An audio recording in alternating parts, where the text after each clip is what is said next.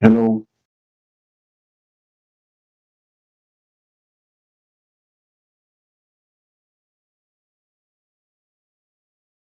Hello.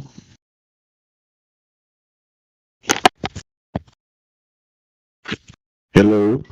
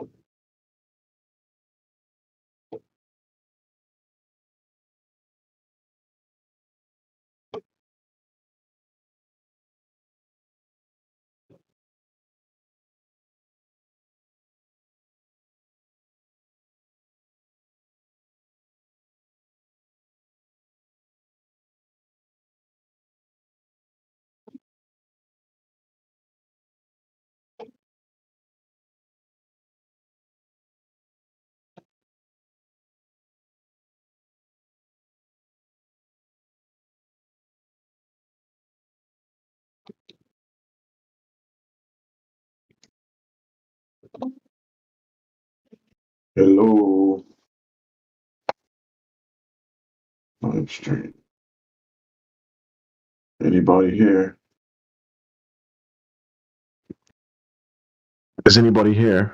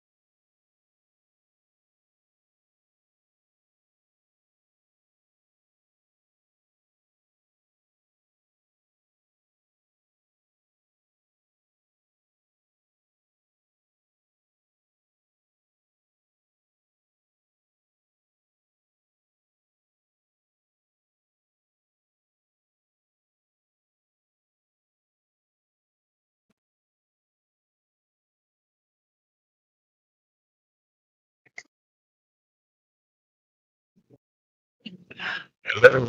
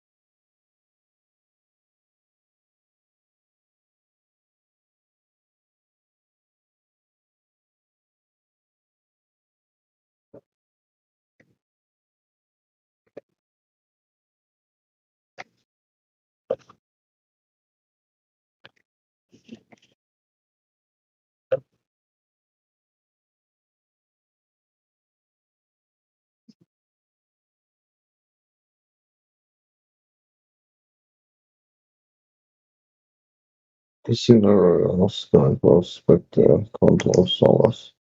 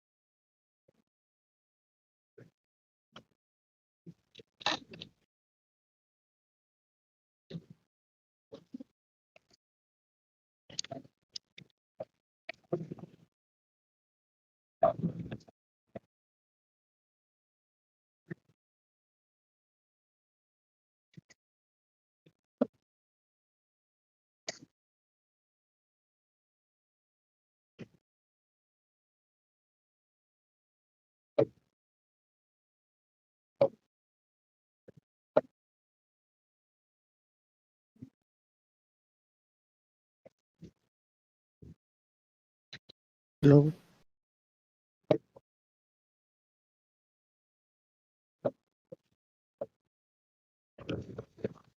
Hello.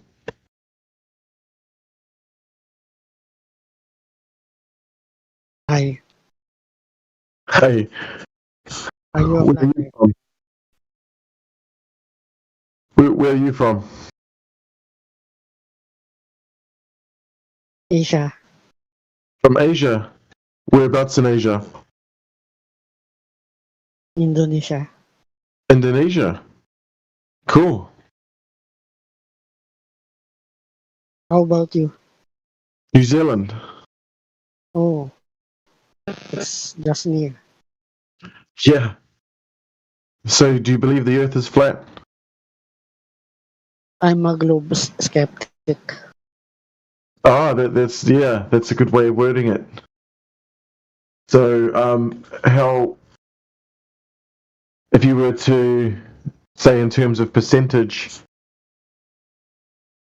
what percentage would you give to the globe side, and what would you give to the flat Earth side? Like half and half, or would you say 80% flat Earther, 20% globe Earther, 100%? How do you feel about things?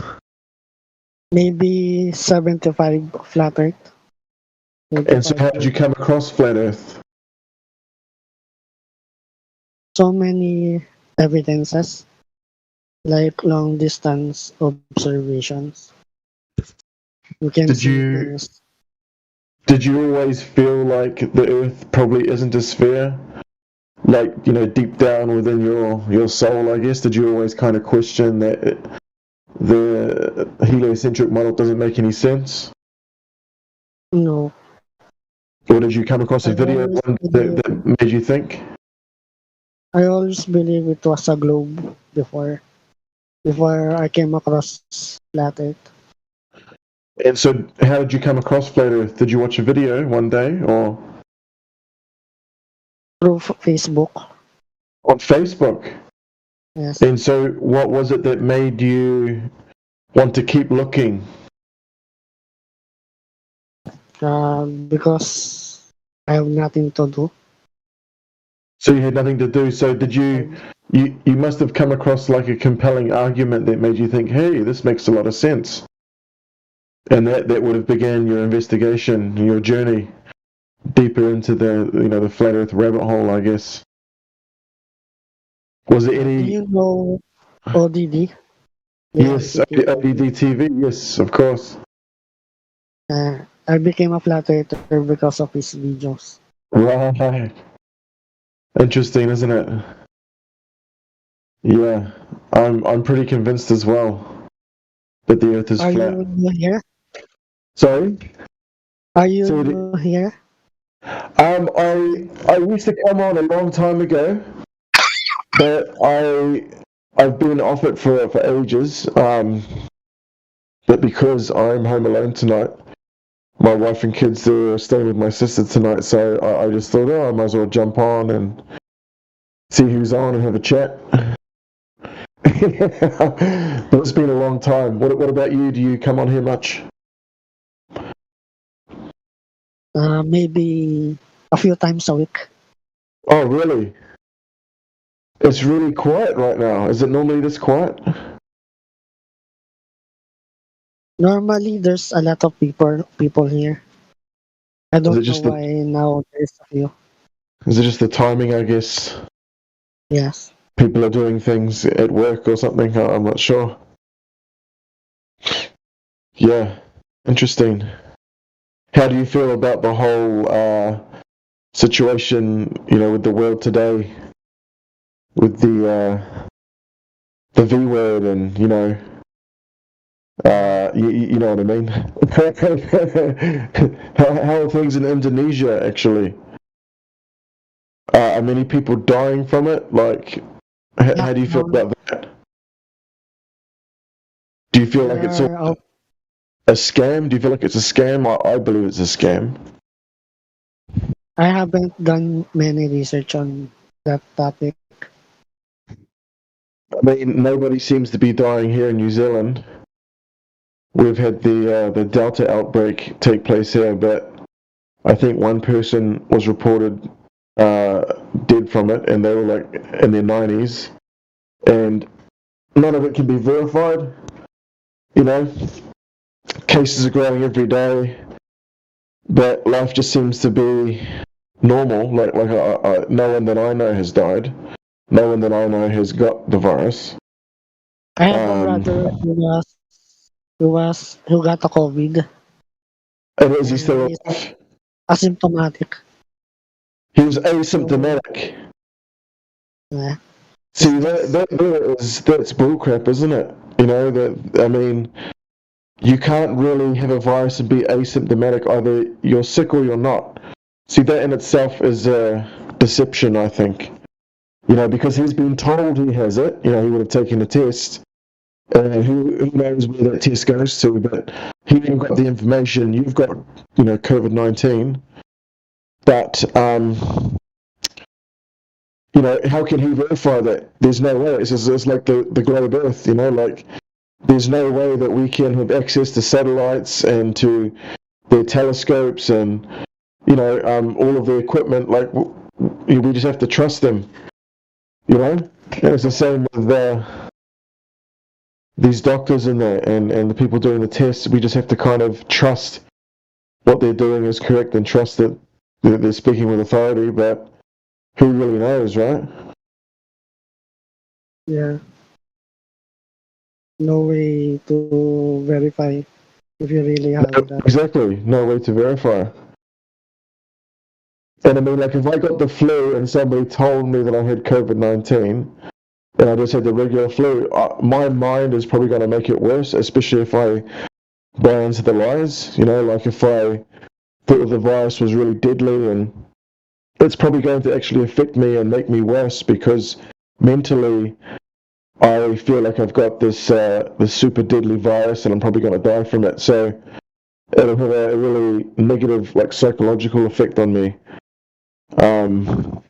So that's also an angle that I look at. Like, I think, well, if somebody is sick and they get tested, they tell they've got COVID and they're scared.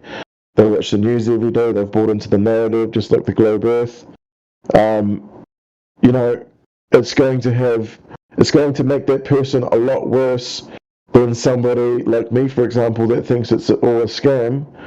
And if I got sick, it's just the flu. I'll recover in a week, you know, maybe sooner, maybe a bit longer. You know, there have been times in the past where I've had a flu and it's lasted 2 weeks and I felt like I was going to die, but it was just the flu. You know, it was really bad. Sore throat, you know, headache and fever and, you know, every other sort of thing that you can think of. And, but you come out in the end, you know. That's all this is. Hello? Yeah. You still there? Hello. Hello? I'll reconnect. Oh, yeah.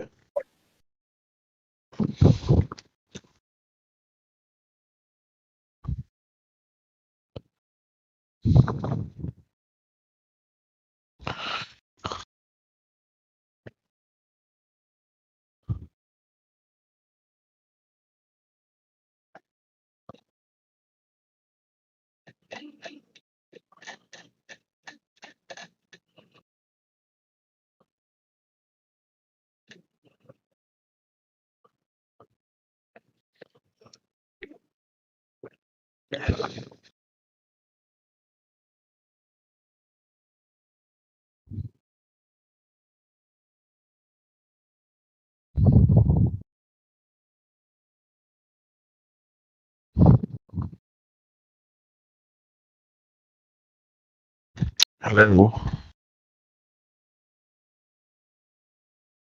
Hello.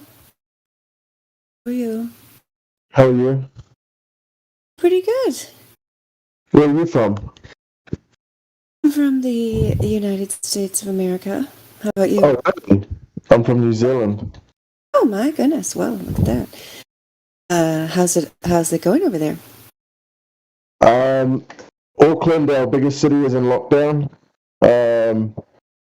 it seems like they're really beginning to clamp down over here. We're kind of beginning to catch up with the rest of the world, in terms of, V-word passports and all that kind of thing. That's being talked about a lot now. Well, you were born onto this flat Earth with your birthright, and to live here. This is your home, so I would just encourage you to continue to live your life as you see fit. I've never been to New Zealand, but my boyfriend's parents went there. I was in high school, and then I knew some people from New Zealand that were over here. I lived in Arizona that had moved over here. So yeah, seems like a cool place. How long have you been in our server? I came on a long time ago. It would have been a few months ago, but then I stopped for some reason. It was kind of like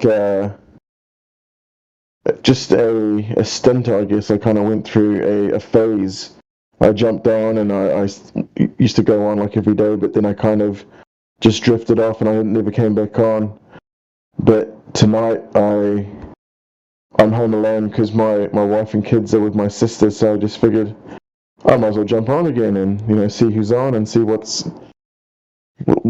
going on. Like has the YouTube channel be taken down?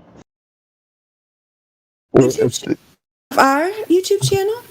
Yeah, it's there, but like it doesn't seem like I'm looking at the latest video, and I think it's from it was 1 hour ago. I was just it's this one, 2008. So now 2007. I'm seeing. Okay, but this is streamed 1 hour ago.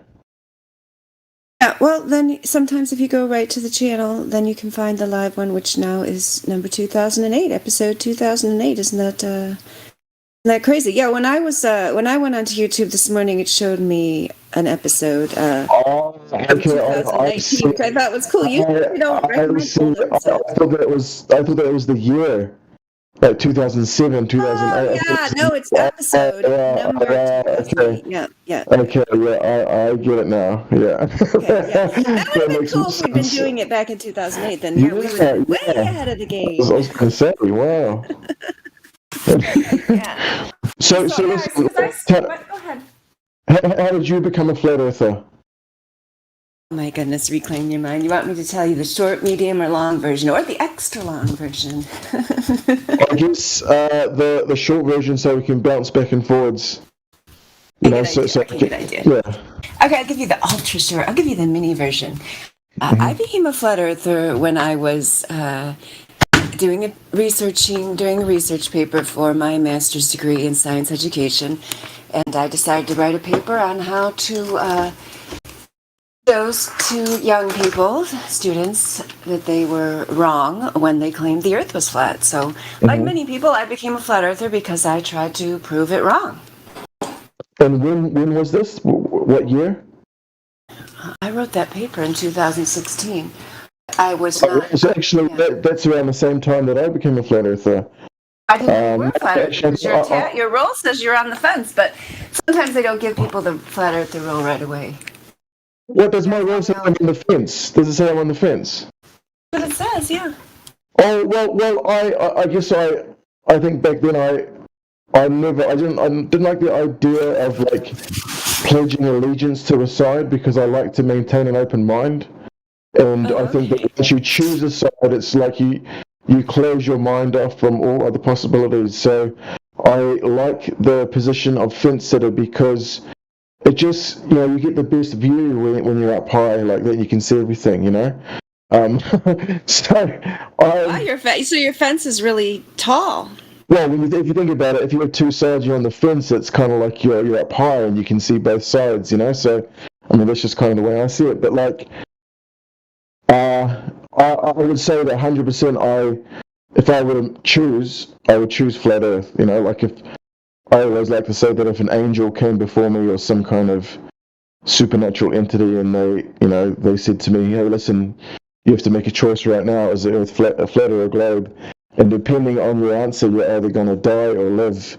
You have to get it right. I would choose flat, and I believe I would live, And what if the angel, and then what if the angel said, give me your best evidence for the flat Earth in order to, I would say, yourself? well, by default, it's flat, because if nobody told me otherwise, that's what I would naturally assume. You know, like if I was raised in the Amazon jungle not knowing anything about the modern world, I would look at the luminaries in the sky, I would say they're revolving around me. I would not say the Earth is moving. I would say that the Earth looks flat to me, like, judging it from the ocean. Of course, you've got hills and valleys and whatnot, but looking at the ocean, it looks flat to me. So that's the standard perception that we all have of the world. No one's ever felt it moving. As a matter of fact, when you do feel it moving, it's called an earthquake, and you know about it pretty quick. What else? So what was the question again? What are my number one proofs that the Earth is flat? Is that what the question was? I think I said evidence, rather than proofs. But yeah, I liked your answer. That was good. Yeah, I liked it. Yeah, I mean, I liked your answer because, it's actually, your answer I liked because it is the Globe that's making the positive claim of this model, which even though they have zero scientific evidence for it, and even though it fails to predict reality, so you're actually taking the default position. I can understand, there's people like you who resist the flat earther tag or role because it has come to mean something else, as if we're the ones making the positive claim, when actually, we're just accepting reality the way it presents itself, and you guys are the ones who are off in fantasy land here. But it's hard for people to see that, and, so I can understand what you're saying. I mean, for me, even as a kid, we all have that kind of discernment, and I think the discernment is a lot stronger when we're children, and the older we get and the more indoctrinated we get, that discernment begins to fade a little bit. But when you're a kid, you have the questions that, why this doesn't make any sense. I mean, if the Earth is spinning, why is water not flying off the Earth? If I'm on a merry-go-round, that's going to try and throw me off. You know what I mean? Like anything that spins naturally throws objects off the thing that's spinning, like a wet tennis ball or whatever, right? That's the physics that we experience every day. Yet we're told that the Earth is spinning. What's holding us to the Earth? They say gravity, but none of that makes any sense. And you know it on a gut level when you're a kid. This makes no sense, but the teacher says it's true, so it must be. Another thing I used to do is I used to look at books of, astronomy and planets and stars, and they used to show these amazing pictures of galaxies. And I used to think, how on earth, if this is billions of light years away, how are they taking photos of this, and how are they sending the images back to Earth? Because, for example, in some of the photos, they show Earth as a little star. Like this over here is Earth, this little dot here. So that tells me that the camera taking the photo must be a long, long way away, right? It must be,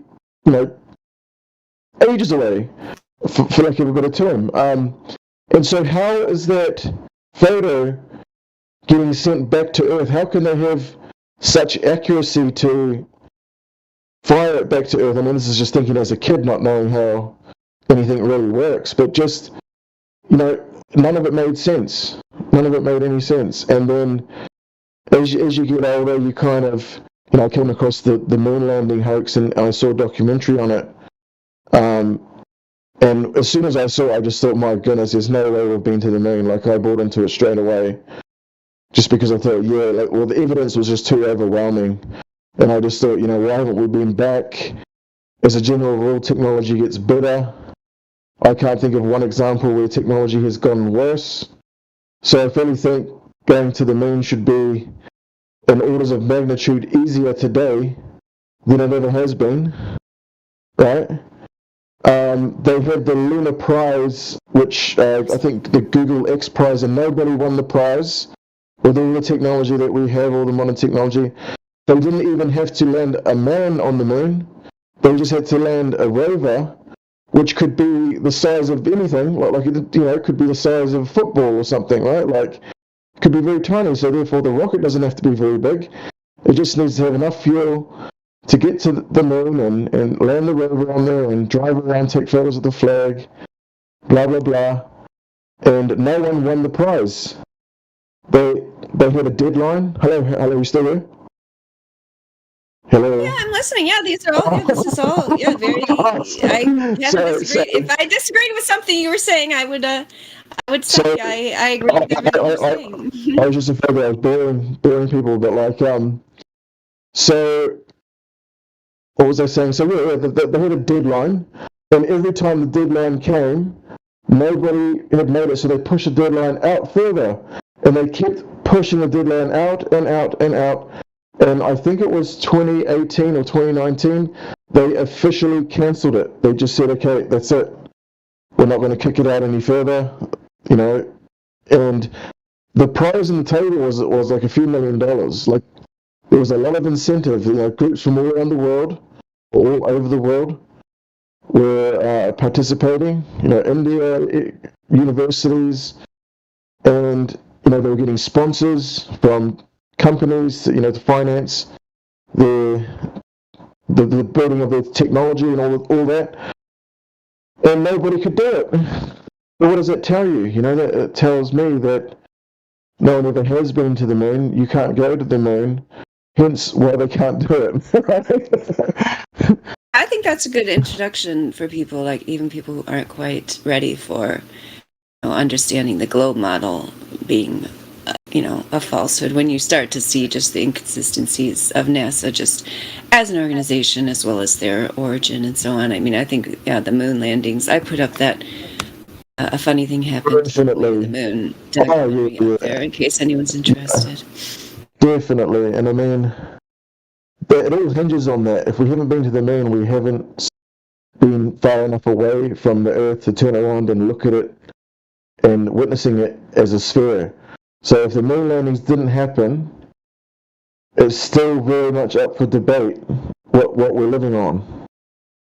And I mean, you look at the Universal logo, right? The movie company, the studio, like they had that. It was like claymation. Like I think it came out in the 20s, and they had like a black and white claymated sphere turning around with the Universal coming around, just like we see today, the CG version. But way back then, before there was any empirical evidence that we lived on a sphere, so they had decided before we even went to space, right? They were living on a sphere. So that tells me that, hang on a second, nah, you can't claim something that you have no slam dunk evidence for. Right?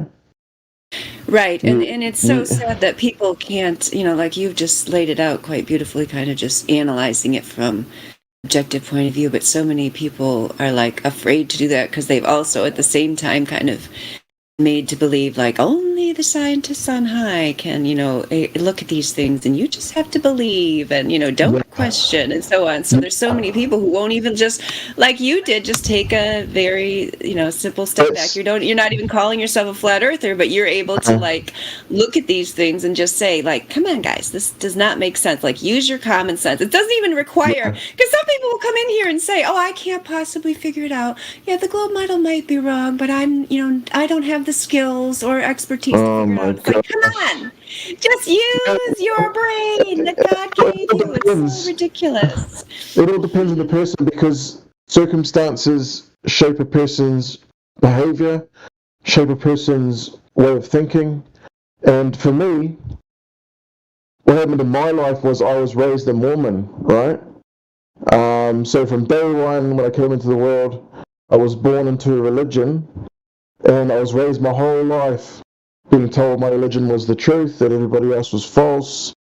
You're so lucky, Nathan, because you've been raised in the truth, and everyone else is living in a deception. And this is what you need to do in order to, go back to heaven.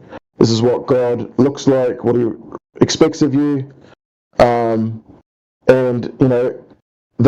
At church, they had this thing called testimony bearing every month, and so once a month they had an open stage basically where people could get up on the lectern, the pulpit, and they could do their testimony. And people used to get up and say, I know the church is true. I know that Joseph Smith was a true prophet. I know that this church is the one and only true church, and blah blah blah. I know that the Book of Mormon is the word of God, and blah blah blah. And using words like I know, and of course hearing it every single month, like for your whole life. Of course, that's going to ingrain into yourself that and people kind of have that herd mentality where you want to be accepted, you want to be one of the group, and so of course you start to mimic those around you, and you get up and you start saying, I know the church is true, blah blah blah, right? But when I turned 23, like I started to kind of have questions, and I used to think to myself, well, what if the church was just a business, right? And hello, you still there? Hello? Yes, I'm still here. Yeah, Roger just came in. I just wanted to introduce you. Yeah, before you keep going, I just wanted to introduce you to Roger. Roger is another one of our moderators here. So I don't know if you've spoken to Reclaim Your Mind. He said he's been around the server, but before or in the past, but he just came back. But anyway, he's on the fence. He definitely just gave me like a whole bunch of reasons why the globe model is, questionable. He just is not ready to call himself a flat earther yet, but he does definitely share many of our conceptions and views upon why the globe model is a complete fantasy and failure. So this is Roger. This is Reclaim Your Mind. Welcome. Hi, man. Hello. Yeah, continue. Okay. So what was I up to? What was I saying? What was I saying last? You were saying people got up and they were giving their testimony. Yeah, that's right. And so every young man that is in the church, in the Mormon church, you're raised to one day accept that when you turn 18, you will serve a mission for the church, and you have to save it with your own money. They choose where you go. And you go for yes, 2 I know. years. I had some friends. Yeah, when I was in college, I had some friends who did that. Yeah, when I lived out west, I was in Montana, but I think they were from Idaho. A lot of Mormons. In Idaho. Right. Yeah, I know a lot of Mormons and some ex-Mormons. We have ex-Mormons in the server here, but yeah. Oh wow. And so that's right. I used to think to myself, walking to work, and religion used to occupy 80% of my thoughts. Like I used to think about it all the time. It was like piecing a puzzle together, And but then I used to have these taboo thoughts because, of course, in any religion, you're not supposed to question the religion. You're not. That's Satan trying to pull you away from the truth. The moment you start to entertain anti-Mormon doctrine, anti-Jehovah's Witness doctrine, anti-Catholic doctrine, or whatever, that's Satan pulling you away from the truth. So you mustn't entertain those ideas. But I used to entertain these ideas secretly in my head, and I used to think, well, if maybe the church, if it was a business, right, then that means missionaries are salesmen, and that really when they're going around knocking on people's doors is they're recruiting people, bringing people into the business, and because that's how the church makes money, is through tithing, right? So the more members you have, the more money you have, and the more churches you build, the more people you can fill those churches with, and therefore the more money you make. And it's just like McDonald's, the more McDonald's you open, not only do you get money, or not only do you own the land that the McDonald's is built upon, just like church, whenever Mormons, the Mormon church buys a piece of land, now they own that land.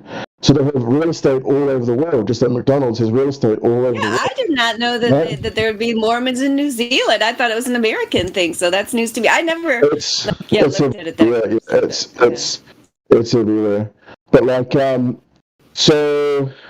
Yes, the missionaries worked then. They spread all the way over there. Of course. And I used to go out with missionaries too and knock on doors, as kind of like a pre-training before I personally went on a mission. I didn't end up going. But I used to kind of see the deceptive tactics at play, and they used to get people to read certain scriptures, and they'll go away, and they'll come back and they'll say, did you read the scriptures? Yes. Did you pray about it? Yes. So how did you feel? I don't really know. Did you feel good? Yeah. I guess I felt good. Well, that's the spirit telling you that it's true, right?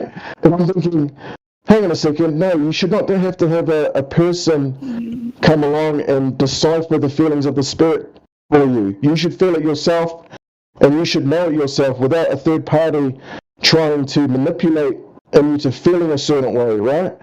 I mean, my understanding is Exception, yeah. And I think part of it is because whatever you want to call it, supernatural, which or spiritual, whatever you want to call it, anything beyond this natural, physical, measurable world.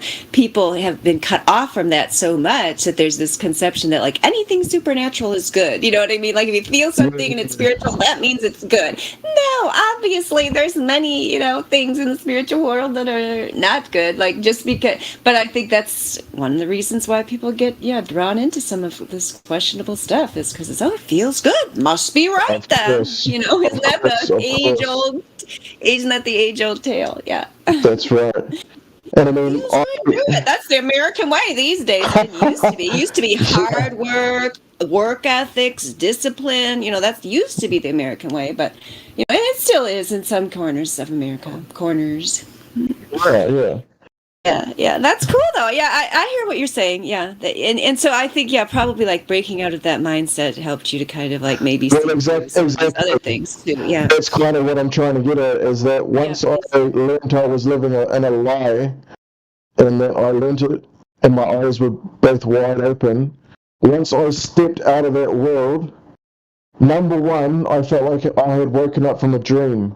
I felt like I was like Neo in the Matrix that was unplugged, and all of a sudden you wake up in reality and, well, this is the world, and I was living in that dream world the whole time, right?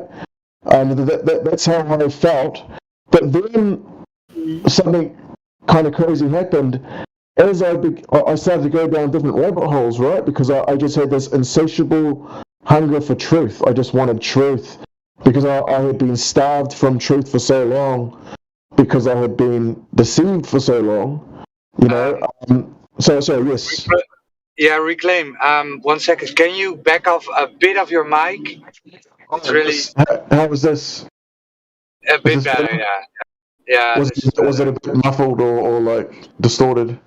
Yeah, it was like oversteering, like yeah. Oh, this is better. Okay, cool. Sorry about that. So, what was I saying? You start from the truth. You wanted truth. That's right. I was starting from the truth, and I just wanted truth, and I kind of promised myself I would never be deceived again. Like I would never allow myself to be deceived again. So I'm going to be very cautious. No matter what it is I come across, I'm going to be very cautious.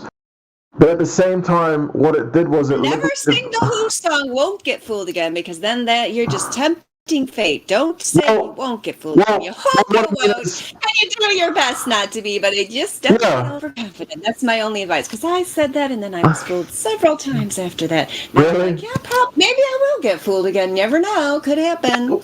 What I mean is that the beauty of breaking free from my religion was the fact that now my mind was free for the first time, and I could entertain any ideas for the first time. Whereas all the ideas I had entertained before, when I was in a religion, they were only good in so much as they stayed within the confines of my religion.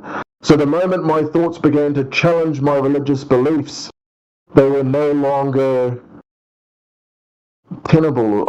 I guess that they were no longer. You could no longer consider them valid, or. So I'm not explaining myself well. Like you could no longer. Like, oh, that can't be true because my religion says this, so therefore that thing's automatically wrong without any due diligence, without looking into it. It can't be wrong because it can't be right. For example, the Mormon Church, they support the heliocentric model. So if the flat Earth came along when I was a Mormon, I would have automatically dismissed it as being false because it doesn't agree with what my religion teaches, right? But once I had broken free from that, I could entertain anything, and it was such a liberating feeling, you know, where I no longer felt like my mind was in a prison. I could just literally entertain any idea, and that's exactly what I started doing. But what I learned is that everybody was in a religion. Like, once I found out how the world worked, you know, with the monetary system and all the rest of it, you know, I used to follow Jordan Maxwell back in the days, and he kind of really sort of woke me up. I used to even. I thought you were going to say Jordan Maxwell was just another religion, but yes, we can relate because we know the globe is a religion. But yeah, keep going. It's unfortunate because Jordan Maxwell doesn't support the heliocentric model, so the flat Earth model. But you know, sometimes with these, it's also a good idea not to really follow an individual. You know, like to the point where you follow them off a cliff. You know, like. Absolutely. Thank you. Reclaim your mind. I'm so glad you said that. Yes, these guru types, yes, are trouble for sure. Listen, observe, keep your mind open, but do not buy into a person so much so that you disregard your own thoughts. You know, that they become the center of all your beliefs. You know, don't lose sovereignty over your own mind. You know. Yeah, hold on to that. Yeah, I probably go too far in the other direction where, like, I half the time, like, won't even listen to any of these people that people say, oh, you really have to listen to this person, that person, the other person. But, you can get things out of it as long as, right, you're not just, like, kind of, like, giving your will over to that person or something. Exactly. That person knows better. Because that's what we're trying to get away from, aren't we? We're trying to show people, like, you can go, like, that's the whole thing about the flat Earth. You don't need an important flat earther with thousands of, you know, views or whatever on YouTube to tell you what to think. Go out, you know, see it for yourself. You could see too far. You can observe and measure and these things for yourself. You can. There's plenty of information. We have tons of information in the channels here down at the bottom, the A to Z channels. You can look at the information. Even if you aren't right at this moment able to go out and make a test, you can evaluate the information on your own. There's absolutely zero reason for it to follow any kind of personality. It's nice that they're there. Other voices. We have a lot of great, you know, people in the Flat Earth movement. We have, you know, Witsit Gets It, who is a member of the server, who we love his YouTube channel. We have Quantum Eraser, and so on. And they all contribute to the conversation. But, you know, no one voice there's no leader of the Flat Earth movement. They sometimes try to make it seem like there is, because that is the way in the past that this kind of grassroots, you know, counterculture type movement has been taken down by doing that, putting all your eggs in one basket. And that's one of the reasons why Flat Earth continues to grow exponentially and will continue to grow exponentially, because it is a true grassroots movement, because each person can go out all by themselves and figure it out for themselves. There's no need for special equipment. There's no need for experts. There's no need for anything other than a middle school math background. If you can do the Pythagorean theorem, you can figure it out. Even if you can't do that, you can just go and, you know, view all of these different pieces of evidence carefully documented by literally thousands of people around the world, and who have independently verified various results, as well as the laser tests, which have all been well documented. And you can see that these people are doing actual, you know, observations that are carefully documented, as opposed to the globe model, which relies on faith, which relies on superstition, which relies on you believing something on a television screen that even the people putting it out there, or a computer screen, tell you is just created by a computer, which is why I put the memes for Mr. Blue Marble up there earlier, because, you know, they tell you right on NASA.gov that they create these Earth images, as you were saying, that was making you suspect as a child how are they coming up with these Earth images. They'll answer you right on NASA.gov. They are creating them on a computer. So the truth is all there. You know, the information's there for anyone who is brave enough to actually view it with an open and objective mind. 100%. Yeah, there is one test that I want to do, but I need to wait for the right conditions, and I need to build the little, like, apparatus that I suggest. I made a video of it, of how, like, the hypothesis, I guess. What are you going to do? Well, I'll post it because it's kind of difficult to explain, but the video explains it for me, like I put it together, so it explains it with visual reference, so you know exactly what I'm talking about. I'll post it actually if you guys want to see it. Yeah, post it. Okay. Now, whereabouts do I post it? Is it a YouTube thing? Can you see the live stream voice text channel, the channel right above this one? Yes, I can. Yep. And people have seen this in the past because I've posted it in the past, but to my knowledge, nobody has done it yet. And I kind of put the challenge out there to, you know, because some people probably have more time than what I do.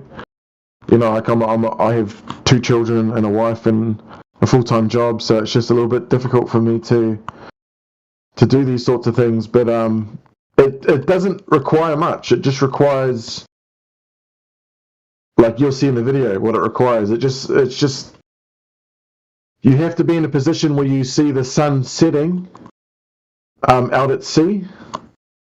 And the reason why that is because you have to prove that there are no like visible obstructions taking place, like mountains or buildings. So you have to see the sun set, you know, below the horizon, even though I know that doesn't actually happen. Are you watching the video at all? Or? I can, yeah. I'd have to, focus on that and Yeah, fair enough. I just But looked yeah, at me. I have it open. I see Truth Prevails, our own Truth Prevails from the server here, commented on your video. Did you used to talk to Truth Prevails when you were here before? Maybe, yeah. I'm not very This is good a year with. ago. Yeah. Yeah. That's a woman. Truth Prevails is a woman. You might remember. She's a Southern woman from the United States of America. I probably do. If I heard her voice, I'm better with voices than I am with names. Yeah, take a look at it. Yeah, this here, like I really want to do this because I think this would be slam dunk proof. It would be like, I can't say slam dunk proof, but it would coincide with the black swan, and it would just be another observation that can contribute towards the body of evidence on the flat Earth side. Do you know what I mean? Yeah, and but I would love for somebody to do it and document it, document them doing it. But this basically gives the instructions on what needs to be done and how to do it. But yeah, I started watching it. I haven't gotten to the end, but yeah, it's well put together. I like the way and then you've got some kind of little graphic. it was literally thrown together like. Some people, like in the comments, are like, this is the shittest video I've ever seen. Oh, really? Gosh, well, I'm easily impressed then, I guess. I literally threw it together because I just wanted to quickly do it and get it out there so that somebody could do it. Like, there was zero pride in it. I wasn't like, I'm going to make this video really polished and beautiful. Like, no, it was literally just, okay, text, you know, some quick images, done, you know?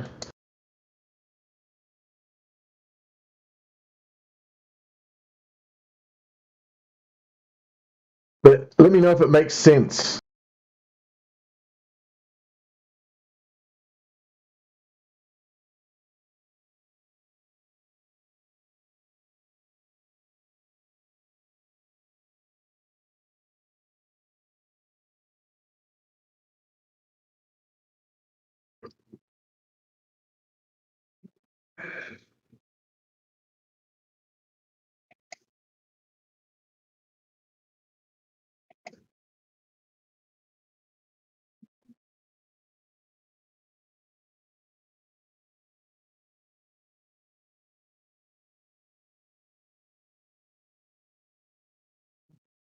So you're from New Zealand? Reclaim your mind?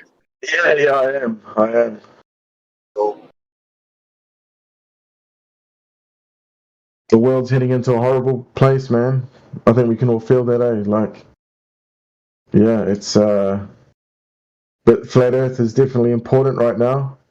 And it's extremely taboo, even now. Like, nobody at work knows that I'm a flat earther. I know it says on the fence, but I'm pretty much a flat earther, you know. That on the fence is not really quite true. Like, I'm pretty damn convinced that the Earth is flat.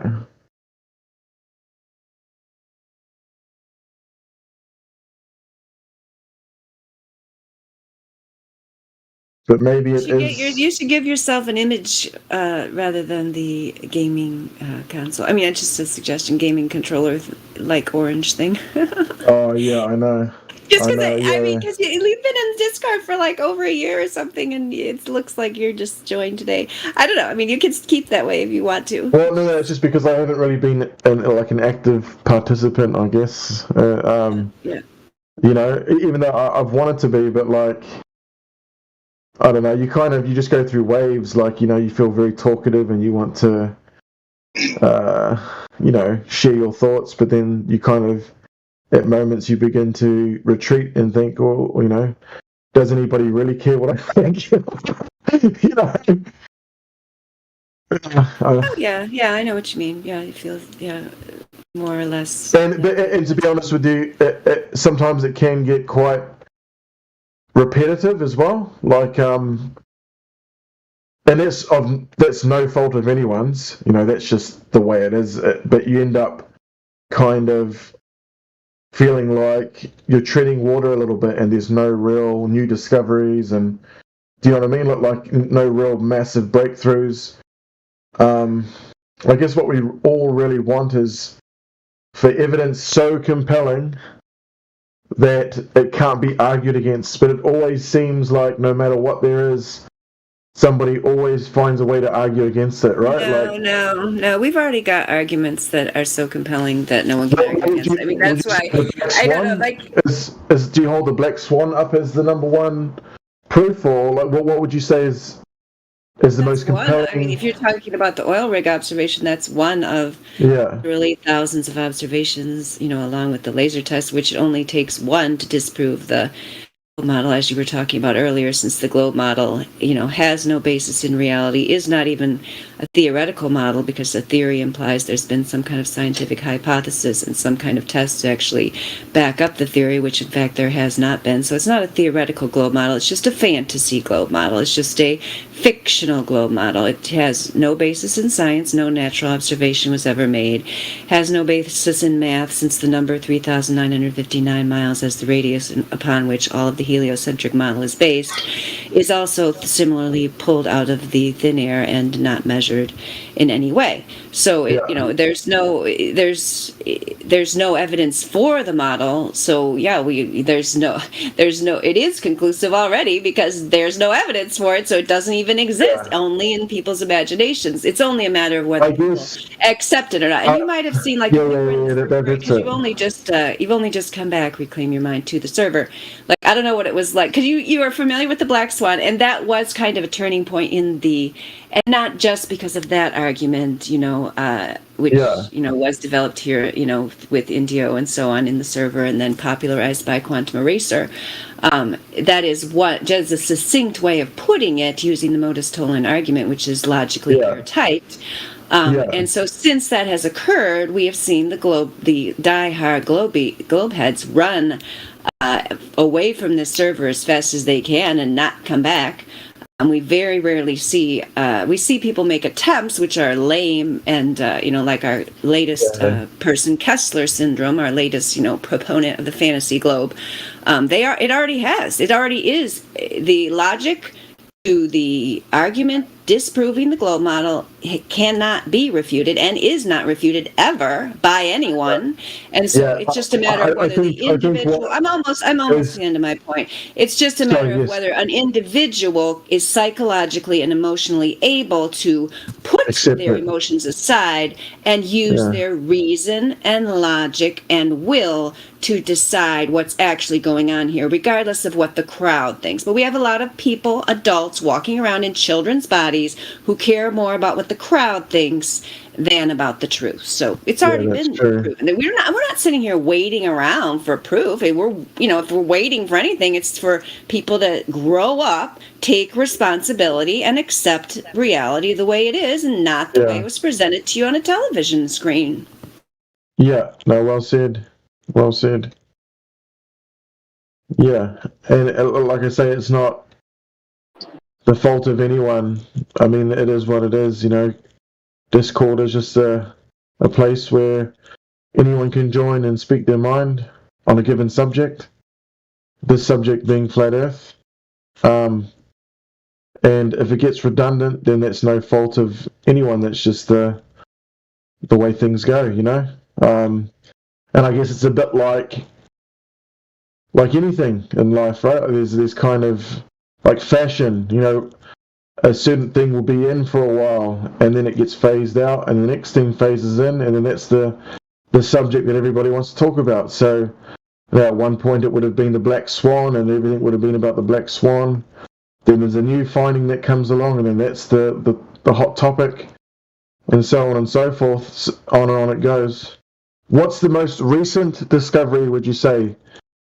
Like the most recent profound breakthrough discovery? Are there any? I think people come up with different ways to present the argument and different ways, you know, to kind of get through to different types of people. Like I know recently people have been talking about this sextant thing. I think that's what I hear people talking about. Yeah, right. I know that the Aussie guy released a video recently, didn't he? Was it Flat Earth School? That stuff, Yeah. I don't know. Yeah, and Mitchell we talking from about the Australia. sextant. Yeah, that's the one. Mitchell from Australia. Yeah, that's the one. And he reckons it's the most compelling flat Earth evidence. I don't know if that's true. Like I saw the video, but I don't know if it was like, whoa, like, yeah, this is you know, slam dunk. Like I think there are probably other evidences that are more compelling.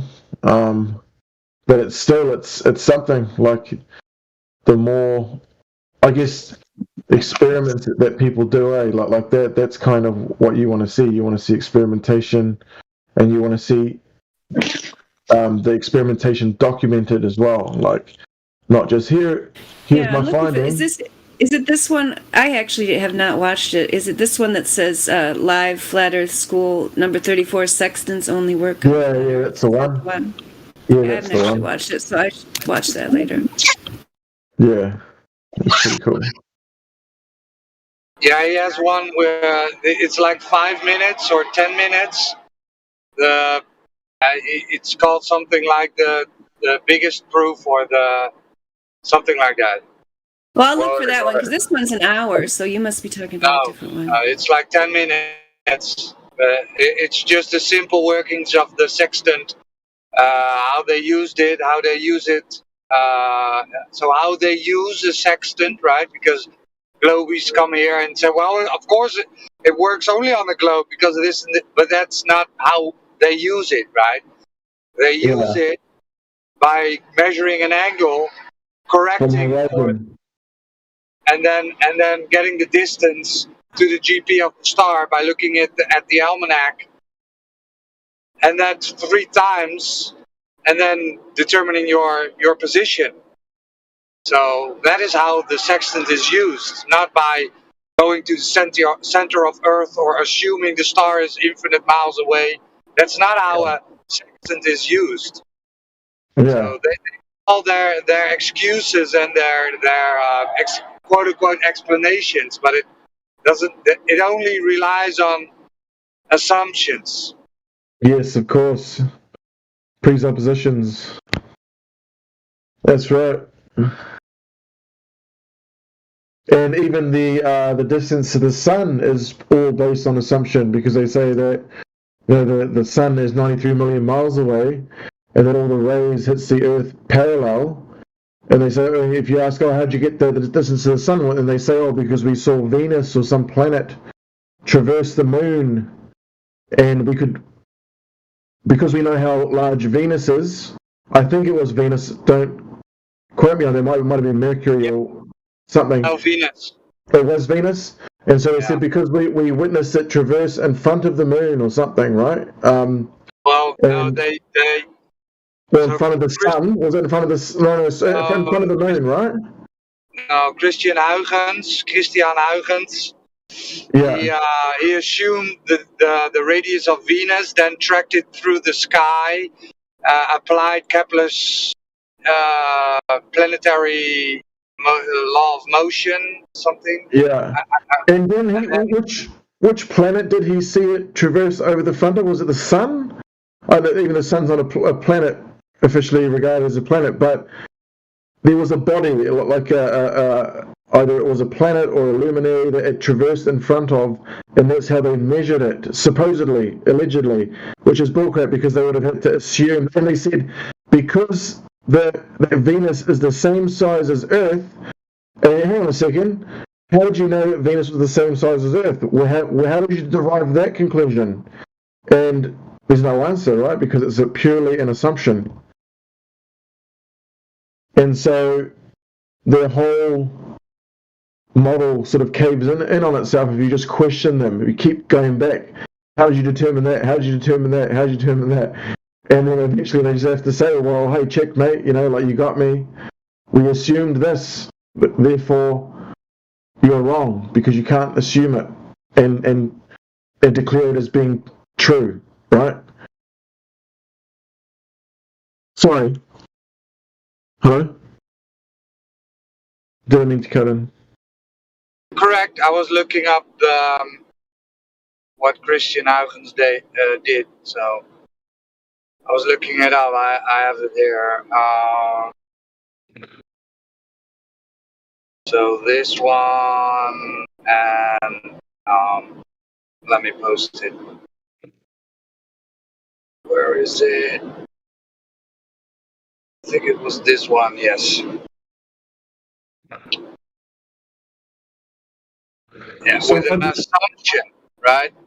yeah. Solve this problem with an assumption. If you supposed that planet Venus at the same size of Earth, he could calculate the distance in Earth diameters from his measurement of its angular size. Then with the Copernican theory, he could calculate the radius of the Earth's orbital circle. So yeah, it was an assumption, a calculation based on assumptions.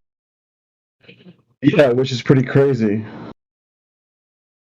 Like that there, like how can anyone argue against that? Like you'd think that would be enough to say, checkmate, there's no way for you to go now. Right? The moment you assume anything, you've lost. Because science is not based on assumption, it's based on fact that you can validate, right? Right. With evidence. That's what we're trying to do here. Ask Yeah. glowers, where is your measurement of curvature? Yeah, exactly. So, whereabouts are you from, Roger? Are you from South America? Or I'm just taking a guess. Just based on the accent. From the Netherlands. Oh, from the Netherlands. Right. How are the Netherlands at the moment? What's it like over there? Given the state of the world, in those terms, is it? Are you guys any closer to freedom? Well, we can't talk much about it on the live stream, but basically, facts are that when I want to go to a bar, restaurant, or theater or whatever, right, I need to have my phone app. So that's the current state of affairs. And so, are they mandating the V word, or they're not mandating it? So they're literally just chipping away at your freedoms and hoping that you'll just cave under the pressure for wanting to participate in daily activities. So, is that right? They're just wanting to, pretty much coerce you into getting it. That's basically, basically it. They just so. Because they can't mandate it because of the Nuremberg Code, right? Like, because there are lots of things like laws that they can't really just change, so that all that they're left with is to basically make life so difficult for you that it makes you cave in and just go out and get it, right? Like, as far as I know. I think Denmark, Norway, Sweden, all those countries have all lifted everything, including the app. So They've lifted it. Did you say they no longer have to do it? But like they've outlawed it, have they? Oh yeah, you don't longer need your telephone to enter Oh establishment. wow, that's good. That's good, isn't it? I think all of these Yeah. things, I mean, you have to, if you think about the, well, for example, the redemptive power of unearned suffering, in which case you can take any, and, or if you prefer to think of it in more Machiavellian terms, you can always use when someone is attacking you, you can always take that momentum and use it to propel yourself to become even stronger. For an example of this was back here in the United States of America when Obamacare was first introduced, where they outlawed catastrophic health insurance, which is all that at that time I ever had, because it was only like $100 a month. You had Yeah. health insurance, like, oh, if you like, were like on death's door and had to go, to the hospital because your like both legs and arms were broken or whatever, you could just pay $100 a month to deal with that, not to like go because you have a runny nose or whatever and all of that, and have everything Yeah. paid for, so you can take 12 different medications, each one to counter the side effects of the last one. Nonetheless, they outlawed being allowed to do that, to the point where, and then they forced you to pay, like our health insurance went up like an outrageous amount, to where I'm like going, like it very much financially, you made it like impossible to go to the doctor. I just, and it was great, because then I used to take medication for migraines, and which, Well, do you know what? Do you know what? Like, just a short. It's really I'm so- short. I'm so- I'm so Promise, it's sorry, short. I'm so I'll sorry. shorten it up just for you, Reclaim. no. I'm Okay, sorry. so I'm I sorry. got off. The short version is I got off of this medication that cost $25 a pill and went back to my roots, which I used to be able to heal them naturally. But I got lazy when I got more involved in society and got a full-time teaching job and all that, to where I'm just like, I'll just take the pill, even though it costs $300, for 6 pills or whatever. Oh my God. And so like, but then once this Obamacare came, like and healthcare became outrageously skyrocketing expensive over here, I got off of all that, went back to natural healing, which is very cheap, or lifestyle change, fasting and so on. And now I don't ever go to the doctor, and I'm perfectly fine. So in that case, government regulations make it so that people who, actually are aware are forced out of their institutions, start their own underground movements.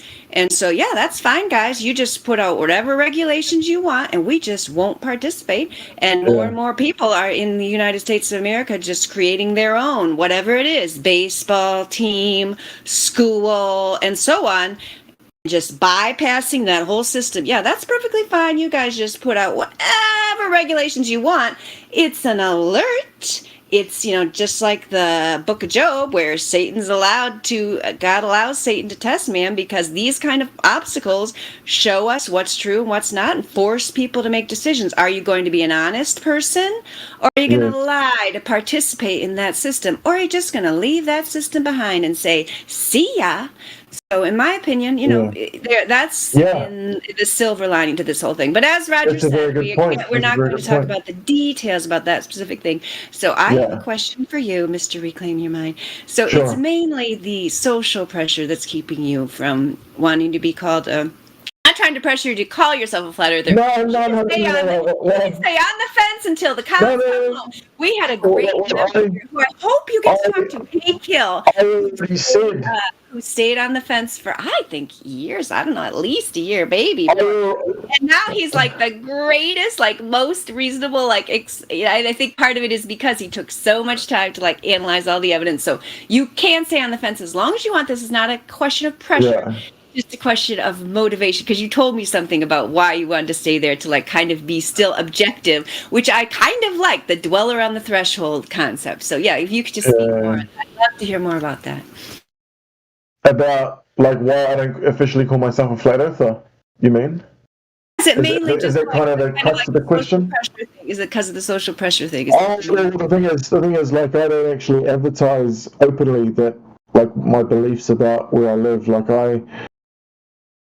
nobody at work knows that I'm a flat earther, apart from 2 or 3 people actually that I trust, and I kind of tested the waters with them, so to speak.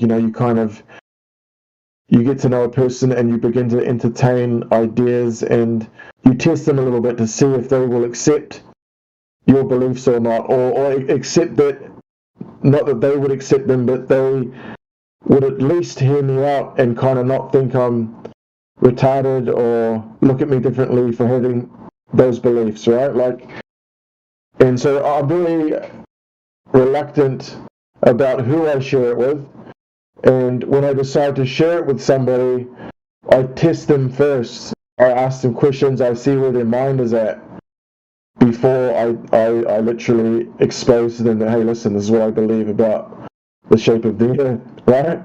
But my family knows I'm a flat earther. All my best friends know I am, but it's not something that I parade, you know what I mean? It's not something that I expose to the That's masses. perfectly fine. Yeah, you don't need to. No one's required. Some people will come in here and tell you, that you should, but like everyone has their own, view, and that's perfectly. And I do think people need to come out of the shadows more, even with this whole what's going on in the world today, because everybody has a poker face, and you don't actually know who are the thinkers in this world. You don't know, because everyone is very sort of distrusting of the next person, and the more people that shine their light, so to speak, then the more points of light are going to illuminate a very open and dark space, right? Like, so we need people to, because the darkness is caving in. It's getting thicker. It's spreading, and people. It's time for people to shine their light, so that they can see others, and then it has that ripple effect. Yeah, absolutely. I know what you mean, because even like it's interesting to me because like I just had a person this morning write to me about a recommendation about a certain science book, asking me, if this was a good book, and said they were looking at it for a family who was not religious.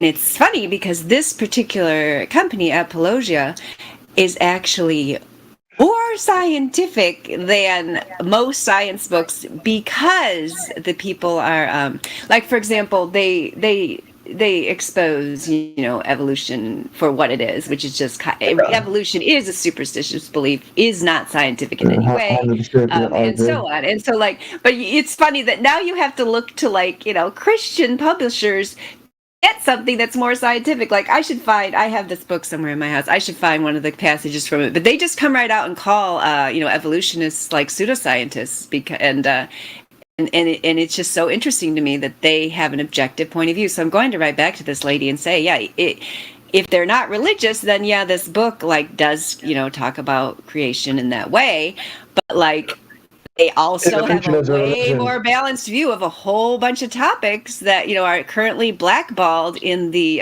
because of the lack of intellectual diversity that actually occurs at the university level here in America, and I assume other places. I mean, it was documented by Ben Stein in the excellent documentary Expelled, No Intelligence Alive.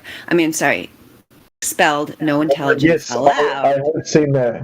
That's with the Jewish guy narrating, right? With the real whiny voice. Yeah. And even though, I saw it back when it was in the theater, and even though, we aren't necessarily going to hold up Ben Stein as being the arbiter of truth or anything, that particular documentary does, explain how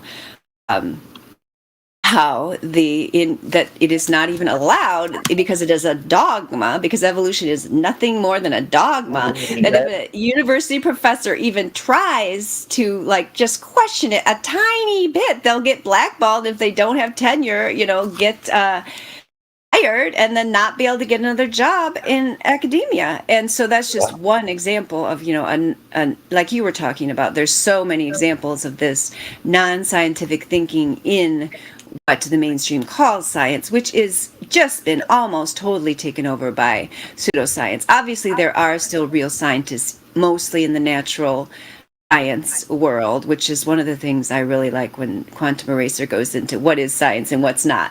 What they call astrophysics, almost no science involved whatsoever. What they, this so-called evolutionary, line of thought, almost zero science whatsoever, verifiable, testable, repeatable evidence for this claim is just not there.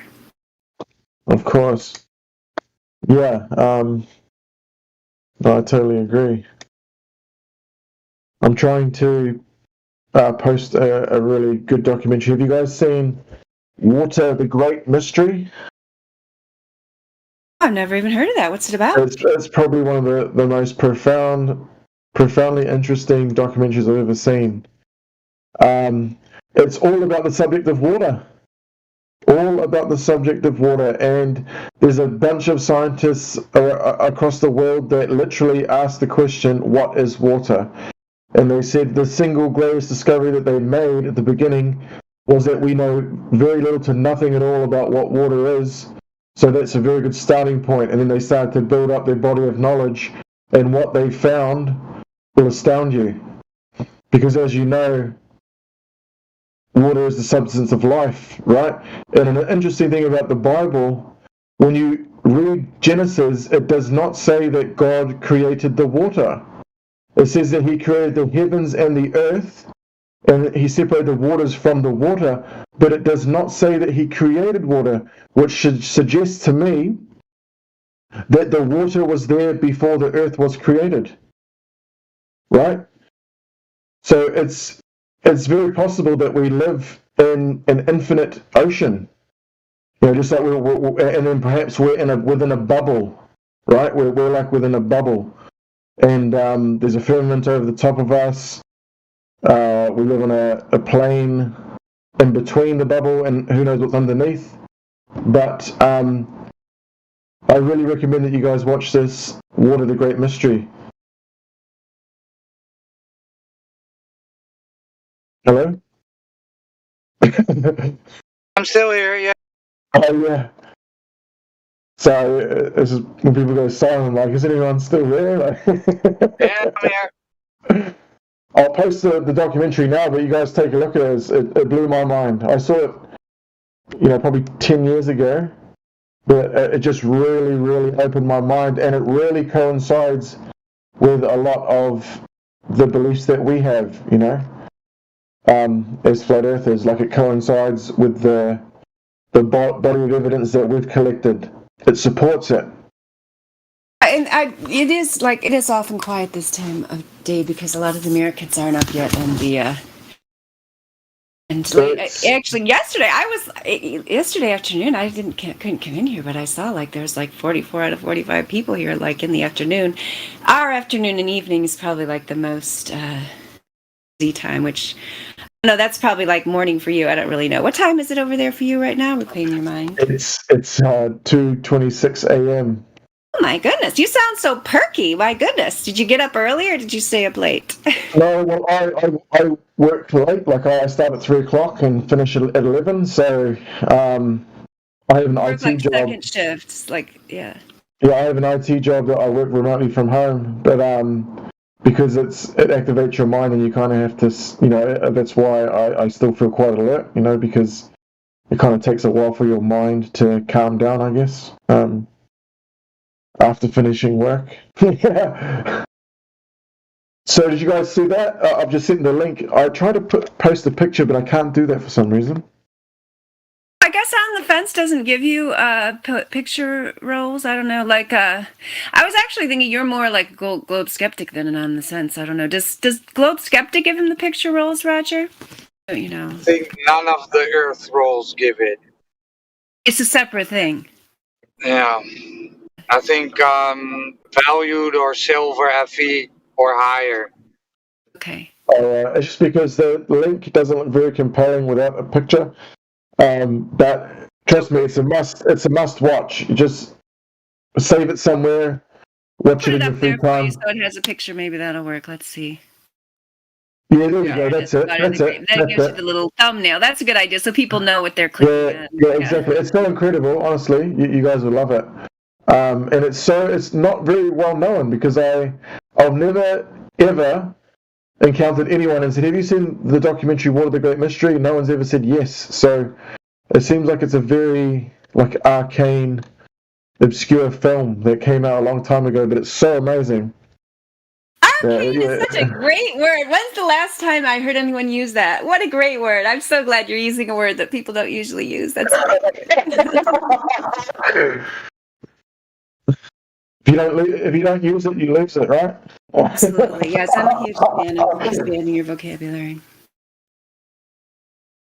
But yeah, what I said, and have you guys seen the video where there's a guy from the documentary channel, or National Geographic or something, one of those types of channels? He dove down to the Mariana Trench, the bottom, in a submarine, and they found a lake of water at the bottom of the ocean. Have you guys seen that video? They found a lake of water at the bottom of the ocean, and he thought, well, we're already in the ocean. How can there be a lake at the bottom of the ocean? And they tried to submerge down further into this lake, and it was so thick. It was so like viscous or whatever. Is that the right word? Viscous? It was so thick that they couldn't penetrate any further. But when they tried to, it would send ripples out to the shore on this undersea lake. And like 2 days later, the guy died in a helicopter crash. Right? Have you guys seen that? I've seen that. I've also seen one where there's a tree growing out of an island underneath the ocean. It's really I haven't weird. seen that one. I haven't seen that one. Have you got a link? No, I saw it like over 10 years ago. But it's along the same vein. It was when I was looking into this water underneath the waters. Yeah, right. The submarines can't push their arms into it because it's too saline. Yes, that's right. Salient. That's the one. It's crazy, right? Like that. I've got it here. I'll send the link now, so just in case others haven't seen it. It's really magical. Like seeing that tree underneath was really weird. Yeah, I haven't seen that one. I'd love to see that. Yeah, if I ever find it again, I'll definitely saving it. Nice. Also, has anybody seen the latest James Bond movie? No Time to Die. No. Because there's lots of symbolism in that movie, man. Lots of symbolism about what's happening in the world today. Which movie? The new Bond? No Time to Die. There's like tons of symbolism with those that have eyes to see, and with people that know what's going on. And you watch that, people will just watch it and they'll just think, oh, just entertainment, like some story that some guy dreamt up. But actually, there's a lot of messages being pushed in that film. And they're literally telling you what they want to do with the world, right? Is this the latest Bond film? Yes. And do you guys mind if I give a spoiler? No, don't spoil. No. But then if I, it's not really a spoiler. But do you know what happens at the end? Like, do you know what happens to Bond at the end? 007. Don't spoil, no. Okay. Well, I'm gonna watch it either way because I've watched everything. Fair enough. Because I was gonna explain something about like a message that they're pushing real hard, and it's so obvious to me, but because it involves spoilers, I probably shouldn't say anything. But it's okay. Get it. Watch it though. You guys will get it. You guys like full on. You'll see it as soon as you watch it. Good movie. Have you seen Free Guy? Free Guy. Free Guy. Free Guy. No, I don't. Free Free Guy. Yeah, that's also a new movie. It's like a few weeks old. Oh yes, I'm looking at it now. Yeah. Oh, what's his name? The comedian dude. Yeah, Ryan Reynolds. Yeah. So if you don't, I just turned it on. I was like, okay, what's this, right? So no, Ray Reynolds. Oh man. Okay, so, but I watched it and I was like, okay, so this is every movie wrapped into one, right? So They Live, The Matrix, Groundhog Day, The Edge of Tomorrow, Ready Player One. So every movie wrapped into one. It also has a Earth reference at the end. So it's a lot of things also pushed, right? Because it's Disney. Of Lucas course. Disney. Yeah. Of course. Why do you think that they say lies in the media, truth in the movies. Why do you think that they decide to portray truth in the movies? Like they reveal a lot of truth in the movies. Why is that? What are your theories? Why do they decide to do that? Sold as entertainment, right? So they like to turn everything 100 degrees around, turn it around. So news is sold as factual, but actually entertainment, and movies are sold as entertainment, but is actually facts.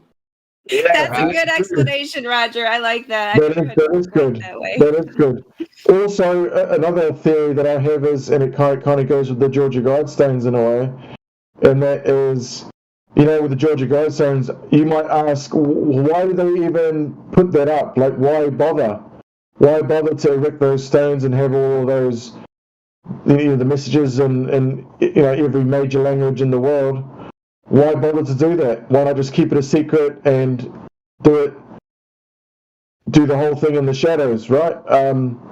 But I think, because with the law of attraction, right? How that your thoughts manifest your reality. So the only way that we can bring about the world that they desire, the elites, is by at first being born in the mind. It has to be rooted in the mind first before it can manifest in reality. So the more people that are consciously aware of it, we begin to manifest it for them. Do you know what I mean? And so maybe that's why they put it in movies, is because it plants the seed in your mind, and you begin to think it. Predictive. You begin to think it into reality. Something, definitely has worked for them. And I think that's what surprises me when people come in here and we are discussing, the lies of NASA and the obvious globe lie. They'll say, why would they lie? Why would they lie? And yet I guarantee you that, like, the plot of almost all of these popular action movies and spy movies is there's a huge conspiracy and somebody secretly figures it out and they infiltrate and they find out there's these secret people doing these secret things. Like, every single movie you guys watch shows that. I mean, and it's not just movies. Like, the government has classified levels of information, has security clearance levels and so on, that you're not told everything. And yet you're going to come in here and say, oh, if it was this way, I would definitely know, because, there's no secret going on. Like, to imagine there's a conspiracy is just so crazy, even though it's confirmed and known that's the structure. But because of the words, that they've managed to get these people to not actually think critically about it, but just to accept the propaganda that, these people, if they say anything outside the official government narrative, they're scary conspiracy theorists. They're the bad guys. We are the good guys over here trying to save you from everything bad. We save you from all germs, all terrorists, all Muslims, anybody, any scary bad guy that's around the corner. You just pay your taxes and I'll pat you on the head like a little baby and you just listen to mommy and daddy government and you'll be perfectly fine. Those bad guys, conspiracy theorists, they're like the ice cream truck guy who's trying to give you bad candy and then pull you into his van.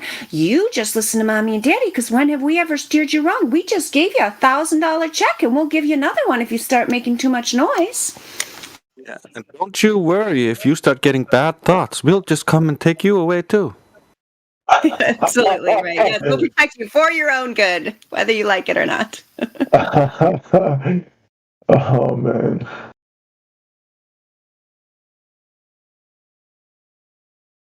Yeah.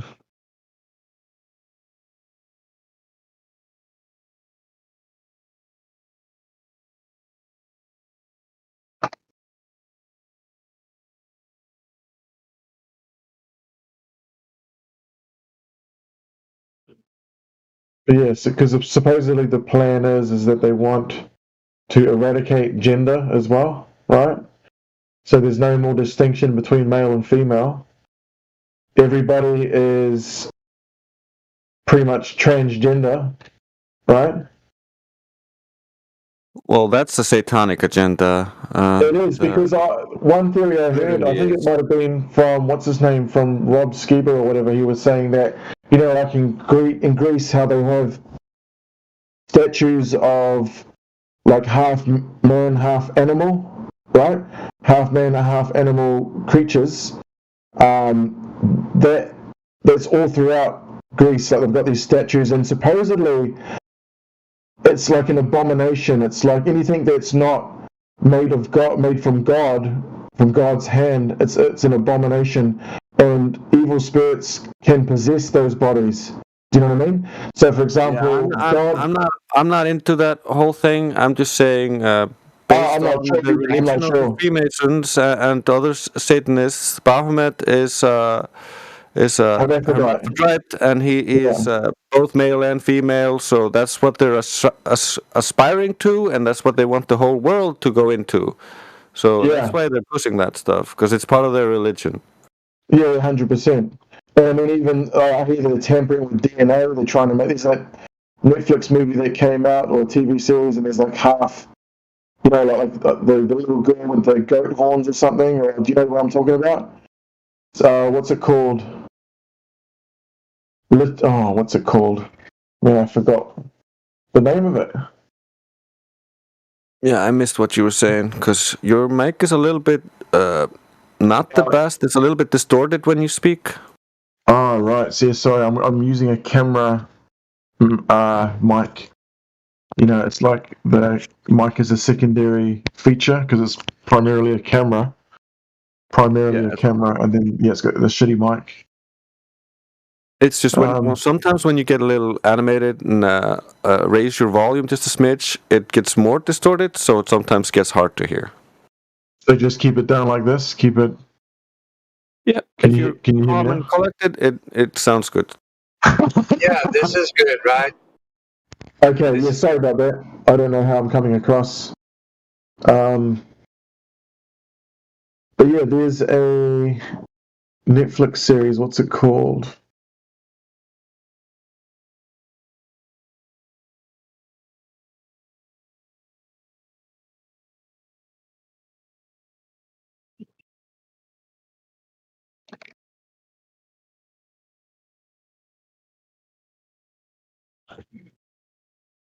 It's called Sweet Tooth. Do you guys know the one I'm talking about? Sweet Tooth? Nope. Yeah, there's this like a girl in it, and she's got like deer antlers and ears, like animal ears. But yeah, supposedly they are tampering with genetics as well.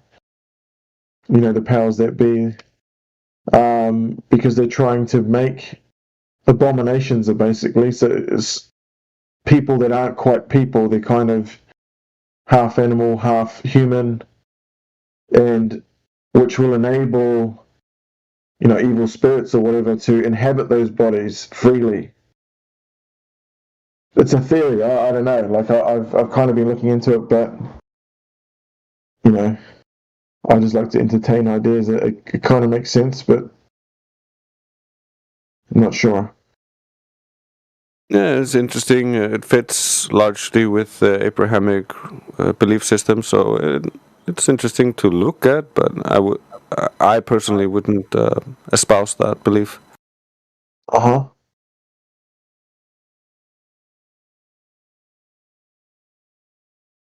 Yeah.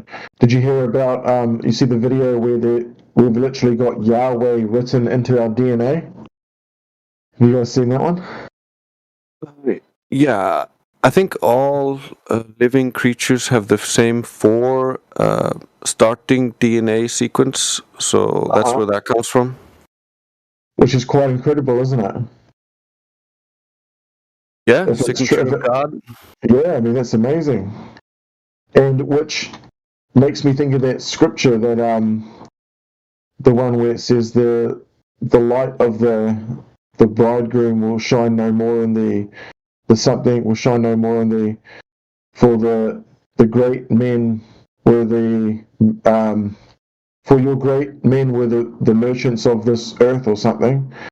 and the whole world will be deceived by pharmakeia, right? You guys probably have come across that recently.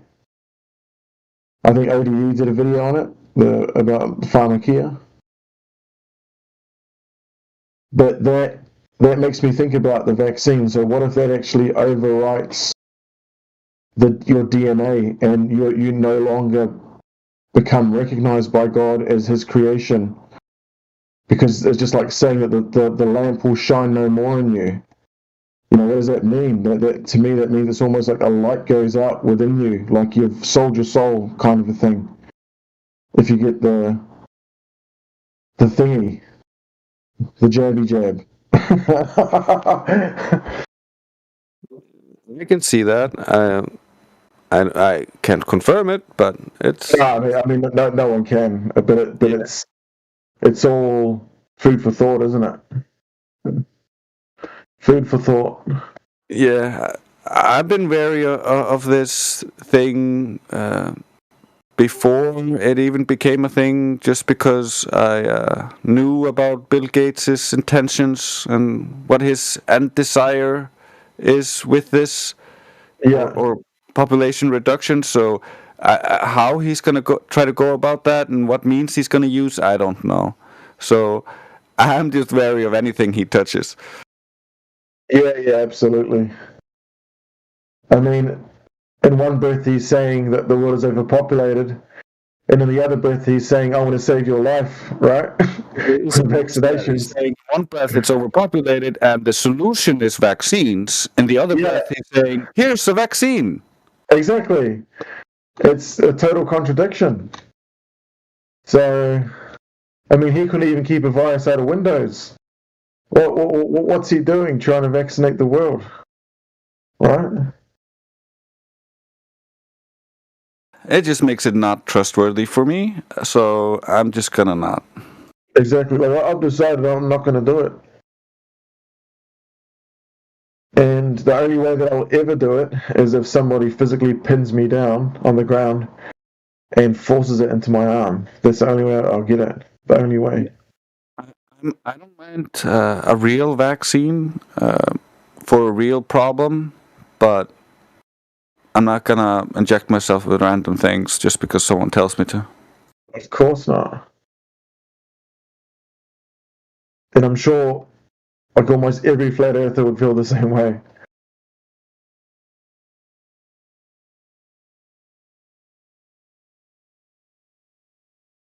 Yeah, most of us. I saw a really funny thing in Congress in America. I was just watching a bunch of those yesterday, and they called someone a flat earther there as like he's asking too many questions. He was like a flat earther. Right. That was hilarious. That is funny. So sounds like a compliment. Sounds like a compliment, doesn't it? I know that talking about certain people in the flat earth community in regards to possibly being shills or whatever is like a taboo subject here. Is that still taboo? Is it still like a no-go zone? Well, we try not to create unnecessary drama with speculation. So fair enough. Yeah, if you have any concrete evidence, then you can send it to me or anybody individually. But we don't like to make that public until everybody knows it's concrete. Yeah, fair enough. I'm just wondering who. For me, flat Earth, one of the greatest things that's done for me. It has become like a barometer for truth. Like if someone's not willing to entertain the idea that the earth is flat, I kind of don't trust them as like an honest person, especially if they put themselves on a pedestal and they're all about truth. They're all about fluoride in the water. They're all about, like teaching people about chemtrails and all the bad things that are happening in the world. If they don't entertain the idea that the earth is flat, to me it's almost like I think, man, like you're not really like a real truther, in my opinion, you know, because that was their tactic for a long time, was in the so-called truth movement to claim, and they might be still doing it in some circles, to claim that that flat Earth was a psyop in order to make truthers look bad. That was a common trope, in the past decade or so. And, to the point where some so-called truth forums, it was a forbidden topic. You weren't even allowed to discuss it and so on.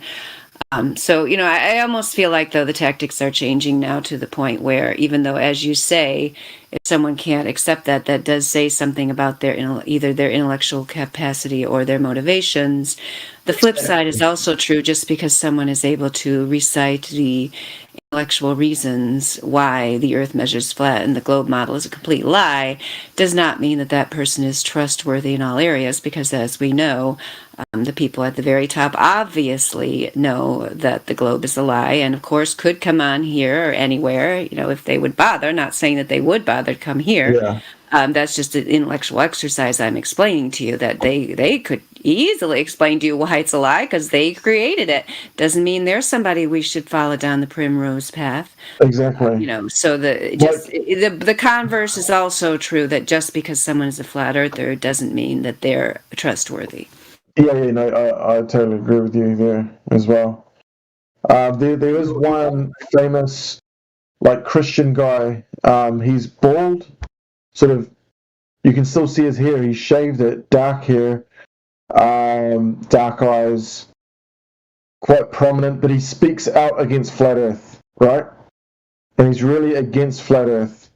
But he talks about all these other truths, so about the banking system and about he's a real truther. But when it comes to the subject of flat Earth, he's almost out to destroy it. He's looking for any opportunity to prove it wrong, to squash it.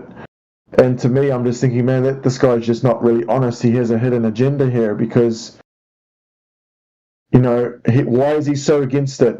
If he were to take a moment and honestly look into it, he would come to the same realization that we all have come to as well, because you can't. The evidence is so clear and obvious that you have to be intellectually dishonest in order to not accept it. You know what I mean? Yeah, that's why it's a good litmus test. You're talking about diet woke truthers. You can test with flat Earth for narcissism, and the more narcissistic the person is, the less likely he is to accept it. So it's a big red flag. Because it's almost like they don't want to acknowledge that they were wrong, or they don't want to acknowledge that there's something they missed it. How did I miss this? They don't want to acknowledge that. With the truth. Exactly. You don't allow them to be wrong and haven't been fooled this entire time, and you coming to tell them the truth when they're supposed to be telling you what to believe. That's right. Yeah, that's right. It is a narcissism thing, an ego trip, right? That's really the greatest hindrance. That's why they're not, coming out and acknowledging it, because then they would have to acknowledge, okay, well, I was wrong, and then it questions that person. Well, how can we trust you? Do you know this fundamental thing about the Earth being flat? So why should we believe you, right? About anything. And also, just the narcissists generally create. They have their own kind of fantasy world where they are the center of it. I mean, they're basically just little babies that never grew out of that stage, and so the globe model encourages and develops that, and that people are basically little gods. Yeah, you can be a little god with your little world rotating around other people's, as long as you accept that Bill Nye and Neil deGrasse's globe is bigger than your globe. You're perfectly welcome to exist in their heliocentric universe, in your little narcissistic bubble. But then Mr. Flat Earth comes along and says, oh, look at this. You are not so special. Look at this. Your little fantasy world you constructed can be easily blown up here. And once I blow up their bubbles of these people who you admire and put above you, because they also are attempting to be little gods and putting themselves, above all other people. and you might have to surrender to a force greater than all those people and come up with something that is not, worshiping of man in the way that these transhumanists would prefer for it to remain, because as long as you're in the transhuman agenda, there's always another human that's better than you are, but then you can also say you're better than the other ones. And so that is, it all has to do with their mindset. The heliocentric model, and does fit in quite well with the narcissistic mindset, and allows you to create your little orbit where you have your little followers around your little world, and and it works very well for them. All the explanations feed right into people who prefer to remain in a fantasy mindset. That's why we see people every day here who prefer to remain in the fantasy mindset and refuse to step outside of it into any kind of objective reality, because that implies that if there is a creation, then there's their creator, which it is impossible for them to have any control over. Despite their little Wizard of Oz man behind the curtain machinations, where they can create all kind of little fantasy world where they pull all the strings and do indeed have control, the fact that there's anything bigger than that is something that, they can't handle. Yeah.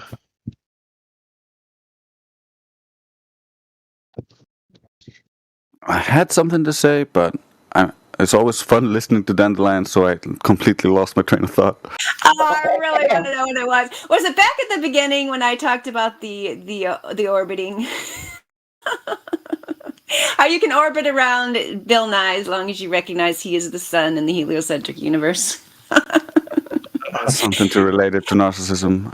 I love it when you do that. That's why I was hoping you'd get back to it, because I know how you have such a good understanding of those people, and I have studied it quite extensively, and especially since I've come to Discord, I've read a whole bunch of very dry psychological textbooks about it, but it has helped me a great deal for sure. Yeah, I remember it now. It's connecting back to what he was talking about earlier, or shills, because in the beginning of this I thought that there were shills because some people who seem unconnected have the exact same arguments and the same fallacious logic, and it was just weird to me that they all had to look like they were all trained in the same argumentation.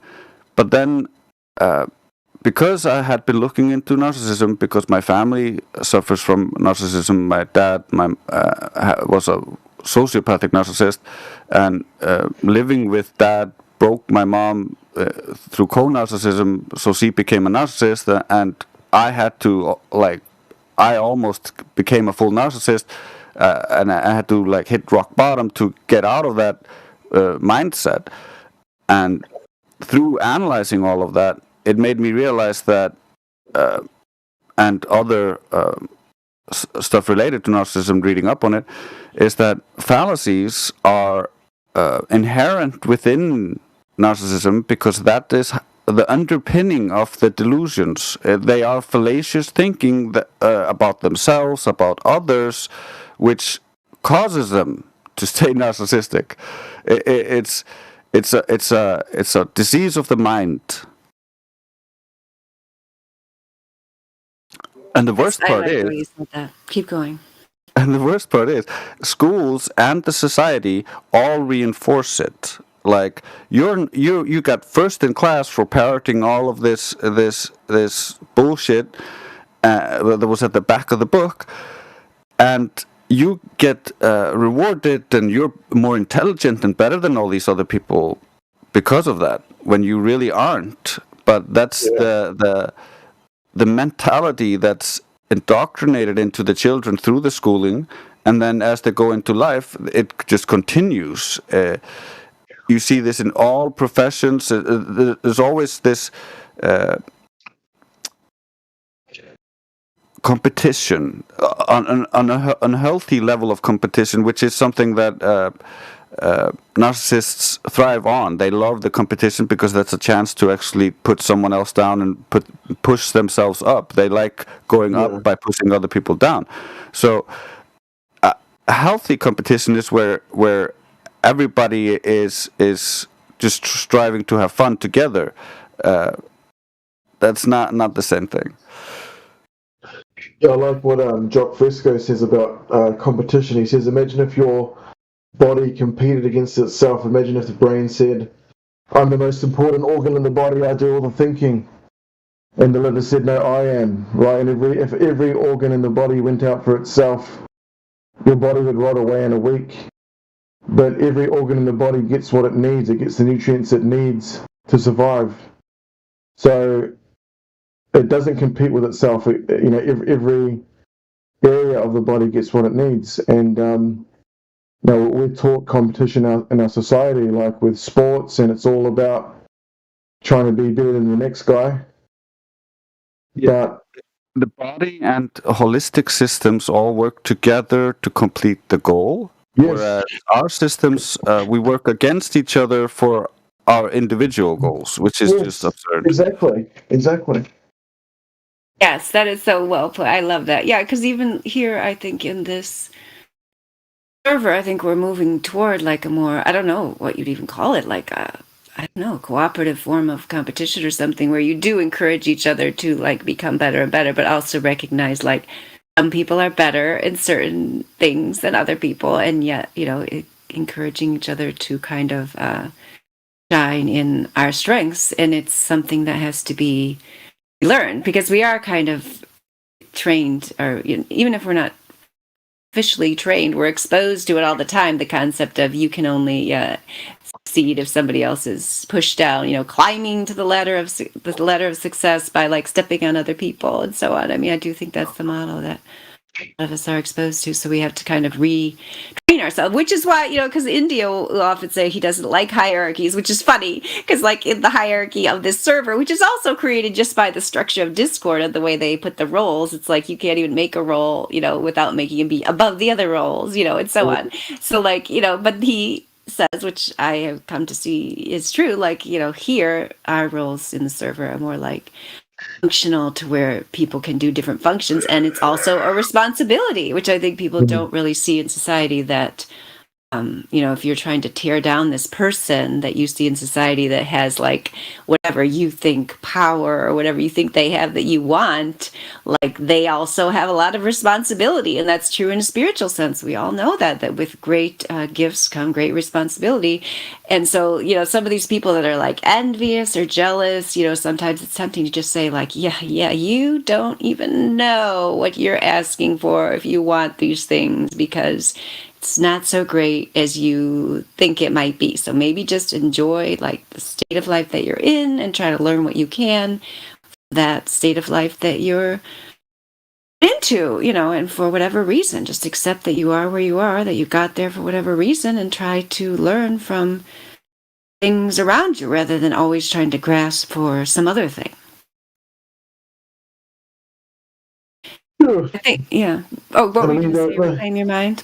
Oh, no, I wasn't really. I'm just, it's that time of the morning where I'm just kind of spouting anything that comes to my mind, really. Like, it's because I had another thing to say about your shill question, if you have time to hear it.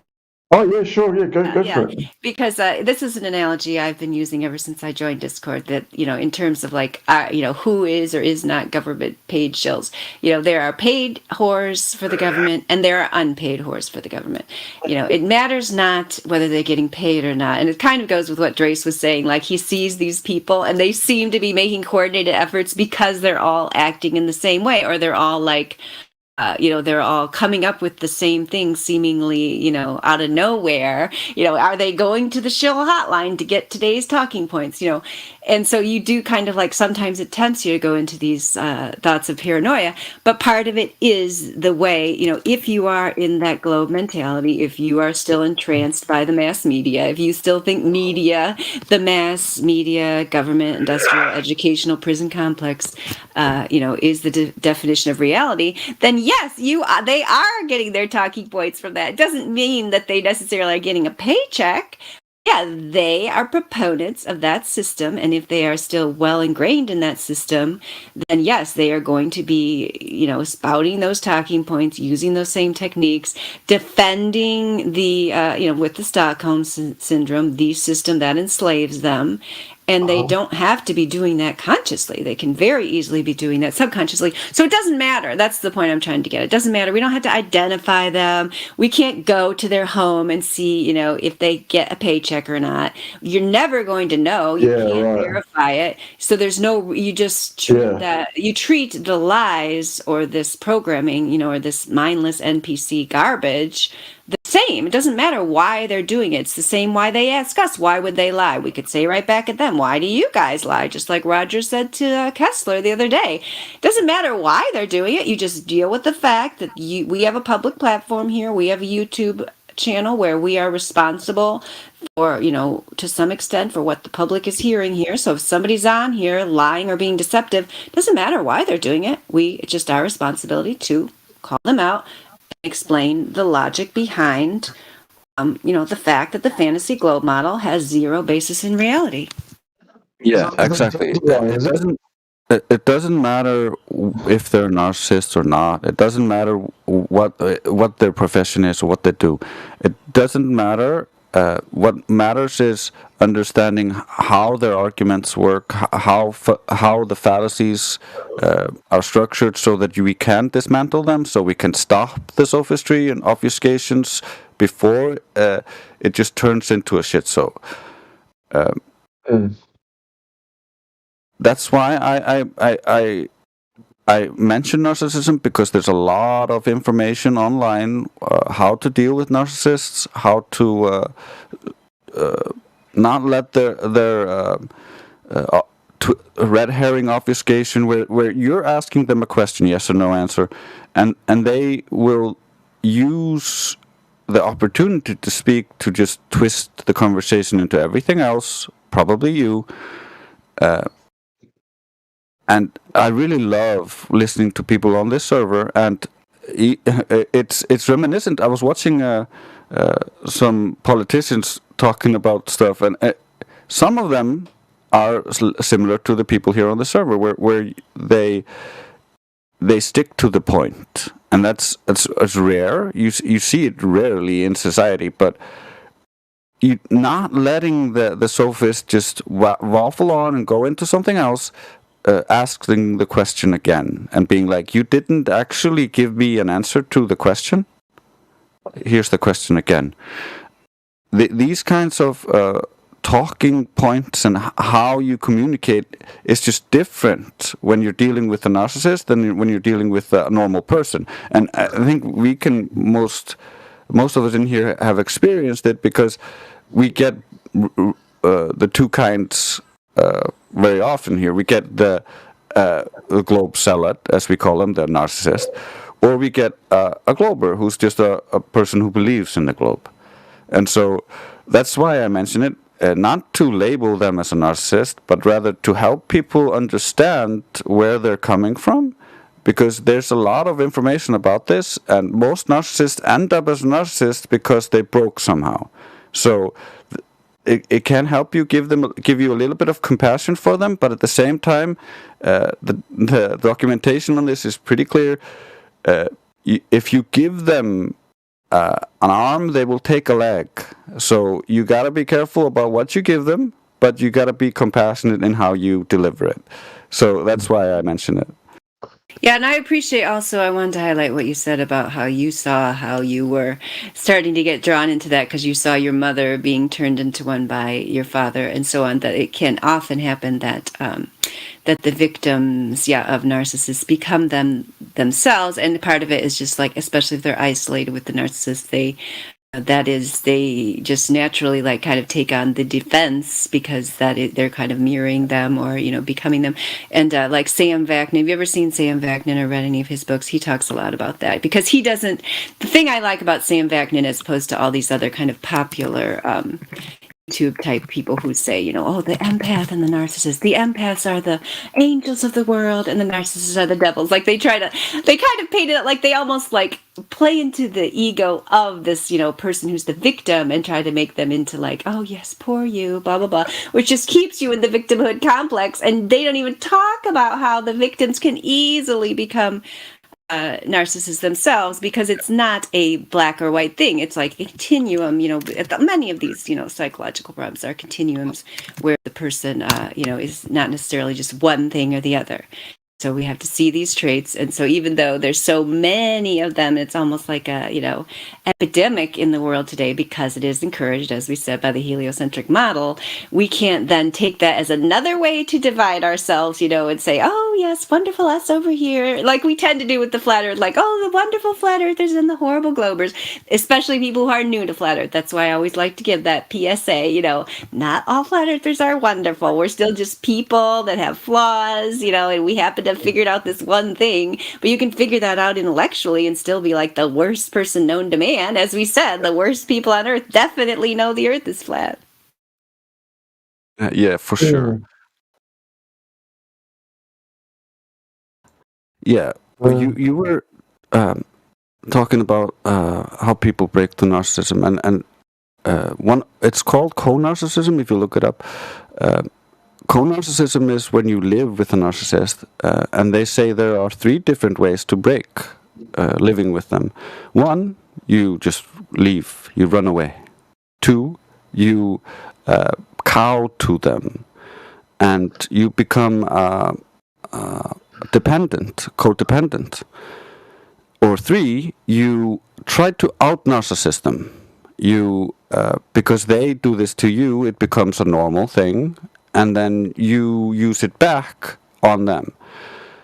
And because they, you out-narcissist them, that feels like the right thing, and then it pushes you down that path. So that they turn into a narcissist. The same applies for the codependent, because the codependent is in the victim mode. He's both saying, "Oh no, he's such a victim because of all the gaslighting. He's gaslit him so much that now the narcissist is the victim. So the codependent just blames himself." But eventually, once the codependent realizes this power dynamic, there is a chance for him to turn narcissistic. So there's a lot of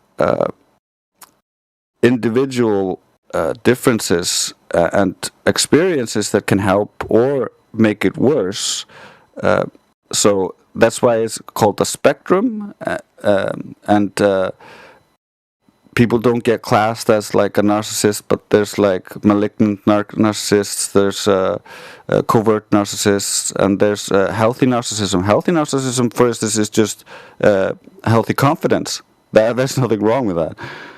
So most people have some narcissistic traits, just tiny ones, and not enough to be any disorder. But those tiny traits can snowball with experiences that are negative, and then using negative self-hypnosis or fallacious thinking, they snowball into it. So anybody can fall for it. It's not something like, oh, he's a worse person than somebody else. It's just, it's a mental disease. It's a error in thoughts that are compounded until they are just completely delusional, and the only way to maintain the ego is to maintain the delusions. The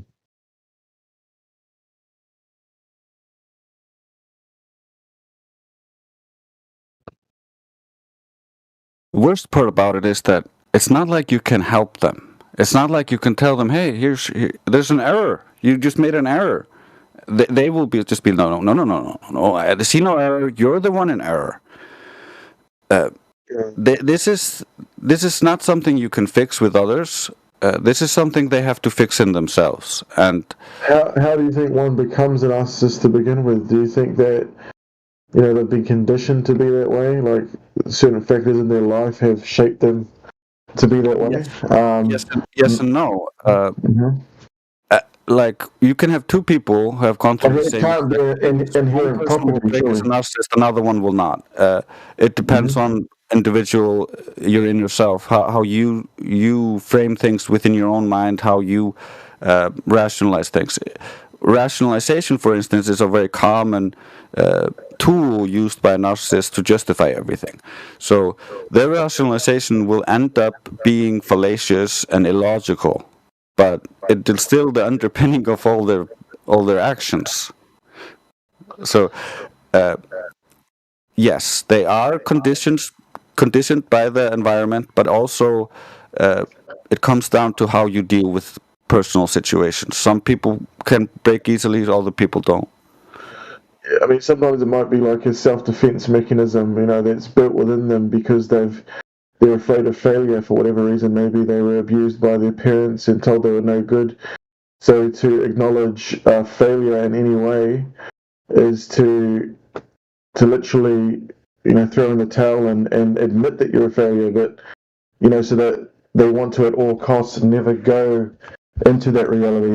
They prefer to stay protected, Yeah, that's for sure one of the many reasons why they stay in it. Like I tried to, like I was raised with the idea that my family was special. Everybody else was a normie, but my family was a criminal family that worked for the cabal. So for me, it was like we are not like other people, which is induces narcissism. So yeah. there's a lot. So what do you mean? Explain your history. There's clearly something I don't know about you. Like, so what family were you raised in? They thought that they were a part of the cabal or something. Like, can you expand on that? Used by the cabal. They were used by the cabal. Yeah, my foster grandfather is as a high-ranking Mason and was recruited from the Masons into the Octopus. The Octopus has he ever revealed things to you about what happens inside, Freemasonry? My dad told me everything, and I used to live in the room underneath the living room, and so I could hear everything that everybody spoke about. So do you have any juicy secrets that you can share? Well, I've told my story 1,000 times, but essentially, my foster grandfather was ordered by our prime minister, who was the head of the Octopus at the time, to create a drug war in my country. And to do so, they imported drugs through their contacts, but they didn't know how to get it into the streets. So my foster grandfather was tasked with getting it onto the streets and making the problem. So he took a widow who had a young child and then made the child sell the drugs. And that was his second family, not his real family. So we were just used by the cabal to create a drug war, and in the process of that, my father became a sociopathic narcissist, thinking he's better than everyone with his eidetic memory and the cops never being able to catch him while he was being protected by the cabal. He was an idiot. So is he still alive today? No. He's not? No. They killed him with cancer. So were you close to him? Like, because it sounds like you didn't really like him so much, but like. I love my father. I always loved my father. Yeah. He was a good man once. He broke a little bit with too much cocaine, and went a little sociopathic and crazy, because narcissism actually can go all the way into sociopathy. They almost, if you look at the pies of narcissism and sociopathy, they almost completely overlap. So, like, most of the narcissistic traits are traits of a sociopath. So that's why it's a big red flag when you start seeing those flags. The conclusion of this story is essentially this: my dad did such a good job being a drug lord that they wanted to recruit him into the Octopus. He is R negative blood. He is a superhuman who could basically. He's lived through amazing things. He heals super fast, and I've seen him break a giant wrench in two. So he's a superhuman. Yeah. So they wanted him to join them because he was a sociopathic superhuman, and they had what they thought was dirt enough to catch him. But because you can't join the octopus without having real dirt, they tried to invite him to a sex party. So at this sex party, they offer him a young girl, and did it blackmail him later? Do they? Yeah. Yep. Yeah, and supposedly that's what I've heard about a lot of world leaders. They do the same because it begs the question, like, how can these elected leaders sell their souls and just sell out humanity and go along with the narrative? Like, surely they know what they're doing is wrong, and it's bringing about a lot of harm and chaos, and they just quite happily go along with it. But if they have dirt on them that will be revealed should they go against the narrative, then that makes sense. Okay, then they're going to toe the line, just so that they don't. This is also why there's a push to try to legalize pedophilia, because there's so many of them who are under their thumb with this specific blackmail material that they want to be free. How would they ever do that? It's beyond me how they would ever be successful at that, at legalizing pedophilia. I mean, that's just the greatest sin ever, how could man lose his soul so much? On their way to doing that. I mean, come on. But man, how can man lose his soul so much to just think that's acceptable? Like, how? Any ideas how that could happen? I don't know.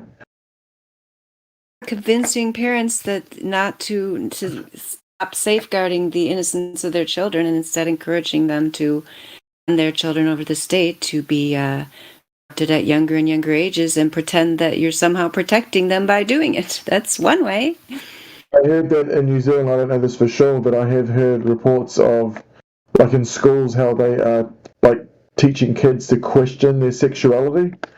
Like they're almost encouraging them to entertain the idea of being homosexual. Like it's, maybe you're not straight, maybe you don't like women or boys or whatever, right? Like maybe you're this, and they're kind of really getting them to question their sexuality at a young age, which is totally wrong. But it's just crazy, right? How the morality of the world has declined so much, but so gradually that it's kind of gone under the radar for a lot of people, Yeah, well, these kinds of things happen in back rooms, and the news. There's no journalists or anything that would touch this, and it's just bad. They're all in the same food club, as they call it, and they all swear their oaths to die before revealing any of their secrets. So there's that. But to continue with the story, my father got abused as a child, and that's the foundation to his narcissistic traits. So when they tried to make him abuse a child, that was the one line he didn't cross his whole life. He actually murdered a few pedophiles. Oh, really? And, yeah, he's murdered 12 people. And he tells me this many times proudly, and described every single different incidents when I was a child. But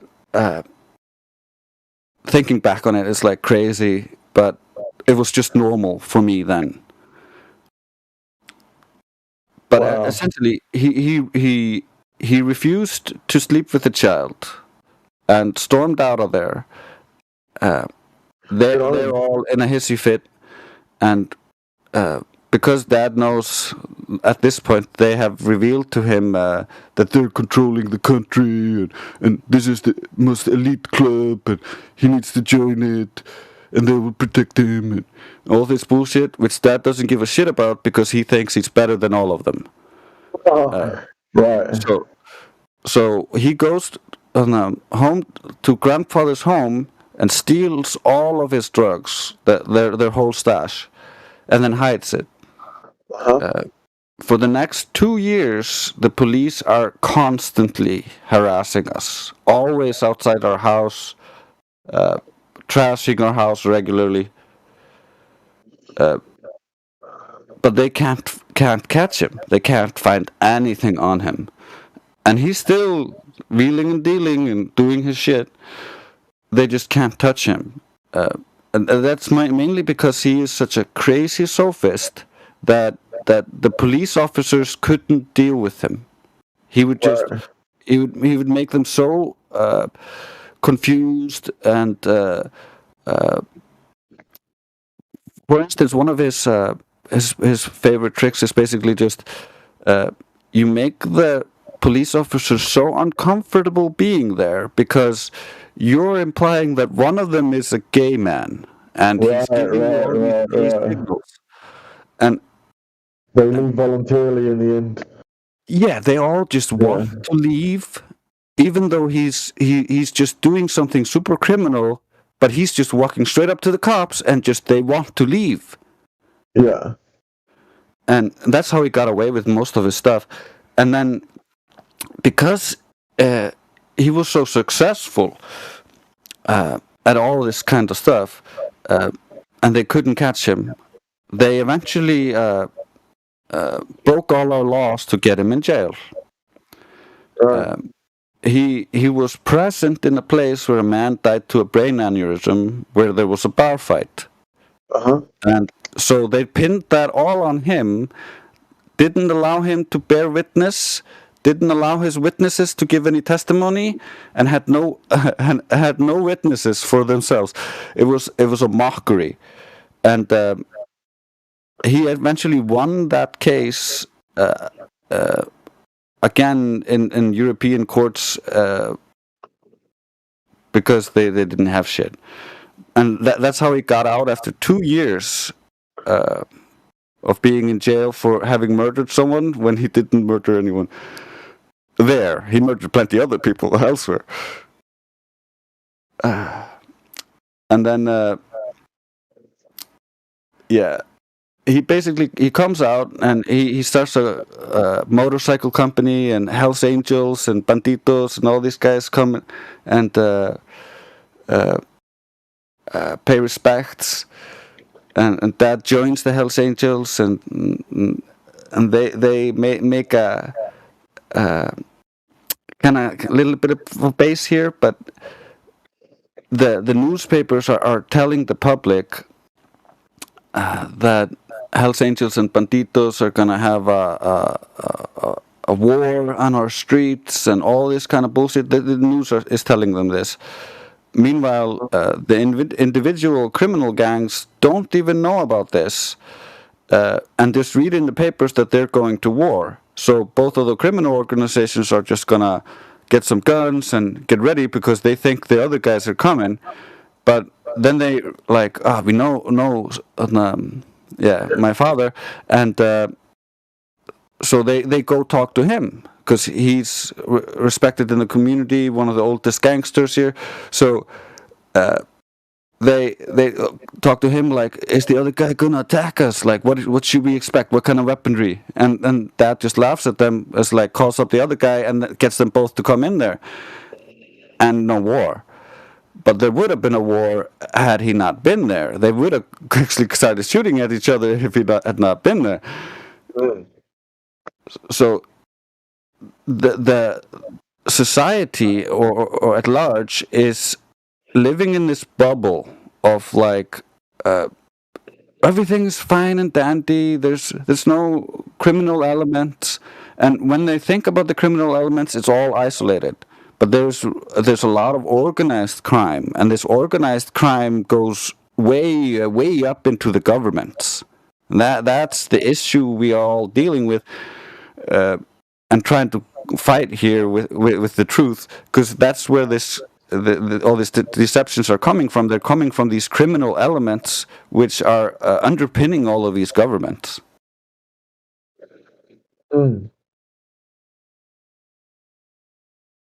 Yeah. Interesting.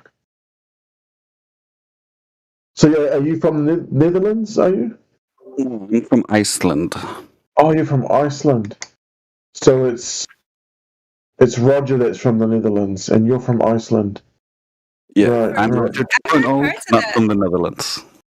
I've heard parts of you tell parts of that before, but I haven't heard you explain in so much detail. So I appreciate you sharing that, Jace, because a lot of people are very naive about this sort of thing, and at least over here in the United States of America, because most people don't encounter, don't have major crime happen, and especially if they're just kind of, average Joe Schmo living their lives, like they don't experience crime, so they actually believe, like the police and government are there to protect them, that if someone does something to their family that they're going to get, justice and so on. Like, people actually think that because they don't realize, like, no, the entire system is set up to protect, this kind of criminal element that is running everything, and so like, no, they're not there. But because people don't actually ever need them, because they actually don't have bad stuff happen to them, real bad stuff, they are kept in this illusion that they're protecting them and that nothing bad happened to them because the police are there, right?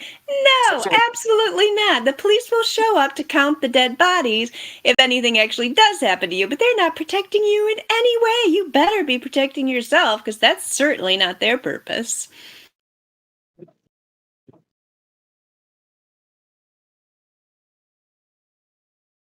It's really weird. Like, if you jump on Google Earth and you type in North Pole, I would always expect to see like a bunch of ice, but you don't. It's just in the ocean, supposedly, right? It's changed a couple of times. To go back to what we were talking about, sorry. Yeah. One of the reasons why I think most normal people think that like the police are all over this is because they watch all these cop shows, and in these cop shows, the cops are all over it. Like, this tiny little thing made me figure all of this out, and we're catching all the bad guys, and all the bad guys are going to jail. But then you look at the reality of the situation, and it's not that. It's not the TV show. So it's not Law and Order. Not in any way, shape, or form. That is so far from the truth. I mean, I had that because I think I've told you before about, one of my close family members was murdered, so I had the experience with that. But even when my purse was stolen, like even though I knew they don't prosecute murder unless it's convenient or profitable for them, I already knew that. I still believed they would actually go after the people who stole my purse because I had like description of the vehicle. I had a place where at a ATM, where they have those cameras that are protecting you, right? I said, at this time, the company just called me and said that they tried to use the card at the ATM to get the money out. They have a film there of it, so maybe you want to go check this out. I kept calling the sheriff and telling him all this stuff. They're just like, oh yeah, we'll make a note of that, sure. Like they don't actually care. They don't care if my purse was stolen or getting it back. Like, because then, they went and wrote a bunch of checks at Walmart. Walmart absorbed the cost. They stole from Walmart. The bank didn't charge me and so on. But, it's just like, they're just a fraud. Like, they're not going to put any effort into actually catching these people. Then why would they? What's in it for them? Nothing. It's actually better for them if the purse thief stays out there and does more thieving, because then they can show up, make a report, and pretend like they have a job. It keeps them in business. They do not. They didn't care. Never did anything about this, even though I kept giving them all this evidence because I was still stupidly fooled, thinking that they actually would want to go and review the footage at the bank of the person being caught on film, with this card. No, they don't care. They don't care a bit.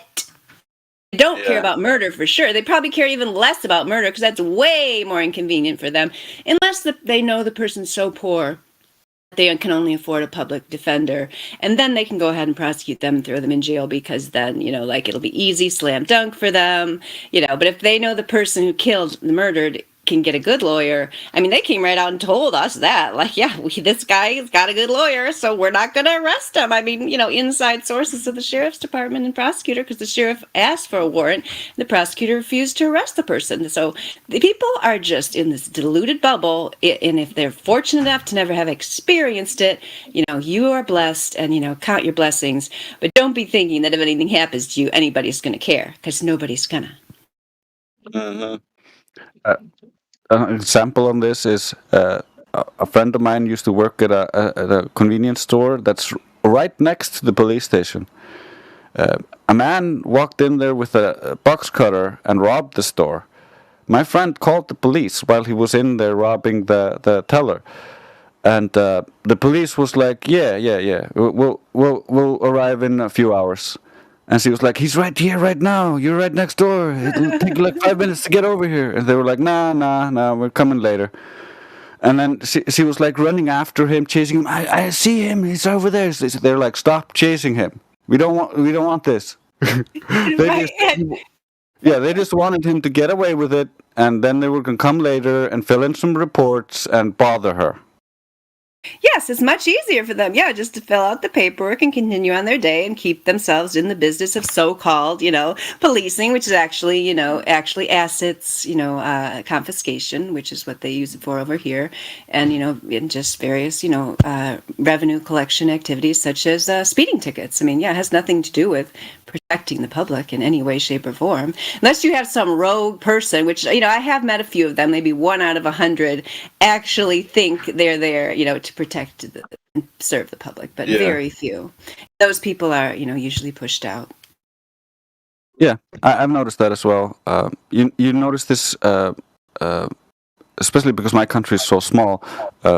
We have a set police force, and then during the summers and stuff, they hire in young people, and you can see the young new people. They're all, or most of them, are there like trying to be nice, trying to be helpful. We're protecting, and then the rest, and mostly the older guys, are hard and uncaring. And it's not probably not the same everywhere else, but in my country this is very common. But then again, my country is small, and every single sitting police officer is a Freemason. Our main Freemasonic hall is right behind the police station, and there's a secret tunnel underneath that connects the two, so they can take prisoners or go into the prisons, or the holding cells. It's pretty absurd.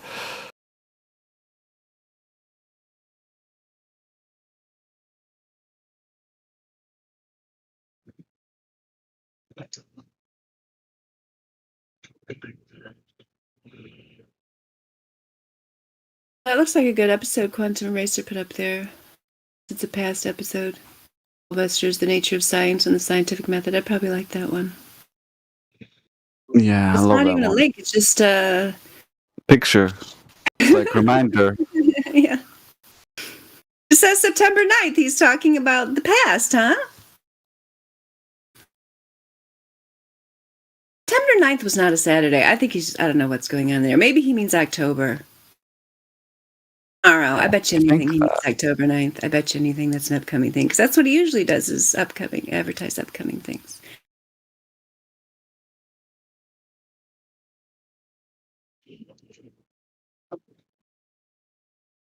Not going to let me edit his post, or I would. Because I'm sure he means tomorrow. September 9th was a Thursday.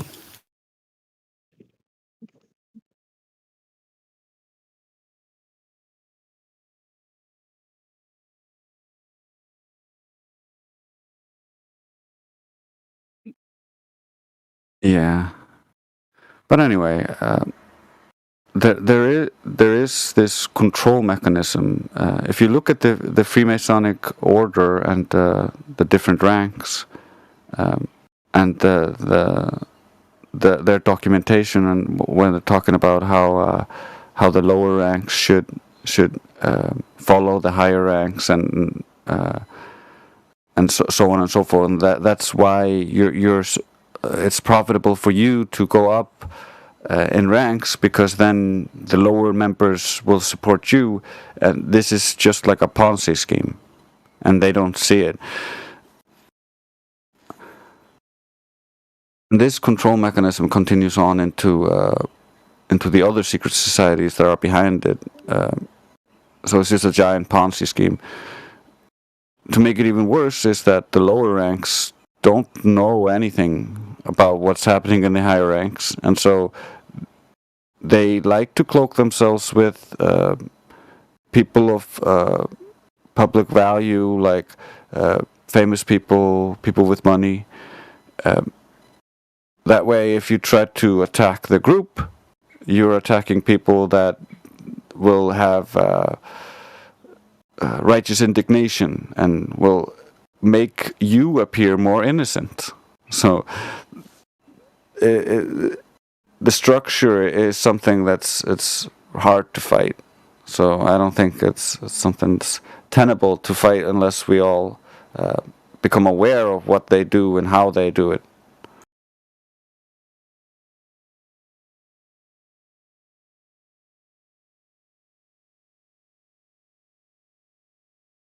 I don't think there's in terms of human nature, I'm not sure if we're ever going to get enough people to be aware enough to do that. I think that opting out is always a good option, and also just making choices that are unpredictable, because kind of have people act as these kind of Pavlovian dogs that, you know, if they do this thing, then people will react in this way, which is true for, you know, a large number of people, but not for all people. So the more, you know, people who are not just acting in a simple stimulus response kind of knee-jerk reaction, but who are actually accessing higher resources of their mind and aren't afraid to use their will to impose their will upon reality, and use reason to do so, then, you know, the worse for these people who would prefer for everyone to act just kind of in a programmed response, and one way that they really seem to not be able to deal with. It seems to really throw them off is if you act in any kind of I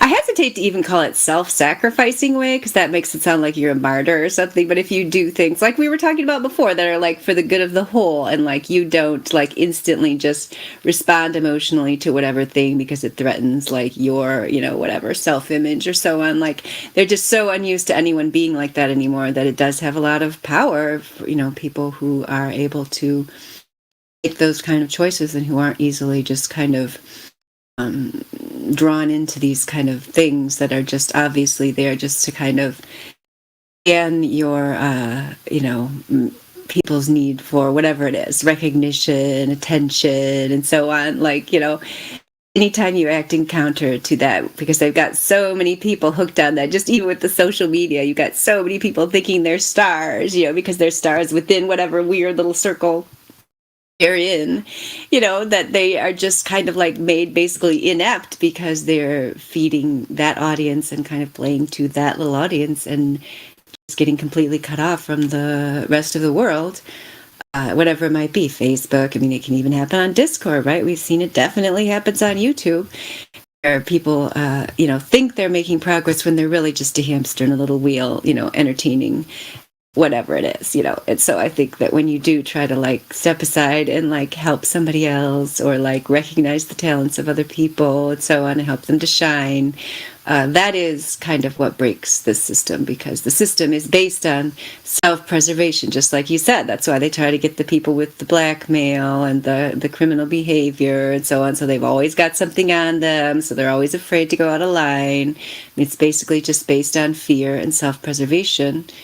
And it's difficult. Sometimes it's difficult to step out of that, but you know, the more that we can, I think, the better. Yeah, you're absolutely right. It's also the thing that we can change. We can change ourselves. We can change how we react to things. So it's tenable. It's something we can do, and it's also shown itself to be something that works. Like, the only time there's been major positive change is because people made that positive change. the same thing with the negative change. They programmed us into thinking that this was a good idea, but then when they implemented it, they did it badly. So they get us to accept it, and so as long as we are conscious enough to be able to decide for ourselves and not accept the stupid things, then things can only get better.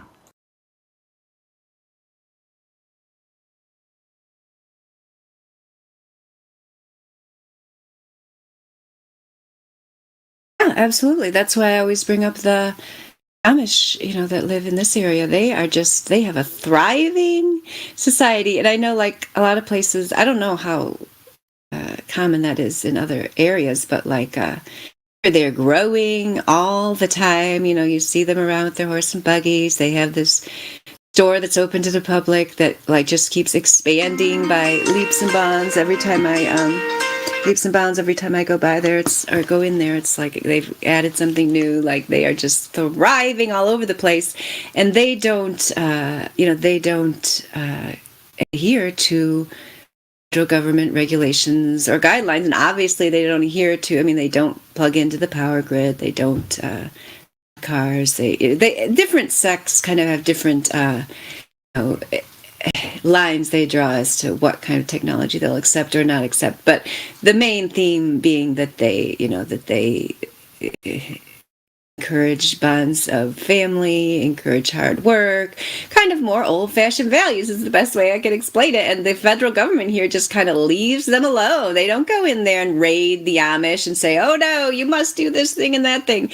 They kind of over time, and I think part of it is because they are nonviolent. Like they just want to be left alone. Like they don't even try to get into conflicts. They just do their thing, and they just it's kind of just don't ask, don't tell kind of situation where that's just what they do. And so I think they are a great example that this can still be accomplished. Like the main reason they are, I think, messing with people is if they think that person's going to try to win, quote unquote, on their turf, right? Like, and part of it is because they are all about this world, right? Because a lot of them are atheists or only believe in humankind, or we have to just extend our life as far as we can because that's all we have. Whereas a lot of people who are more spiritual are kind of like, yeah, here we are. If we're not here anymore, then it won't matter too much because we won't be here to know it. Like, I don't know, just that attachment to like just life. Like, I like life. It's wonderful. I love it. I'm not going to like compromise myself to preserve my life. I wouldn't compromise my values or my children or anything because to me, my life on this earth, in the time that it's going to be, is not like the most important thing. Like, I don't think I'm God's gift to mankind. Like, if I'm not here, stuff will carry on, and that's perfectly fine. Like, you know what I mean? Just even the fear of death. Like, and I'm not saying I have conquered the fear of death. Obviously, I would still have fear. If there was like an imminent threat to me right now, I would still obviously have fear. But I'm not like super attached to it. But they don't understand that. Like people who are super attached to it, like that is foreign to them. And to me, it's foreign to even be attached to it. I can't even remember what that's like. I recall feeling that way in the past. Yeah, if I think really hard. It's been so long that I can't even remember what that's like. But I know for other people, that is the whole reason they've got the control, right? Because every day it's like, oh my gosh, we have to stay alive. So we don't really know. We don't have control of things. So we have to do this thing, the other thing, because it's so important for me to live another day. Even if I'm just sitting here in my house alone and refuse to go see my family members or do anything, at least I'm still alive. It's perfectly fine, as opposed to actually just living your life and whatever happens. You got no guarantee of tomorrow. So just live it. Don't just sit there in fear so you can preserve your life for what? Like, what's the purpose of just preserving life? You're not doing anything. Yeah, you're totally right. You're totally right. I've experienced something similar, so I totally agree with you. It took me the birth of my little nephew to really find fear of death again. Oh yeah, I know what you mean. No, because I I do, want because to I see want him to grow sleep up, for you them. know. Oh yes. When I was at my worst, like I did feel like at one point, that I was close to death for various reasons, and I did pray, like, please, for the sake of my children, please, let me continue on. Like I know for them it matters if I'm here or not. So I shouldn't say that like I'm cavalier about it, or I'm going to go off and be like, I'm not saying I'm going to be like reckless or anything. Like for their sake, I know it will mean something for them for me to be here for sure.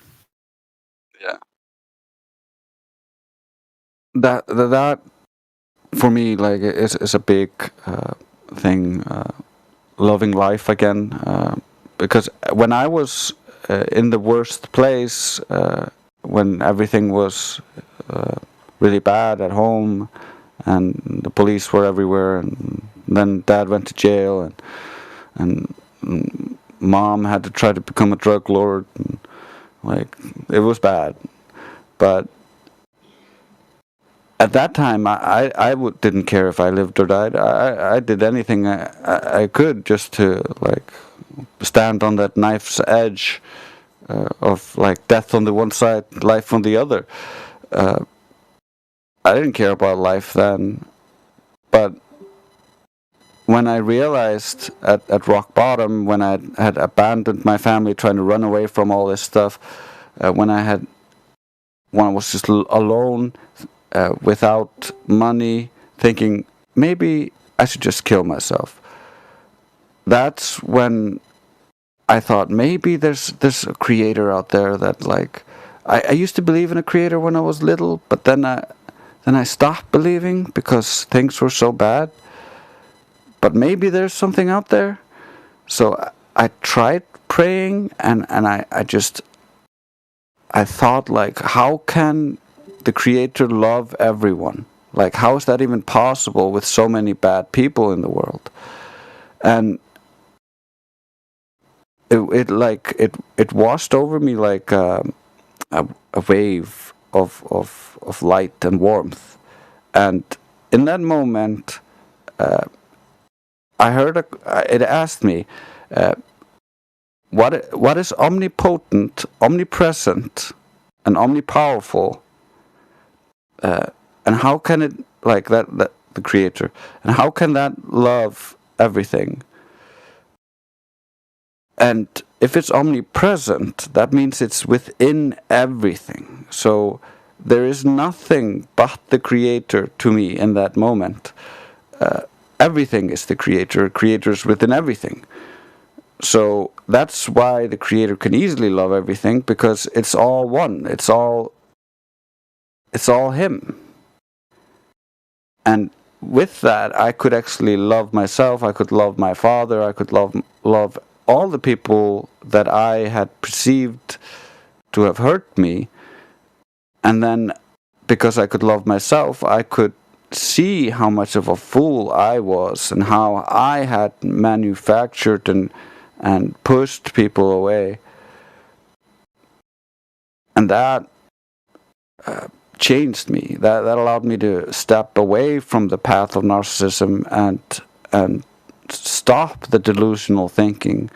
So I came back humbled to my mom and my little sisters, and I spent like the last 15 years with them, just taking care of them, and they are my priority and reason to live. I don't care about myself. That's why I wanted to be famous once. I don't want to be famous now. That's one of the reasons why I'm like, music, I don't want to. Yeah, it's a curse. Fame is so obviously a curse. I don't know. Like, why would anyone want to be famous? I can't imagine. I don't want the annoying attention. I just want to live my life with the people I love and make the world a better place. That's all I want.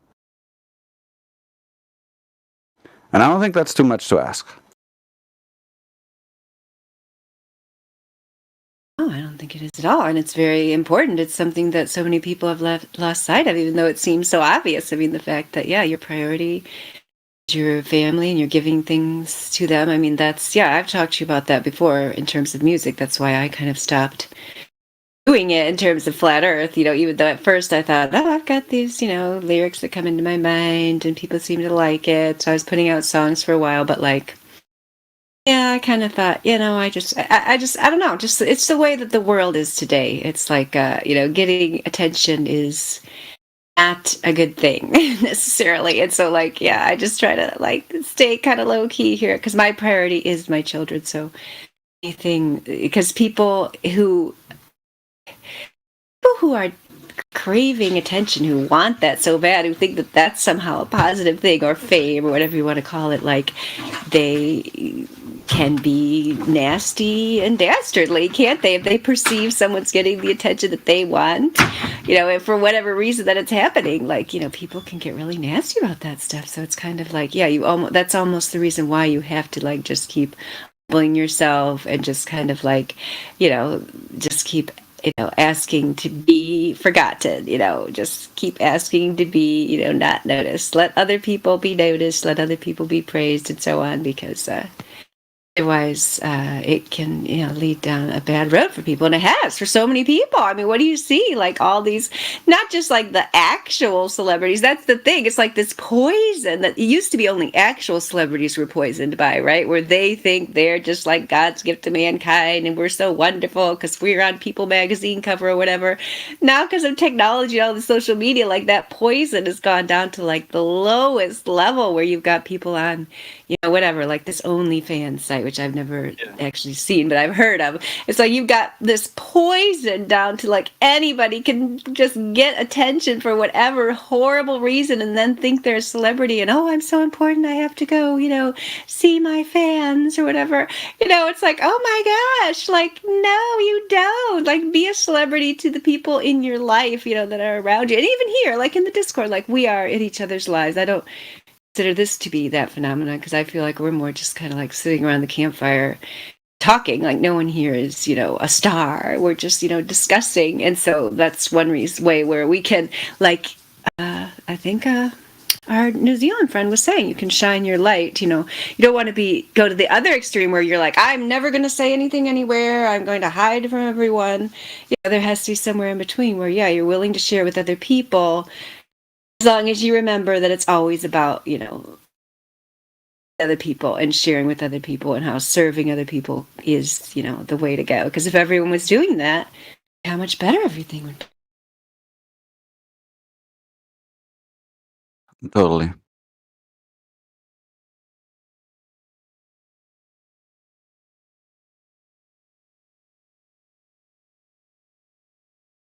Children are just so naturally appreciative. I mean, that's the thing. You're talking about, your family is like, you have some, like you said, you have your nephew, right? You have like some children in your life, right? Yeah.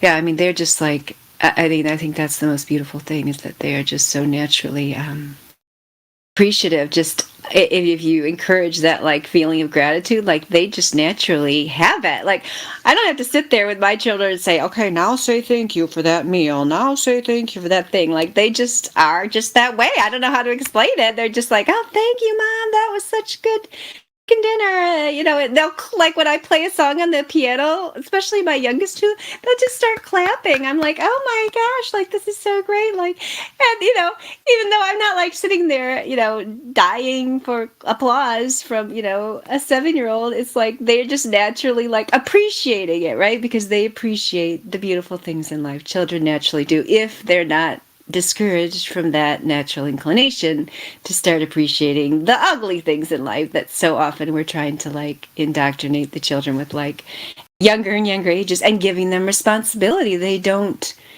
shouldn't have, where they're trying to teach these children that they're supposed to like save the world. It's like, yeah, why? Just let them be children. Why should they have to save the world that you messed up? And and they usually think they have to save it from some imaginary thing anyway, like global warming or whatever it is. It's like, just let them be children. Don't make them think about adult problems when they're children. That's cruel.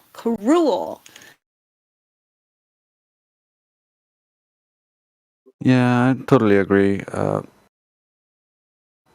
It's just sometimes people, or part of the problem is kids don't always have the opportunity to be kids. And for instance, my nephew, because my middle sister didn't break well through all this stuff, she's a narcissist. You can see it in him. You can see the issues he has to deal with already because of her mental problems. And the only thing we can do is really try to be there for him while being nice to her so she doesn't get triggered, but not giving her the arm, otherwise she's going to take the leg. So it's like it's a dance, and some kids just have it worse than other kids, and they don't have a chance to have that normal upbringing where you can appreciate things, because you're constantly stuck in this like play where you're trying to keep people you're trying to it's hard to say. It's kind of like a narcissist, or even as a kid, you start putting up a mask, and that's a big part of the narcissism is the fake image you put forth, the mask.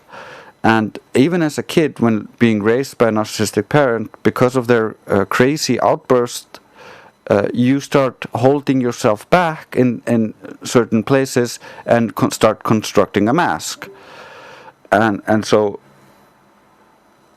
this, if Karma were here, she would love talking about this, because I helped her get out of this, because when I came back all humble and stuff, I noticed that she was having problems, and so I tried to reinforce and make her feel better and build her up, which is what we're trying to do for our nephew, like as he grows up. So he's not breaking as badly as we were, but we're trying our best.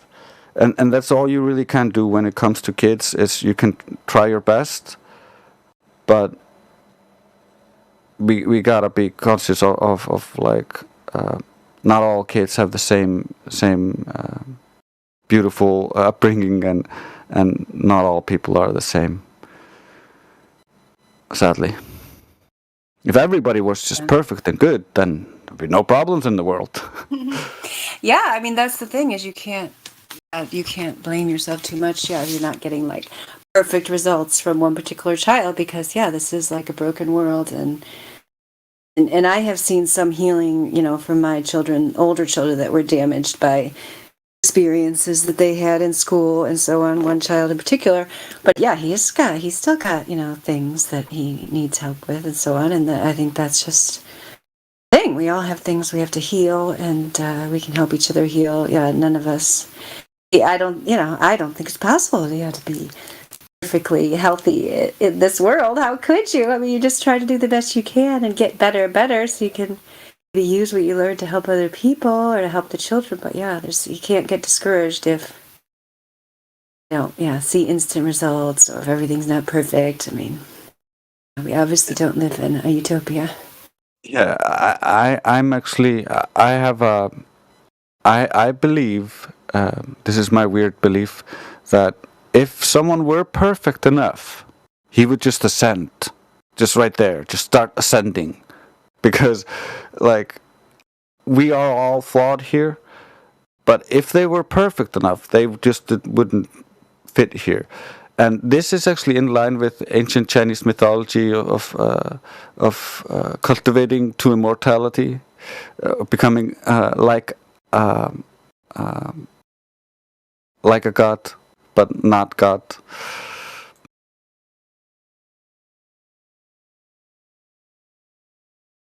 Yeah, that makes sense. I mean, I think that is part of the thing they're trying to keep down in people, is just, that we obviously do have ability to do a lot more than most people are doing, including, like people have experienced miraculous healing and so on, but it's rare, because a lot, people are not encouraged to go along those routes, and they're actually discouraged from it. So I do think that's true, that you could see that in the past, maybe people more often did kind of go along a certain route, and we're not seeing so many people go along that route. But yeah, if you went too far along that route, yeah, then you just wouldn't even be part of this world anymore. So we are kind of like dwellers on the threshold.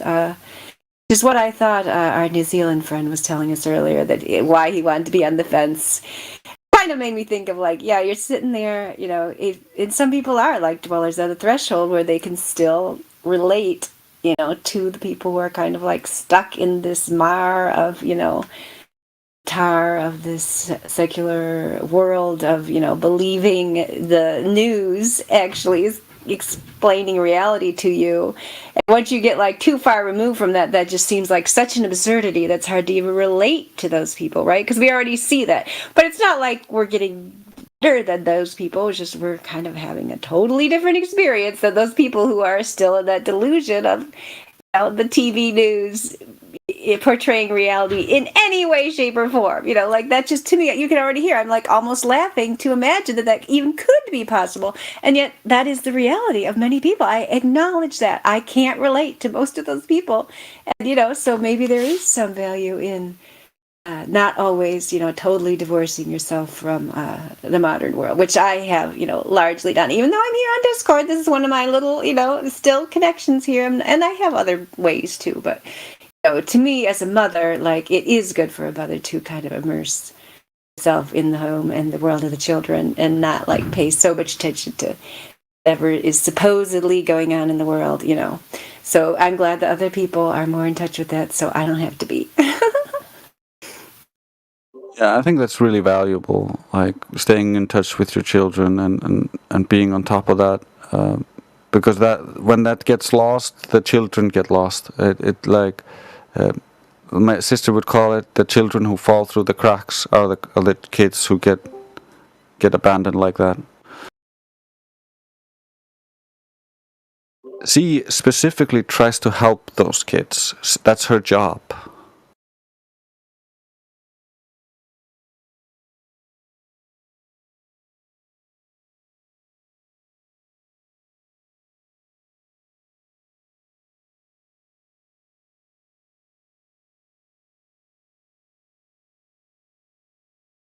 So the world is observably flat.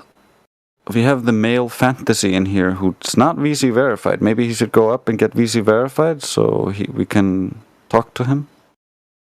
Yeah, I got to run, Trace, because I got a phone call, but it's good to talk to you. I'll talk to you later. Yep. Okay, bye. Likewise. See you later.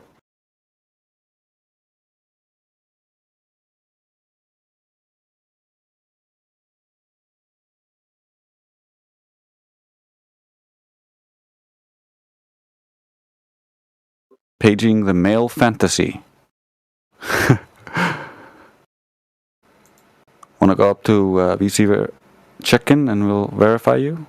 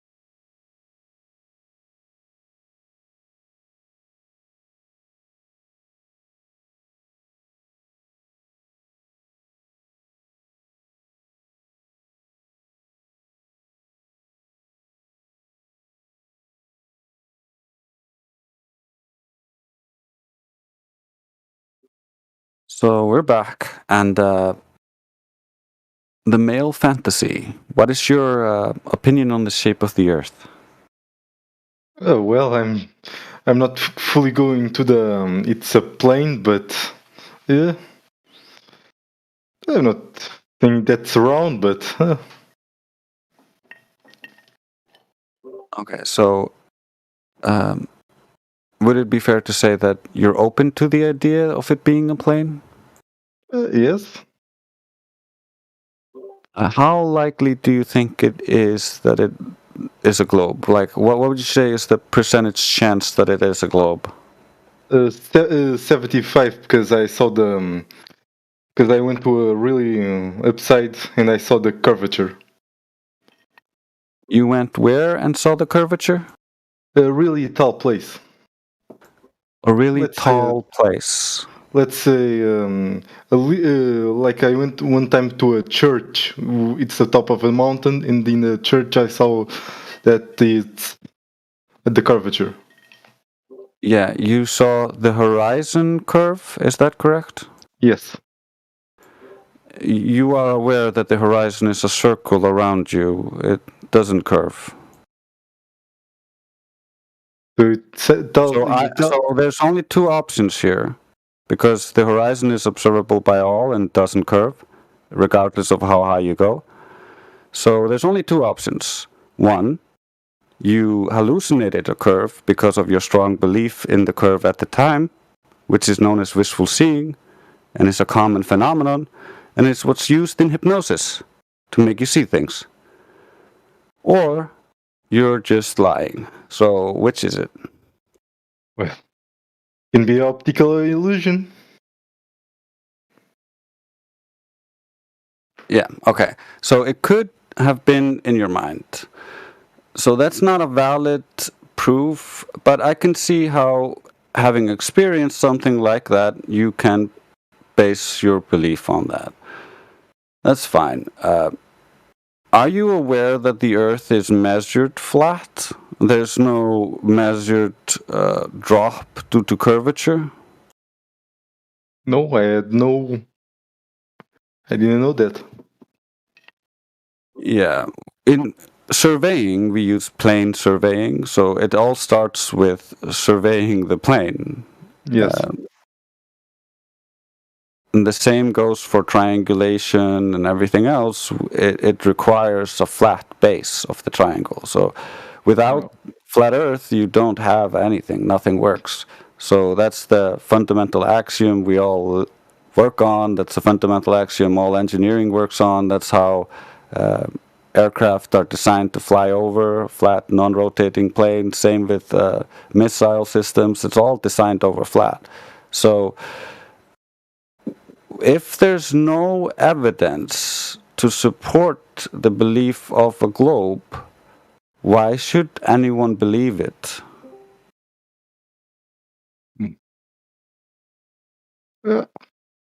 Well, if you're going to base that, why should you believe that we are made from little particles?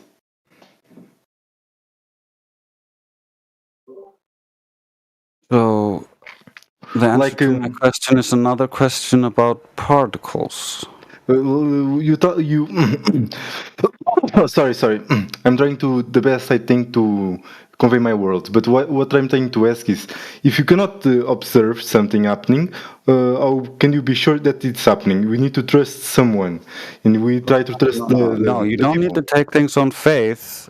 You don't take things on faith that there are invisible unicorns causing everything. No. You need evidence that there are invisible unicorns doing something, and then you need evidence that there are any unicorns at all. Yes. First, you need to see. You need to have the effect. You need to have the cause.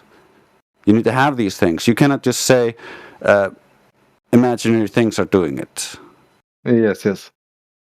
So we need substance to the things, not just words. Oh, okay.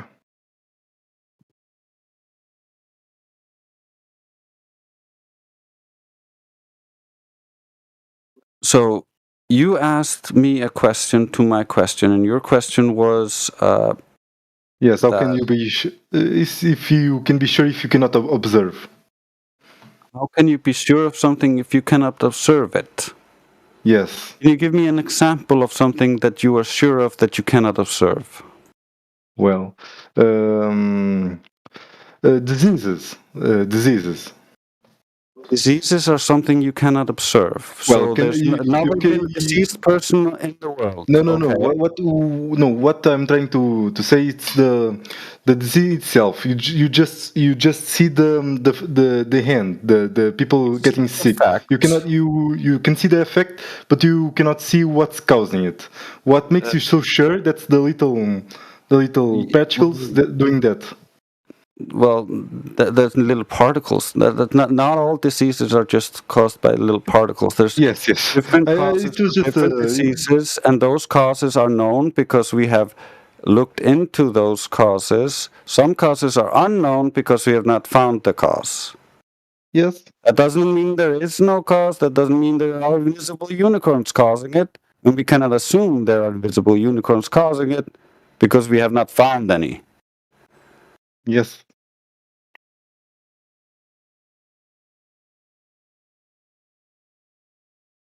So I don't see how that question is in any way an answer to my question. Well, what I'm trying to tell, if the satellite images tell us something, what's the difference? It's the only thing I'm asking. Can you show me a satellite image that is a real photograph? Well,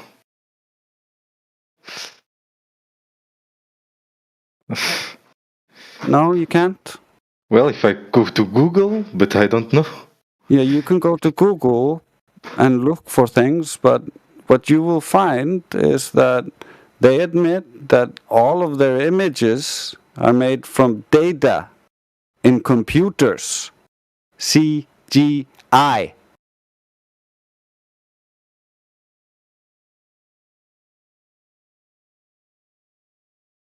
So if I give you a data of I designed and built this whole Narnia, and I give you the data for this, and you extrapolate that and make it into a globe in your computer, does that mean Narnia is real?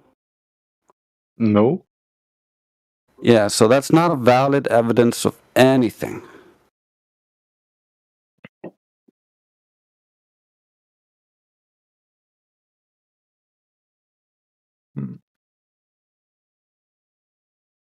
Okay. Let's go back to the Earth. So, if the Earth was a globe, and you would look on this globe from 1 foot height, then essentially the horizon would be at 1.2 miles away, if the globe is at the size that they claim, or 3,959 miles. This is not the case. In reality, this does not happen. We don't see the horizon at 1.2 miles away from a 1 foot observer height. That's just not what we see. So the globe doesn't conform to reality. So I ask you again, why should I believe it when it has no validity or evidence? I was never arguing if you should. I was just saying why I believe it. Let's just ask you a question. Why anyone should believe it when there's no evidence? Well, if you believe that's not strong evidences, true. I have no strong counter. Yeah, I just wanted you to be honest with yourself and say, if there's no strong evidence, if there's no evidence, then of course you shouldn't believe it. You shouldn't just believe things without any evidence. That's absurd. If the evidence is flimsy and weak, you can believe it, but is your belief justifiable? No, I don't think so. So you need to look at that evidence, and you need to see if it is actually evidence. Because some things can be claimed as evidence but are not. I can tell you that it's evidence that because I said so. Is it evidence because I said so? No. No, it's not. Well, It needs to depends. actually be verifiable and validatable, not something just claimed because it's fancy or sounds nice or it feels good in the moment. It has nothing to do with it. It's about objective truth. And if the Earth was a globe, it would be undeniable. It would be everywhere. Just like if the Earth is flat, it is undeniable. It is everywhere.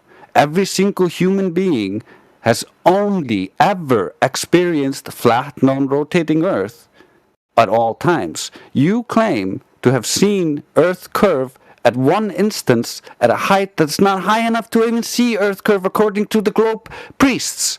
So it can only have been an hallucination due to strong belief. That's the only possibility.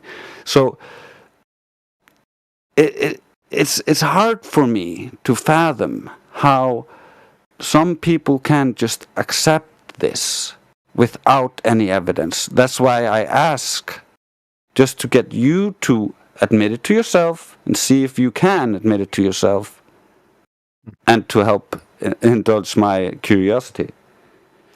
So I want to ask again, but I'm not sure you can answer. Sure. Did you see curvature? Oh, if I remember it right, I saw at the time. Listen this, man. You are the one on 100% in the world who saw the curvature. And nobody else. True. You are one of, let's say, 1,000, maybe less people who saw the curvature from 7 billion people. Do you know that? Yes, like I said, it could be just optical illusion. Yeah, it could be. Yeah. I'm not saying I'm not going to 100%, but I see what you're trying to get. Listen, I will repeat. 1,000 people saw the curvature, claiming like you. All other 7 billions didn't see the curvature. Yeah, Yeah. I could see wrong. Or maybe we are seeing wrong. Either way, what I'm not going to make a grandstand. You think if 7 billion people seeing flat, that 1,000 and 1,000 people seeing curve, that's for sure it's curve. No. What is more obvious? Well, if you're going to go to the more people who see it flat, it's flat, so. But the problem is not that what we believe. Problem is that what nature is giving us. Because you said I saw on satellites, showing the pictures. That's great, but that's on TV. But when you go to outside in nature, you don't have that ocean curving, True. Only that. Because we check that value, Do you know what is radius? Yes. Yeah, we check that. And it's not, how to say, it's not there. It should be dropped there. If Earth is sphere, it should to drop in some point. Do you understand that? What do you mean? I didn't catch that. Earth is a sphere, it should drop somewhere. Okay, I understand that. Must have curvature, it must drop in nature, I'm saying. I'm not speaking about globe in class. Okay. But that's not happening in nature. We can see too far. Have you heard of mechanical gyroscopes and rigidity in space? No, I don't go to do research in that area. Okay, I'll give you a brief overview. A mechanical gyroscope is basically a spinning device that once spun up, it will remain spinning in the same plane, so it will remain rigid in space. So as you move the gyroscope, as you rotate it, the internal spinning apparatus will remain in the same position as when you spun it up. So this allows us to use the mechanical gyroscope as an artificial horizon on airplanes. That doesn't work on a globe.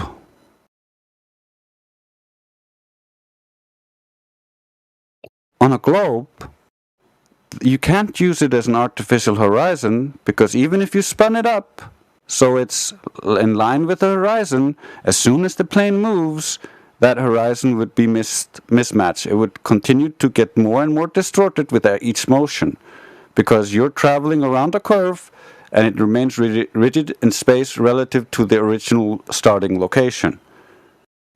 So it would show curve if there were any. There isn't, so it doesn't show any. It also, because of rigidity in space, because of claimed Earth rotation, it would constantly drift. So it would also show rotation. It doesn't. It remains rigid in space, not moving. So the fact that we can use mechanical gyroscopes as an artificial horizon shows that the Earth isn't curved or spinning. Did you get that? Yes.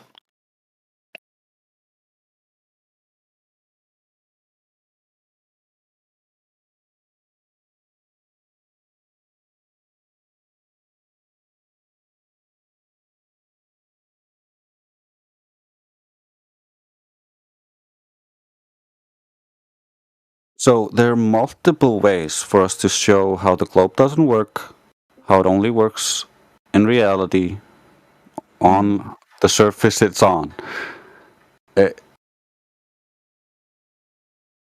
There's so many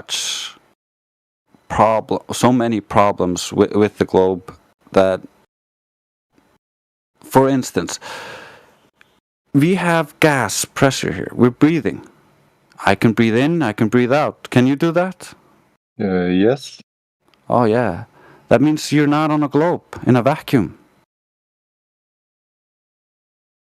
Because otherwise all of the gas would fill the available space and you would have nothing to breathe. Now, many globe believers want to believe that gravity can hold gas. And that's why we have gas here. Problem is, if that were true, you could not exhale. Because gravity cannot overcome the second law of thermodynamics, because you use that to breathe. If it could, you could not.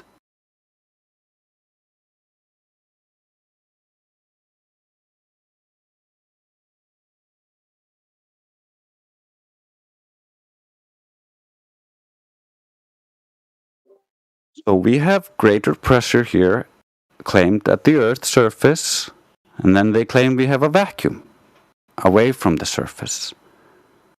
Problem is, they claim that gravity is holding this greater pressure down and not allowing it to equalize up. This means that you can no longer exhale while standing upright, and you need to be on all fours if you think you're on a globe.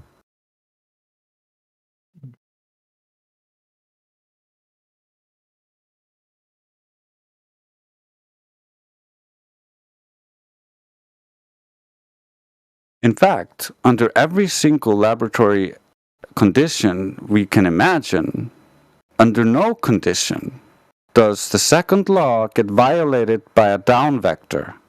So, I could give you triple, quadruple gravity, and it would still not affect the entropy of gases one iota. Gas would still expand to fill the available container.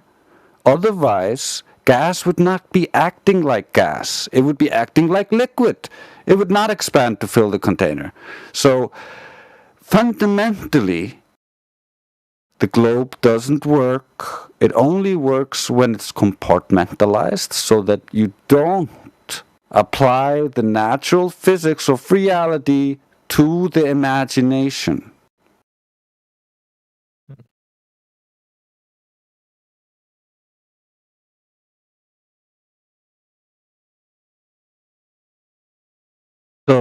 I would like to ask you again. How on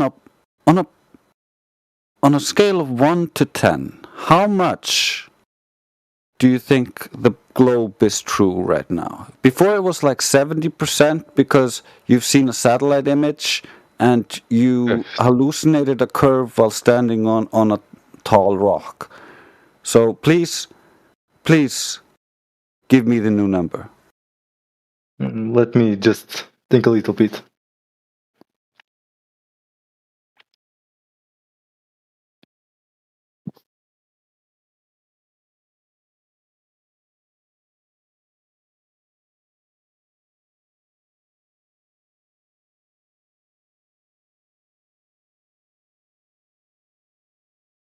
Mm.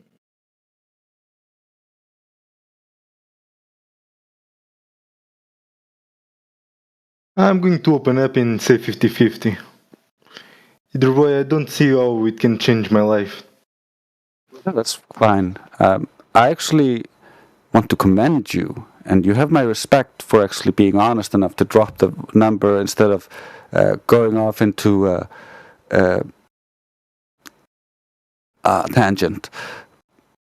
I'm So not going that's on a cool. tangent. I appreciate it. It's fine to be on the fence. It's normal. Like there's a lot to this that you might want to look into, and I understand that, like, the feeling of what's this going to do for me. The thing is, not having delusions or flimsy basis for our beliefs helps us. It helps you be more logical. It helps you be more consistent. So in that way, it helps you. You don't have to take on the identity of a flat earther and like make it your whole life. That no one's telling you to do that. It doesn't have to change your life in any negative way if you don't want it to. You can always take what you can use from every situation and make it your own. So feel free to stick around and continue to learn, but I wouldn't say that it doesn't do anything for us, because learning new things, regardless of applicability in the moment, you don't know if it's going to apply in the future. So I would recommend just being open to learning new things. So it doesn't really matter if it super affects you right at this moment. Either way, you're gonna swing. You could take it in a globe direction or a flat direction, and not change your life. But it could also change your life greatly. It depends on you. It's how you incorporate the information and what you want to do with it. True.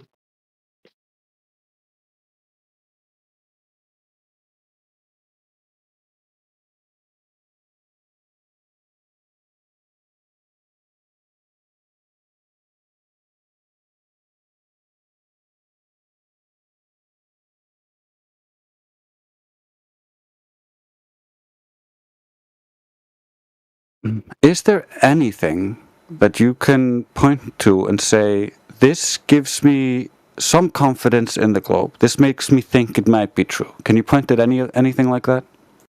Not true. I never thought that much about the globe, to say the least. It wasn't. It's just something you are taught as a child, and you never think about it. Yeah. Do you think now? Yeah. Now that I'm challenged on my views about the globe, you get challenged and you don't know how to answer. So it's good. I think it's good to challenge the knowledge. Yep. If you stop believing, or if you still believe, it creates stronger belief in what you believed. If I make myself clear, you need to find a way to defend better your beliefs. We are not speaking about beliefs here. Yes, but in the broader way. Yeah, that could be, but that has nothing with empirical and things what we want to realize about the Earth. I can believe that the Earth is whatever, you know. Yes, but now I And don't nobody believe can. so. Now I don't have such a strong belief in that. Yeah, but that's only belief, you know. Everybody can believe whatever they want. So? Yeah, I can believe that Earth is pyramid. I can believe. Can touch me that belief, but that's not true. Yes. I can believe in that. Nobody can go against that my beliefs because on the end I will say this is my belief. You cannot touch my belief. But on the end, that must be somehow true or not.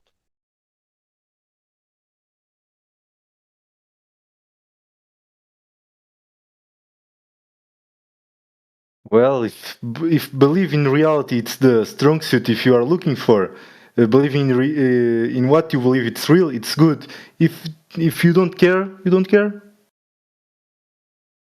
Yeah, but I'm saying it's not point of believing. It's point what it is. Yes. I can, for example, do you believe that the water is curving?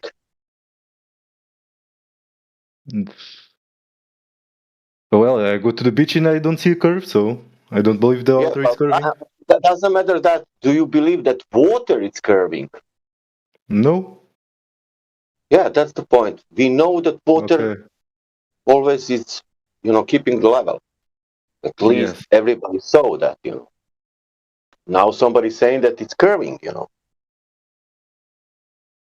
Okay. Somebody needs Okay. to show that, but not on television, in nature. Yes. Yes.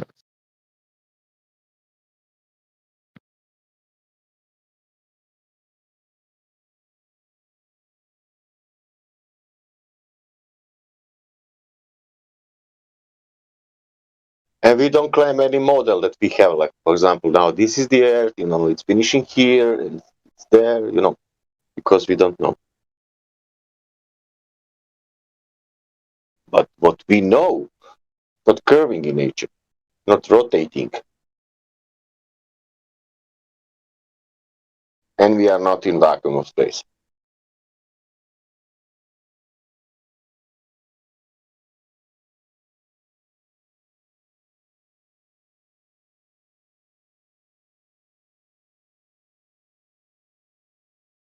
But who said Mr. Mr. Patch Guy said that he has a Pro Roach. He sent me a message, but he cannot speak. He is muted.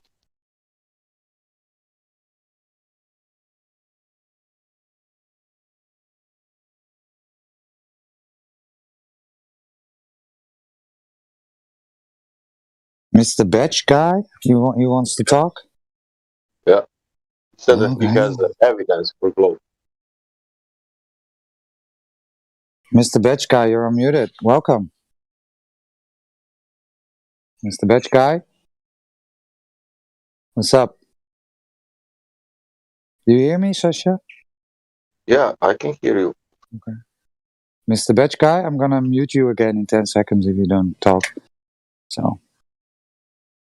Why the hell do you believe the Earth is flat? So your first words were, "Why the hell?" Okay, calm down, Mr. Batch guy. So, who asked that question? I think Mr. Batch guy did. Mr. Batch guy, I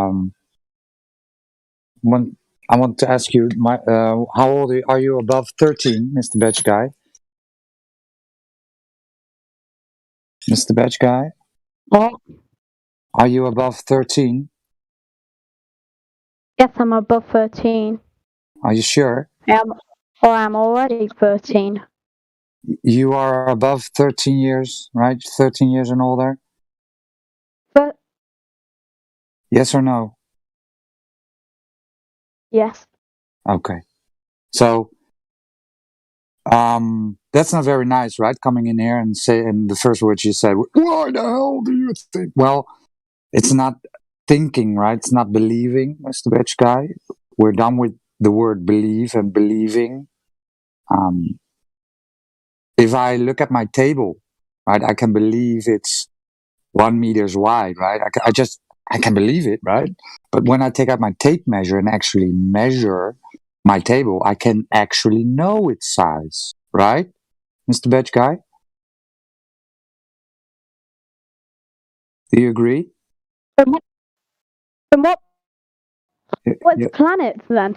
I have a telescope. I saw one. Listen. It has rings. What the hell is it? That is not. That is. So you're not answering my question, right? Here we ask each other's question, and I asked you a question, right? I asked you if I measure my table, I then know its dimensions, right? Yeah. Okay. So when they told us that the Earth is actually a ball with a radius of 3959, and we go out and measure the surface of Earth, right?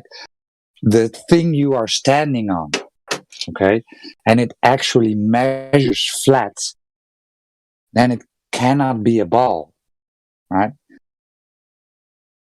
That is why we know the Earth is flat, because it measures that way.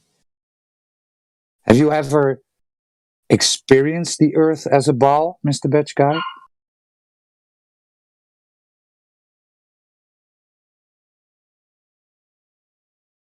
Hello?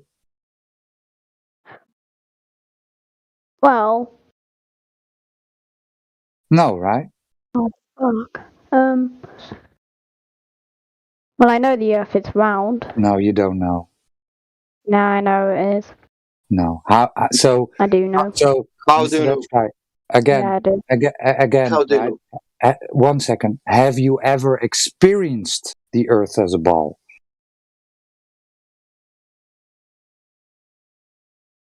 Just be honest, right? Well, It's just a yes or no question. No, right? Everybody ever alive has only experienced a flat, non-rotating Earth. This is how the Earth presents itself to us, right? Whenever you go outside your door, you don't experience that you're on a ball. The only thing is what you see is flatness, right? You don't feel the Earth move. You don't see it as a ball. So the way the Earth presents itself is flat and non-rotating to everybody. But they told us, right? They told us it's actually a ball. But the only time you experience or see the Earth as a ball is on your screen, on your telephone, on your TV, on your PC screen, right? That's the only time you see the Earth as a ball. So you don't know that the Earth is a ball because the only thing that shows you is your screen. And this is the digital age, right? You're a gamer. You know that everything can be faked these days. So we keep it with measurements, right? The measurement of the surface of Earth. Okay? And when we shoot lasers, high-powered lasers over large bodies of water, 24 miles, right? And we have the laser at one side and the target at the other side. And we turn on the laser and the laser hits the other side. It hits the target. Right? And then we can calculate how much curvature drop there has to be if the Earth is a ball. And that would be 100 meters, right? Over 24 miles. I'm not exactly how much feet that was. I need to, not on top of my head, but the laser shoots straight parallel over the water and hits the other side, right? We can see mountains from 273 miles away, which should be covered for over 3 miles of curvature. But we can see them. How's that possible, Mr. Badge Guy?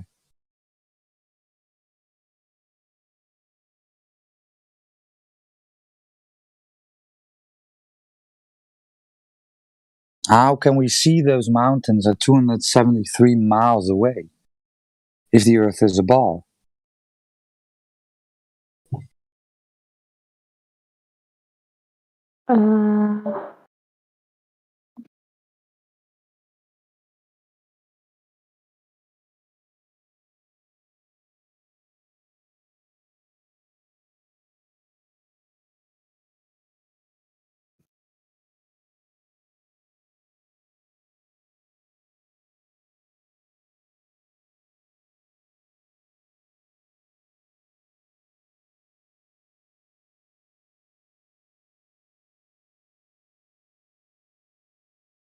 Is there anything you want to ask, Mr.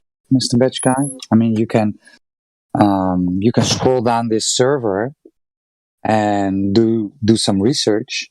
I mean, we've all been to school, right? And they gave us the heliocentric model, right? We all know what the heliocentric model is. We all had the same education, right? But this is the time for you, right? And I envy you because you're so young, right? That you can open up your mind and take in new arguments.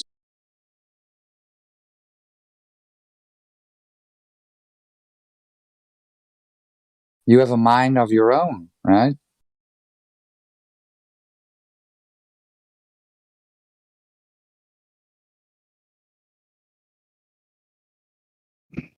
Yeah, I don't think that's going to happen, though. No. And why not? Are you afraid that you might figure out something? No. Okay. Oh, Do you trust your television? Is that it? Trust your screen? I don't trust television. You don't, right? I have seen. I don't. Your mic is really choppy.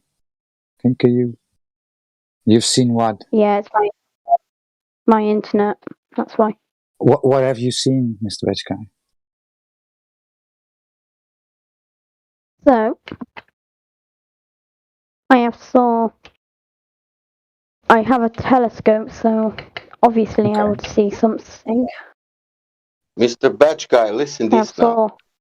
Are we speaking about Earth? Did you take your telescope and did you see the Earth?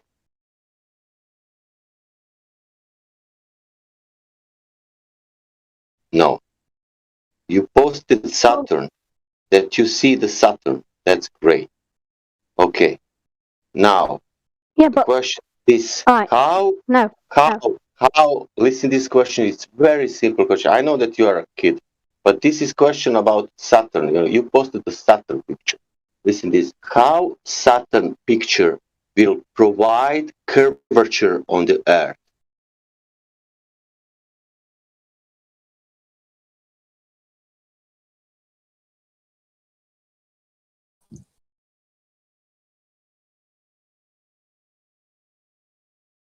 It doesn't.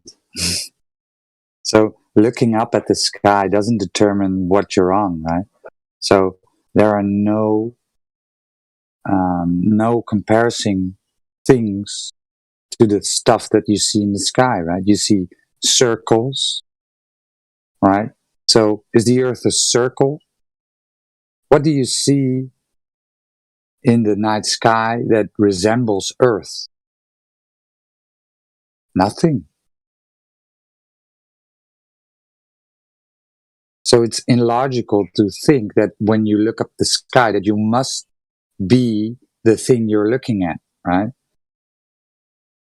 When you're walking inside in a forest and you see only trees, right? Does that make you a tree? Of course not.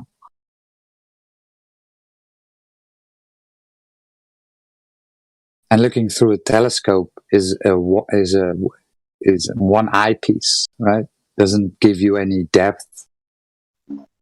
And what do you think about NASA? What I think about NASA? Well, are they fake? Have you looked into the stuff they produced? First of all, yeah. Yes. Did you look everything? Have you seen them hanging on wires, fading in and out? You can't. Have you seen that? You can. Right. You can see. You can see the International Space Station in a telescope. No, you see a light. You see a light coming by. There are only a handful of people that managed to get an object that maybe resembles to something that they call the ISS, but you only see a light, right? So how would you determine? How would you determine that light? Saw solar panels. You did. The thing is going 17,000 miles per hour. You didn't see it. No. You can look into the internet. Oh, so again, your screen. No, I saw it in the telescope. Yeah, sure you did, right? Then again, how did you validate that it is the ISS? Did you go there to touch it, to be in it? No, you haven't. Again, looking at something doesn't determine what it is, right? You need to test it. I think you did bullshit in science. I think you had great. Mr. Batch, listen this. Mr. Batch, listen this again. I will try again slowly. Whatever we spoke about NASA, whatever we will say about NASA, we can say about NASA. Again, we will go to the beach, again in nature. And then we will see so far, and there is no drop of sphere. It's missing in nature. That's the problem.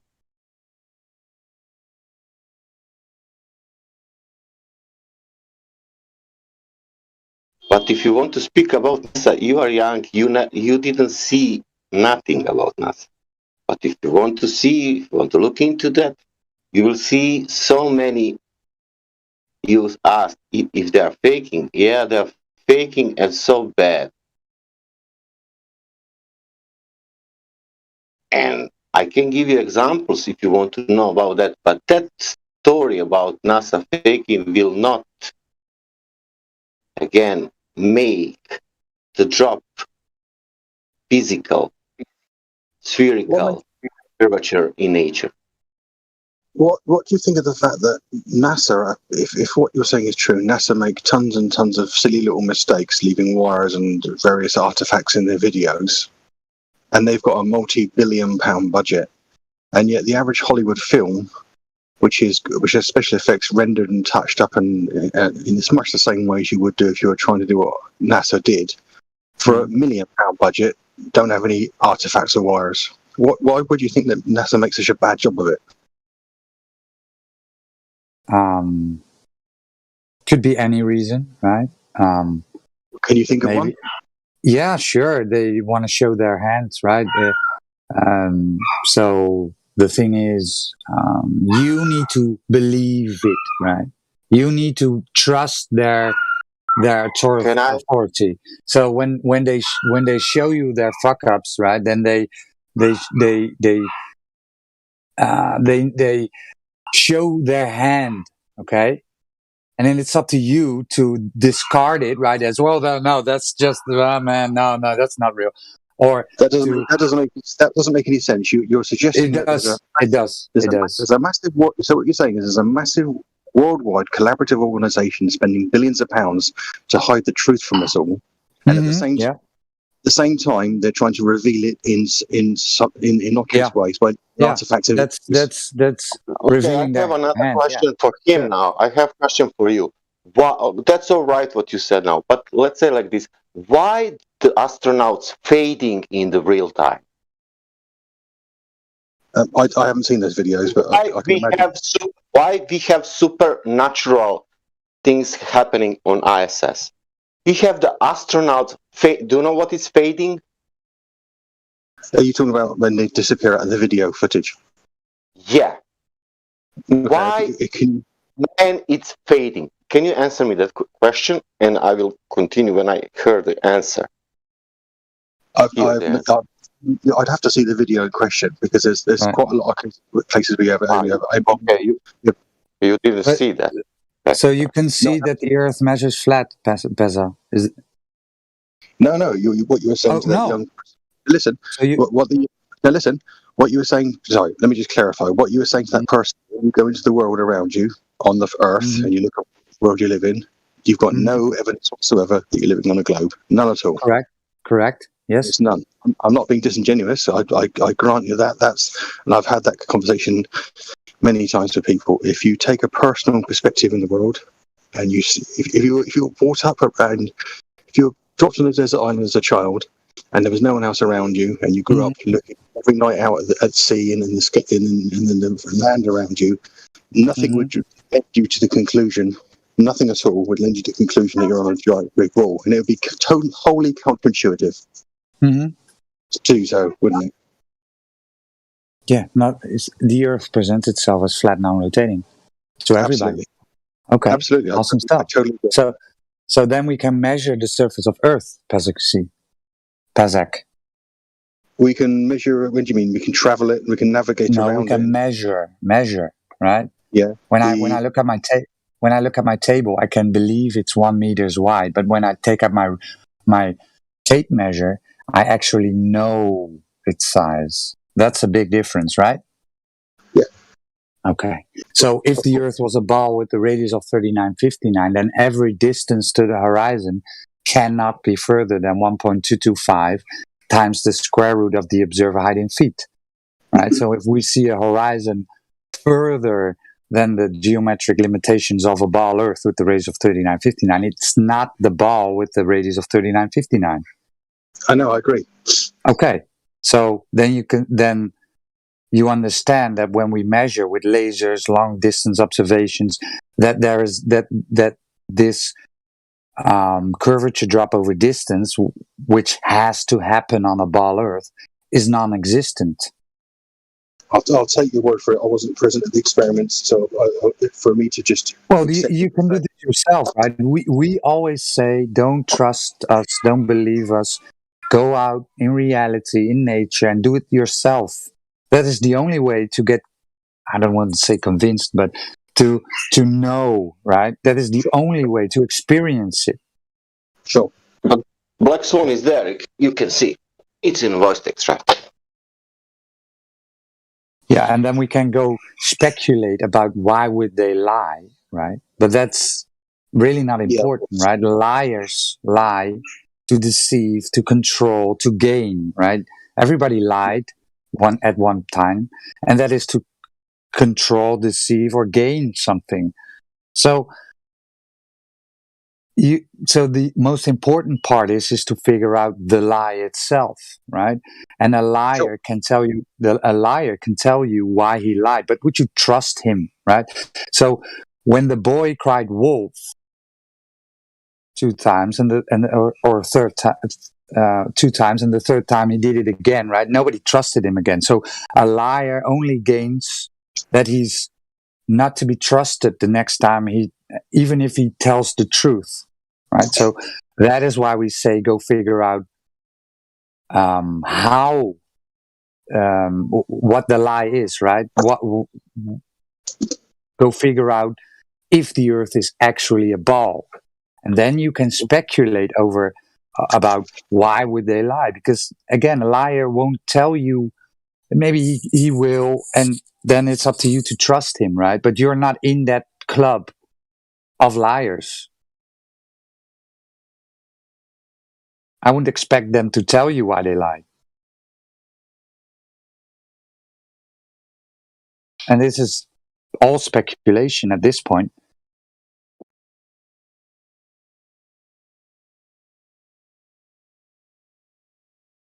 And people come here and say, well, NASA gets all this money. And then why would they? It's not about the money, bro. Really. They print the money. Money is the most richest people in the world. They don't care about the money. They have money for their grandchildren. They don't care about the money.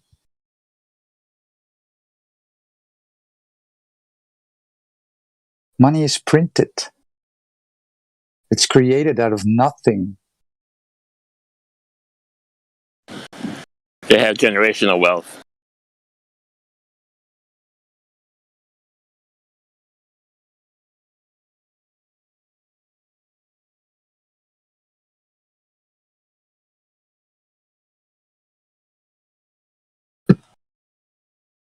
Pastor C, have you ever lied?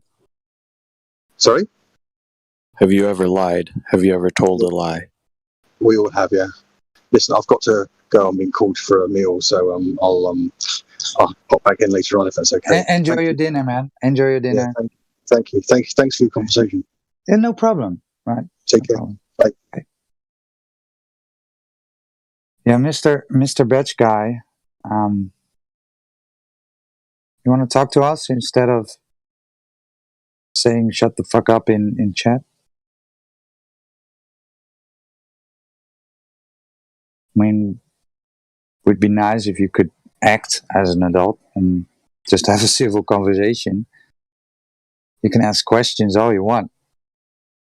And I know this goes against your belief system that the earth is a ball, but it is a belief system, right? The only time the earth presents itself as a ball is on your screen, on your television screen. So you when you say I know it's a ball, that's not correct. You don't know. They gave you this education in your school still, right? We've all had the same education. Then we wanted to look into it, figure it out, right? That is what we encourage people to do. Go figure it out. Don't trust your screen. Go into reality and go figure it out.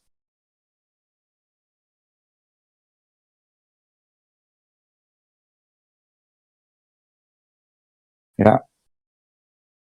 So if you're going to continue this, I'm just going to ban you, Mr. Batch guy.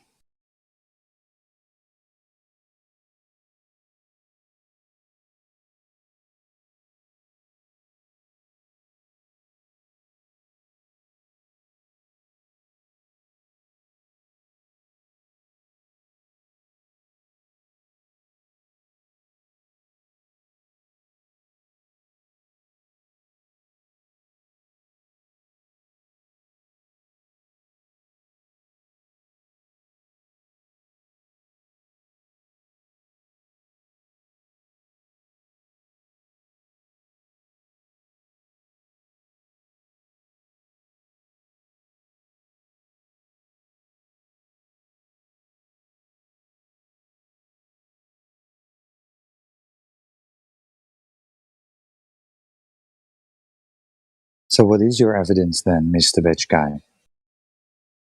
What is your evidence? Something that came from your screen?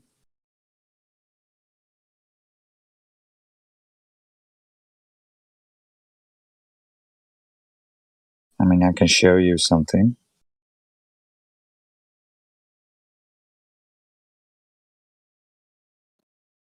Yeah, show me.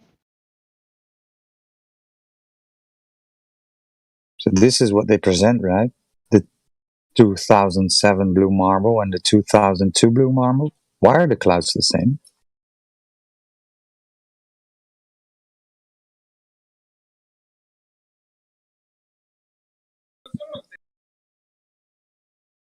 And then we have this one.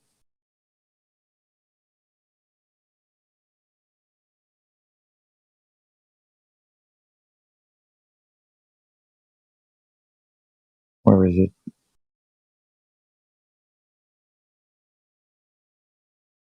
Here I have another one. Copy paste.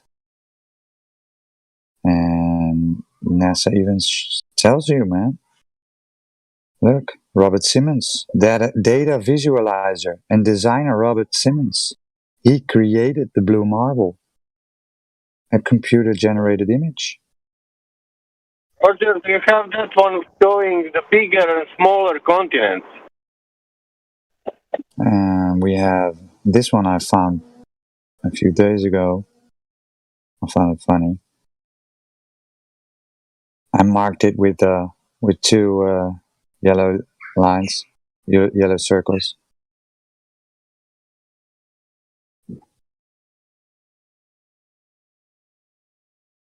Hey, you want to add something, Mental Cell, instead of being in the chat? You want to add something? Yeah. No, Yeah, I'm talking. I was talking to Mental Cell. I don't have that much to say about it. No? So these are real photographs? I think they might be like I called it an image for a reason. I know they are photoshopped to some degree, at least. Okay. 100%. Right. So there is no real image from Earth. There's none. I won't go that far to claim as such. So because according to NASA, some of them, like I think one of the early ones, they claim is a real photograph. But it is no secret that these ones are spliced images. You can look it up on their own website. Mm-hmm. No, they're more than just spliced. You have to at least admit that. Yeah.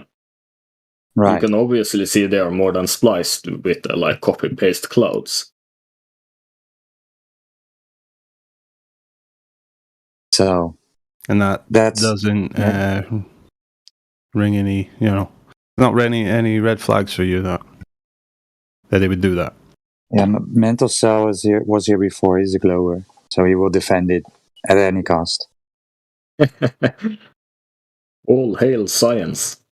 Right. Science. Right. Yeah, but what did you ask? Was it napalm or obvious it be? I think. Yeah, it was obvious it be. If it rings any red bells, like I view the blue marbles as like an artistic thing. They're obviously meant to be presented to the public. Why are we 5-year-olds that need things sugared up for us? We can't handle the raw data, the raw image. Needs to be fancied up. Is that what you're saying? Yeah, exactly. The public are quite impressionable. How do you even say that word, to say the least? Well, that's exactly what the public is. Yeah.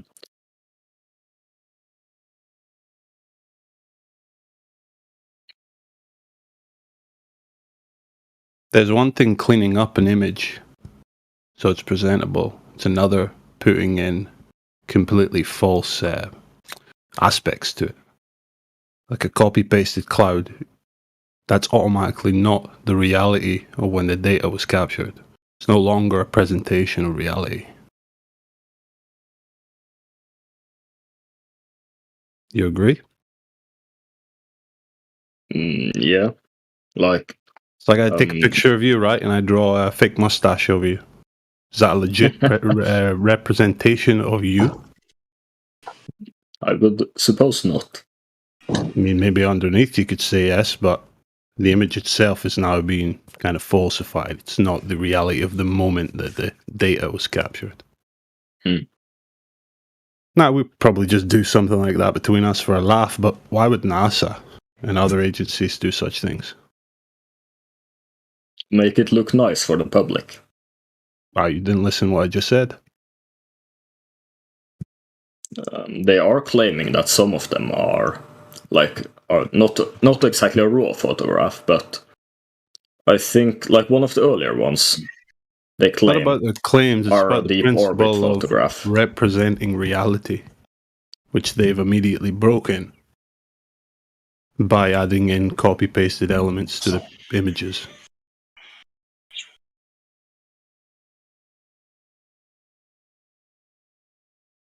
As I said earlier, the blue marbles are like a fancy art project. And how do you justify that to yourself? What do you mean?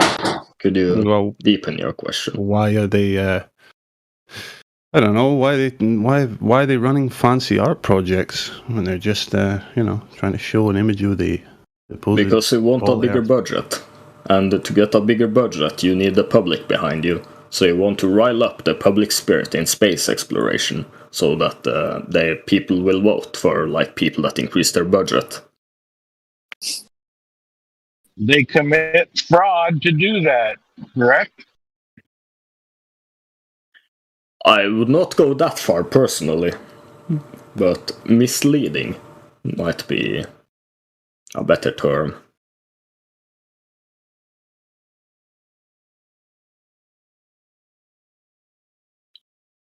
It's still a lie. It is no secret that they are spliced images, and also photoshopped. As you can see, you even have the NASA employee guy saying he was the one that made the image, so it is no like hidden secret at all.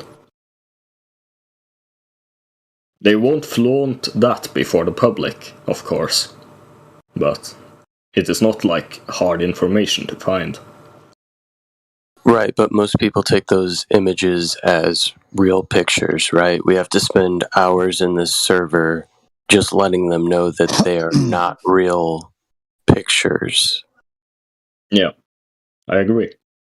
Because people, as I said earlier, are impressionable. They'll just jump onto it. I have very often seen many flat earthers explain to people that they are not real deep space photographs, because there are quite a few people that seem to believe that.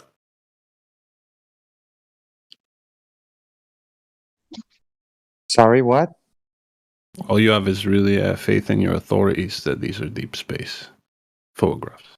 So photographs. So show me a photo. What do you mean, photographs? I just said a lot of people think that the blue marbles are photographs of the Earth taken from a deep space satellite. Oh, okay. Sorry. Yeah. It's not.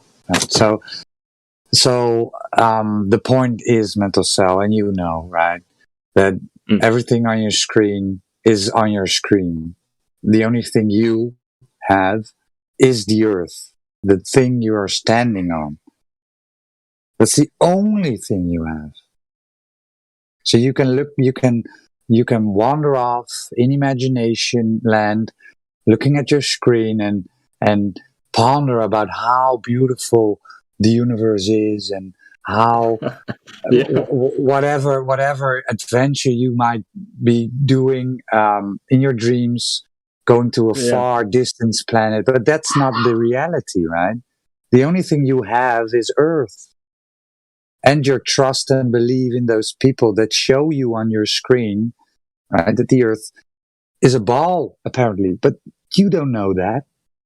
The only thing you have is the Earth, and that thing underneath your feet only presents itself as flat and non-rotating.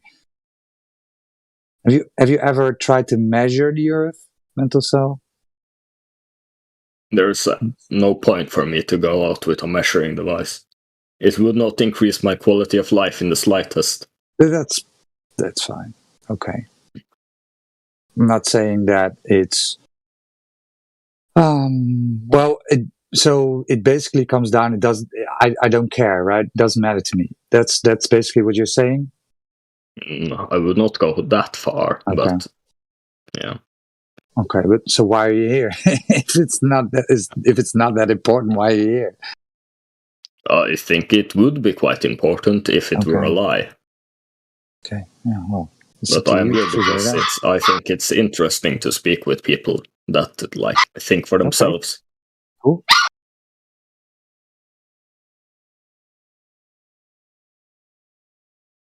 That dog sounds ferocious.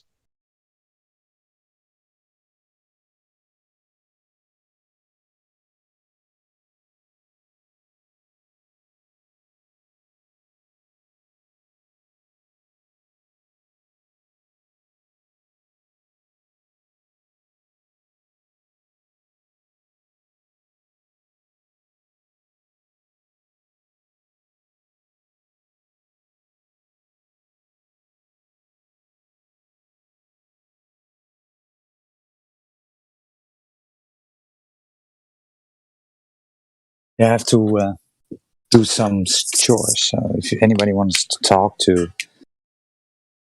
or ask questions, I don't know.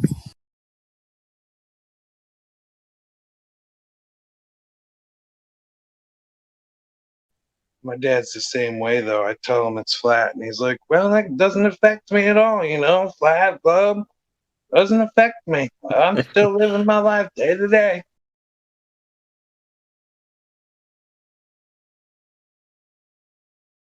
Yeah, I don't think it's horrible if people admit that they are not that that they value their own time more than like the possible future. It's not such an abhorrent act at all.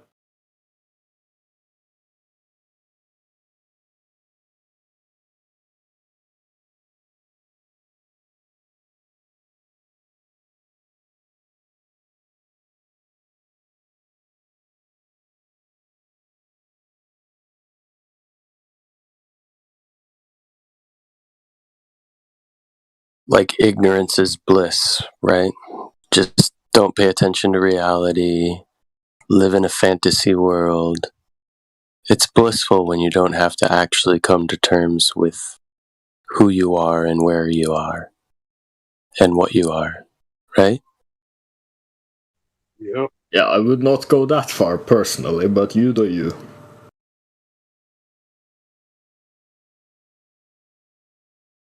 Like Cypher in The Matrix.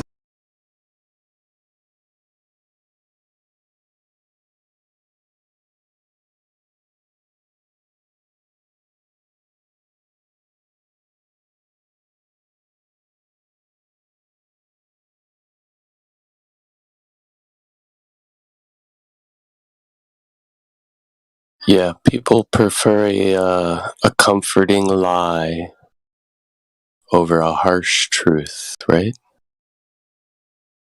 A lot of people do, indeed.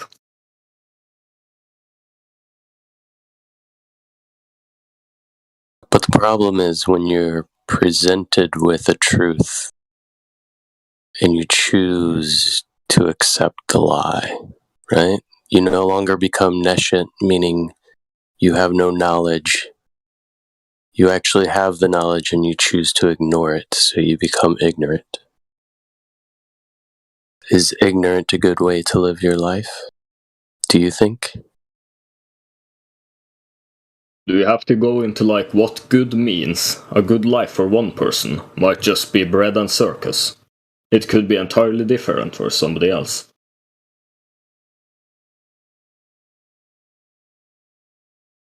Correct, right?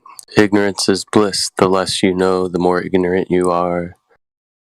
The less you pay attention to the world around you and the relationships around you, the more you're distracted by all the fancy lights and the people on the screen and their big paychecks and their fancy cars and living in a dream world of how maybe one day you can achieve such things and idolize and worship those people. It's a much more fulfilling life. Or not.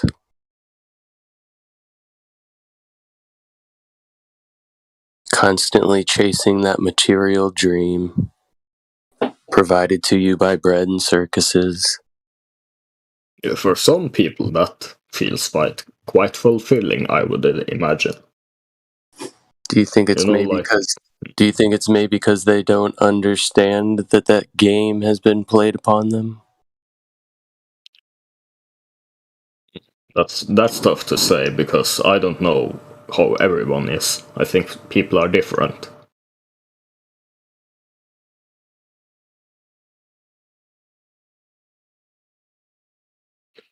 They're really not. Most people That's are quite exactly cynical. the same. No, it's not cynical. I believe it's just I find it quite cynical. Everybody has their personal favorites for, type of ice cream they like, colors, movies. Mm. As far as how they operate in the grander society, they're very much the same. Yeah, if we go down to like an animalistic level and we could reduce it all the way to that all people eat, sleep, and fornicate and such, but I think there are a lot more to each individual than that.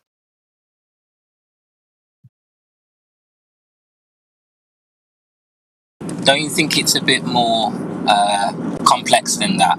I.e., the context in which most people think in is a fairly satanic, evolutionary mentality. It's like the context that they think from is completely different than someone like us. It's different, all right. I'll agree to that as much.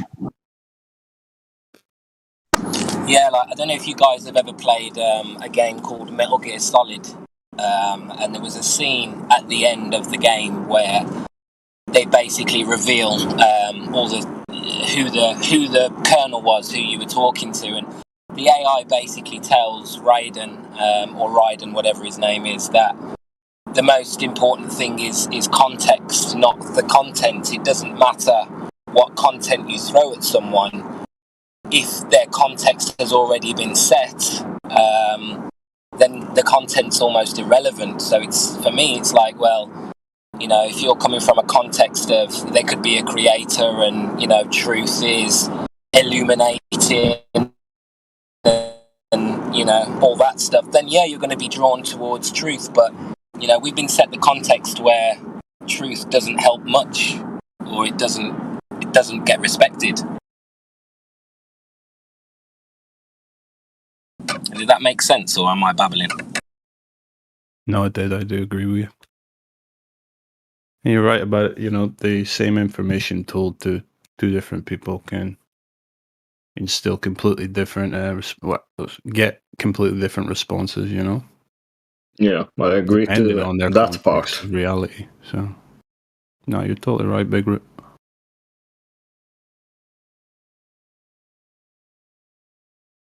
Yeah, I just feel like they've set a context in the world where truth and being truthful doesn't really help you in society. So it's almost off-putting for some people.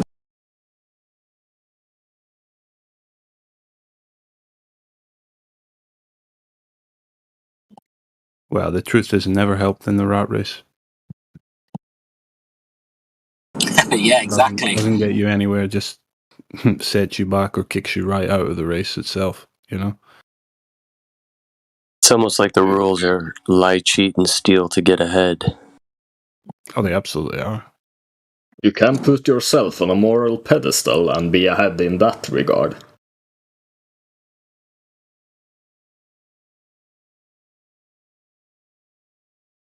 It's not about putting yourself on a moral pedestal. It's about just at least being on the spectrum of morality. Because our current world is way off it. It's jumped right off it. Nobody's concerned with doing the morally right thing anymore. For themselves or for others. It's like people don't know which way is up anymore.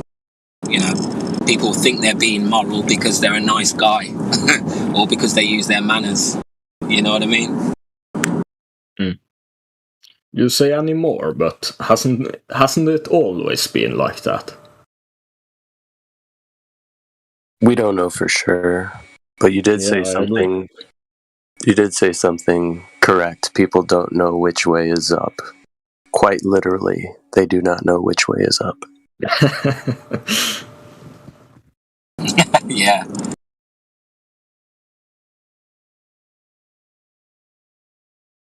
Yeah, it's quite scary because sometimes I'll speak to someone who, considers themselves, awake or into truth.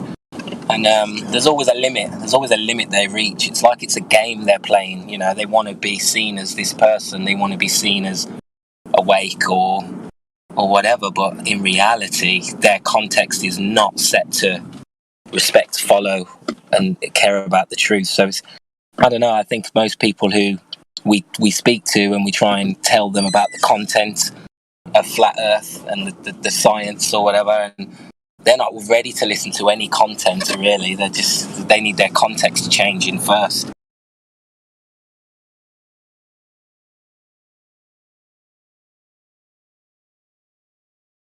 I kind of agree with how some people brand themselves a lot. If you put a brand on yourself or like categorize yourself, you're putting your own mind in a box. But if you categorization has its purposes. Like you can categorize other people in your mind if you brand a person such and such. You will be putting your image of that person in a box, but it can make interaction easier or more predictable. Yeah, more predictable.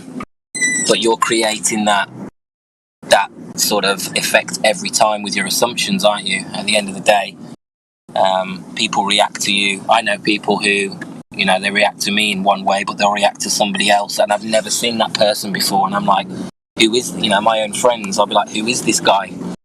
When he speaks to women, he's a completely different person. When he speaks to intellectuals, he's a completely different person. Like, well, where is the truth in these people who have this context set to them by, the evolution and the laws of nature that they think they know, the philosophy that they've been taught, hearing about the history and the wars. They've got a context of, survival of the fittest. And maybe it wasn't like that before, maybe it was more communal and everybody was sort of looking out for each other a bit more. And I think we subconsciously, we must know that, because I've heard a couple of you guys in the last 10 minutes mention, about how people are now they don't care now. Do you know what I mean? It's only recently that people, it seems to be getting worse as well, that people are pulling away from this, I don't know, I keep calling it context, but this idea that, I just feel like people are pulling away from it. And it started from, it started a long time ago, but it started from philosophizing and changing the original understandings of a creator and what we knew about the world.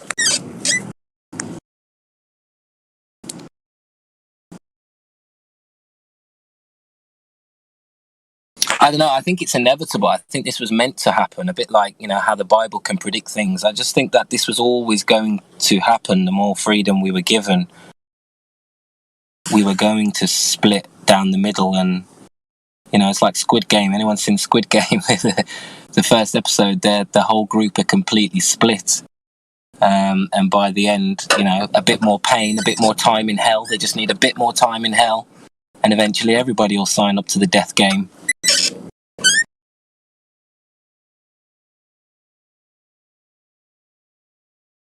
It's almost like we've lost a bit of our humanity over the recent years, and we're becoming robots. I think we shifted from living for our souls to living for our bodies, and the cardinal pleasures and such.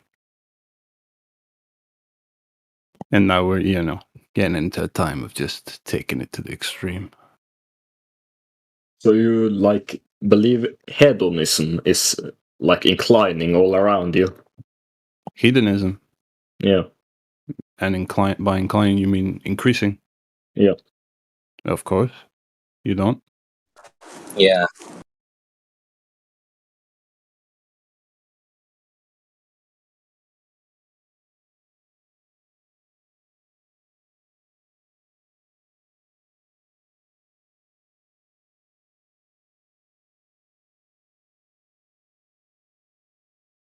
I know. I just remember growing up in the 90s, and and people were just more caring. People just cared more. People, they followed that. We say they had a moral compass, but the moral compass has changed. But the moral compass back then, we could leave our doors open. We could trust our neighbours. We could rely on people. And in just the last 20 years, I was always very liberal. Don't worry, people can be trusted. But now, over the last 2 years, I think I've got to a point where I don't trust anybody anymore. Whether that's me or whether that's them, something's changed. I don't necessarily believe that the average person has gotten bad since the 90s. I still believe most people are trustworthy and good at heart. But I think we're we're in this like internet-induced psyop that's got us convinced that everybody's more mean and nasty nowadays. Yeah, the internet has certainly changed like society all over the world. And I would not be quick to call it for the better, so I can agree to that. Yeah, like Big Root, we have like significantly less just interaction with each other since with our neighbors and such. Internet. Yeah. And then we constantly see on the internet people behaving in ways we deem negatively. So we get like this confirmation bias that we think everyone is worse now. People are doing more bad stuff now. But like before, in the 90s and such, you didn't see those things. They weren't on the internet. Yeah. That's like the idea for people to believe in climate change. They think, oh, all these natural disasters are picking up pace, are happening so frequently now compared to before. No, the only thing that changed is now everybody it's so easily documentable. You know, when something like that happens, and you're seeing more and more of it. But it's most likely at the exact same rate. Maybe it's fluctuated a bit here, a bit there, a bit more before and a bit less at another time. But you know, it's still just normal, essentially. Yeah, I understand that, but don't you think our psychology as a group or whatever, or as a society, or do you not think that has changed, where we are less human or humanist, maybe? Yeah, I do. I mean, I'm kind of like, I agree and disagree at the same time. You know, it's like it's a bit of both. Like, I do think maybe people are getting a bit worse generally, but I still think that the vast majority is still as good as you thought them to be back in maybe the 90s. But I forgot what I was going to say next. You think it's a bit of both? Chime in real quick. I agree with Big Root. It's like you're more detached from what it's really the essential things of what it is to be human and to have social interactions and groups and local, the internet and everything. Everybody's just more socially detached.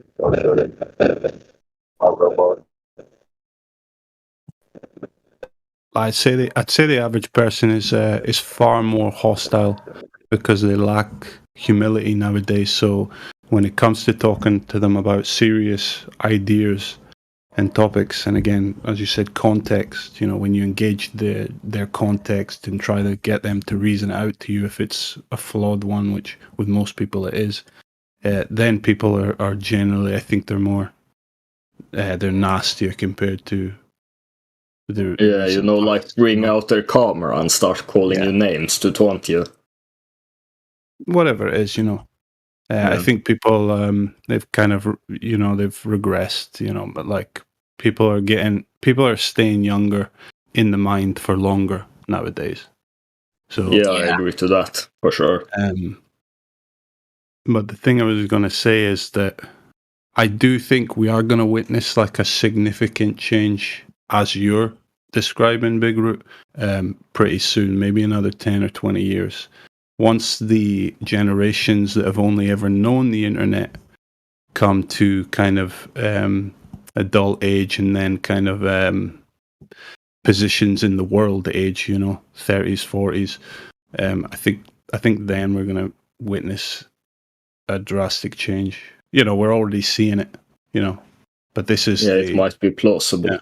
Like, the children that have, instead of interaction from their parents, they just sit on their iPad constantly. That will certainly change something. Yeah. Yeah, like their experiences are all digital, so why would they care about other people?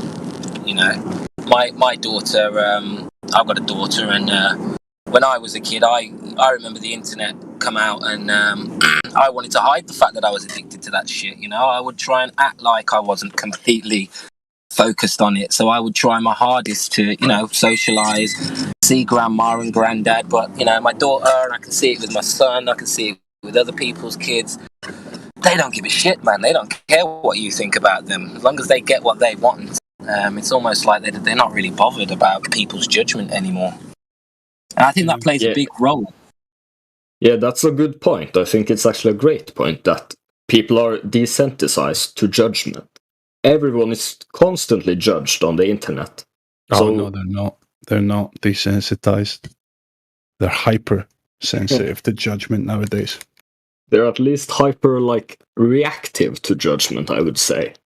Yeah, you got the clowns running around the comment sections, just trolling, and they're just trying to provoke and get a response out of people. And you think, oh, these career trolls, man, they must be so desensitized to judgment. It's like they're the most insecure people you'll ever know. And in real life, they're hypersensitive to judgment. It's basically trolling is their last outlet of maintaining their sanity, essentially. I think trolling is it might be a power fantasy for some people. To force somebody to enact a reaction. It's like you're extending your might unto them, if that makes sense. It's exactly that. It's exactly that. Because that's what the heliocentric model coupled with the internet hive mind is creating people this just incessant feeling of being completely ununique and nothing special, essentially. And it doesn't matter, everybody believes in the heliocentric model. They have their dreams of success and rising to the top and being a celebrity or whatnot, but even they themselves know it's not going to matter. It's not going to change anything. So yeah, that's why they do these things. They need the power trip. It's the only way to stand out for themselves in a way. Don't know if I really explained that too well, but yeah, I think I understood it. Yeah, what came to my mind is that feels like the extremities of materialism. Would you agree that is where you get with extreme materialism? Yeah, materialism is a dangerous path indeed, or I won't say dangerous, but it is fraught with peril at least. Yeah, it's definitely symptoms of materialism. Yeah, and most people don't realize until you're later in life that the lust for the material world that we're presented with is nothing more than a carrot on the stick, and the person riding on your back holding that carrot never allows you to actually take a bite. It's a constant walking towards some goal that you will never be satisfied or fulfilled in trying to chase. I see materialism as like the ultimate circle jerk. Yeah, I agree. I'm not against wanting a few nice things in your life, and like having materialism in the sense of, I want a nice homestead and a garden and things that can make me self-sufficient. That's constructive materialism, That's realistic materialism. You're trying to survive. But well, there's a difference between wants and needs. Most people are concerned about their wants because the needs within our society are very easily obtainable to us. As far as basic necessities and needs that we lust for fulfillment that we're not gaining because our needs are provided so easily to us. So we try to fill that hole of trying to provide our basic needs with the lust for wants, which is a very materialistic viewpoint. Yes, certainly. Yeah. The way we don't really need to struggle to fill or most, I won't say everyone, but a lot of people don't need to struggle in daily life. So the struggles will just change form into something else, if that makes sense. Yeah, it does. There was a study. Yeah, there was a study done with rats, mice. I've actually got the picture of. There's like a meme explaining it on my phone. I can share it once I stop driving. But it was basically talking about a disorder that they found in rats when they gave them everything they needed. They gave them food, all the food they needed. They basically gave them extra comfort.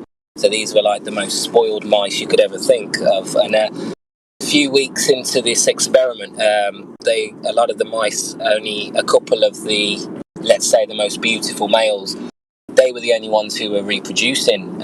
All the mice stopped reproducing, all the mice stopped exercising, and all they focused on was food and water. And by the end of this study, which was done over like months and months, they're actually finding that the mice were growing smaller, physically smaller. They weren't reproducing, they were just depressed, basically, and they came to the conclusion it was because of the extreme comfort that they had. Too much comfort is actually a cause of depression, is the conclusion they came to. Yeah, they actually found that they spent, once they got to that state towards the end, they spent the majority of their time grooming themselves, which I find interesting. Yeah. Sounds familiar. Yeah, they did. Yeah. Doesn't that make sense when you look at the kids now? Yeah, totally does. Well, I'm going to take my leave now, but it was a interesting conversation. Thank you for letting me participate. Anytime, man, Marcel. See you later. See you around. Bye. Yeah, I think that's called the Rat Utopia experiment, right? Yeah, right, that's just it. Linked it there. Yeah. Yeah, and then you look at the world, and the more comfort we get. I'm going to tell you a bit about myself. I've got a fairly decent job. I've got my wife. I've got my kids, and I do sort of lean towards comfort and safety. In terms of taking risks, and then all of a sudden, once I make those decisions, it's within a few months. I do feel like a bit of a depression, or a bit of a sort of down about sort of everything. And my life's so sweet, man, and easy. And it's just like, well, I can see the correlation between me having too much comfort and just feeling unfulfilled and not really giving a shit about much, because all I'm interested in is protecting what I have, if you know what I mean. Yeah, I'm kind of right there with you, man. I've gotten to a point in my life where I'm extremely comfortable. I have a job that people would consider a good, respectable job with a good, large, respectable company, and I have a nice house and a wife, and nice things around me. But I find that at this point in my life, I feel less fulfilled than I have in any other point in my life, even though from an outside perspective, I have gained what most people are striving to achieve. I feel exactly the same. And when I think it was obvious, he was saying earlier about how people are like trolls. He was talking about trolls and stuff. And I remember when I found out about Flat Earth, I went through an actual phase where I was trolling. But I was trolling people on the other side of the fence. And I think it's a different, coming from a different place in that regard. I'm talking about mindless trolls, just trying to get a reaction out of people. Well, I wanted to ask you about that, because I became quite, aggressive myself towards people when I first got that's into your cognitive dissonance. That's all it is. Yeah. No, but I mean, Globers. If I was talking to especially my brothers and a cousin, I would get really. And my dad used to say to me, like, chill out, man, chill out, and I'd be getting aggressive with them, like, you're just a fucking idiot, or you know what I mean. And I just felt like. Is this when you were trying to explain Flat Earth to them? Yeah, I'm trying to figure out whether it was because I couldn't articulate myself, or whether it was I actually, all this information has actually, like we were talking earlier, ignorance is bliss. Well, this information is sort of, I'm carrying it around to a certain degree, not just Flat Earth, but, a lot of things. Did you try talking to someone who was not your family, who didn't have a certain bias towards you? Did you try approaching someone outside of your family so you weren't as invested in them understanding what you understand? Yeah, like I've managed to convince a few people to look into it, and now they're flat earthers or whatever, and they stick really close to me. But I think family members I really struggled with, and I got really aggressive with them, and I don't even speak to my brother very closely anymore, and we've gone so many levels, deep. He's made the choice, he's actually chosen the blue pill, and he said something to me that really pissed me off, and he said basically, you carry on with this flat earth shit and you're gonna have problems in your relationships, and I felt I don't know, I didn't believe it, I didn't understand it, but I just, He's it pissed me projecting off. his own fear onto you in that moment. That is what he is afraid of. That's why he cannot accept this. That's why he must fight it. It's also there are biases that come when you're dealing with your family members, especially brothers and sisters, because there's this competition oftentimes between brothers, and so that could be playing into it. So how you approach him changes everything. So, like,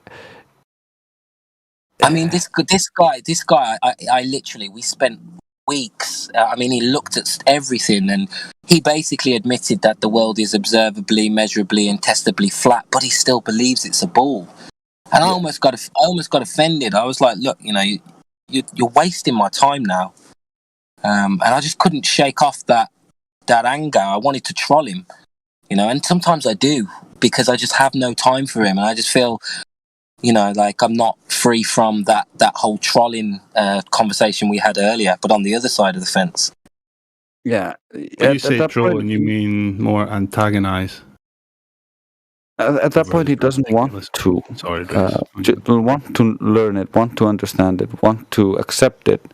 So it's understandably frustrating.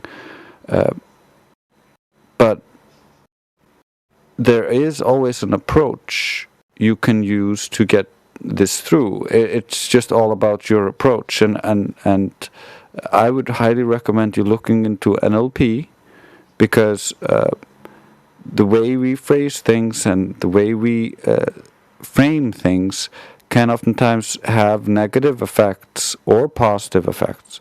So because it's important to you, you might have framed it in such a way, and you might have gotten upset at points where that just reinforced his disbelief of it and not wanting to accept it.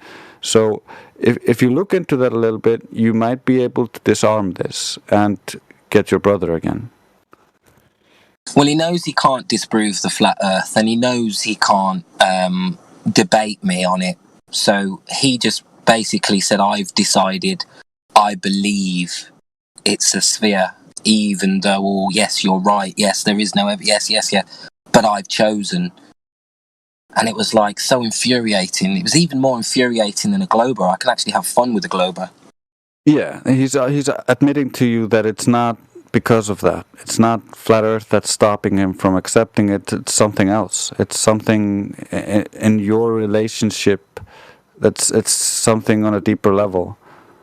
I don't even think it's that, Race. I think he's at the point where it's between him and himself, and that's it.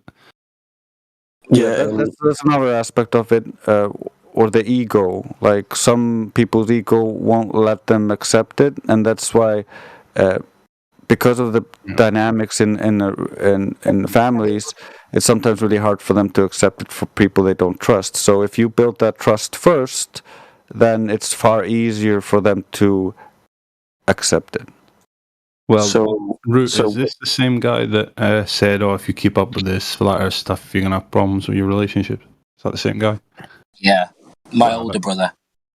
Yeah. So Whitsitt that tells you what his problem is. Sorry, Nipam, on you go. Yeah, no worries. I was just going to say that Whitsitt has a very poignant phrase that he uses on all of his live streams that relates to this. He says, "The weak find contentment in the ignorance of,"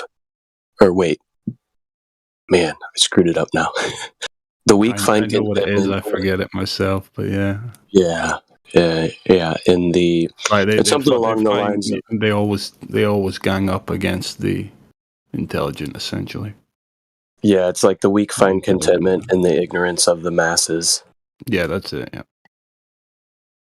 Basically meaning, even though, like your brother, even though he knows the truth, he's not strong enough to face that truth.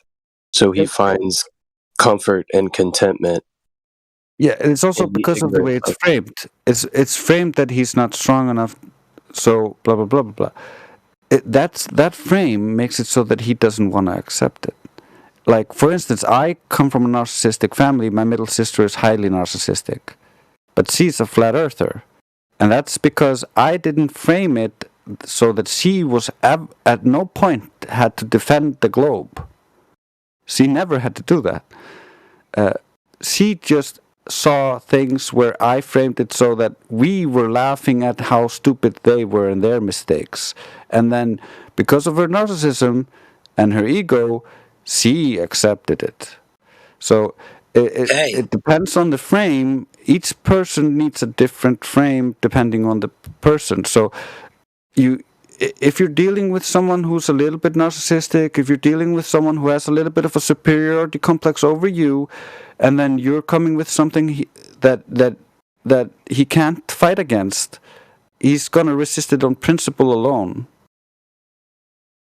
I think you're bang on there. He was always into science when we were younger, and I wasn't. And then all of a sudden, I did all this research, and I'm talking about science that he'd never read or heard of, and it was almost like he was jealous of the fact that he never came to the conclusion first. Do you get me? Yeah, makes perfect sense. Yeah, that makes a lot of sense. I think I'm going to have a chat with him. Try again from a different angle. Try and get the relationship back. Yeah, just you could also just start with just being like getting the relationship back and just trying to like build a foundation of trust between you. That helps so much in going forward, because as long as he's especially like once you start alienating them with like pushing them away because you got annoyed at their sophistry or whatever, they start building up their own delusions about how you are and why you're doing what you're doing. So by breaking that delusion, by acting not as they expect, but being the nice guy when they expect you to be, oh, he's going to bring it up again, he's going to be a dick about it. No, you're just being real nice, and then you show them something that you haven't shown them, but you frame it in a way that, like, for instance, find an ISS fail that he hasn't seen, and then, like, show him how dumb it is. But don't frame it in that he has to defend it. It's just a funny thing, and do it after you've built the rapport and the relationship again. Yeah. Show him just how funny it is, and just for a laugh, nothing more. You're not going into arguing about it, and that's gonna stick with him, because if he can laugh at it, then a narcissist is gonna think, maybe I can use this, because they need that supply of gratification that from that narcissistic abuse. It sounds like you know him, man. This is very spot on. They're all the same. This is what I was saying to Sal earlier. People are not really different. That's all the situations like this just involve the exact same people. That's why Drace is spot on. I accidentally landed on this because I grew up in a narcissistic family. I was studying narcissism and psychology, and then went into flat earth stuff, and then I was like, wait a minute, why are they all playing from the same handbook? Why are they all using the same things? And then I learned about logical fallacies through flat earth, and I was like, oh my god, everything that the narcissists do, all the delusions they use to program themselves with, it's all fallacious. It's all fallacies. And That's why all the globers are using the same fallacies, and that's why they look all coached and all like were trained in the same training camp of indoctrination, which we all were at the school, and we have the TV. But I didn't think that was enough. But when you combine narcissism and you combine they have these behavioral patterns and these errors in thought that reinforce their ego. Yes, it finally makes sense why they're so similar, because they have the same problem. Yeah, it's just, now you explain it like this, I can see it, but it manifests itself in different ways that I don't see at the time. And I think it's, genuine, or I think he genuinely has an issue with this point, or he can't get his head around this thing. And it's nothing to do with that, I don't think. I think it's actually more to do with projection and narcissism, like you mentioned. I didn't put it down to that. I thought he made a choice. And it's like narcissism is a spectrum of bad thoughts. Like he might not be have a narcissistic personality disorder, which means he has all of the traits. He might just have a few of the traits, and those traits and those fallacious lines of logic are what's keeping him from being able to accept it. Because otherwise, he has to accept the hit to the ego. He has to accept that he was wrong this whole time and that you were right, and that all this stuff. Yeah, because there was a couple of times early on where I thought I'd done it. I thought he'd turned, and he was basically on the same page as me, and then he'd sleep. 2 days later we'd have another convo, Flat Earth would come back up, and he'd be like, yeah, I'm back on the fence. He was back and forth so much, I just couldn't figure him out. But this is making a lot more sense. This is an internal struggle he has, and like you said, he was projecting to me about, I'm going to have problems with my relationships. I never thought that. I thought, well, fuck it. If people don't want to know and people don't want to be around me, I don't care. But he clearly cares about that, and that's obviously what's holding, something around that is holding him back. Because I don't think there's always more evidence you can give him, I'm sure, and more things to point him to. I think it sounds like he can't get over the social aspect now, the social implications. No, dude, literally, yeah. I'm talking 6 to 8 months, and I follow everybody in the Flat Earth community. So as soon as I started showing him, I worked my way up to people like Nathan Oakley and people who are a bit more aggressive, and then it was when he watched a Nathan Oakley video, his first Nathan Oakley video, he kind of got this he didn't like him. He didn't like him, and all of a sudden he started building a case up against Flat Earthers, and I felt like it was the day I showed him the sort of more aggressive Flat Earthers. Well, that's what keeps people in the globe. It's people obsessed with personalities. It's not about any personality. Yeah. As far as Nathan Oakley and all that go, They just have their own way of doing things, But it seems like he's stuck on the social thing, as he's saying, you're going to have trouble with your relationships and all that, He's just worried about subjective judgments from other people, how they're going to interpret him and see him. And you need to... Yeah. It seems like he needs to actually meet more Flat Earthers. See what we're about, how we behave, how we carry ourselves, what our positions in life are, if coming to Flat Earth has made our lives better or worse, which it's made everyone's lives better pretty much across the board. He needs to meet more. You need to get him in here, basically. And I don't think that's maybe the best idea. I think the best idea would be for him to be the Flat Earth role model to his brother. Like him, because he has the opportunity to be that role model for him in real life in front of him. So, like, you can show him that it's not that ostracizing in real life. As Witsit has shown us countless times, there is a very small minority of anti-Flat Earthers, and those people have other reasons for this. They have other issues why they're so obsessed with this. Most normal people actually respond pretty well, and like hot girls respond really well to intelligent thinking, and if you sound logical and cool, and then some guy says some stupid stuff and you show him how he's wrong, the girl loves that. And once your brother sees that, he's like, oh, I can actually be the cool guy doing this, then yeah, he might actually go for it. I think you might be onto something there. I think that's something I need to work on, and I need more patience in myself with him, and I need to sort of get myself to a point where I can play that game with him. But I do like the idea of maybe bringing him in here and talking to a few more, because I know for a fact he hasn't got nobody else has spoken to him about it, if you know what I mean. Yeah. Not having experienced it from any other source can also be a negative. So yeah, it's just I would bring him in then on ladies' night, so he gets the softest hands, because you don't want to bring him in and then he hits QE as his first speed bump and like QE slaughters him. You don't want that. Yeah, he would reject it. He would try so hard to. He'd probably leave. Well, yeah, because that's just a battle of male dominance, basically, from his context of life.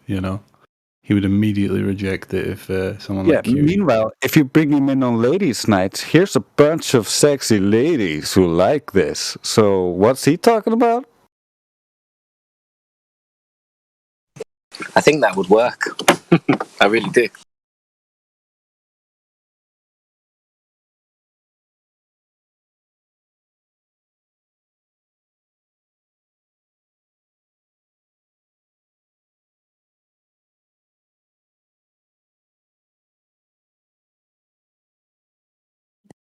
Like as Dre said, you should be the flat Earth role model for your brother, but at the same time, you're his younger brother, right? Or is it the other way around?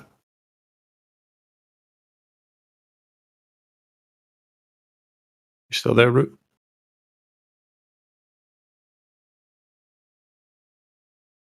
Yeah, I've noticed there's a lot of people that can't handle the information when it comes to them in a form that they feel threatening, because they immediately put up their defenses and listen less about the information and more about the tone in which it is presented. And there are people out there that are a little more harsh in their delivery. Nathan Oakley being one of those, I guess you could say. And he's very good at, kind of putting people in their place that have a very similar energy that are coming from the other side. But when you present him to somebody who doesn't necessarily, sorry, my dog's barking like crazy, who doesn't necessarily take in information very well, if it's yelled at them, then that's probably not a good starting point for somebody. And maybe he was just turned off by the brashness of the way the information was originally presented to him by somebody other than yourself.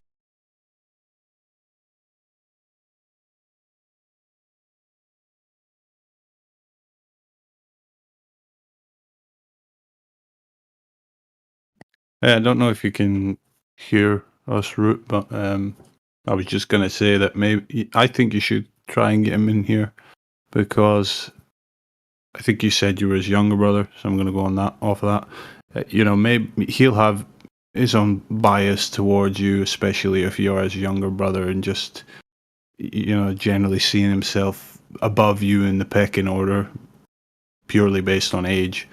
And I believe you won't be able to really break through that by yourself. Maybe you will, but I think it'll take a lot longer. Can you hear me? Yeah, now I can hear you. Yeah, I don't know what happened then. I agree 100%. Like I said, my dad, my stepmom, two of my sisters, they're all flat earthers, and he doesn't speak to the ones who are more flat earth focused. He's actually fallen out with a few family members. It does feel like me being the younger brother. He doesn't like, he said I was dangerous to another sibling, and I said, how am I dangerous? Because I've got dad and stepmom and everybody, against the virus, against the globe, and there's an element of that. I think I'm limited to how much I can reach him. Yeah, well, if it sounds like he's on the same page as the mainstream when it comes to the current situation, those people are tough eggs to crack, because most of them look to the suits on TV as authority figures and tone out the people around them because the people around them don't present themselves as experts or authority figures, right? Yeah, he thinks he's on the fence, but he got really upset with a Facebook post I made. Like the first month of the pandemic, I said the fence has been removed. Everybody sort of has to pick a side. And he keeps bringing that up, in every argument. He went and spoke to several family members about he didn't like the post that I said the fence has been removed because he thinks he can still sit on the fence on some of these subjects. Yeah, he does sound like a total narcissist. Yeah, but in my opinion, once they launched the pandemic, it is almost like a decision. You have to pick a side. Like, you can't just sit on the fence. You're either wearing masks and going for your jab, or you're not. Do you know what I mean? Yeah, there is no fence. You believe it or you don't. Simple. Yeah, so even down to that, our philosophies are so different because he believes you can sit on the fence, and I said, well, they've removed the fence since 2020, and even that, he hates that idea. Yeah, you should definitely bring him in on ladies' night and have the girls rack him on all his beliefs, and then he'll be like, "Oh shit, I got nothing." Yeah, I'm gonna see if I can work on him this coming week. Get him in on Friday. It's Friday night, isn't it, ladies' night? Yep. Yeah. Yeah, I'm gonna work on him. If I do get him in, I need some good people like you guys in here, man. Yeah, the girls are gonna do all the work. The girls are great, and what I would focus on is just building a positive experience for him, and to with you, like to bridge the gap before you bring him here, just so that's not gonna be the unconscious, like, I want to reject anything they say because he brought me here. You know what I mean?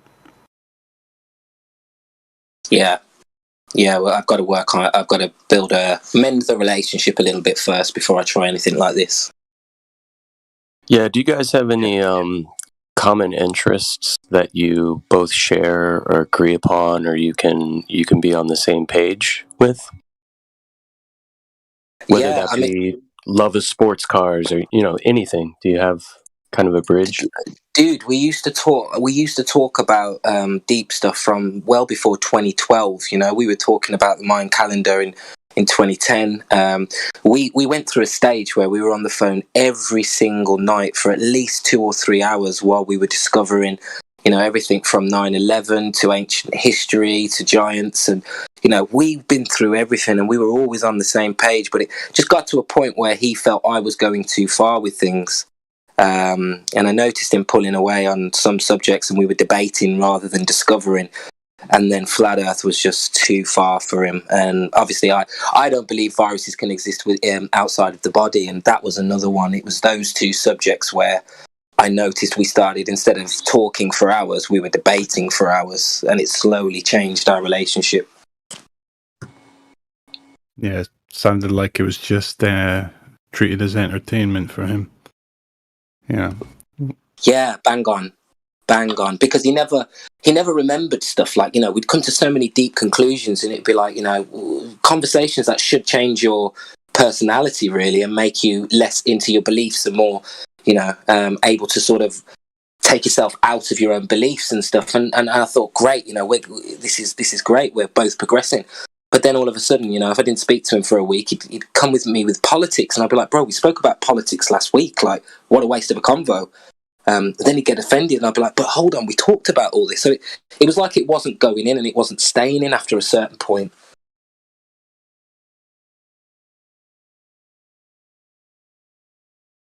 Yeah, it just kind of gets forgotten about as soon as the conversation's finished, and they just revert back, you know.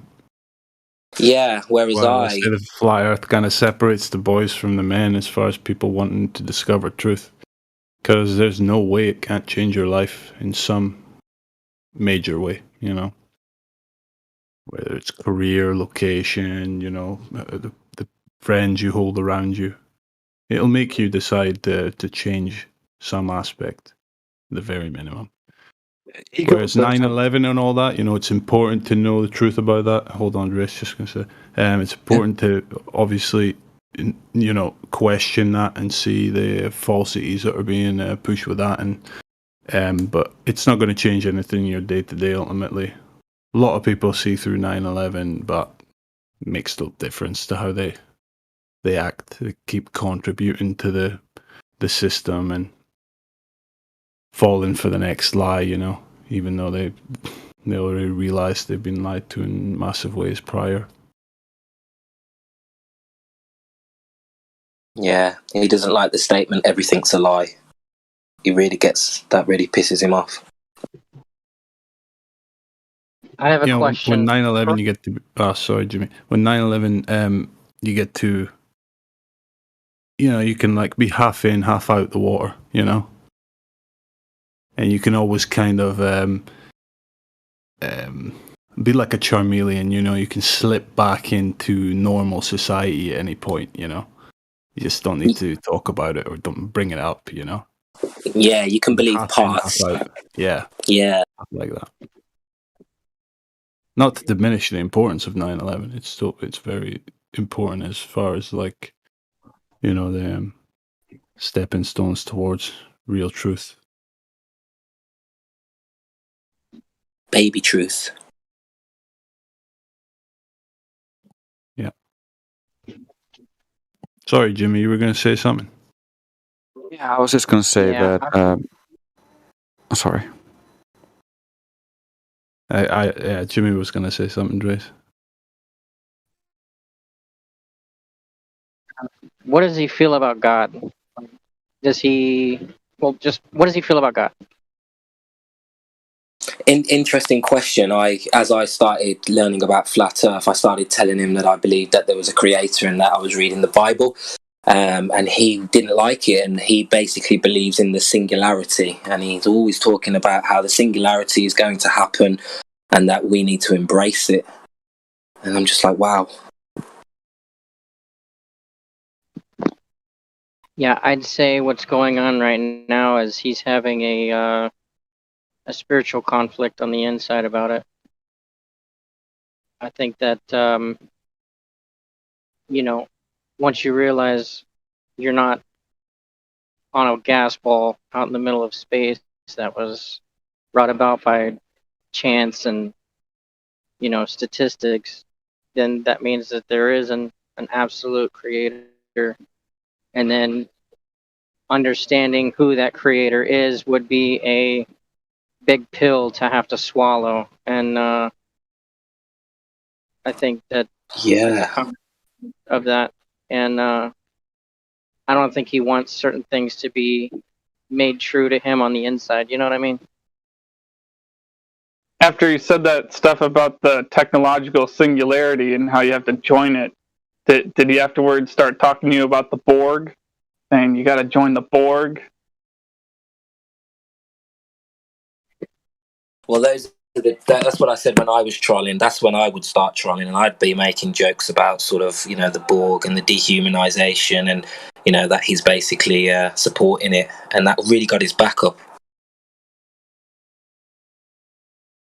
Yeah, you could have also gone a different route, which would have been asking him questions so that he has to face the realization of it doesn't work.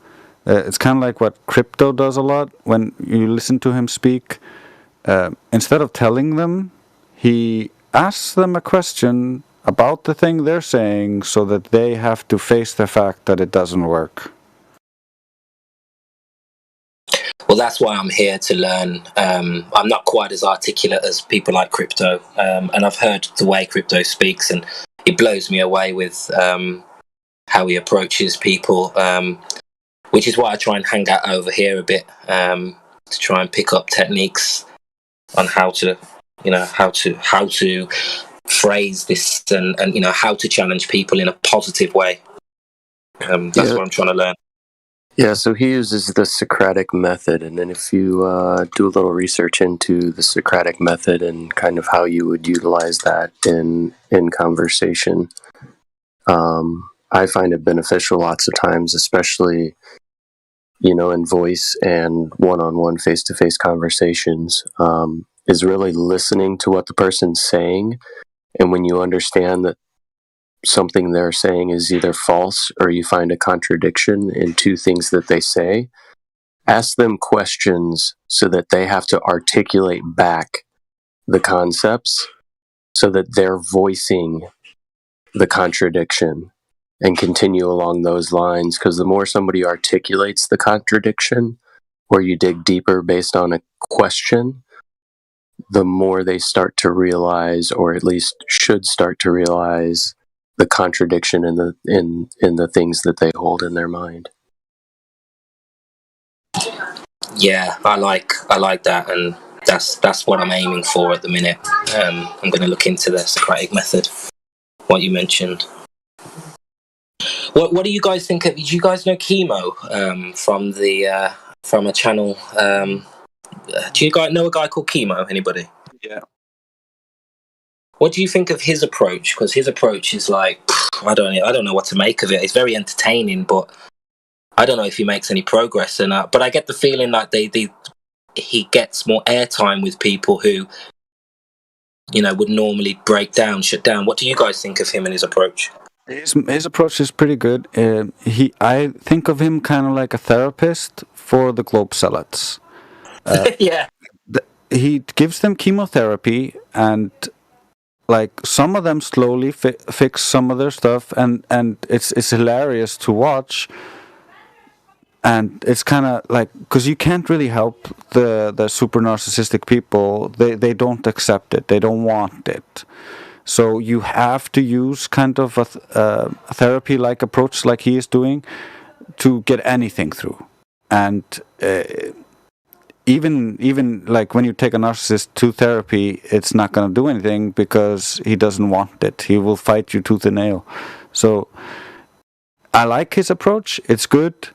I haven't seen him speak to a lot of new people, but I would venture that it would be really good because he has really good rapport building skills, and he's training those on the people that are hardest to gain rapport with, or the high narcissistic or sociopathic people. Yeah. No, brilliant. I must admit, I watch a lot of his videos, and I do enjoy. I have seen him approach new people, and he's the person who I've seen turn new people more than anybody. Maybe Whitsitt, but Whitsitt's on a whole nother level. But with that therapy approach, yeah, I see him having a lot of success with newbies, especially. So one thing I've found effective on using in face-to-face interactions with people when they ask me the question, do you think the Earth is flat, or why do you think the Earth is flat? I like to turn that back into a question to them, where I say, well, don't you experience the world as flat and motionless? Right? So it's not just giving them a statement as a response. It's presenting my answer, but also putting it back onto them, right? So they have to either answer yes or no. Well, don't you experience the Earth as flat and stationary? And if they say something along the lines of, no, not at all, then you can follow up with another question. Well, what do you experience as far as rotation? Right? So it's just questions to get their minds thinking, less responses and telling, and more responses in asking questions to lead, not necessarily lead the conversation, but kind of lead the conversation in a way that forces them to think about the beliefs that they hold, as opposed to an outright defending of the beliefs that they have.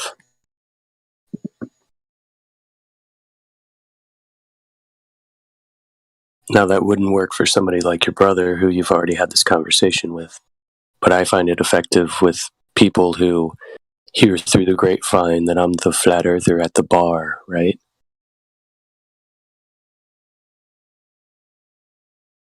Yeah, it really helps to be non-confrontational when it comes to both new people and like repeat customers. But when someone's really going into sophistry or obfuscation and they're starting to be really fallacious, stopping them and showing them how it's fallacious is really nice if it's done right. If it's done brashly, it can really alienate people. Yeah, whatever. I might just go home.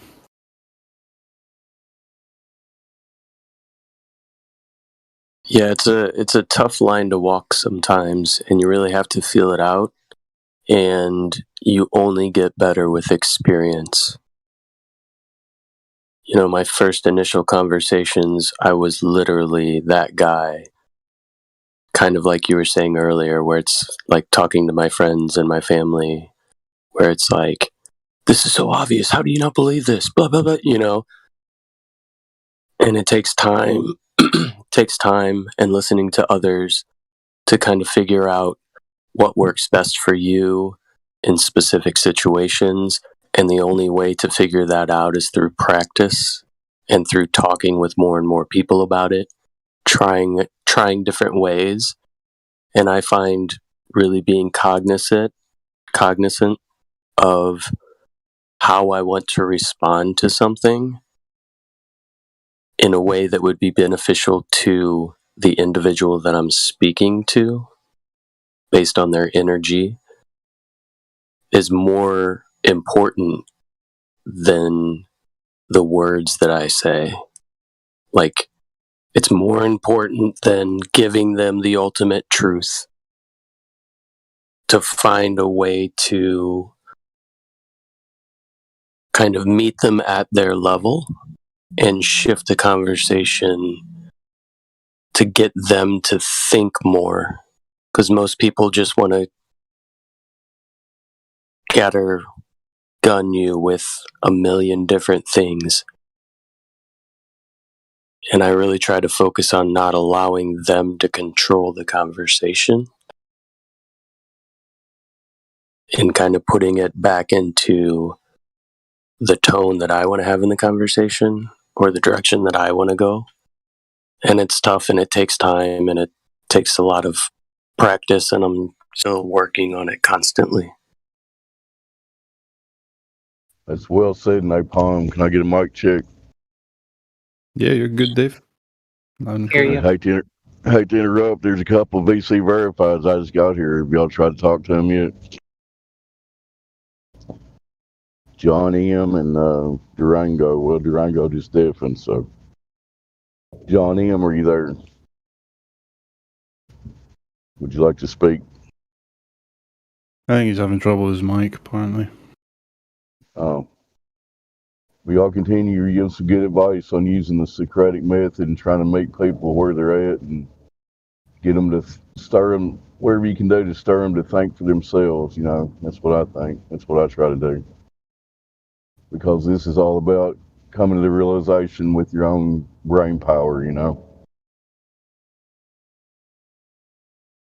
Yeah, that's a good point, because most people already don't look at you as some sort of expert or authority figure. So they're not just going to take the information you give them, regardless of how truthful or specific it is. If it's not given to them in a way that they can easily digest, or that they have to use their brain in order to really think about what's being said. And the best way that I find for getting their brains to actually start thinking as opposed to just impulse responses is through a questioning process, because they have to think about what they're saying when you ask them a question or ask them to further articulate on things.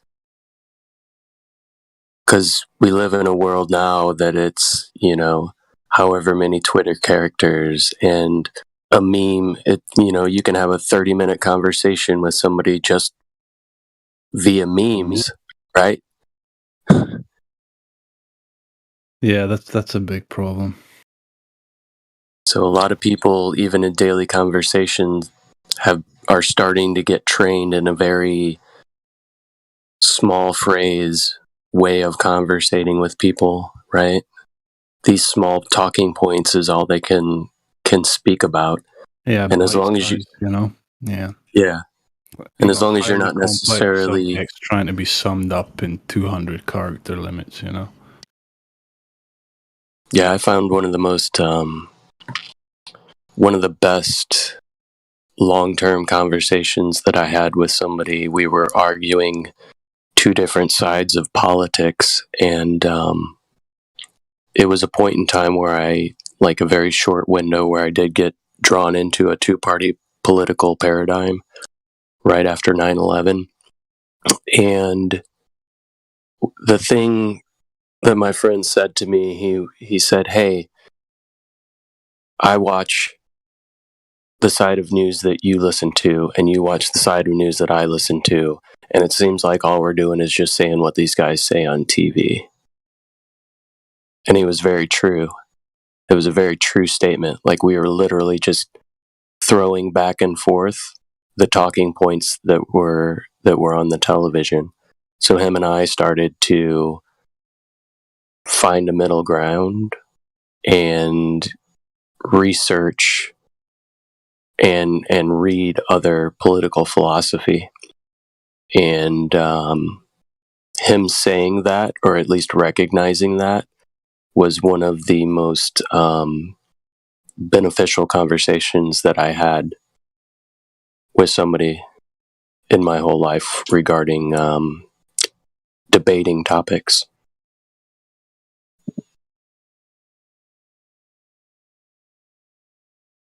Yeah, essentially just regurgitating the claims instead of analyzing them. Yeah. I just had a conversation with one of my friends. We went eating a dinner, a lunch, and we talked maybe almost 2 hours.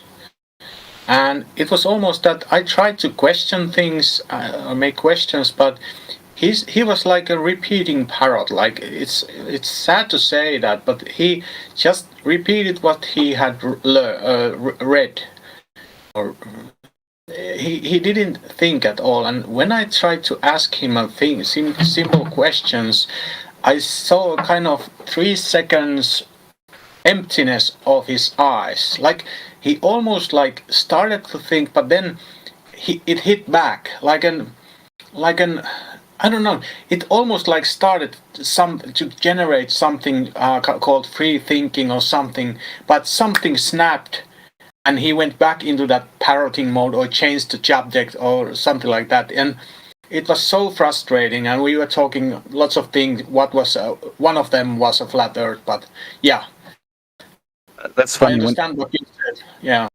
That's funny when you mentioned the dead eyes. When I have seen that happen, I always almost hear like an auditory the Windows shutdown sound, the old one. Yeah. I think it's because of memes or something. It's a reoccurring trigger for me. Yeah, auditory prompt. There it is.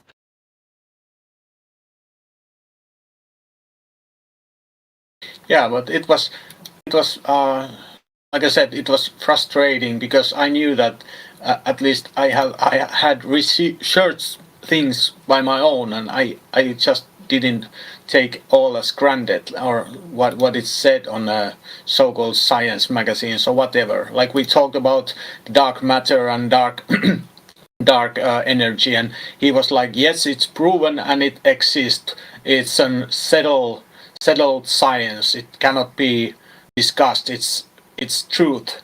And I said, no, we don't have any evidence about dark matter or the dark energy or anything like that. And the discussion was like, he just repeated what he has read. And I kind of question the thing that, okay, we don't have any proof for that thing, the black thing. Yeah, it sounded like you're a little bit talking past each other there, where he says, it's like this, and you say, no, it's not like this. Yeah, I find sometimes in a situation like that, even if you disagree with somebody, acknowledging what they say and saying something along the lines of, oh, that's interesting. You know, I thought maybe that this was all just a theory and maybe I haven't found information that you're privy to. Would you be able to provide me with some of the further research on this? Because I'm really interested. Yeah, that I wanted to actually dovetail right into what you were saying earlier, Napalm, because it was such a good point. How you question it instead of telling him no, like say yes, because then like, oh really, it's okay, it's been proven, it's okay, like, can I see this proof? And then he's like, oh no, this, everybody, all scientists know this, and you're like, okay, can we look it up? We should look it up, find some proof on this. And then like you look it up and there's no proof on this. And it's super easy once you ask the question instead of telling him no. Once you together research that and find out that it isn't, it's easier than telling him, and he has to accept that you are the authority on this when he already believes that all of the authorities are supporting his argument. When you could show him that it's not by saying yes. Yeah. Yeah, because lots of times when people, you know, would like your friend was talking about dark matter and dark energy and was basically just saying, oh, well, it's all been proven and blah, blah, blah. Usually that's when they're trying to take an intellectual high ground based on an appeal to authority. And I find that when you kind of agree with them in what they're saying, but ask for a little bit more information, or, oh, I didn't realize that. Would you be able to provide me with some stuff that maybe I haven't found? Lots of times just saying that triggers something in their mind where it's like, oh shit, this person's asking me for this huge mountain of research that I've done to come to a topic that I haven't done any of that, and I'm just agreeing with somebody. So it triggers something in their mind like, oh shit, he's actually asking me for this information or wanting me to articulate it in a very concise manner. And that's when that trigger in their brain kind of hits them, like, and not everybody realizes it, but at least it's been brought to the conscious forefront of their mind that what they're saying they don't have a really good solid foundation for, because you've asked them for that solid foundation, and not in a combative way, but of ooh, that's interesting, I want to know what you know. But they're scared because they know that they don't really have a knowledge of it, right? So that's when it brings it to the conscious forefront of their mind. Actually, I tried that. We talked about evolution as well. He is a biologic. He's studying a biology in university, and he believes the evolution is true. It's not questionable. And I just asked, okay, what is the best proof for you for the evolution? And he said, we have thousands and thousands of evidence for evolution. Okay, I asked him kindly that, okay, can you point me a one? And he kind of repeated, we have thousands and thousands. And I didn't want to continue that conversation because I knew that he will never bring me one scientific evidence of it. So it's kind of, but at least I tried. But maybe he started to think like, okay, he been told that we have thousands of fossils or something like that, which is not the scientific evidence or anything like that. It's just a dead bone of some animal. But anyway, yeah, I understand what you're saying, that we should very gently try to trigger them to find out the actual evidence that they think they have. That do they have it, or is it just told to them that okay, we have it somewhere, but we cannot show you? Or yeah, you could have dug deeper into that. Like if he says thousands of thousands, and you say it, that's not my question. I just want one. And he goes into saying fossils. We have thousands of fossils. Then you ask him about how that proves it. You just keep asking. Just the more you ask, the more they realize that they don't know what they're talking about, and then they don't want to defend it as hard when they think they know everything because someone told them something and they repeat it. If that doesn't work, their confidence starts shaking. Yeah, that could be a good path to walk with him next time we talk because I think we will continue because he's kind of aware of some conspiracies but he's kind of in the fence for many things, but yeah, he's kind of half awake, so to say.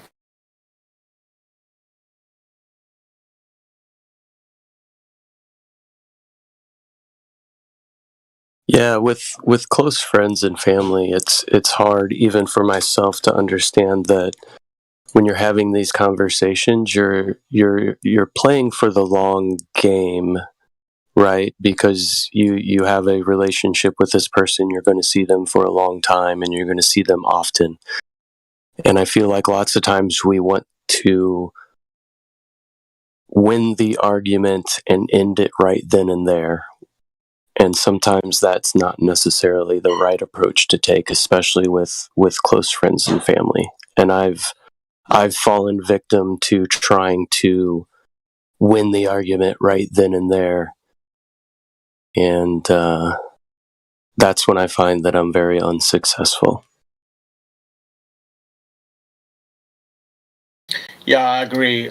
Same goes. I'm a Christian for 4 years. 4 years ago, I gave my life to Jesus, and the closest relatives or family or friends are hardest to tell about my belief system or Jesus or stuff like that. And same goes with the flat earth and all the other conspiracies. The closest ones are the hardest ones to talk with. Those most of them don't want to even start the conversation, or they will end it very soon. I don't want to talk with this.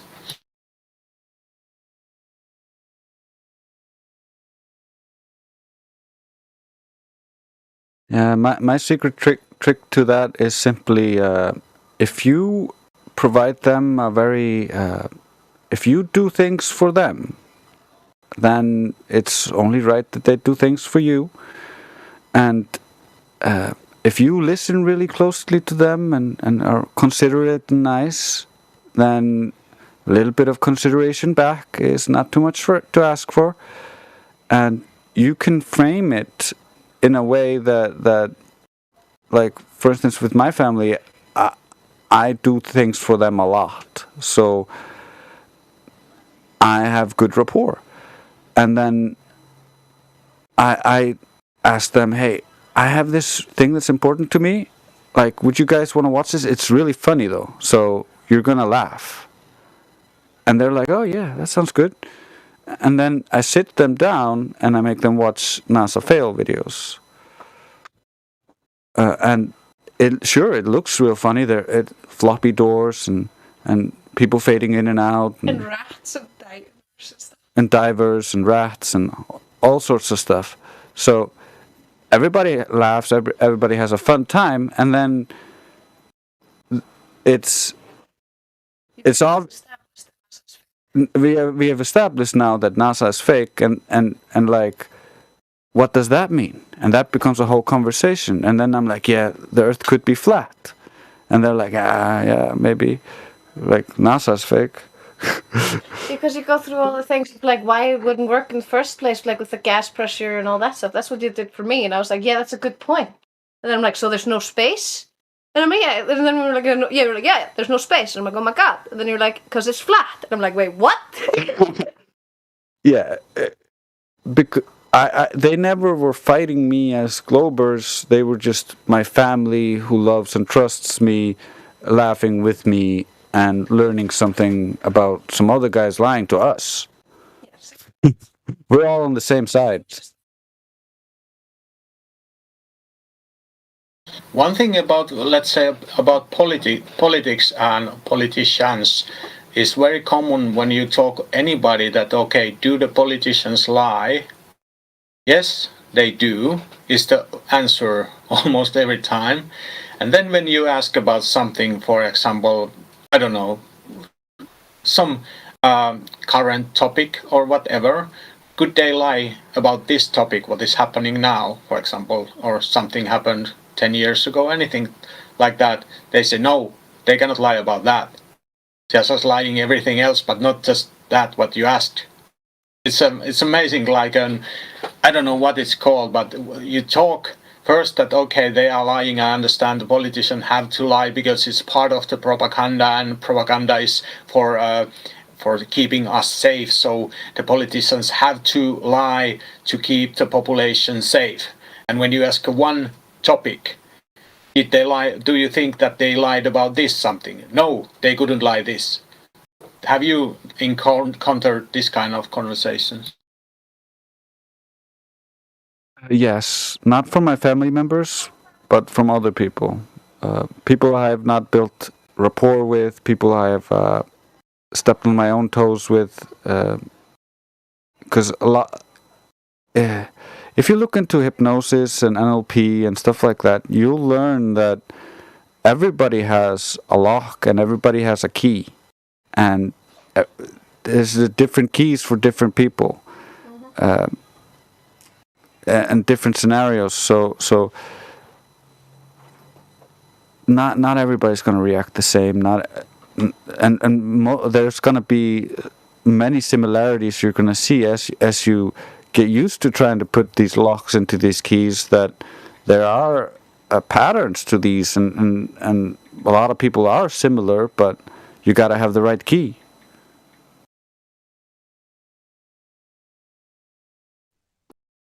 Exactly, and I wish. That's why I feel like I got a lot of my learning done while I was in the Army, dealing with people who had to deal with me every single day. And whenever I got down to talking to people, it was, I heard the person talking, I heard their points of view, I heard their questions, and if I didn't have an answer to the question, I went and found the answer to the question. And now that I'm out of the Army and I'm dealing with random strangers, it seems like I have good enough answers to get them questioning, their own beliefs, instead of jumping out into the world, not having done the studies that I've done previously. And now I don't have answers for strangers, and I've got to leave them, and they're feeling like, they stumped the flat earther and he's just a dumb guy. And I really understand that key analogy, and I do think that it's very accurate, right? Like, not everybody's going to need the same things brought to their minds to actually think about.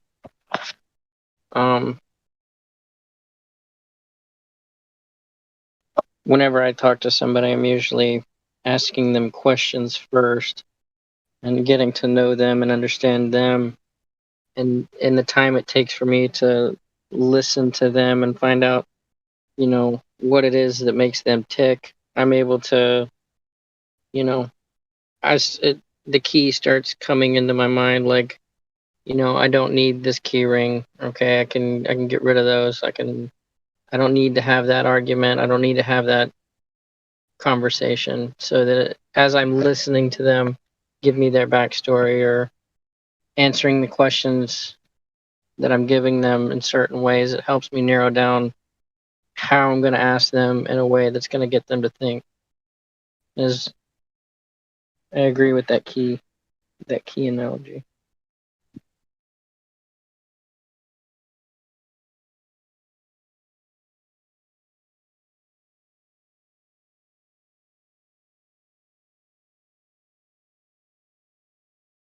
But what I have learned that it's almost impossible to try to wake up the people who are in sleep.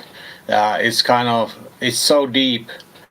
I'm not sure if cognitive dissonance is the right word or mind control, but it's so deep that because the whole life of an adult man or woman, they have been watching TV and reading news and believing all is true or 90% there is true. And to try to question them, okay, did you really think that news you just watched, was it true or was it just propaganda? They don't I don't know, it's it makes me frustrated. That's the word I use often because it's really how I feel. Because I want to people that just to be awake, to be aware where we are and what we are, why we are here and things like that, and be aware that it's not Anyway, that's... I'm talking rubbish, but anyway, that's how I feel. No, I understand your sentiment. I have the same feelings. I want people to be aware and awake, but Can't force it. we can't force it. We can only guide them to the doors, and if we know what key they need, then we can open the door and show them through. But they have to take that step. We can't force that.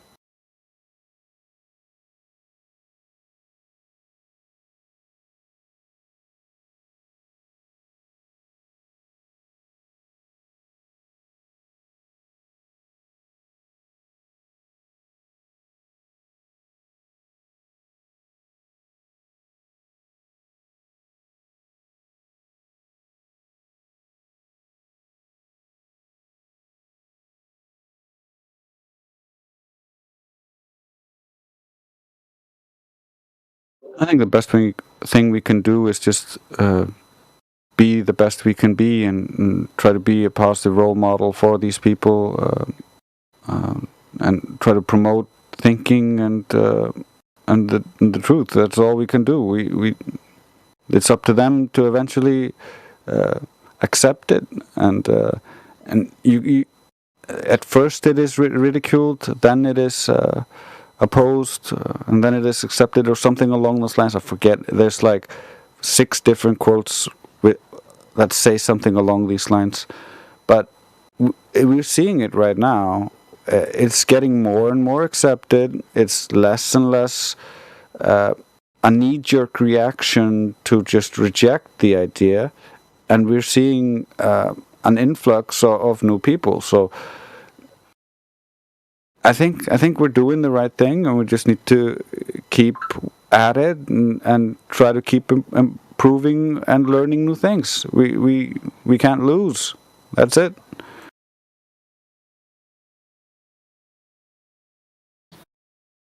Yeah, I agree that I've turned that I used to do pushing things too much, and I learned that pushing things is not the right way. Just put a little information there and there, just dropping little pieces of information here and there. That might be how I will do it, or I'm doing it now. I'm kind of putting those questions to people's mind that, okay, do you really believe that the evolution is true, or something like that? And they answer something, and then there might be some conversation or something.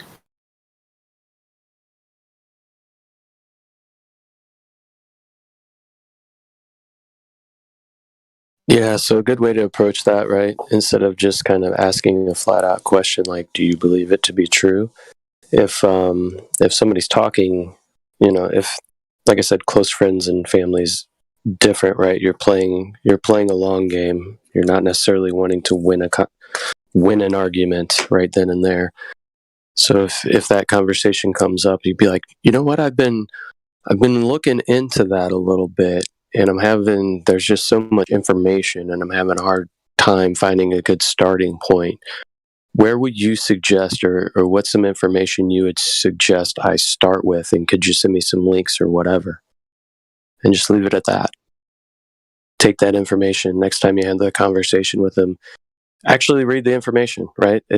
It's a good thing to read and understand. Like, I love to read and understand things that I might not necessarily agree with. It's much easier for me to have conversations or productive conversations with people that may agree with it and I disagree, right? Because my knowledge of the topic is what's going to be crucial in having an argument or a conversation with somebody that I disagree with.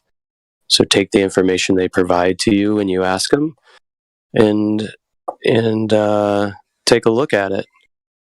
It's not too hard to find one or two little things here that you may or may not agree with, and take that one little bit of information and say, you know, I saw this, and I was just wondering if there was more information to back up, or at least where did we start with this, right? So you're forcing them to go along basically the path that you took to understand that this topic, something like evolution, is not a fact, right? So you're taking them there by allowing them to provide you the evidence.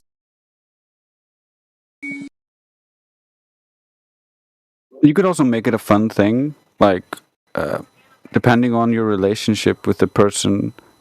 If it's a friend or something, you could make it a fun thing where it's just, oh, well, I'm wondering about this, and then you look it up while he's with you, and all of a sudden, the thing that you want him to learn and know is something you can express to him.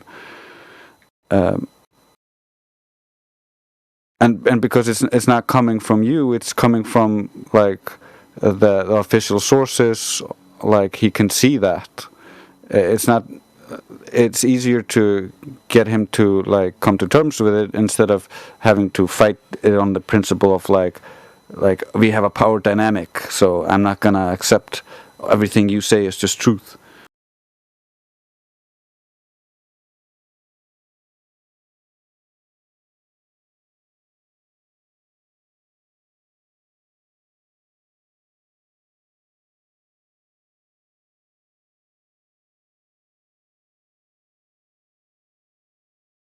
Yeah, and especially with friends, you certainly have to have a point in a conversation where you can agree to disagree politely, and be able to walk away from it.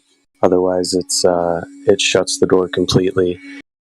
Because I had a agree to disagree conversation with somebody that eventually seeds were planted, and months later I get a random text like, hey, so I don't think the Earth is 100% a ball.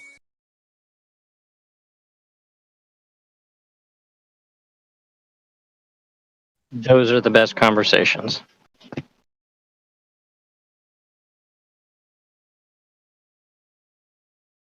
Yeah, it's kind of like with my astrophysicist friend.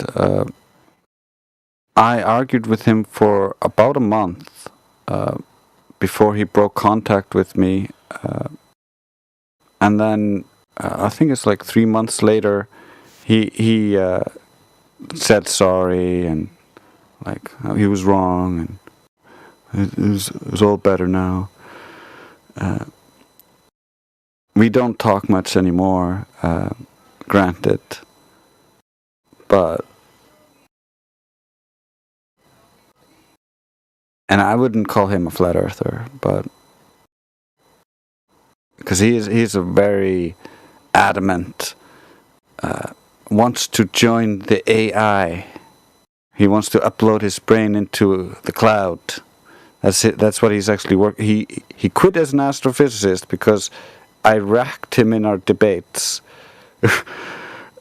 And then went back to school and is now working on AI stuff. Like, I don't get him. So I understand sometimes it being too much to deal with, and some people just being a little bit too far out there to actually have a rational conversation. He actually disowned his own mother because he was a flat earther before me in 2015 or 14. I think she was in 14 or something like that. I was in 2015. And he disowned her. And so when I started talking about it, he was like, oh no, hell no, this ain't happening. But because of our conversations, he eventually like made up with his mom. It's now just a taboo subject for him. He just doesn't want to talk about the Earth. The Earth, it doesn't matter. It's just the computers, just AI. So yeah, some people are just beyond saving, I think.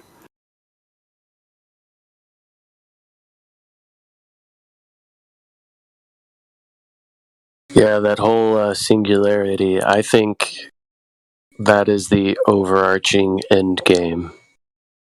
And that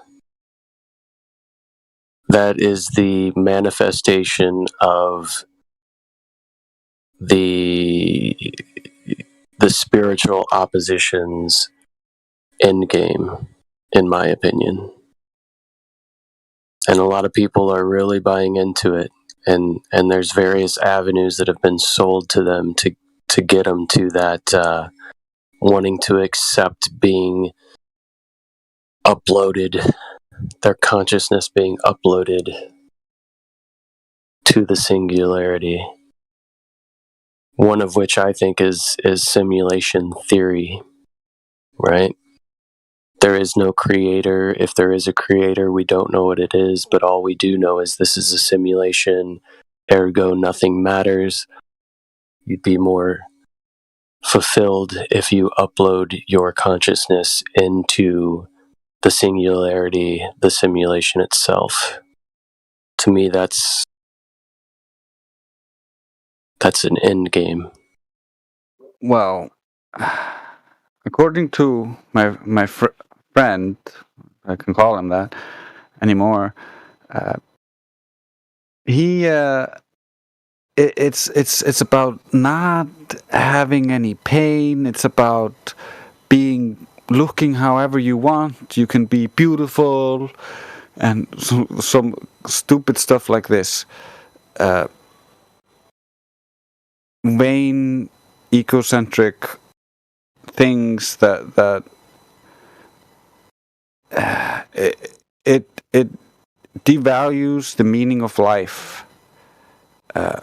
We are here to learn and struggle. We can see this through all the experimentations, like we were talking about earlier about on rats and mice. The struggle is part of life. Without it, like even animals degenerate. Like we need some kind of challenges while we're here to help us to grow, to face. I don't think anything good comes from uploading people into a computer game.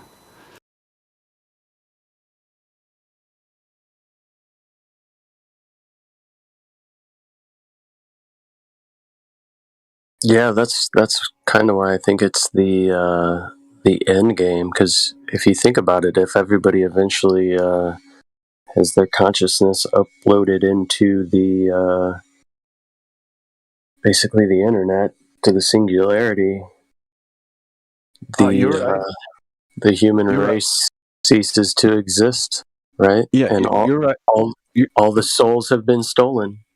Yeah, you're completely right. It is also a complete inversion of what they... If you look into Aleister Crowley and the occult and what they claim is happening there on the other side, where like either you become a white magician and defend the good people, or you become a dark magician, and for freedom or whatever the fuck they say. Hey, hold on, Trace. John M., can you please mute? You're echoing. Oh, yes. Thanks. And you can speak, so hey, if you want to join the conversation. It's a spiritual one, so I'm listening carefully. It's very great conversation, by the way. Okay, well, feel free to join, and when you do unmute, try to figure out what the echo is on your side. Sorry, Trace, go ahead.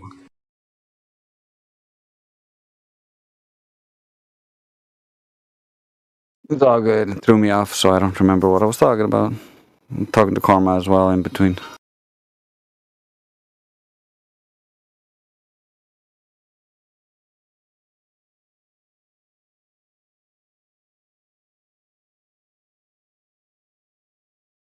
Karma's your sister, right, Trace? Yeah.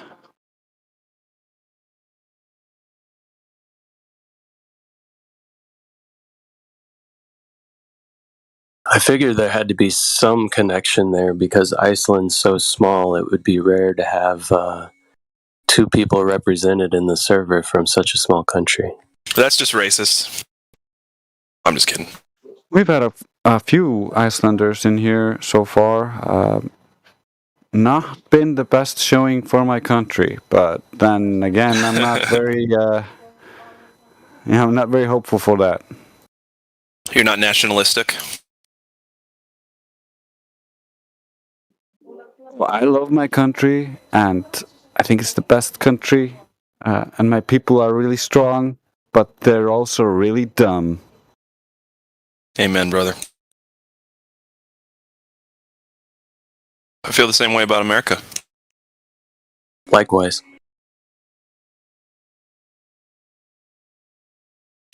And now, that's not to put myself on a pedestal and be like, I'm smarter than everybody. Even though that is the case, I don't like to walk around and say it all the time, you know what I mean? Just kidding. Oh, some of them are really smart in things that I am worse or dumber than they are at. Because intelligence is like not a single line, but like a giant spectrum in all fucking directions. So people know more things than me about things I don't know anything about. But those people are also really dumb when it comes to things that I know about and I try to keep on top of. They're keeping on top of some really dumb stuff they know all about. I don't like some of that stuff. Some of that stuff is good that I don't know about. So there's intelligent people all over the place. They might be dumb in some ways, they're intelligent in others. Yes. Everybody's got their thing.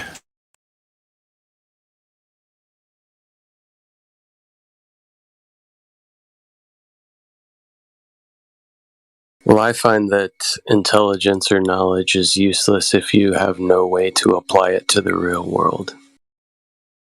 Common sense is what that used to be called.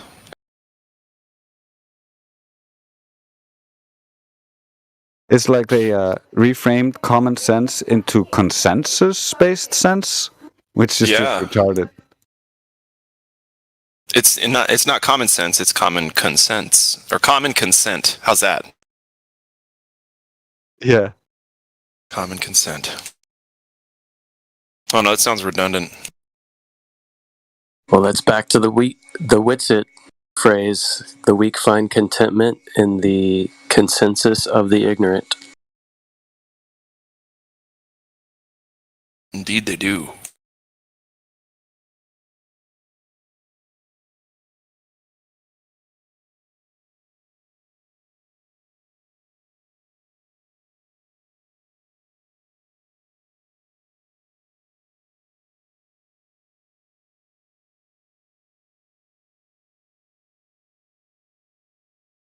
Anyway, I'm out. I'm going to the store.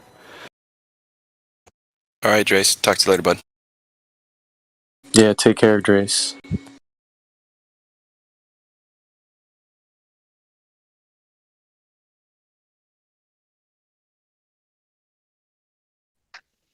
Take your mask with you if you're going to the store. Just kidding. And don't forget your booties because it's cold outside. I was going to buy, back when this all started, I wrote the word hoax on the mask that I wore everywhere. And I was going to buy a box of masks. Actually, I could probably at the place I was working, I'd probably just steal a box, but I was going to get a box of them and write hoax on all of them. And then if I'd go walking around in public and see people without masks and just, oh, here, take one of these, and then it says hoax on it. I never ended up doing that. The few times I've had to wear one, I wrote research flat earth on the front of mine. So Nice. Yeah, I was going to say I've never worn one, but I did actually wear one to go to the doctor. Never? No. That's good. I flew on a plane in July of 2020 without one. Whoa, you're a fucking badass, bro. I don't know. I was wearing one for 14 months during the whole damn thing at work.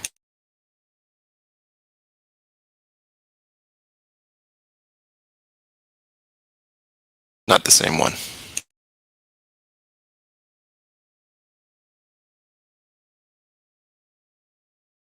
I'll tell you though, you always knew what your breath smelled like.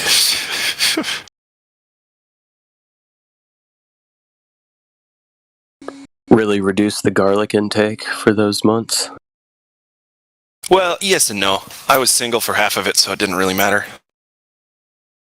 I love garlic, so, if my girl does not like garlic on the breath, I'm just going to be really mean to her about, no, I'm just kidding. It doesn't, yeah. Usually when it's like garlic breath time, I make sure that I make a meal for both of us that has a lot of garlic, so it doesn't matter. But yeah, middle of the day, I've already had lunch and had a lot of garlic, haven't brushed my teeth yet, going to see some people. It's a bad moment. Because, no matter how well the conversation goes, everybody's going, God, his breath stinks.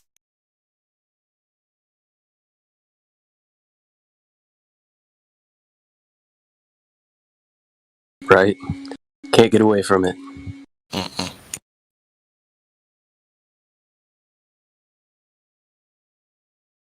I mean, I do know what you're talking about with the masks, because let's just say I have worn face coverings, but that's because as a little side hustle, I do some lawn care and landscape work, and I wear a face covering when I'm mowing the grass to. Totally. You got to, man. You don't want to be inhaling chiggers. So yeah, I wear one then, but that was happening before any of this took place. So right, and you could take it off anytime you want. You didn't have to there weren't rules about it. You want it. You wanted to. I've done lawn care too, and I had a friend who was not wearing a mask or goggles for the kind of work he was doing in his own yard, and it was pretty intense stuff. And he said he got something stuck, like a twig stuck in his eye, like it was sticking straight out. and the doctor said, "Don't pull it out. You're gonna fuck it up. Come over here and let us take it out." Yeah, that's crazy. You definitely have to have eye protection, man, for sure. Yep. But yeah, even during this whole time, if I'm getting done with lawn work or I'm going to the gas station to fill up all the machines and all that, I'd have the whatever you want to call it, the gator. I'll call them gators. Yeah, gators. Mm-hmm. I'd even walk into the gas station and just have it around my neck. Never pull it up. Right.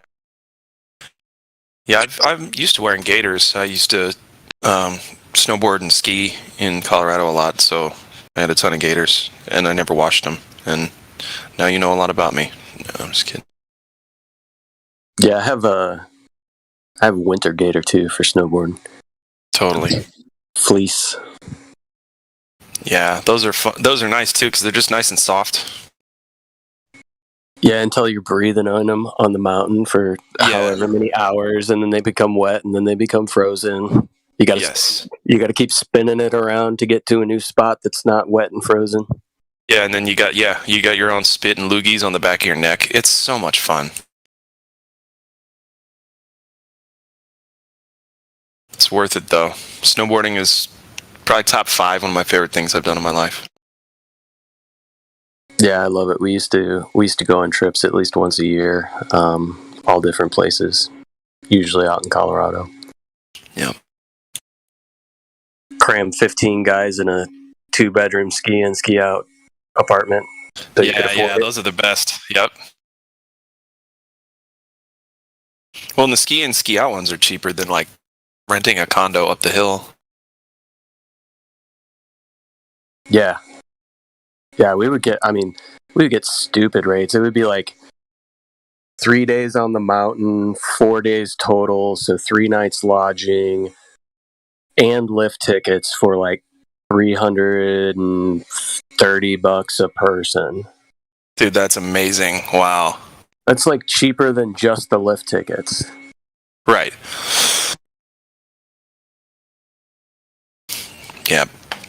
We would usually go to Snowmass Mountain, and it was $90 a day for day passes. Yeah. And then, I've been to Snowmass. Snowmass is awesome. Yeah, it's a great mountain. I was spoiled with that because I've done Buttermilk and Aspen and all kinds of other ones, and just Snowmass is the best one to me. Yeah, because our passes were good for Buttermilk and what is it? Aspen Mountain. What is it? The other one called? But we were close. There's just Aspen Mountain. Aspen Mountain didn't used to allow snowboarding. Were you around for that?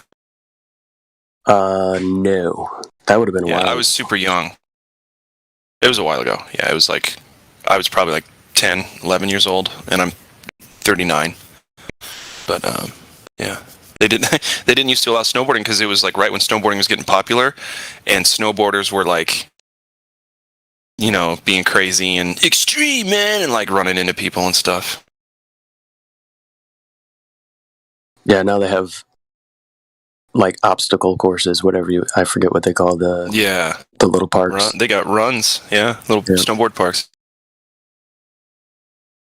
Well, and people are, you know, looking out for them now. Like back in the mid 90s, early to mid 90s, like people on the mountain weren't looking for snowboarders going fast and woohoo and doing tricks. They were just looking for skiers, and so it was like we had to get used to each other kind of deal. And the animosity is still there. It's still there. Yeah, absolutely. Why not? You know, it actually makes it fun, to be honest. I think it's fun. It's like a little playground situation. Because the skiers, you know, like I'll do a trick and spray the skier, right? And then I'll be trying to go as fast as I can later down the mountain, and they just because skis are usually faster. Yeah, you can definitely go faster on skis. Well, people of equivalent. It depends, but yeah, exactly. But I skated a lot, right? So you always there was always the animosity between skaters and bikers and rollerbladers. Yep. But I'll tell you what, we all came together if somebody came to the spot and was like a jock or a football player that wasn't involved in any of the three. Right. Like a jock's dating one of the skater girls or something. It's like, yeah, you're going to have to wait. Yep. Wait out there. We can all come together and agree we hate those guys. Right, enemy of my enemy. I went to Woodward Skateboard Camp in Pennsylvania when I was 11, and there were 3 groups of people there. And please, nobody get offended when I say. I'll spell it out. I won't say the word, but so the bikers are called Hell's Angels, right? We were the skater dudes. And this is the hierarchy. So the most powerful, right? Because the guys on the bikes were, I guess, the coolest. Then it was skaters, and then the lowest was rollerbladers, and the rollerblade F word, if you know what I mean. They were the rollerblade Fs. Cigarettes for those. I'm offended, man. Cigarettes. I'm sorry. I'm offended. Listen, I'm trying to tone it down. All right. How does snowboarding work on a spinning globe? I mean, let's be honest. I think you could make it work, but it'd be a lot harder to get it all set up, and chairlifts wouldn't work at all. You know, you would feel the spin as you went down the mountain, right? Right, and like I said, you could make it work. Like you could make the way that you ride down the hill go with the Coriolis or what would I say? But yeah, like I said, chairlifts wouldn't work. Grooming, you wouldn't be able to groom it too well. You know, this kind of deal.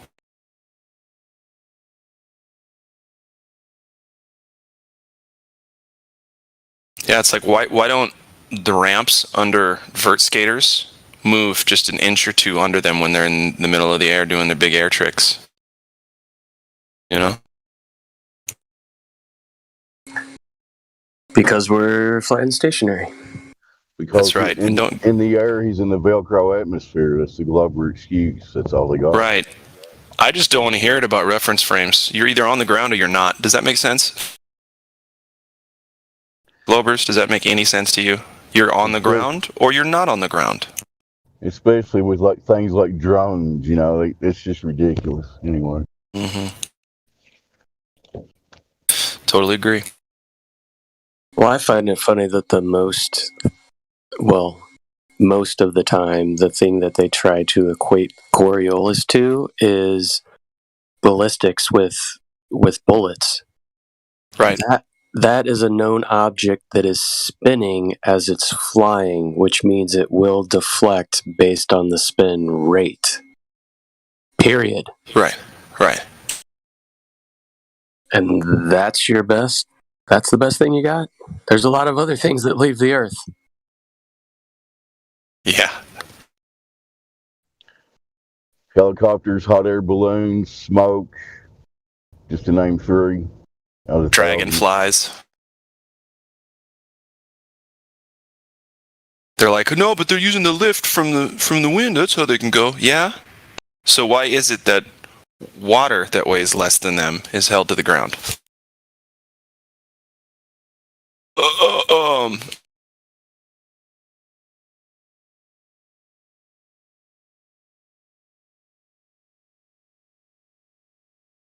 Yeah, the Helio model is full of absurdities, but the Velcro atmosphere has got to be up there in the top.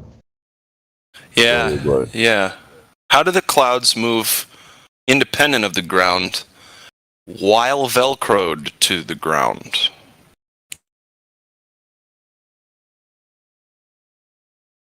That's what I want to know. It's magic. Yep. Hey, you know what? At least these guys and gals have an imagination. I mean, truly. It's good. It's a sign of intelligence in a certain way. You know what I mean? Like, there's a psychopathy that's going on that's making them choose to be anti-flat earthers at this point. But then there's also the good stuff. Like, wow, they really do have quite the imagination. Right? They could be writing comic books, children's books, movies, TV shows, cartoons. You know, you name it. So... Yeah, but it's originally not their imagination. It's originally someone else's imagination, and they're just sure. I get it. Yeah. But I mean, I guess it speaks to the creativity the person already has, right? So I can see a picture of space, and then when I'm laying down trying to go to sleep one night, I can think about the planets talking to each other, right? Or making salad together, or you know what I mean? Like traveling to another galaxy. All the things, you know, that planets do. Planets make salad? Okay. Together. Yes, they make salad together. Would that be Cobb or a funny thought. So imagine this, like just picture in your mind what it would look like the cinema that we have, you know, the movies and films or whatever that we have and that we've had for like the last 50 years, especially the last 50 years up to this point. Just imagine what they'd all look like if everyone knew that the Earth is flat and stationary and contained, and you can't have gas pressure without a container. I mean, so many of them would look and sound so different in so many ways. It's just kind of a funny thought, I think, to just picture in your mind what that looked like. It's kind of hard even to the ultimate extent. Mm-hmm. Fun little thought experiments, though. Try to imagine if you still thought Earth was a globe. Those Star Wars movies would have never happened that way. Right. I like the Star Wars stuff, man. I like all that stuff, all the sci-fi. It's more fun now because I can laugh at all the dumb shit, be like, haha, people believe that. But then also, like I was talking about with imagination, you know, it's fantastical. It's an adventure. I think it's neat. But that's the problem. That's how they get kids hooked on it, right? They're like, oh, we're just going to make it this fun adventure. Even if it's lies, they don't care. We're going to tell them it's the truth and they'll believe it. Because they're having fun. So this might be one reason why some people don't accept it, is because, you know, they don't want to let go of that, oh, you know, just 10 years, 20 years from now, come on, I can make it. It'll happen. They'll make it economical. I'll go to space. We'll go to low Earth orbit. We'll go to the moon. Yeah, you know, we'll contact aliens. Oh, it's so cool. It's so cool. You can't. Right. If you take that away from them, you're really just hurting their fragile feelings. Right. Yeah. Yeah. You're destroying their fun world. Yeah, the problem comes when people start blurring the lines of reality and fantasy, right? They let go of the reality too much. They're not realizing it, but they are. I did too. For 50-some years, I thought it was all real. I just never checked it, you know? Yeah.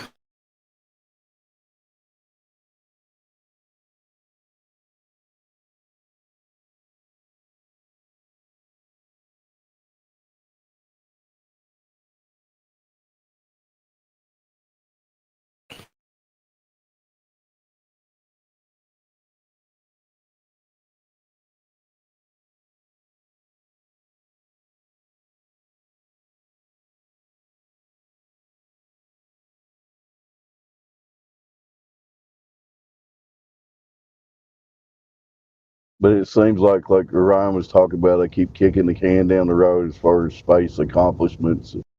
At some point, that's going to run out. People are going to, you know, realize they've been doing this for 50 years or whatever now. You know, it seems like the time's about up on that whole thing, kick the can down the road, but I could be wrong. Well, they have a new excuse, right? Thing that's now happening. We can't go to the moon because of the thing that's now happening, right? Oh yeah. Oh yeah, you don't want to take Cocoa Pebbles to the moon. No way. Especially not Mars. Gosh, if we're going to live there someday, we've got to make sure everything is up to date with its inoculations out there first, and before we go, right? Because Mars and the moon, they don't even know about this nonsense just yet, right? We have to be the ones that are responsible taking our bodies into space from now on. We really do, guys.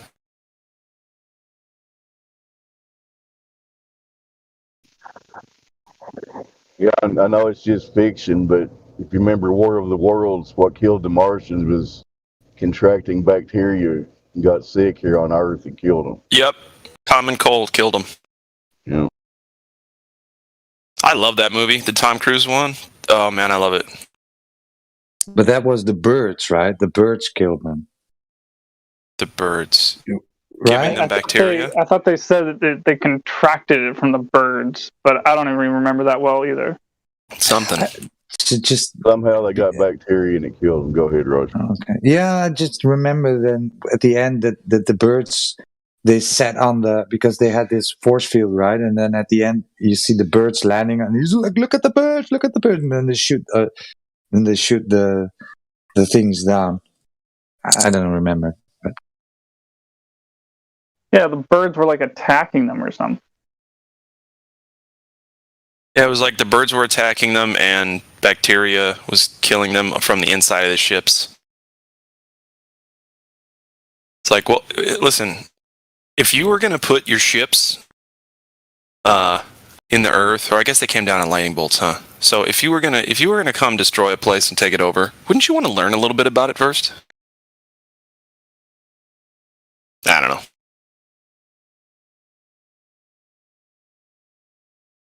Moral of the story is we're smarter than aliens. That's all. Duh.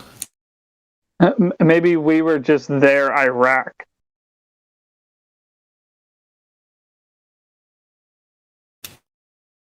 Yep, history repeats.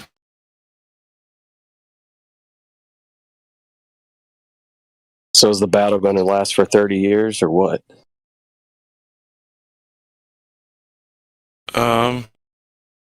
You mean the battle between flat earthers and globetards? It will end at some point, yeah. I just hope it ends with an awakening and not war. Something tells me it might be both, but I'm going to go with just an awakening. Forever the optimist.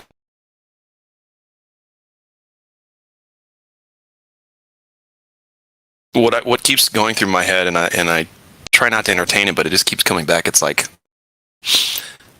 flat Earth is going to become like the shape of the Earth. This argument, almost all of the conspiracies, if not all of them, are going to become moot because the things that are coming ahead are going to make people not focus on anything else but survival. I don't think flat Earth or globe Earth is really going to matter after, like, what are they going to do? The fake alien invasion? They know that we know about that. They've been talking about it, at least, right? Are they ever going to do it? Because if they do, and if they really do it that way, nobody cares about the shape of the Earth at that point, right? They'll either be like, oh, aliens from outer space, or, oh, they were already here, Hollow Earth. It's like, it doesn't matter. Now we just need to survive.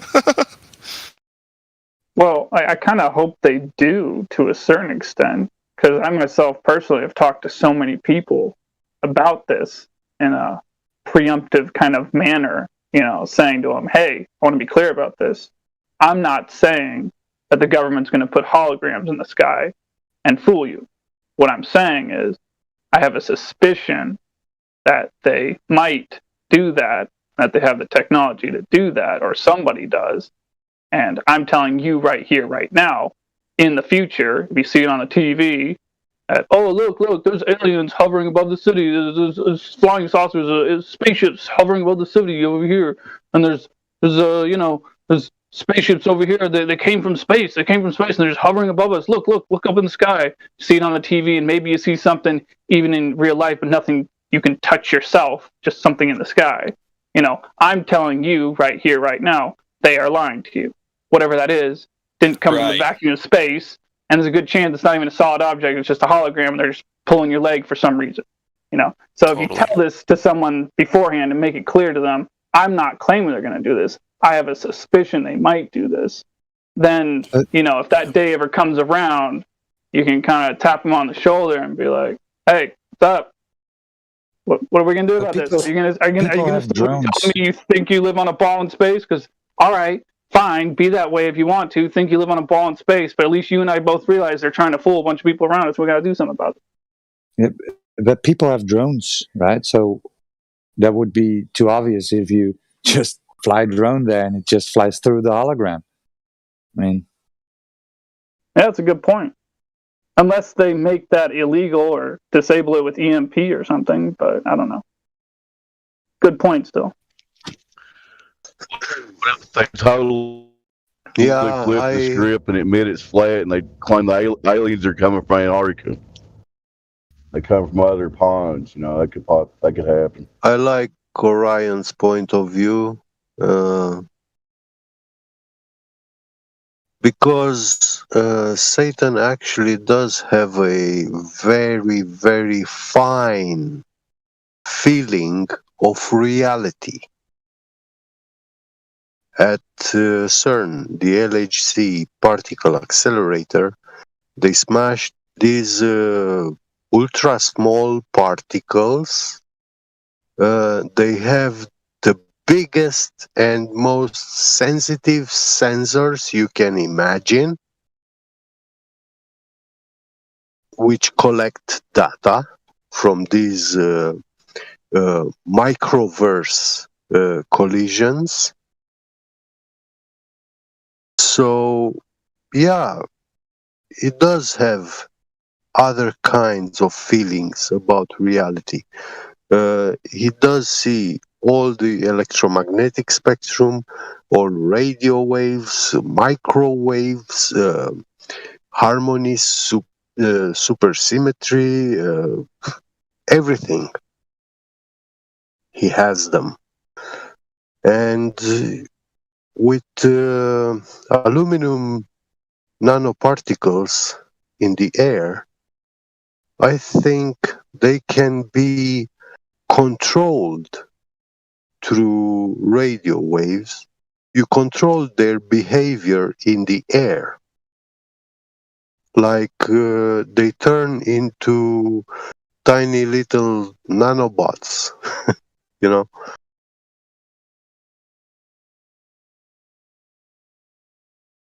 Mic check? Yeah, you're here. So what I was thinking, right? They said alien, right? But this thing that's now happening is also quote unquote alien. It's coming from outside to the inside, right? So could this be the alien attack they're talking about? Nah. Well, too dumb to see it like that. I think the alien invasion will be much more literal. Yeah, sorry, we get. Just wanted to chime in. You are a little bit low. I didn't hear you. I was just saying, I think, that's we can look at the current situation in that kind of meta way, but the average person can't see it that way. I think their fake not for the alien average. invasion will be. Is it not? Well, what I mean to say is that they have. It's kind of code language, maybe. So alien invasion is when you say it literally, right? I don't know if that would be literally if you can look at the current situation and say, well, that's alien and it's coming from the outside in, right? So I don't know. I thought that's what you were saying, though. Yeah. Could the current situation be the predicted alien invasion? Yeah. Fake. I guess we can look at it in that way and be like, yeah, maybe they're playing that game. But I think I think it needs to be much more literal for the average person. I don't know.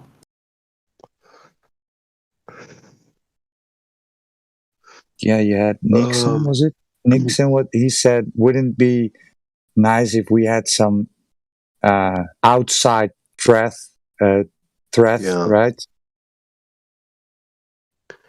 The whole world will forget about their cultural and differences, and they will unite against this alien force. Which happened, right? The whole world united, all went into all closed down. So, I mean, and then you have and then people talk about quote unquote the mark, right? Which is your phone now, which you need to go inside a restaurant to buy stuff. I mean, maybe it's me, but comes close. No, Roger. I guess we need to wait and see what the second half of this current event's gonna pan out like, after the magic stuff.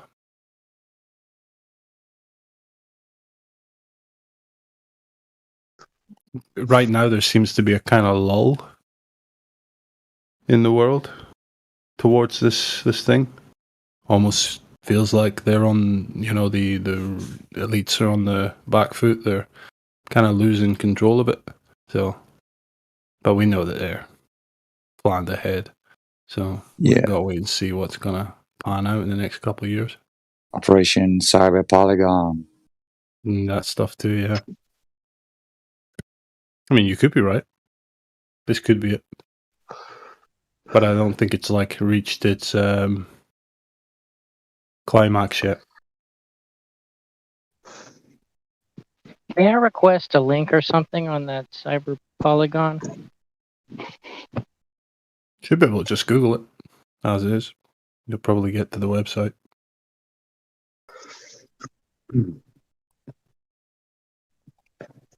Yeah.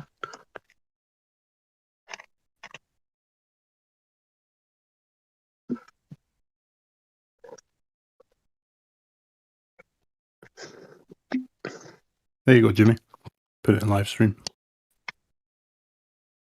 Speaking of cyber, I was just curious, anybody, what's the official story on that Facebook crash the other day? Does anybody know? No. I heard some talks that it was because of the quote unquote whistleblower, the woman that came out. So they needed to take it down to erase stuff. I don't know. The whole whistleblower thing feels like a psyop in itself. I mean, she has a whole PR company behind her. I mean, what? Yeah, I heard something the same. And I also heard that it was a scan. It's a reset now, that anything that's posted from here on in about certain topics, they're going to collate data from this point. Whether that's true or not, I don't know.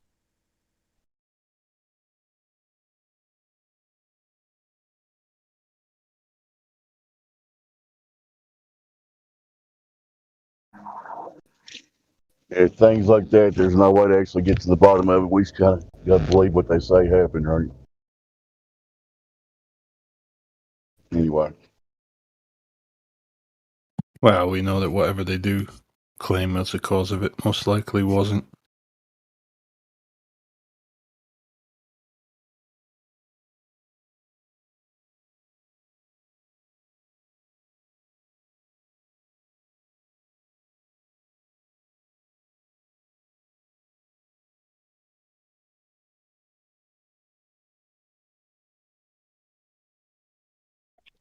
Got a new person here named Codster with no roles. I don't know if somebody wants to try to talk to him. Oh yeah, we can do that.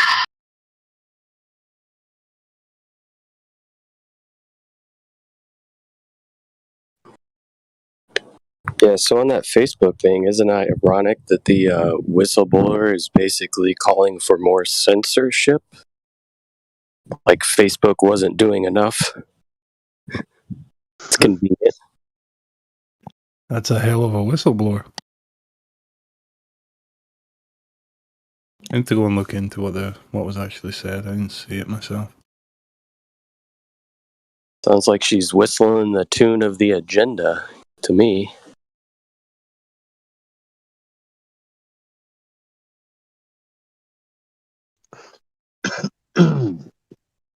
Yeah, we can talk to Darknet is rising.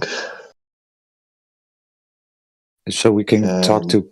Oh, go ahead. Yeah. Finish it. Yeah, I wanted to say Darknet is rising and nobody can crack it. Nobody can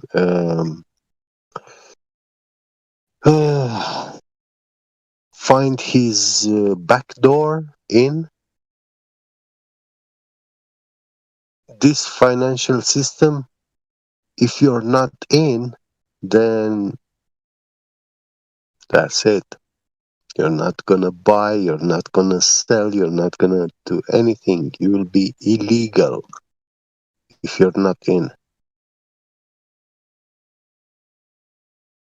Yeah.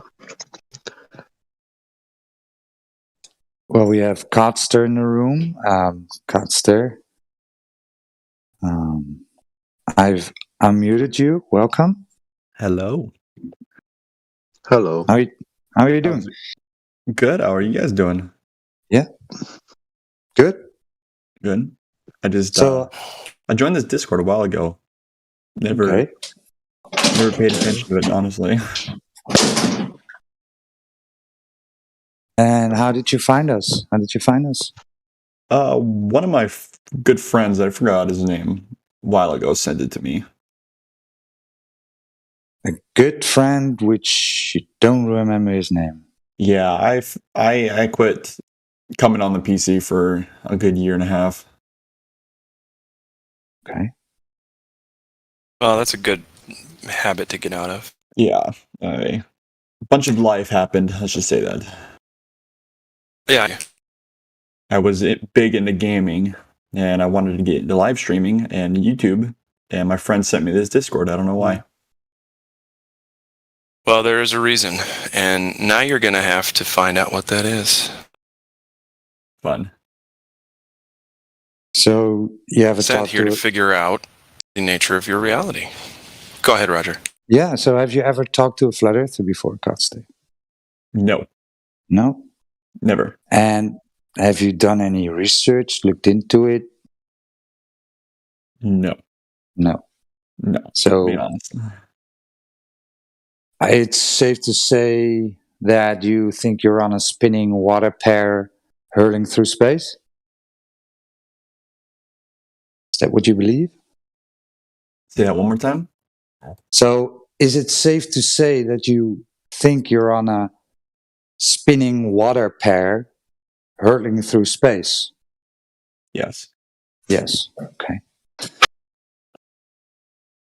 And why do you think the Earth is a ball? What is it that the Earth is a ball to you? Why is it a ball to me? Right. Yeah, what will be the best evidence for you to believe it?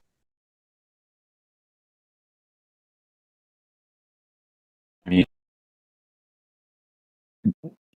how did my science teacher put this? I'm trying to remember.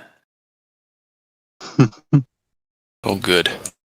When the sun comes up and the sun goes down, the shadows move along with it. If that makes any sense, you know? If it's flat, the sun wouldn't come up or go down. Does that make sense? No. No. Where to go? Oh, so do you think the sun is going below your feet? Sure. Yeah. Okay, go ahead, Roger. Yeah, so what I really wanted to ask, right, is so when do you experience the Earth as a ball? When do I experience the Earth as a ball? Right. I mean, every day? How? I'm not quite sure. Okay, so, right. The thing is, right, the Earth presents itself as flat and non-rotating to everybody on this Earth. Yes. I mean, you never seen curvature or felt the Earth move. The only Actually, thing you've been to a beach?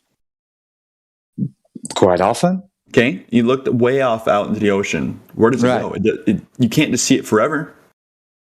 No, because you don't have Superman eyes, right?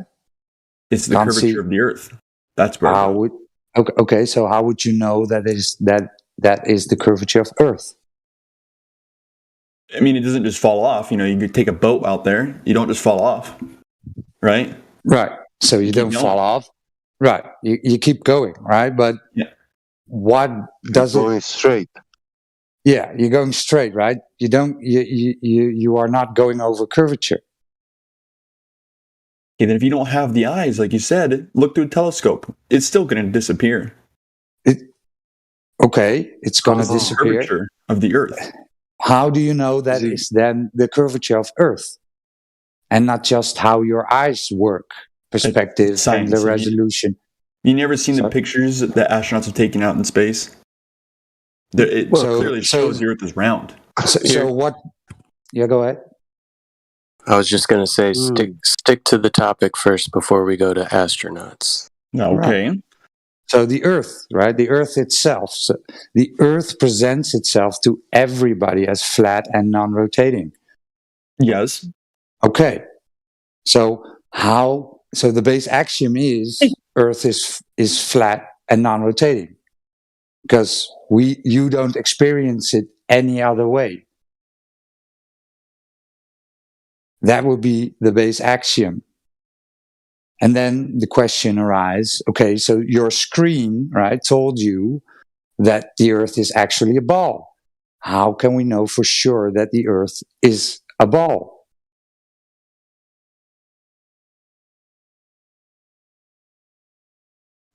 Measurements. Right. So we can measure. Surely we can measure the Earth to check if it's curving. Right. Right. And what if I told you that you yourself can do this and then figure out if the Earth is actually curving? Okay. And that's why we are here, right? Okay. We've done that. And the Earth is not curving. You can see objects. Right.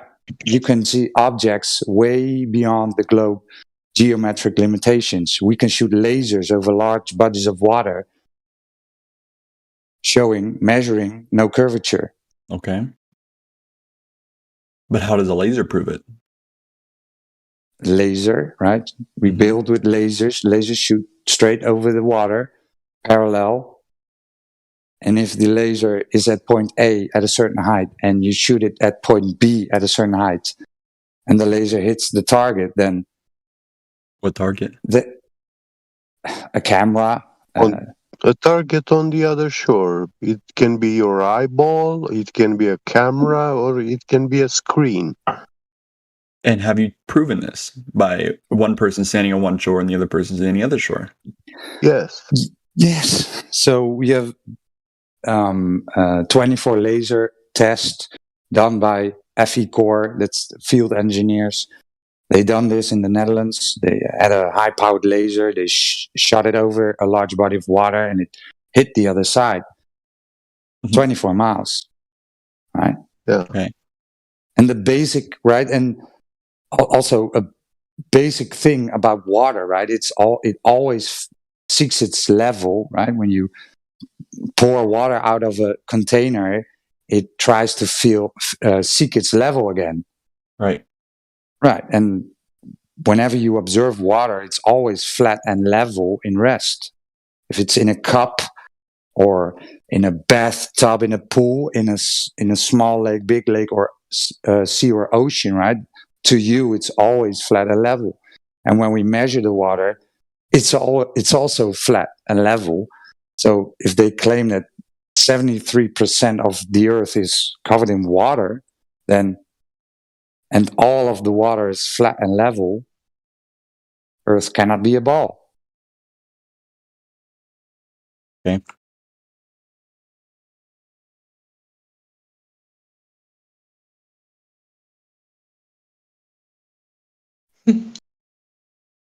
Does anybody have any questions for Godste? Yeah, I want to know if he knows the radius of the globe Earth. I do not know the radius of the globe. Okay. They give us the radius. 3959 miles. 3,900 miles long. Okay. And according to this radius length, you have a arc curvature around the ball, which is universal. It's all around it, except topography, mountains, hills, valleys, and all this stuff. But overall, it must curve at a rate of 8 inches per mile square. Can you comprehend that? Yes. So, every mile you travel, you're going 8 inches down. Right. But from a observing perspective, as an observer, if you look out in the distance. For example, a 1 foot observer height, your tangent horizon line must be at 1.225 miles far away. That's where things begin to disappear behind the curvature. That's the point where that geometrical obstruction of your vision happens.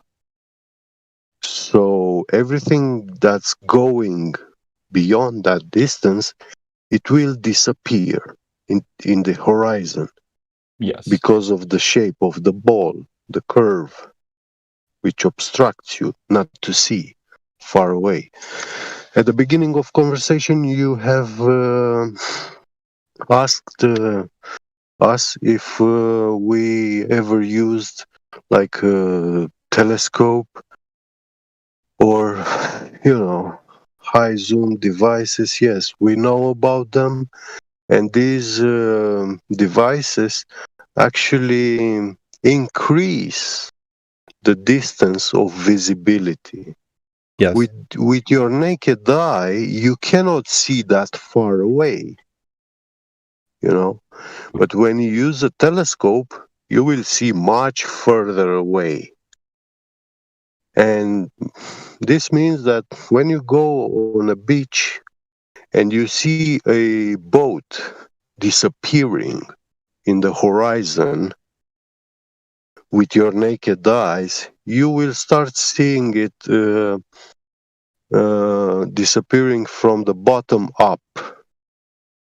But when you bring your telescope and you look at it, you bring the whole boat into view. You can see it, all of it, to the point where it makes contact with the water.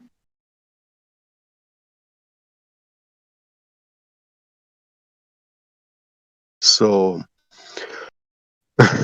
this geometrical horizon, of a sphere cannot change shape like that. Mm-hmm.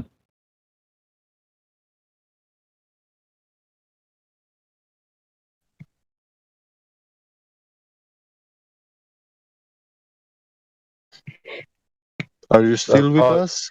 Yeah, I'm still with you. Yeah. Codster, do you have time to answer 3 basic questions that you may or may not have heard of before? Yes. Okay.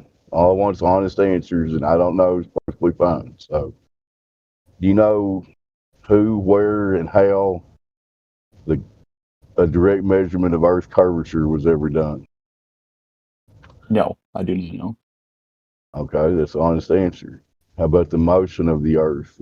We're supposedly spinning on our axis, going at 1,000 miles an hour to the equator.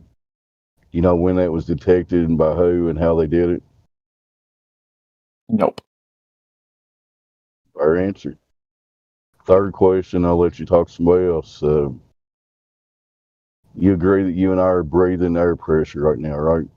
Yes. Keeping us alive? Okay.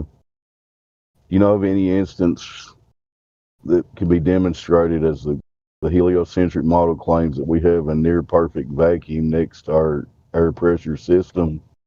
So the basic question is, can you show any demonstration or know of anybody that's demonstrated having gas pressure adjacent to a near perfect vacuum without containment? No, I don't recall. Okay, well, thanks for your honesty. If you got any questions, feel free to ask. There's plenty of knowledge on this panel. And we're not here to convince you of anything. We're here to share information. What you do with it is up to you. Just think for yourself. Go ahead, guys. And you see, this is actually the reason why the globe Earth model for you is only a belief. Because you are not able to answer these questions. Yep. And we don't like to do that, to believe stuff without evidence when it's about the shape of our world. It will be the same like you are a multimillionaire and you hear on the radio some real estate agency selling mansions and advertising, and interviewing people how good life is living in a $50 million mansion, and then you go to this agency and you say, oh, I want to buy one mansion too, and they sell you a swine shed, they scam you. Yep. And they tell you, oh, this is a $50 million mansion, we offer it. Yeah. And you pay the money, you install yourself in the swine shed, and you believe you live in a $50 million mansion. So, does it make sense to you now, if it's important or not? Yes, that does make sense. Yeah, because it's your home. It is where you live. Some globe earth people come in here and they say, what's the importance of this? How does it change my life? Well, it does, because all the mainstream media in the world, worldwide, everyone is propagating this narrative of the globe spinning world, when actually the truth is not.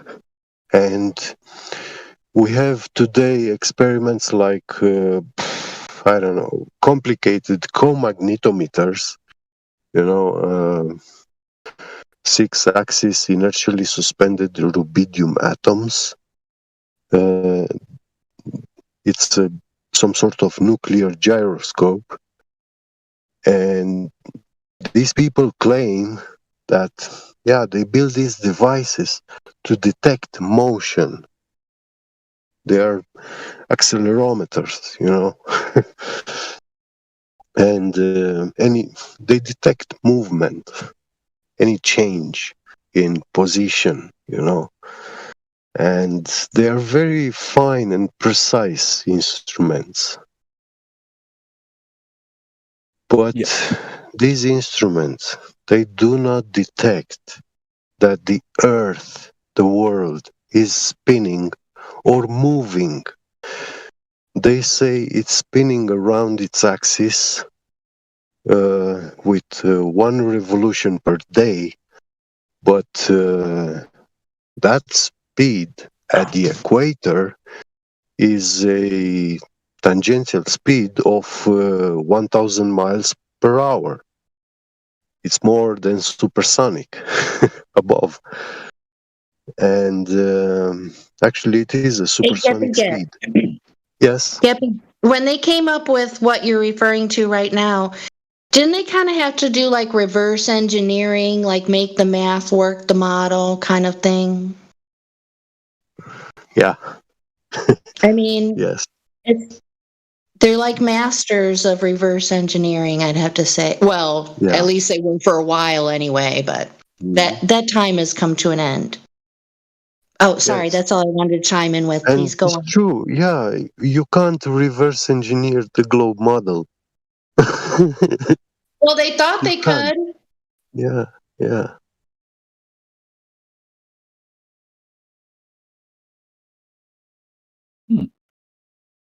I mean, did you know that timeanddate.com is not based on observation? Oh. I was talking to the new person. I'm sure you're aware of that, Geppy. That's interesting. Yeah. And I think there's like 2 other authoritative sites. I think there's one that's like a military site. and then one other, I don't remember. It was something that Indio had told me a while back. So yeah, isn't that effed up, you guys? Something that, you know, we assume is based off of observations. It is not. I did not And know that should cause a big concern. It's a red flag for scientism because they're posing calculations as measurements or observations. So we have a big problem here. And, you know, I like knowing where I live. I don't know about, I think most people would agree. So if you don't know, see, the thing for me in the big picture, I don't want to take over the live stream or anything, but if you don't know where you no are, problem, Jenny. if you don't know where you are, how could you possibly know who you are? Exactly. So, you know, a lot of people contend that there's a big spiritual warfare kind of battle going on with, you know, the knowledge of our existence. And, you know, knowledge is power. So, you know, keep a bunch of useful idiots around to do your bidding. Build your machinery for who knows what, you know. So there's that. Mm-hmm.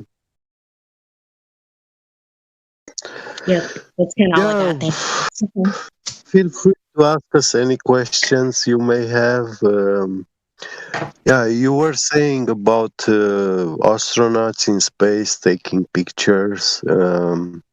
We also dealt with that and studied a lot of flat earthers.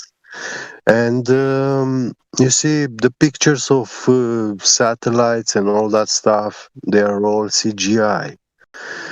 Also, the famous Globe Earth blue marble picture. Yeah, sure. I have a question for the new person. You just made me think of it. I'm sorry, I'm not looking at my phone and stuff, but so do you believe we went to the moon? Yes, 100%.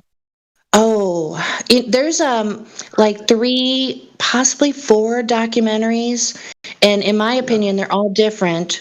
And they talk about, they point out a lot of what you would refer to as coincidences, anomalies, if you will, but there's a whole bunch of them.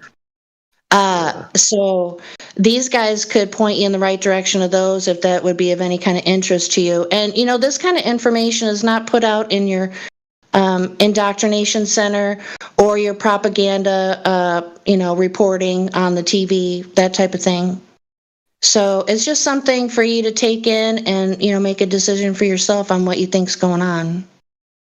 And then when you think you know what's going on, something else comes about and you're like, whoa, I didn't know that. So it's like a continuous journey, really. Right. You see, that thing with the moon landing is the most craziest thing. We don't have a video approaching the moon and getting that spaceship or whatever it was called, the lunar module, getting into the lunar orbit. All they show us is a couple of seconds clip showing some sort of window and beneath some gray land like moving beneath you. That's all we see. And the thing is, when you are trying to reach imagine a train, high-speed train, like maglev or the Japanese or Chinese going 500, 600 kilometers an hour. That's a very fast-moving train. But imagine yourself, you have a speed bike, which, yeah, you can reach those kind of speeds, and now you're trying to orbit, to spin around that moving train. first you have to accelerate faster than the train to reach the train, and once you get over it, then you have to switch on the other side, and then slow down, brake, and so that the train now overcrosses you, goes in front, and then you have to switch sides again and again accelerate. You get me? Yeah, no, it makes sense. Yeah, when you accelerate, that costs money. It takes gas, a lot of it. So, Costa, what makes it that you think that the moon landing is real?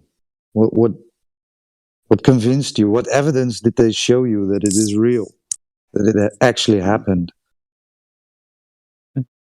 Do you believe that we're on Mars? That's the rover on Mars? That's not. We're talking about the moon landing, right? So, at this point, it's a secondary planet, is it not? I was talking about the moon landing at this moment. Right? We can go to the robot on Mars topic in a sec, because this. Yeah. So what makes it that you believe in the moon landing? What evidence did they show you that they really went there? The man on the moon picture. Okay, so pictures. Oh, I got a picture like unicorns, pictures like unicorns and Bigfoot and. Would it be possible for them to create a studio like they imagine the moon to look like and take a picture? Yeah, in that's a possible studio too. to fake it. Yeah, so it's much easier to fake it, correct?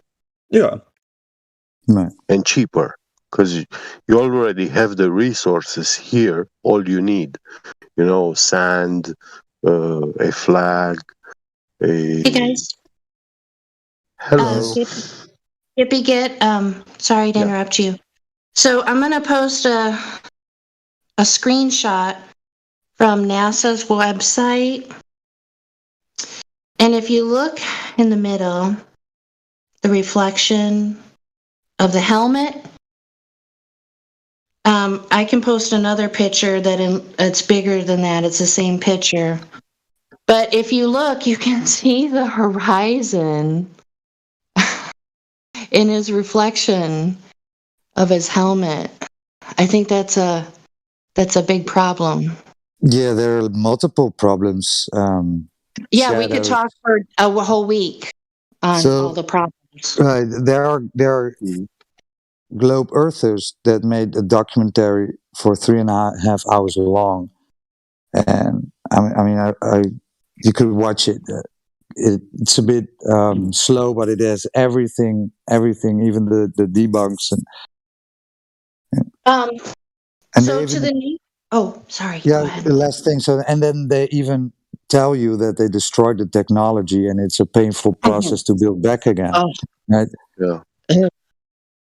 Okay, so for the new guy, sorry to keep calling you new guy. I'm just not going to be on here for just a few more moments. But so one of the documentaries is called "It Was Only a Paper Moon." What's the other ones, you guys, for him to write down? American Moon. American Moon. I recommend also a funny thing happened on the way to the moon. Oh yeah, Bart Sabrell, right? Yeah. Mm-hmm. And that. Yeah, dude. Seriously, you should write them down and watch them because, right now you have a biased level of information. You kind of need both sides. So there's a lot of information that they've kind of conveniently left out or kind of hidden in plain sight too a lot of the times. There's that.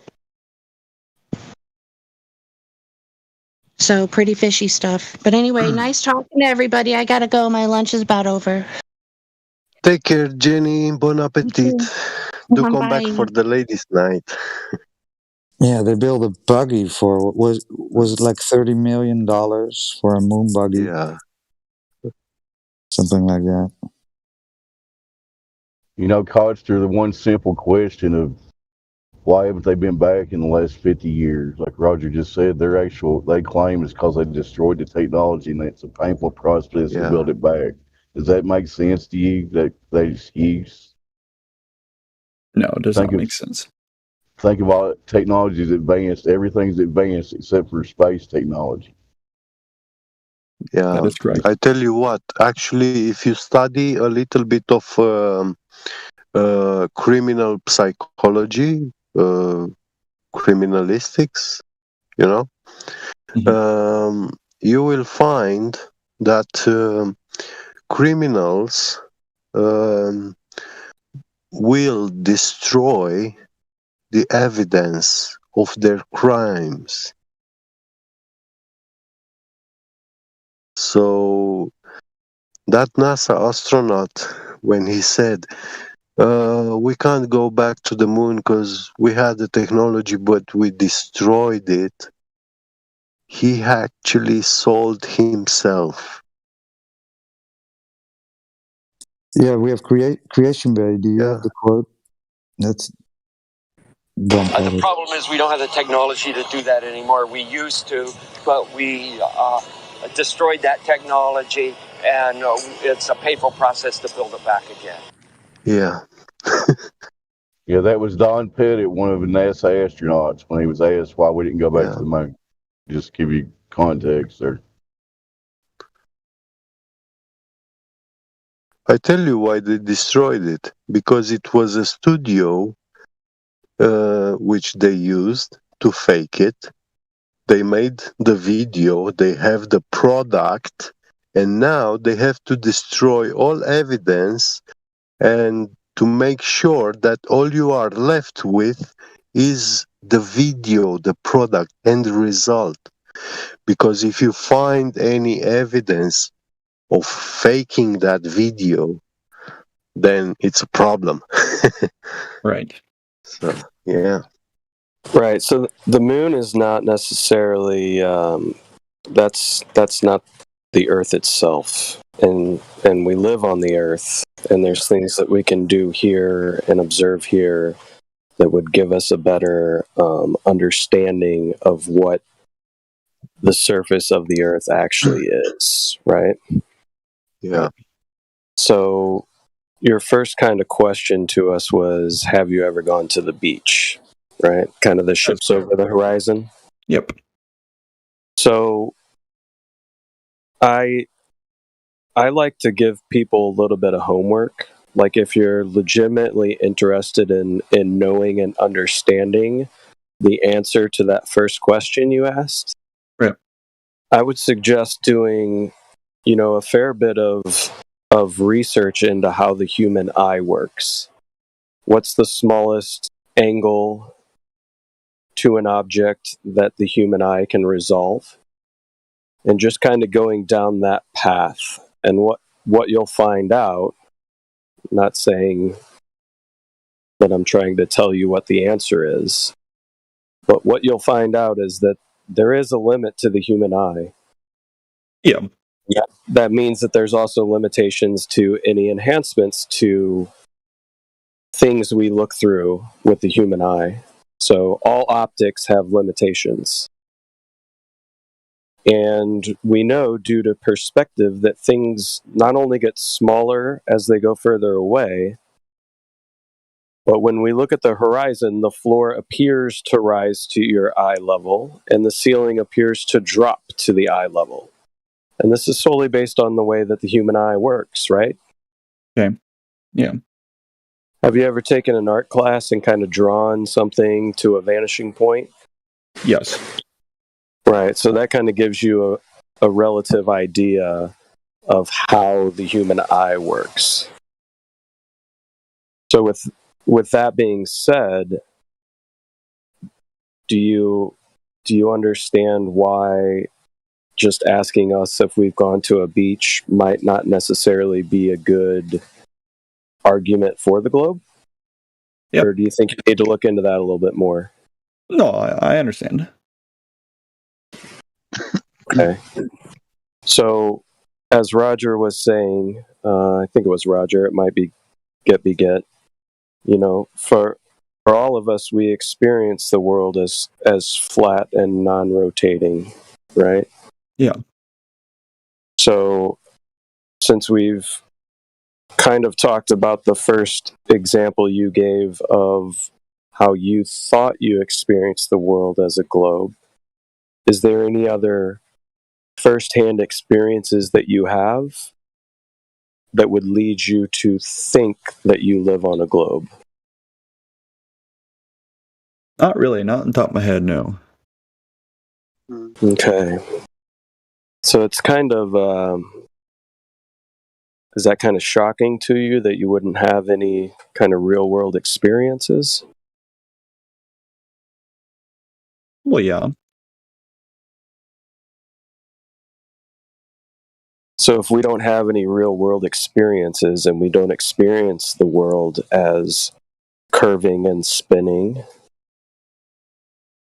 wouldn't you say that those would be some pretty extraordinary claims? That the world is curving and spinning? Yeah. Sure. And in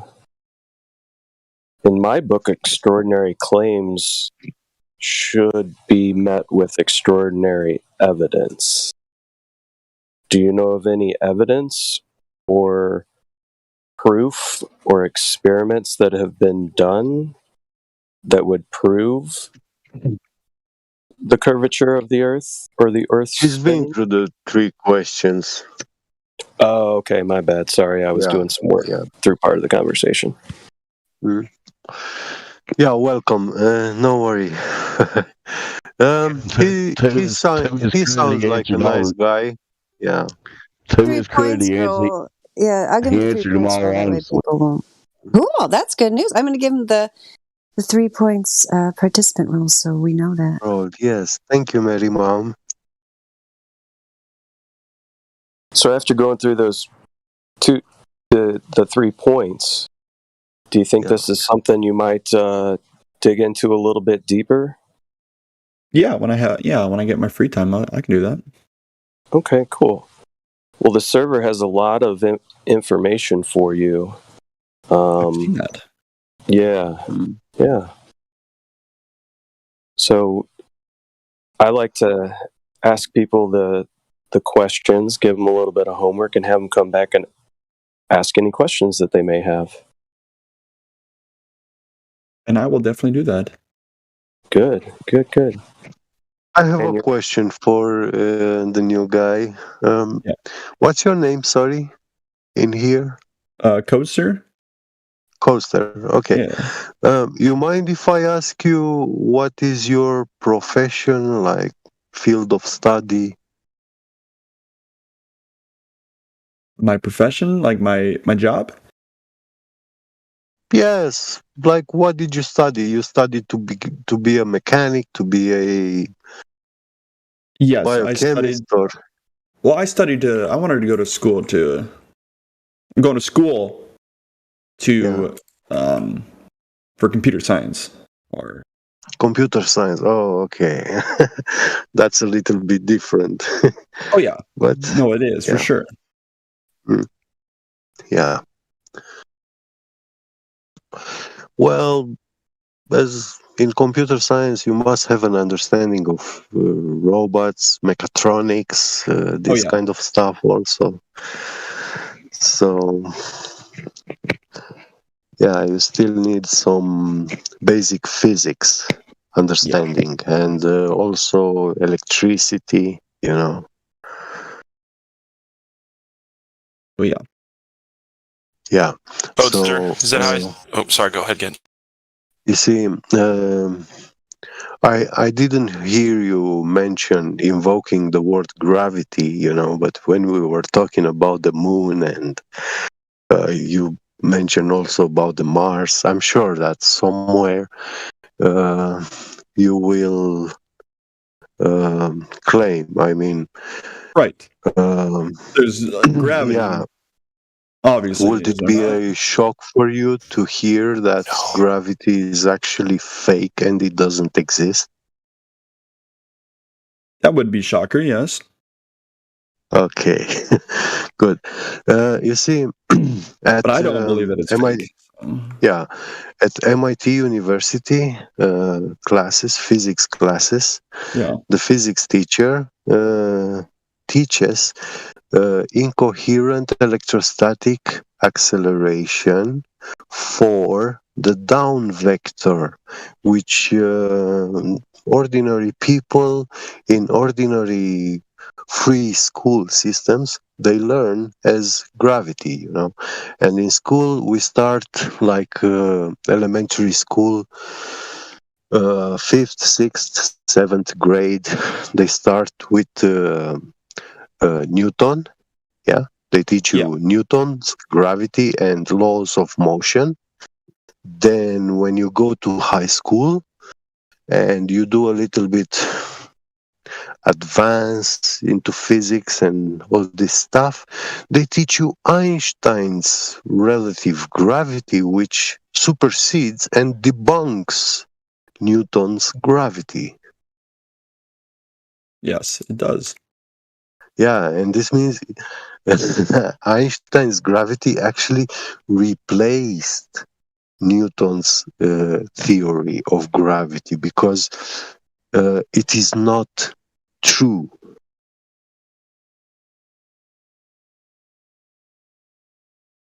That's the problem with it. Yep, just a It's little not a spackle in force. between the pseudoscience. Yeah.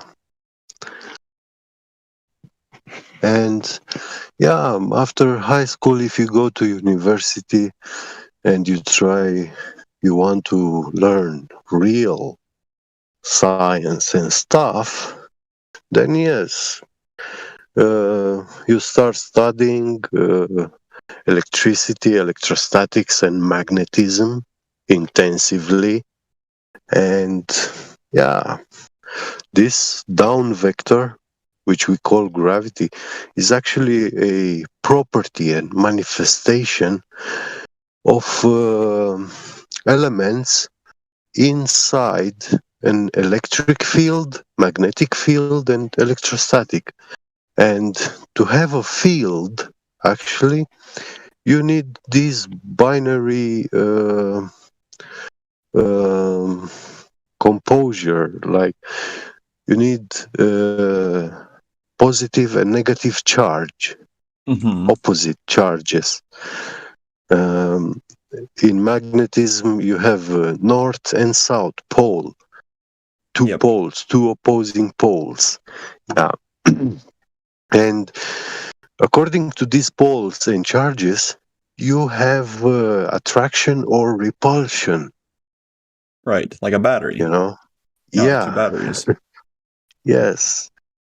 And for us, the sky is the positive Gaussian plane and the ground is the negative Gaussian plane.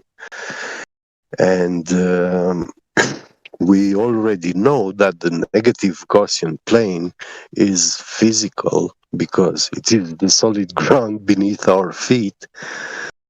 And yeah, vast majority of elements in nature, they are attracted to the negative Gaussian plane of existence.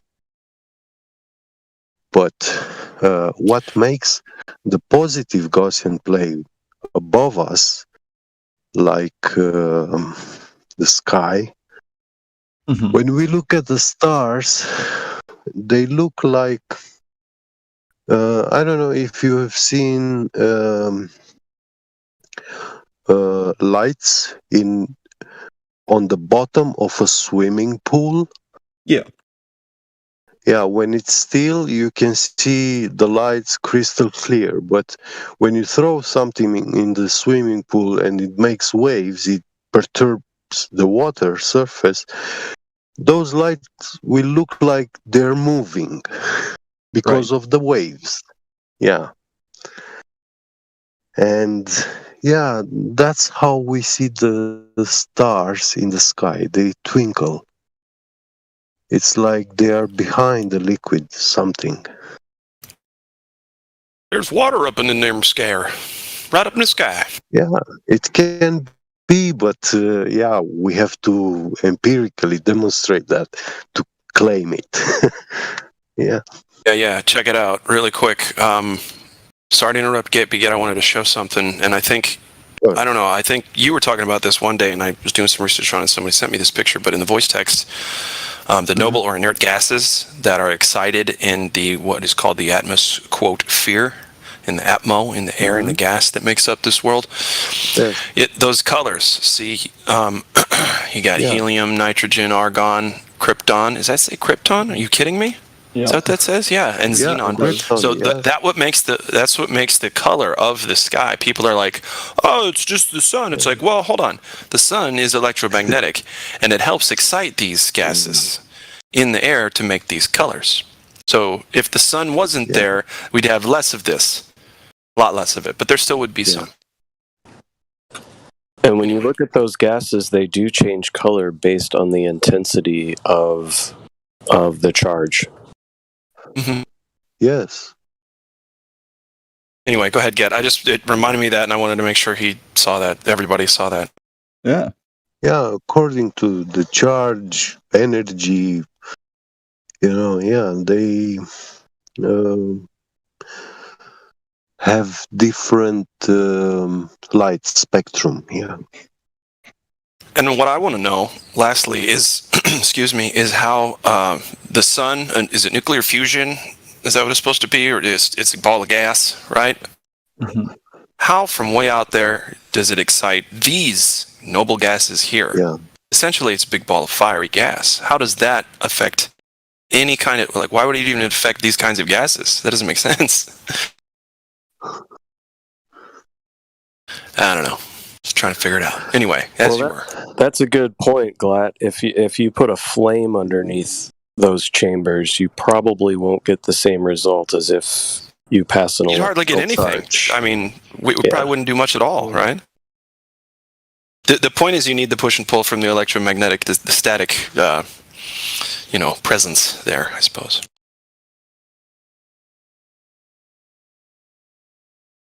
Right.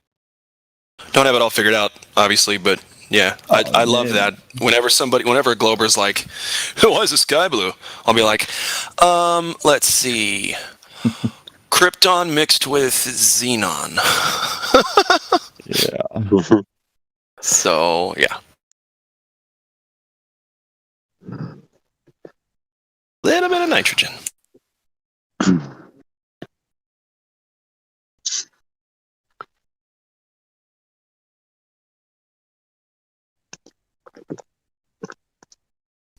So, Codester, what do you think, partner? I got some homework I got to do. Oh. Are you interested? Yeah. That's good. I got some stuff. I think you might even come to like it. Yeah. You sound like you're genuinely curious. Because, I mean, check this out, man. Go ahead.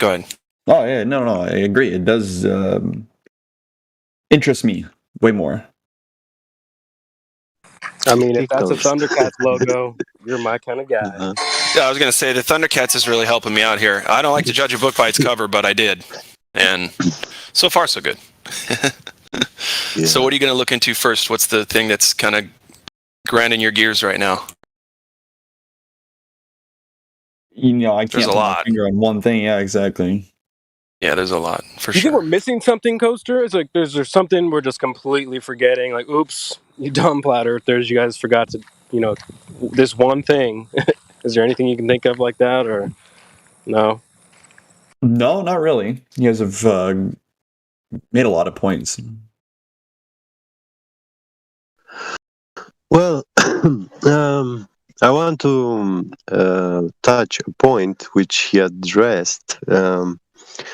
I watched a couple of months ago a YouTube video with an experiment about flies in a vacuum chamber. And this guy put like 10 flies in this vacuum chamber. Then he started sucking the air out, pumping the air out.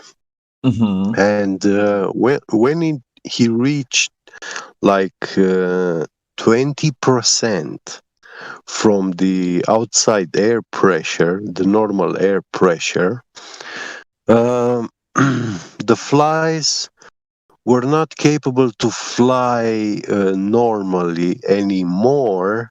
You can see them like jumping chaotically.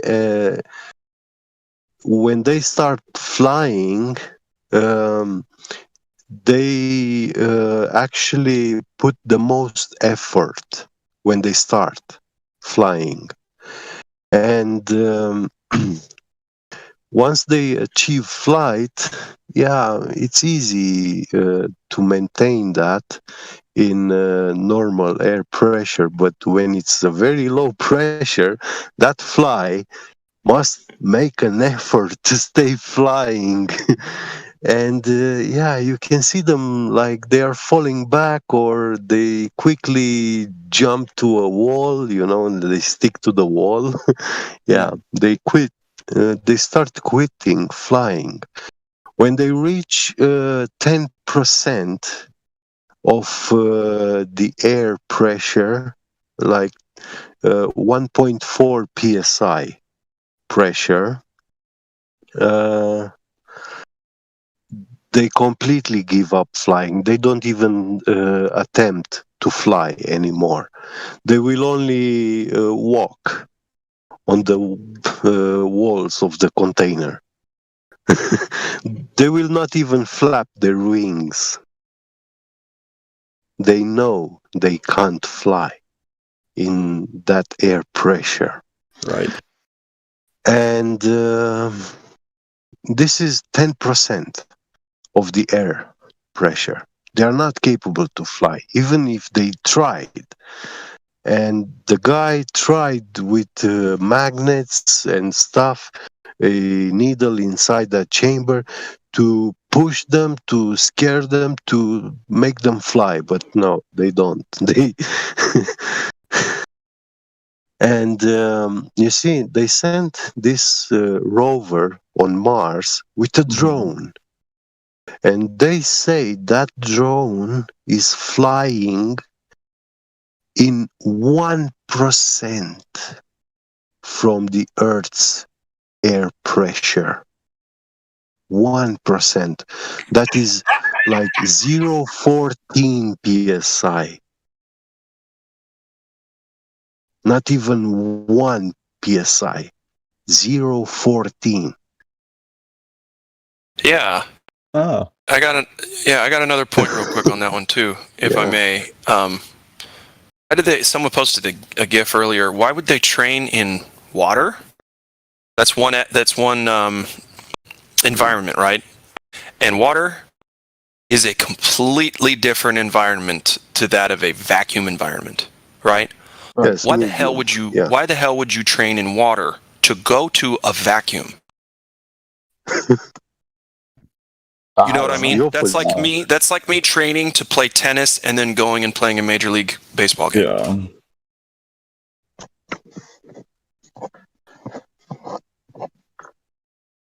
Well, obviously, Glatt, it's for the don't drown in space, safety precautions.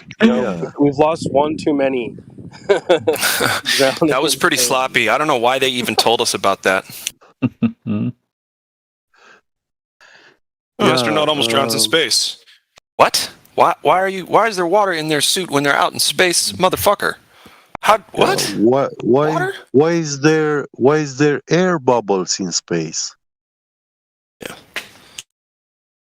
Oh, you almost drowned, but that was the first near death. Like, how is it that nobody has just accidentally popped off the cord and just floated into space? Nobody? What? How many people die due to diving and rising too fast, and no one up there has had problems with pressure sicknesses? What? Yeah, exactly. Oh, they just don't tell you about it. It happens all the time. Sure. Yeah, they also found algae on the ISS, right? Some kind of sea algae. Algae? Oh, of course they did. Of course, and why wouldn't they? I think we have somebody else new to the server, VC verified. It was plankton, sorry, sea plankton. Yeah, it sure was. Yep. I believe every bit of that. Pika player, are you new to the server?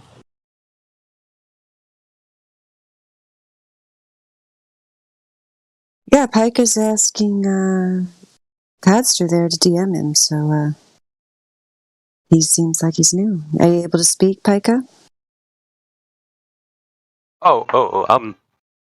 Hey. No, I have been here for a while. Just not active. I have a lot of schoolwork. Oh, okay. So what have you Got a heard? caravan for me. Huh? Sorry. What? What'd you say? It's a movie reference. You got a caravan for me. It's a Pikey reference anyway. You like dogs? You like dogs? You like dogs? I'm sorry, Mary Mom. Go ahead. Oh no, that's fine. A lot of those kind of references go over my head, but I don't mind people making them. I know. I just interrupted. Go ahead. Oh no, I was just going to ask him what he'd learned about the Earth since being in the server. Oh, me. Pika, yeah. Oh. Well, as I said, I haven't been very active on the server since I recently started college, and there's a lot more work than before, so I haven't been able to be so active. Well, that's understandable. You're hard at work. Has anybody ever shown you the evidence for why the Earth measures flat and the globe model is a complete fantasy? I think I got a video about it from someone. Did you watch it? Spakeface gave me a video. Panto. Mm-hmm. Yeah, did you watch it? I haven't had time. I need to focus on my school right now because, you don't want to start with an F.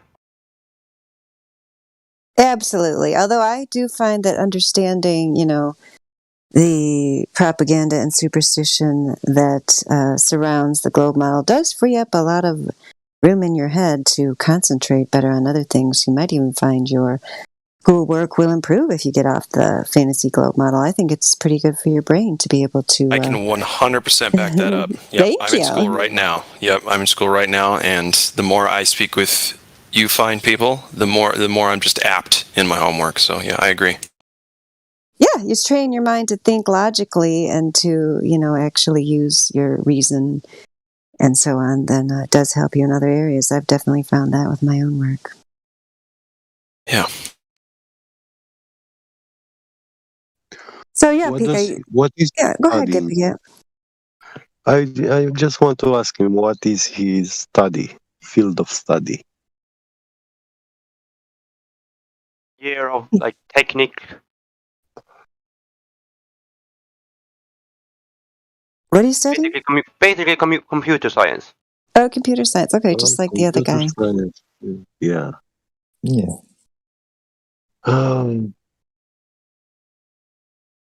But computer science is not like hacking, right? No. Yeah, okay. No, it's a real science. I think they have to take a lot of difficult science and math classes to, get a degree in computer science. I think it's challenging. Yeah. It is very challenging.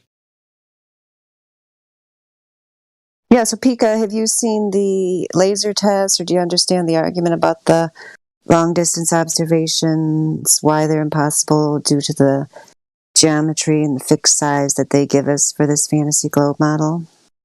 Yeah. You do? I've been here. Okay. Yeah, okay, so you have been listening. Okay, so what is the argument then? Why do we say we can see too far? I listened, but I don't remember because my bad memory, and I have been playing games. Oh, I understand totally. Yeah. Yeah. So yeah, if the Earth was a sphere with a radius of 3,959 miles, then objects would disappear from our field of view due to this alleged curvature, which would increase at a rate of 8 inches per mile squared if it were there, even though it's never been measured or seen anywhere. And basically, if you are actually interested in evidence, objective reality, scientific proof of either curvature or rotation has never been found anywhere. So this predicted curvature, which you can see in the chart there in the live stream voice text, is not found when we make observations in the real world. Yeah.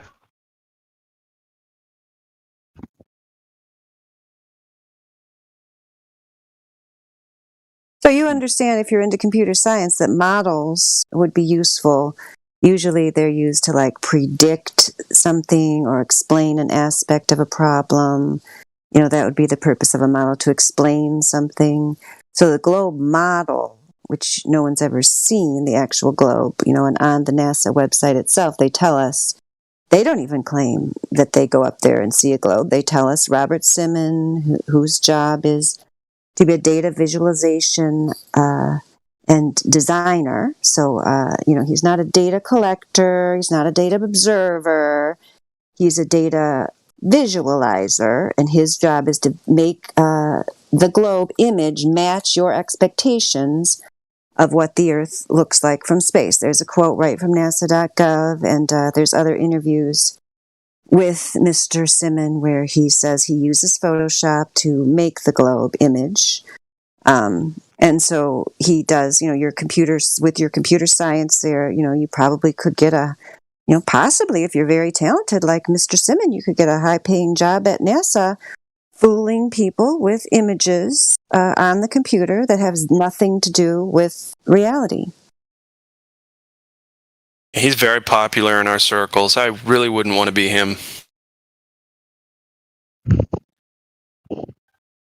Yeah, one day he would be called to task for his deception, but, you know, at least he comes right out and says what he's doing. I mean, you know, at least he's hidden in plain sight. He isn't lying about it. Yeah, he isn't lying about it. It's just, it is Photoshop because it has to be. And exactly, I like his honesty. I don't hate him at all. He's great. No, he did for the normies. He did a great job, right? It just, people look at it. Yeah, that's Earth, but it isn't. It's Photoshop because it has to be Photoshop.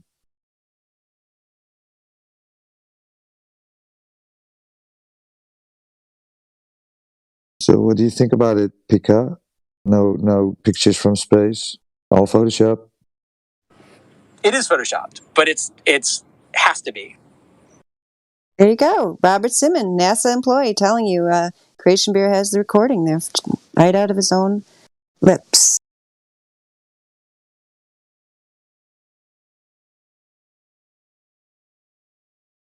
If anybody, any of these, Pika, did you have something to say? No.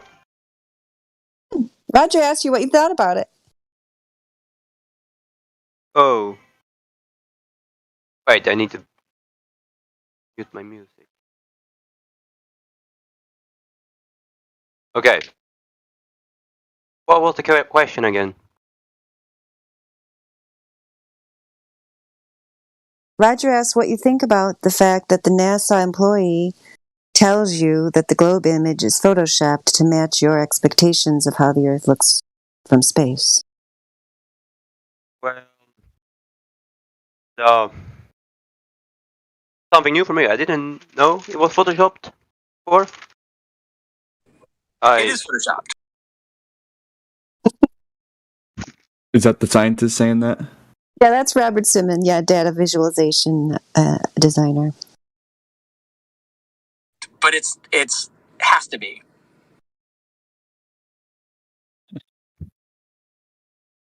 Thanks, Robert. Yeah, it has to be. Does he know for sure? I'm just asking. I'm curious. He's the one that does it. Oh, I forgot the part. He's the information designer. Thank you, Miguel Souza. Yes, lead data visualizer and information designer. I mean, come on, guys. Just his job title alone, please. A data visualizer. He's imagining it and putting it out there for you. Not a data collector, as I said, a visualizer. An information designer. Yeah, not an information, recorder or an information finder, an information, observer, an information designer. He's going to design the information for you and visualize the data for you.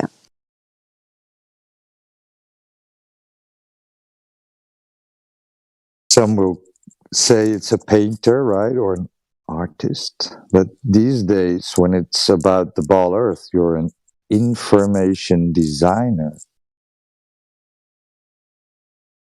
Yeah, it's beautiful. It's a nice way to say a liar, fancy way to say that. Professional liar, information designer.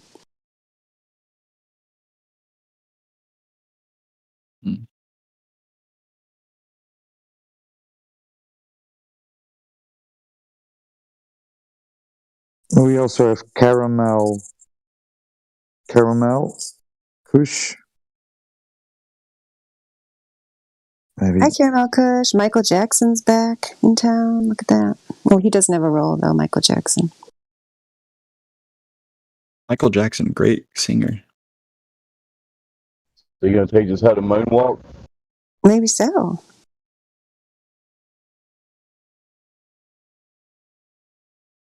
Yeah, speak up if you guys got any questions.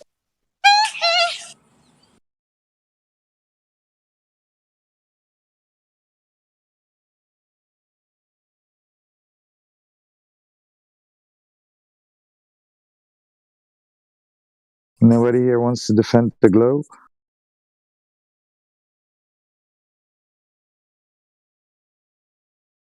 No, I have no interest in defending a lie. We have a reliable globe spokesman here. Maybe he wants to defend it again for the 100th time. Matthew? Oh, God. I've said everything. I mean, you guys know what I think, but I'm happy to answer any questions. I mean, if you guys are curious why we Globers believe something specific, I might be able to explain it, but I don't know if I could defend it very well.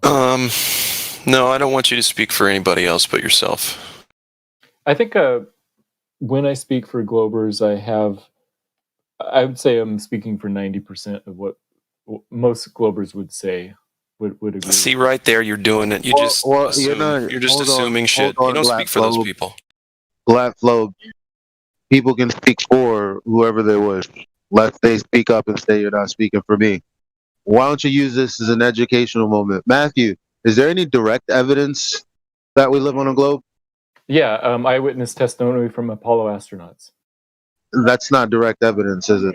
Wow. For them, it is. For them. Okay, so for you, is there any direct evidence, should you choose to do something to gain actual direct knowledge that the Earth is a globe of a specific size? No, there's no direct evidence. Thank you very much. Wow. Whoops. It's almost like no direct evidence. It's almost like if I were there is because they're radio waves. But there are receivers that receive them, right? Okay, so you use equipment to look at them, yes, and so that's indirect. But you're right. There are ways to tell truth besides direct evidence. No, it is direct evidence because you can just build a radio to receive them, and then you can be a person who broadcasts something, and if someone picks it up, that's direct because you have a direct relationship, right? Versus me coming up to you and saying, hey, Matthew, see this book right here? This book that I wrote was from God. Would you believe me today? No, I don't think I would. Would you believe me 1,000 years ago? No. Okay, so if I tell you something, I'm going to have to give you some sort of evidence other than my word. Some sort of evidence other than it came from my mind and that's it, right? Right. Right. Thank you.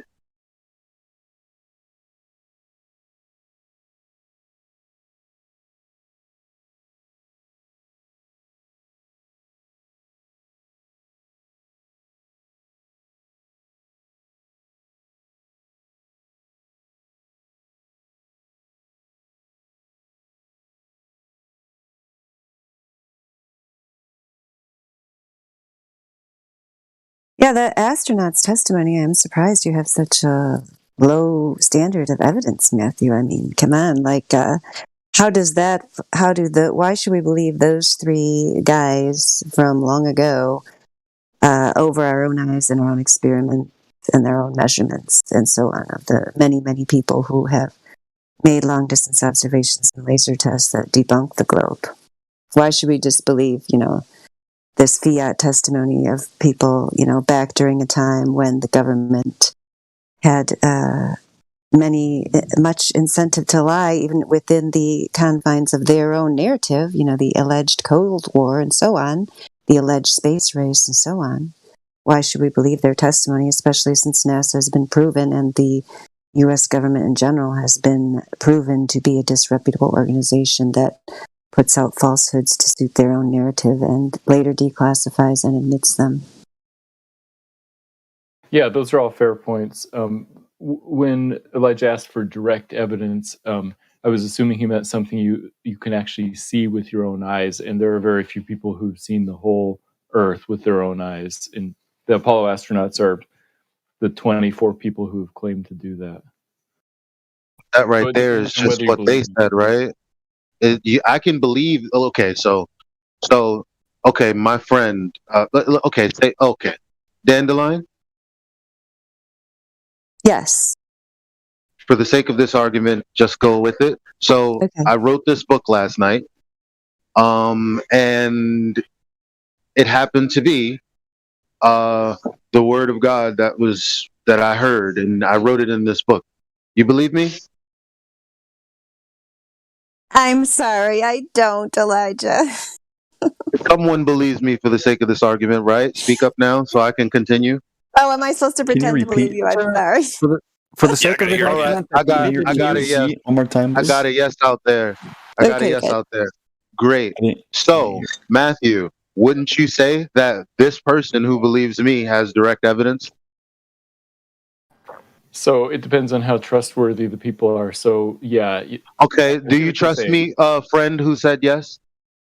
Oh yes, you're the most trustworthy. So of course. There you go. Now, wouldn't you go on and tell someone else that there's direct evidence because someone who trusted me and said so, Matthew, based on your logic? Okay, I get what you're saying, that it obviously depends. Would that be a yes, since you get what I'm saying, or no? Yes, I just need you. Thank you very much.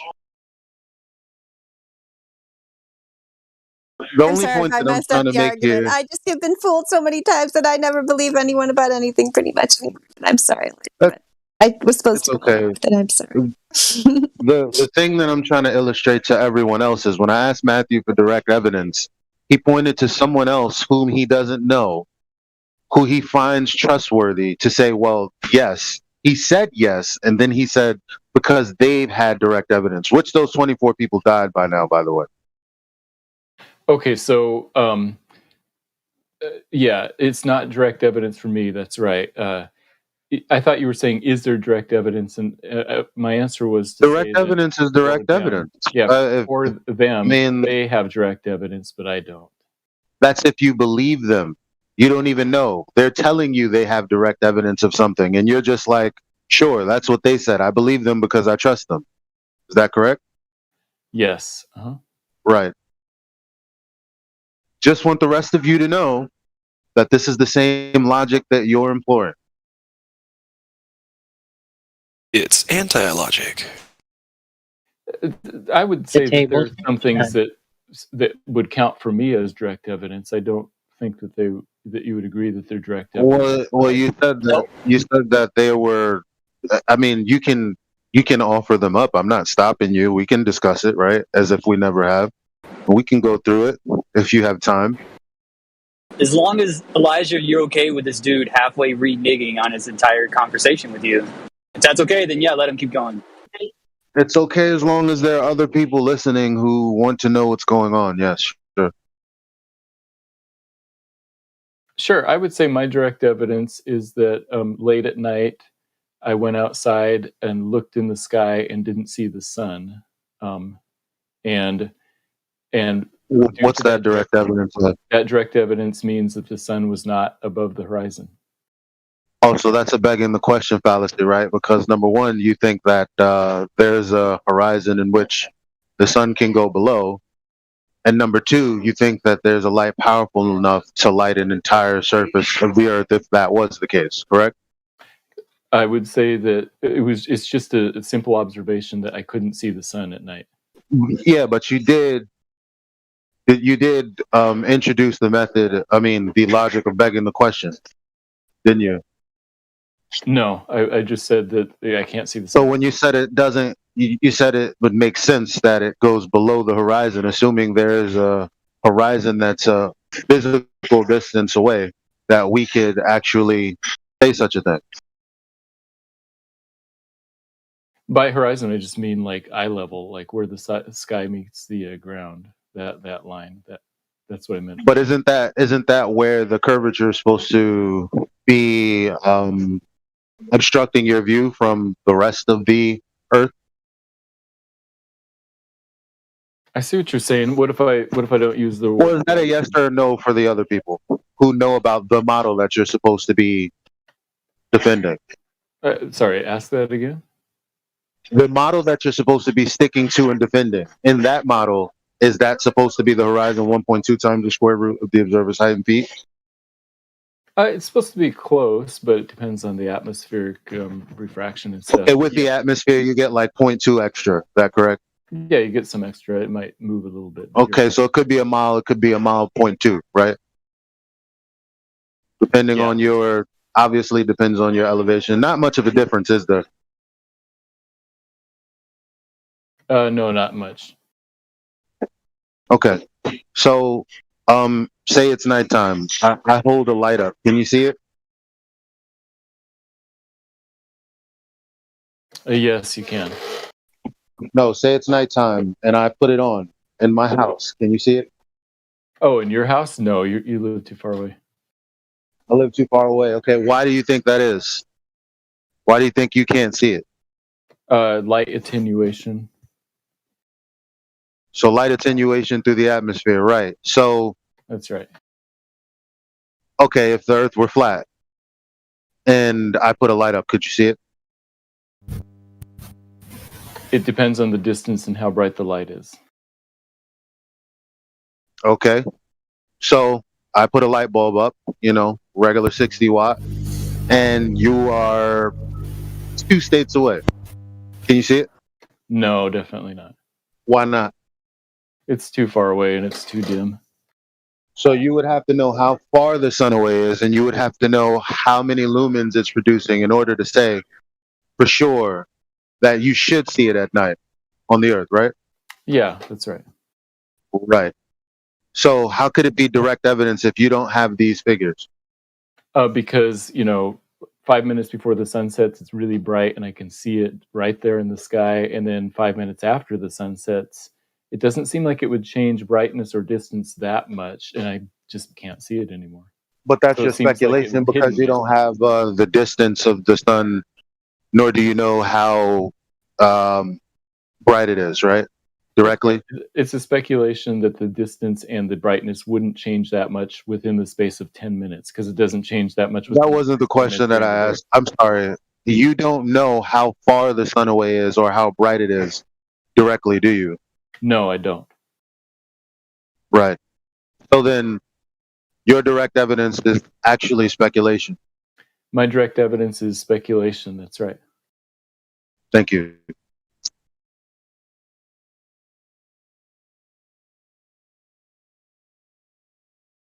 But it seems reasonable to me.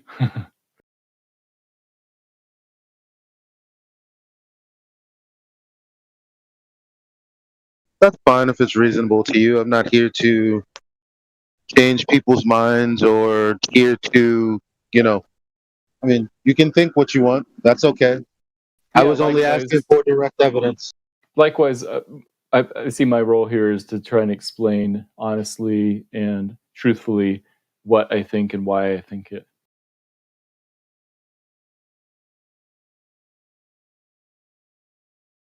So when you said you had direct evidence, now you're admitting that that's not direct evidence, because to me it counts as direct evidence. I admit that you don't count that, and I said from the beginning, I said I have what I think is direct evidence, but I don't think you'll say that it will count. Well, if I had direct evidence to show, say, a judge, they would be able to determine by the evidence that it's direct evidence or not, wouldn't they? I suppose it depends on your assumptions. So based on my assumptions, I count it. Well, not based on an assumption. Let's say a crime happened and I have direct evidence as to who did it. It wouldn't depend, would it? Do you think? That's kind of a hard hypothetical to, I mean... Matthew, you're going to have to admit that your estimation of what direct evidence is not up to standard with what direct evidence actually is. This is what I was just getting at. I fully admit that my definition of direct evidence doesn't meet your standards. That's right. Why don't you give your definition of direct evidence so that we're all on the same page, including the people that are listening who don't know whether to make a decision or not today? Sure. I would say direct evidence is something that you can see and that points to a certain interpretation of the facts. And so not seeing the sun at midnight, it would be an example. So that would be affirming the consequent then, right? Because yes, you interpret it one way, however, it could be something else, right? Exactly. It could be. So that's a fallacy in logic, isn't it? Yeah. And so I suppose it would be a fallacy for you to claim the opposite then. Okay, but I haven't made a claim yet. Would you like to ask me a question? Yes. Why to make this fair? Why can't you see the sun at midnight? Well, according to my everyday experience, when a light is too far, it no longer illuminates an area. Nor can you see it. That's not really. But yeah, that's not really. We don't know how. That's not really a claim. You asked me, why is it that we can't see a light? Well, in every instance, the reason you can't see the light is because it's not bright enough or it's too far to see.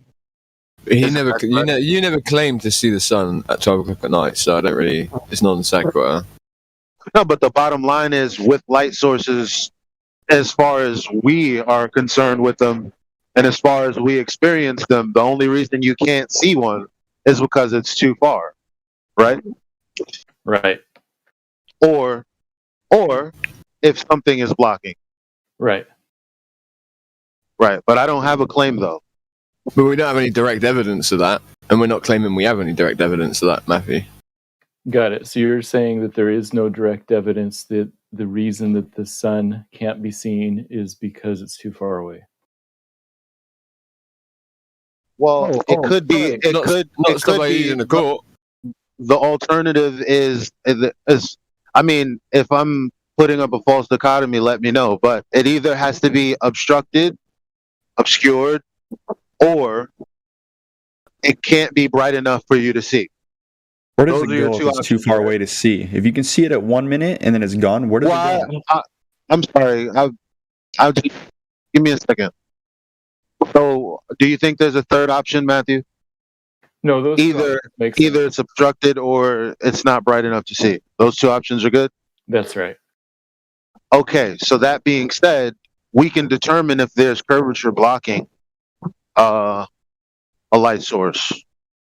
The only thing we can go on is the positive claim that the Earth's a sphere with a radius of 3,959 miles.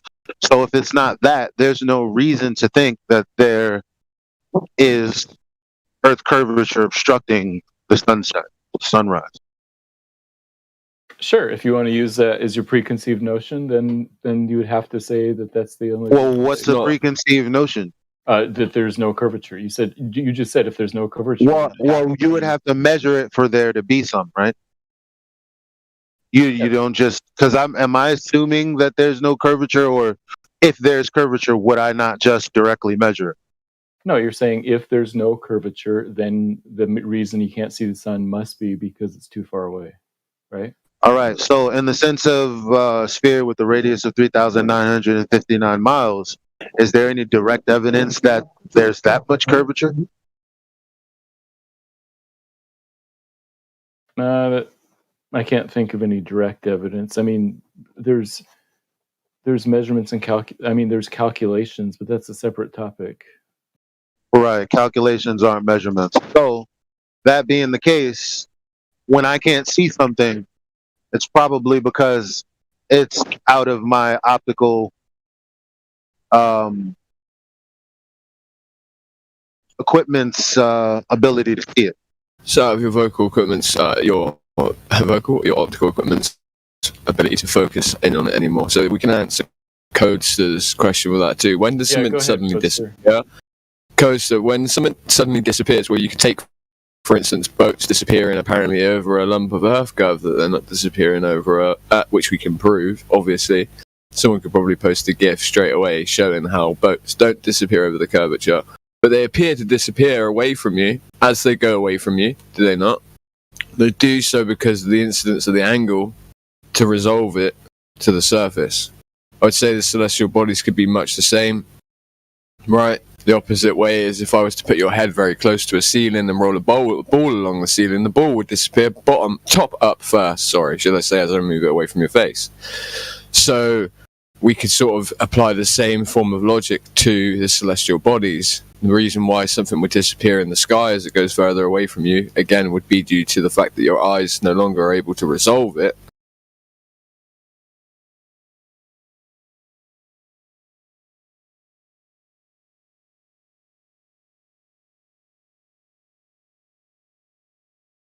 That's all. So, Drace, are you able to get on mic? Yeah. Thank you, sir. I just wanted to say this earlier when he was talking about how the sun not being visible is somehow going to prove his globe, when even in the globe understanding of how things work, the sunrise and sunset is when all the colors are supposedly coming from all of the light scattering out of the visible range. So I just want to ask him, how can you see something like a light when the light is no longer visible? How do you think you can see it when it's not in the visible spectrum? good way of putting it, bro.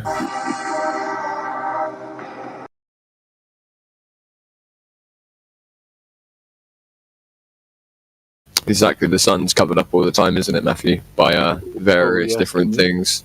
Well, yeah. Always asking you, yeah. The sunset looks red because the blue light gets scattered more. So it scatters different wavelengths at different amounts. No, I'm talking about the red of the sunlight and of the sunrise and the sunset. When the sun turns red and the sky turns red, that's the light scattering down into infrared. Exactly, but it's not all the light equally. It's different wavelengths. No, I'm not saying it's all the light equally, but you can see the sun itself turn redder and redder, and I can show you a video here. This one. Yeah, because more and more atmospheres between us and the. And you can see it's just fading away. It just fades into the sky.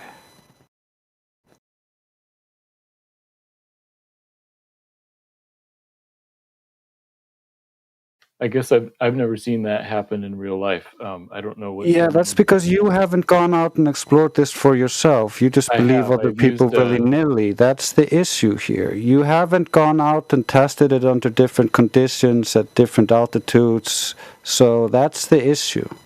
No, I've looked at the sun through eclipse sunglasses where you can actually see the sun with your own eyes. And it stays the same size while it's setting. Yeah, you're talking about videos and stuff. You're talking about solar filters. Yes. We've also looked at all this stuff and more. Can I ask a question to both of you? Maybe everyone in the chat. Maybe this is a dumb question, but I never thought about it. So, when the sun is moving towards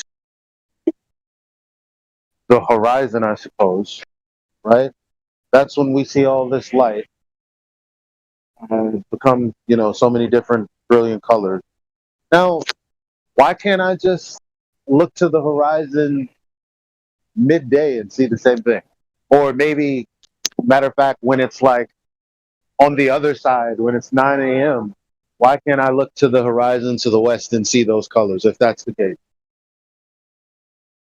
Because it's the distance between you and the sun. Because normally when you look towards the horizon, you don't really see that as far, like the sun is further away in the sky than the horizon is to you, if that makes any sense.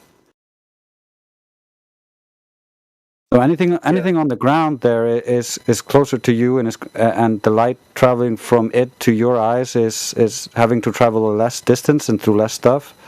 Whereas the sun itself, being high up in the sky and then far away, would have to travel through more stuff. Yeah, right. But when it's 9 o'clock, or let's say 8 o'clock in the morning, I look to the west and it's just a regular day. It's not, because that would be when the sun is even further than if it was 12, if it was noon, or if it was like 4 o'clock towards the west, right? So it's got, I don't know. There's got to be something is going on. I don't know. I wish I knew. There's definitely a lot of unexplored things and unknowns concerning the sun. So it's always interesting to look at.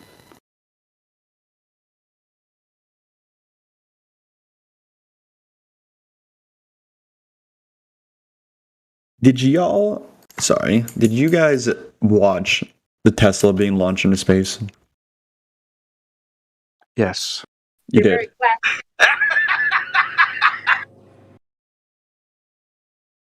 I'm sorry?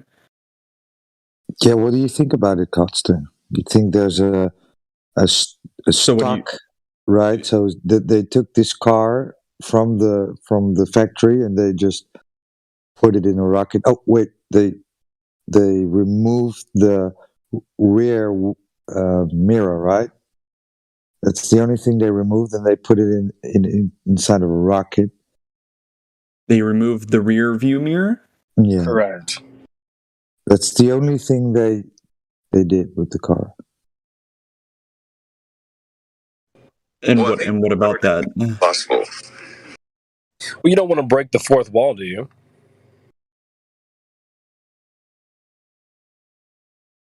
What's that? Say it one more time. You ever heard of the fourth wall? Staring into the camera. If you put a mirror right there, what is it? Why would you take that mirror away? Right? It's pointing right back at the quote-unquote camera. So, don't want to break that fourth wall. So, how is it live streaming then right now? Okay, so you're watching your screen and you're like, yeah, man, live streaming car from space, cool. So if I play live on YouTube an old video of the Teletubbies, you're gonna think that's live and happening in real life, right now. What are you talking about? You saying that a live stream can be edited? That is incorrect. Information being sent back from this car right now. There's no live footage from any cars in space. Any kind of video like that up right now would be an old recording. So you're trying to tell me that they are editing a live stream that is currently live? You're not getting what he's saying. No. If there's a Teletubbies live stream on right now, is it being currently streamed right off air, or is it being posted as a live stream? Do you understand? Listen, bro. Yeah, listen, if you're watching it and it looks just like the movies, but it says live stream. Actually, it was worse than the movies. It says live stream. Do you believe that it's a live stream? They could do anything. They could be filming from someone's basement on a single computer, or they could be, what they're really seeming to do is in this huge fucking, three-quarters cylinder Hollywood setup. It's even worse than that, because they admit that they are not getting any information back from the car, okay? So they only have like 3 or 4 hours of battery life to send the information back. So the delusion thinking that they're still getting information from the car just needs to stop right now. Okay?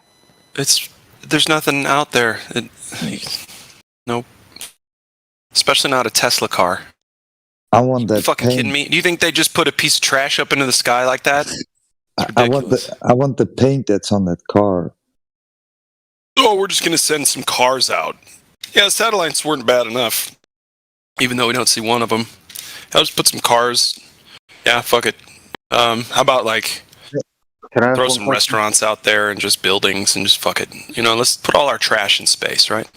We would. Hey, listen, guarantee you, if we could, we would have by now on that one. Anyway, go ahead. Sorry. To the guy who incredulously asked us if they were faking the live stream. Are you there? Yeah. All right. So, you tell me, do you think you can put tires in space? Do you think you can put tires in space? What kind of question is that? The question people have physically filmed a rocket going into space from the ground that we currently live on. Okay. I don't want to. I need you to just give it a second thought because I don't want you to feel embarrassed. I'm talking about a high pressure system in the vacuum of space. Right? So we're talking about a tire filled with air that's going to a much lower pressure in space. Do you know think that we have tires on Earth that are completely solid? Yeah, it was just a regular stock car, so you know that, right? Just regular air, regular tires. Well, straight from the guy's mouth, by the way. So regular car, regular everything. So that being said... No, the mirror was taken off. You forget the mirror. Okay, the mirror was taken out. One mirror was taken out by the stock car. Other than that, it wasn't space hardened or modified or changed in any way. It was just taken straight off the assembly line. So that being the case, do you think that live stream with those 4 tires on there, you think that's real? Yes, that is correct. You cannot physically edit a live stream, and I know that. So, Elijah, that's fine. That's not true. That's actually not true. Wait there, who just said you can't physically edit a live stream? You just say that? Did you seriously say that? Tell me how you can edit a live stream that is live. Wait there a second. So you know when someone video calls you, right? And they put a filter over their face on Snapchat or something like that. What's that called? What's that called? What's that called, Codestar? What is that called? You tell me. It's a filter, not it's called. It's a filter. It's still editing. Yes, it is editing. What do you think editing was in It's editing? editing the output from the input. It's changing what the input, what you input something, and it's changed when it comes out. That's called editing, bro. I'm telling you right now, as someone who literally edits photography all the time. Literally, I do this all the time. I edit photos all the time, right? And I've also edited live photography, meaning actual video, right? You can edit live, bro. The way they used to edit even back in the 1920s and 1930s on film, live, they would do this. They would do this live at the cinema, bro. People used to do this for fun. They used to play tricks on people. They would make it look like a penis appeared on someone's head. They would cut out a little penis out of a piece of card, and they would stick it onto the reel about 20 reels or 20 frames back. And then next thing you know, there's a penis on a woman's head. Live editing, bro. It was being live shot to the people. Obviously, live editing would have been if we live recorded it that way. So on the original negative film, when they were filming the very film that we're talking about, someone could have stuck a penis to the negative. So then when it was developed, it would have came out with a penis on it, even though it was filmed live. Like you said, a filter on a fucking camera when you're talking to someone. Could we go back to Elijah's point about the pressure? Before that, I want to make one more example of what Cracker's talking about. Not an example.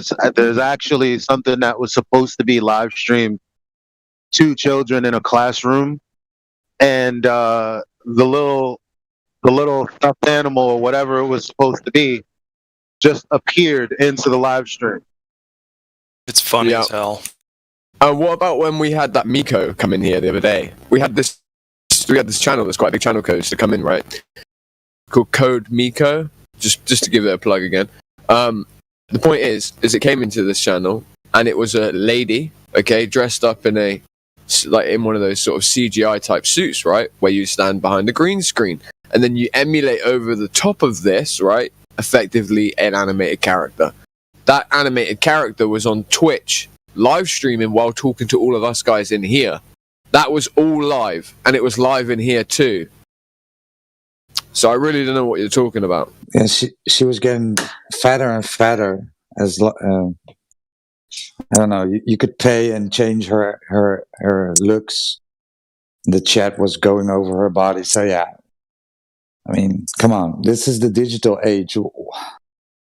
They've been faking shit since ever, right? What was the first fake photograph? Like 1900s, something. The first film was about going to the moon. Okay, so Elijah, what were you saying about tire pressure? You were in the middle of a point before we went down this live editing rabbit hole. Well, what happens when you send a helium balloon up into the sky? What happens eventually?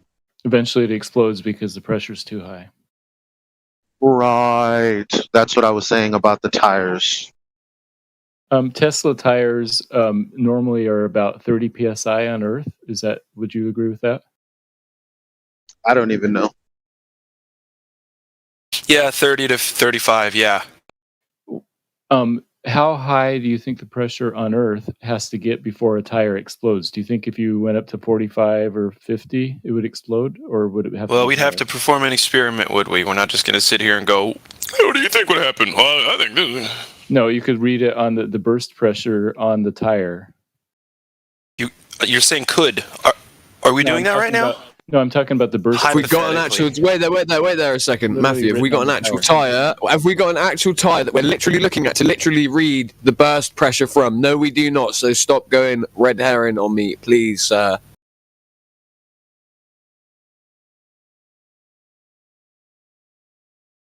I mean, you would have to put it in that kind of environment. You would need that kind of vacuum. You would need that kind of difference in pressure to test it. Do we have that kind of vacuum here on Earth, Matthew? No, but we could simulate the difference, the pressure differential. No. See, just stop it. No, because otherwise you're talking about it could be Narnia. We're not there. We're not doing that. So the answer is no. We can't actually simulate anything analogous to that what that car went through in space. We cannot simulate, and do not listen to him when he says this. Again, we were speaking about this the other day on the Nathan Oakley show. This is analogous to saying, like, the pressure, right? So the pressure of space being 10 to the 17 negative torque, right?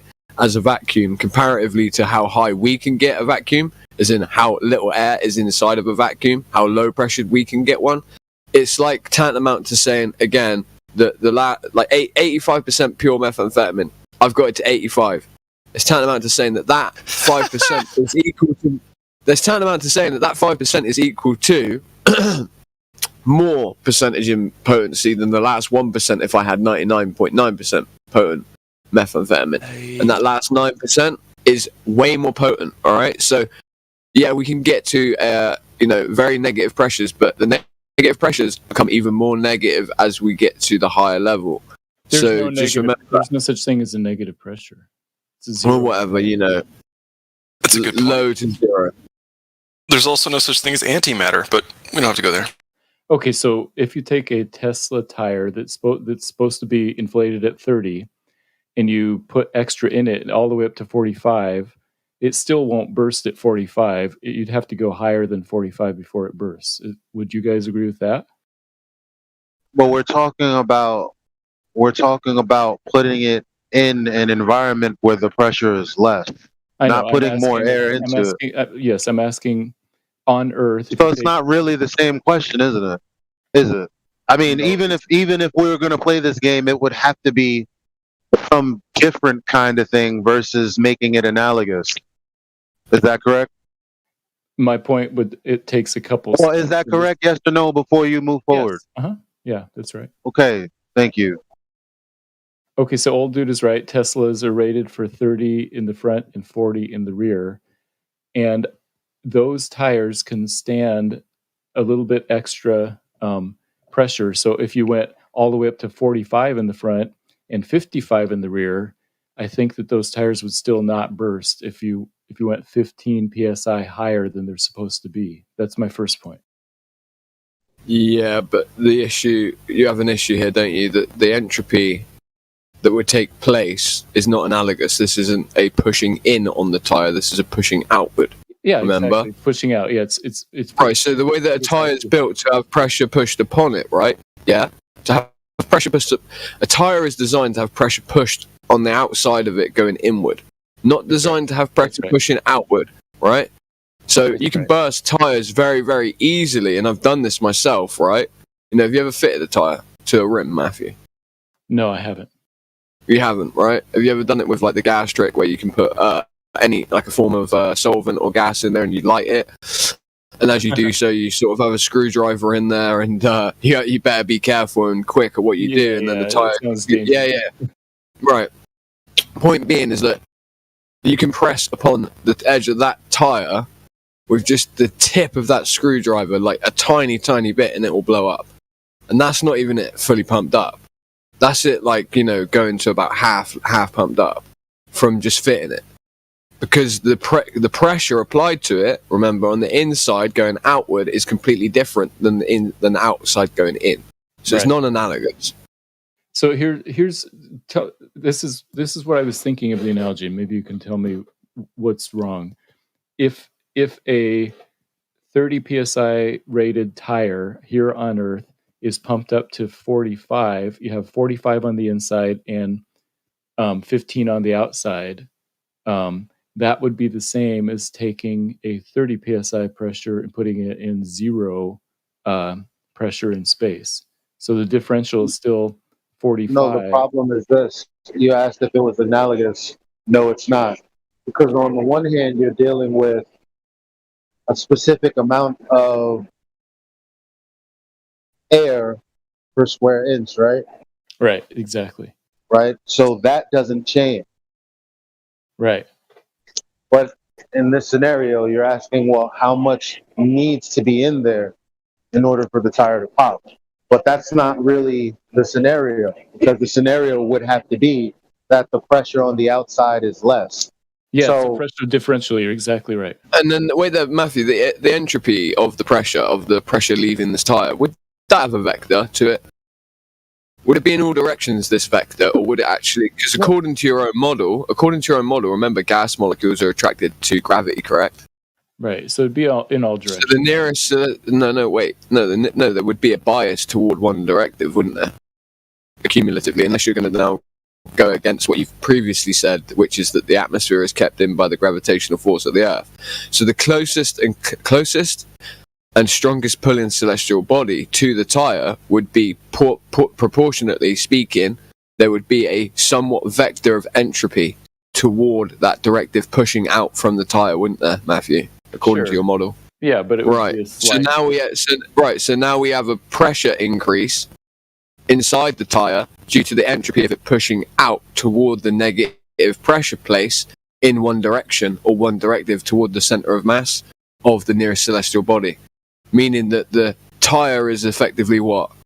Not supposed to take, it's meant to take pressure from all directions, going from the outside inward. Now we have pressure going from the inside outward in one vector. That is completely non-analogous, Matthew, sir. Okay, so on Earth, if you take a tire and pump it up to 45 psi on Earth, it's 45 on the inside and 15 on the outside. That is a pressure differential of 30. The differential is it's 30 psi higher on the inside than the outside, right? Hey man, can I jump in? That is correct, Matthew. Okay, so then if you take a 30 psi tire and put it in space, now you have that same differential, 30 on the inside, 0 on the outside. And so I think that if a tire can stand 45 psi on Earth, a pressure differential of 30, then it's the same as if it would be a 30 pressure differential in space, 30 to 0. Yeah, but remember that pressure that you're talking about with the tire. No, shut up, Codester. If you say it's correct again, you don't speak for this room. I don't know who you are, right? I will just ban you straight away. You're not going to insert he's correct when you want to, all right? I'm going to tell you that right now. You're a VC verified person. You're not even a flat earther, right? So you're not speaking for our panel on our live stream. You do that again, you're gone, all right? Simple. The point being, again, Matthew, it's non-analogous, right? We're talking about a pressure increase on a tire on Earth, right? Okay, that would be effectively coming down from where? From the floor, right? So pressure increase via the weight, which would be pressed across a body or a surface area of the tire itself, right? Versus something that, even if we take it analogously, the same amount of pressure pushing out from the tire. Remember, the tire isn't designed to take pressure outwardly, coming out of it, the same way it is inwardly. It's not designed that way. Remember, there's a reason for that as well. There are fail-safes involved in this for a reason. But the point is, again, there is a vector to the pushing out of this. Because of your own model, there is a vector toward the center of mass of the nearest celestial body. So the entropy existing on the tire now is pressing upon a point that is singular comparatively to a massive surface area. This wouldn't be a huge surface area, would it, Matthew? It would try to seek to find the weakest spot that is nearest to the vector of the center of gravity of the celestial body, meaning the weakest spot of the tire. That would probably be found at the rim. The rim of the tire is not what gets pressed against the road. It's the surface of the tire that gets pressed against the road, and then all of that's displaced around the rim of the tire that presses against the rim of the tire itself, yeah? So you don't have an analogous situation. It would find a weak spot, it would find a seam. Once it had found said seam that was in line with the vector, then guess what? It's going to push its way out, isn't it, Matthew? I don't think that would happen because basically we claim that the Roadster was weightless, so there isn't a vector in that situation. The Roadster's weightless. What are you talking about? We're talking about the gases themselves being attracted to gravity, because gases are held onto Earth apparently by gravity, correct? By their weight, yes. But in space, on the Roadster, there was no weight because it was in free fall. Because it was in free fall, right? It's in free fall, going away from the thing it was free falling towards, correct? That's right. That is absurd. That's a contradiction. The Vomit Comet airplane that simulates zero-G is in free fall even when it's Comet goes up and down. It doesn't help you. In the first half, it's going up, and it's still called free fall because it follows a parabolic path. So free fall doesn't. It's not free fall. That's wrong. It's using its engines to go up. It's not free falling.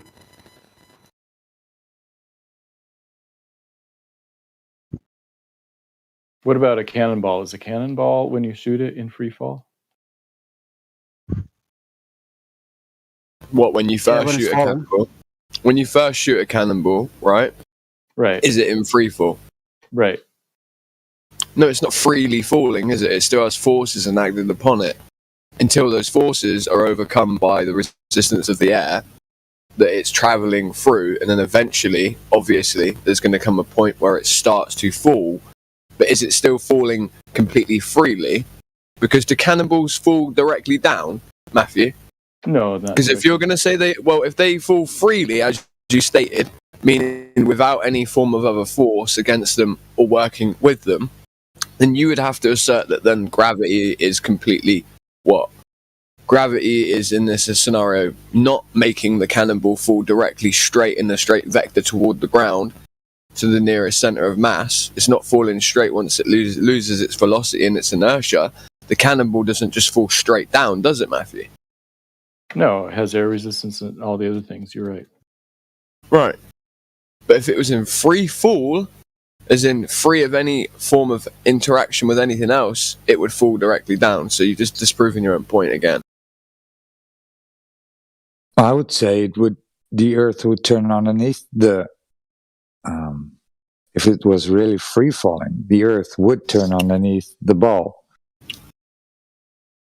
Well, Matthew will then say it depends on the velocity of the cannonball itself, whether it's defeating the atmospheric spin of the Earth. We're talking about free falling, right? If it doesn't have anything then the Earth should turn underneath the cannonball. But 100%. it doesn't. But it doesn't. How about that? Yeah, according to Matthew, basically all flying things are free falling. Yeah, going up is not free falling. I mean, what's this? Can you give an example of something that is in free fall motion? Because I don't know. The Twin Towers, they free fell. Jesus Christ. Coast, so we don't need your colourful commentary either. So in an example, for instance, well, free fall in terms of what you were talking about, right? We're not going to apply that to a cannonball that had initial inertia added to it, i.e. it gaining velocity via it being launched into the air via high explosives, right? That isn't something that we're going to say is analogous to anything that's free falling, right? But something that would be free falling would be something that effectively had no extra work put into it, i.e. any form of energy put into it before it was allowed to release and fall.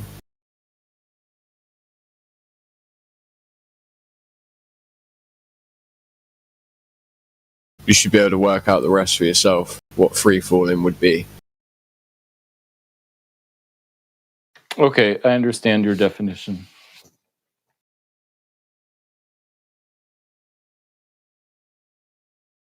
It all started, Matthew, with the tires, right? So if I have this tire, 30 psi, maybe 40, and it goes up and it hits all these supposed layers of the atmosphere and then comes into a very cold place, you still think the tires would have held? I don't see why not, because in order for a tire to burst, the internal pressure versus the I'm not outside talking pressure about has to be really high. I'm talking about the structural or like the rubber itself. Yeah, of course the rubber would deteriorate pretty quickly, but it might be able to last a few hours, right? Might be. So I don't think so, Matthew. They don't take rubber tires to very cold places. They use tracks and stuff like that. What about the temperature also, Matthew? That's what I'm alluding to, right? Yeah, that's... Sorry. Yeah, the temperature gets very cold up to, 70,000 feet or something. What happens to rubber when it's extremely cold, Matthew? Eventually it gets really hard and cracks. Brittle, right? So when I was talking about the entropy of the tire, right, and then it effectively in your own model having some form of a vector toward the center of the nearest celestial body, right? Then what you would have would be, at that point, right, it would be in free fall, as you would like to call it, as it goes around this Earth, effectively cooling down, slowly and slowly and slowly cooling down. It would become more and more brittle, and eventually the entropy would be pushing against the point of it that would be weaker than the rest. It would find the path of least resistance, right? Which it would get brittle at the seam as well, wouldn't it? Because the seam would be close to what? The metal.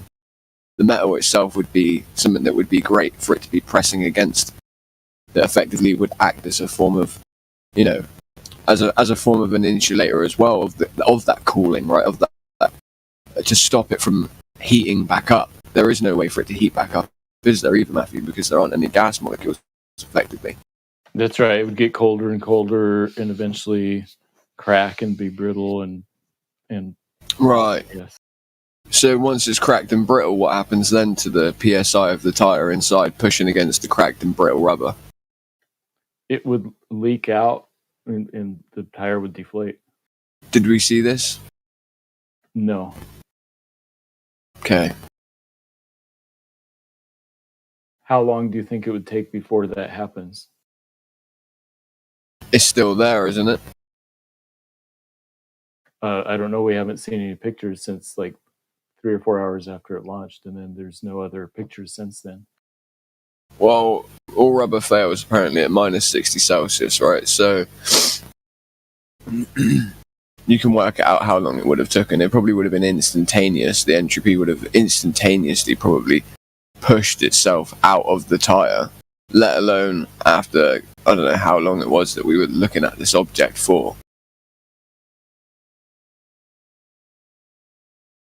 Yeah, so it's a good story, right? That the pressure that wouldn't explode because the vacuum is low, or whatever, right? But it would have failed nonetheless. The temperature is so low that rubber would just. Yeah, I agree. The question I have is how long would that take? They only had batteries that lasted 3 or 4 hours, and then the live stream stopped. So we don't know what it looks like now. I would say pretty fast, almost immediately, right? Cools down very, very, very fast. Becomes brittle, it's gone.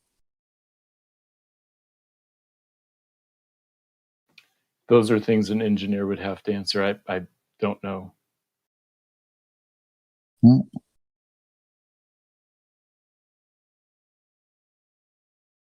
You know how they put stuff into liquid nitrogen, right? And then smash it on the table? Yeah, Something those like are that. cool. I've seen that done with the rose. Pretty cool.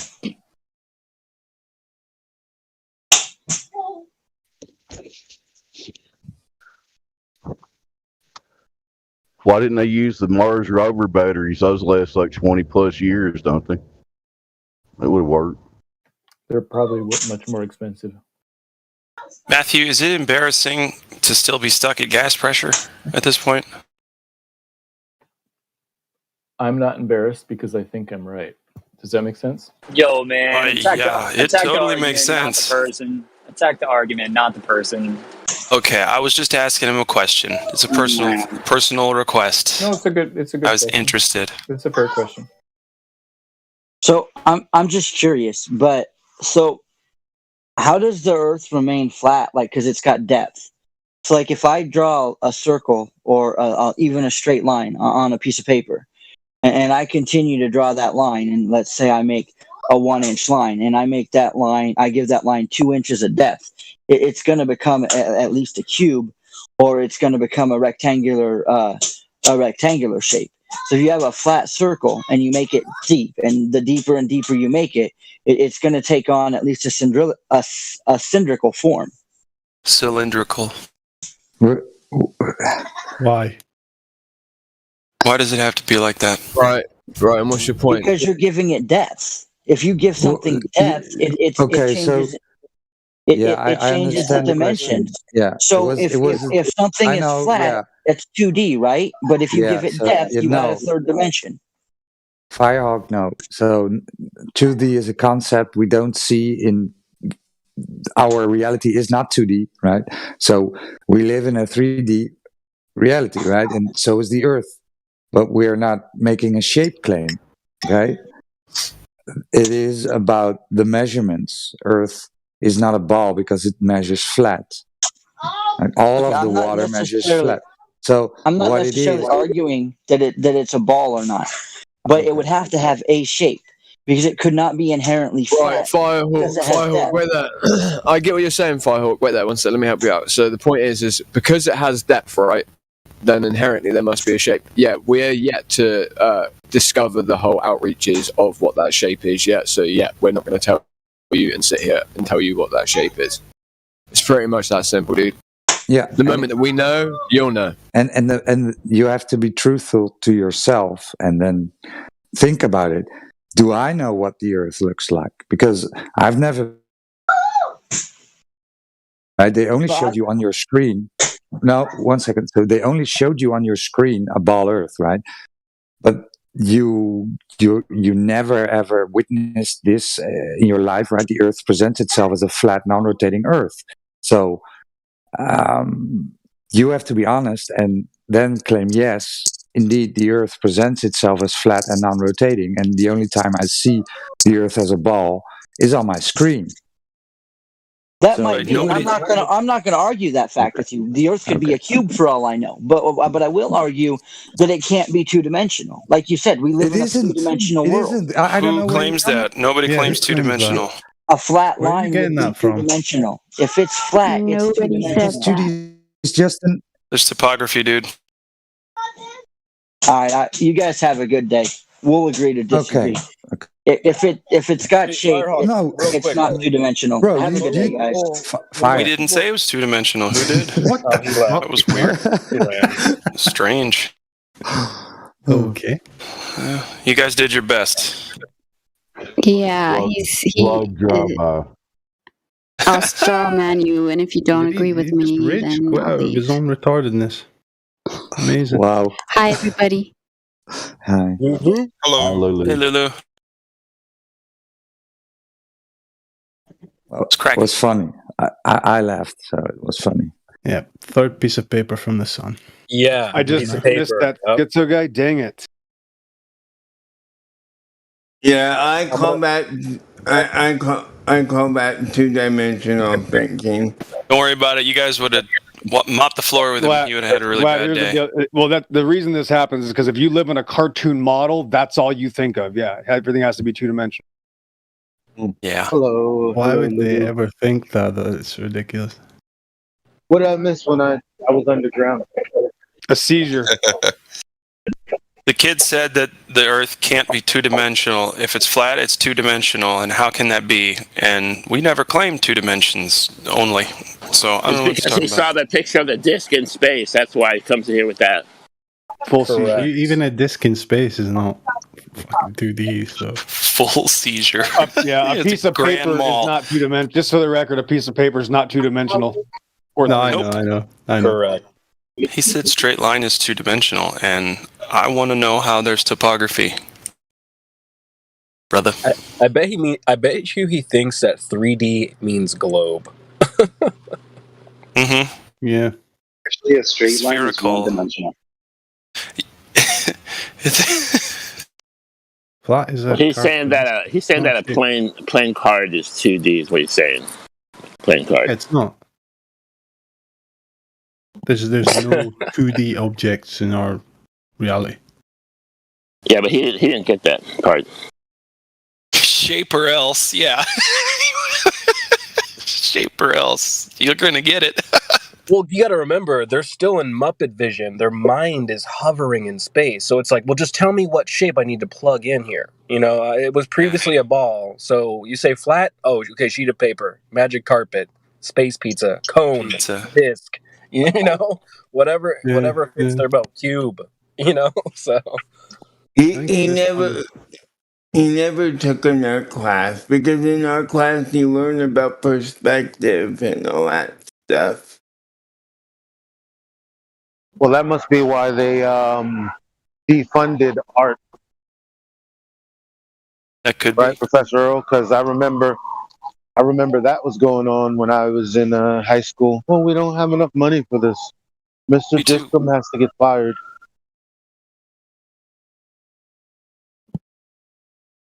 Before I came to Fly Earth, I really just thought everybody understood perspective. We don't have enough money for art, so we're going to teach you science. More important. We'll teach you seances, science.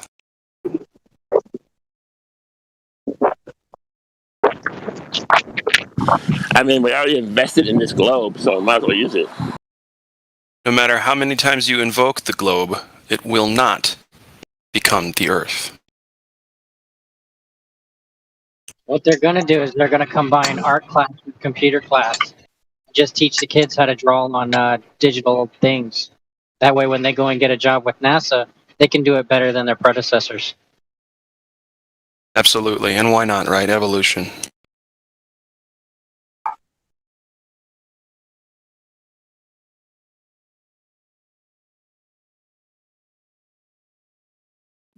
It's a shame that guy didn't stick around a bit longer. Probably would have been hilarious.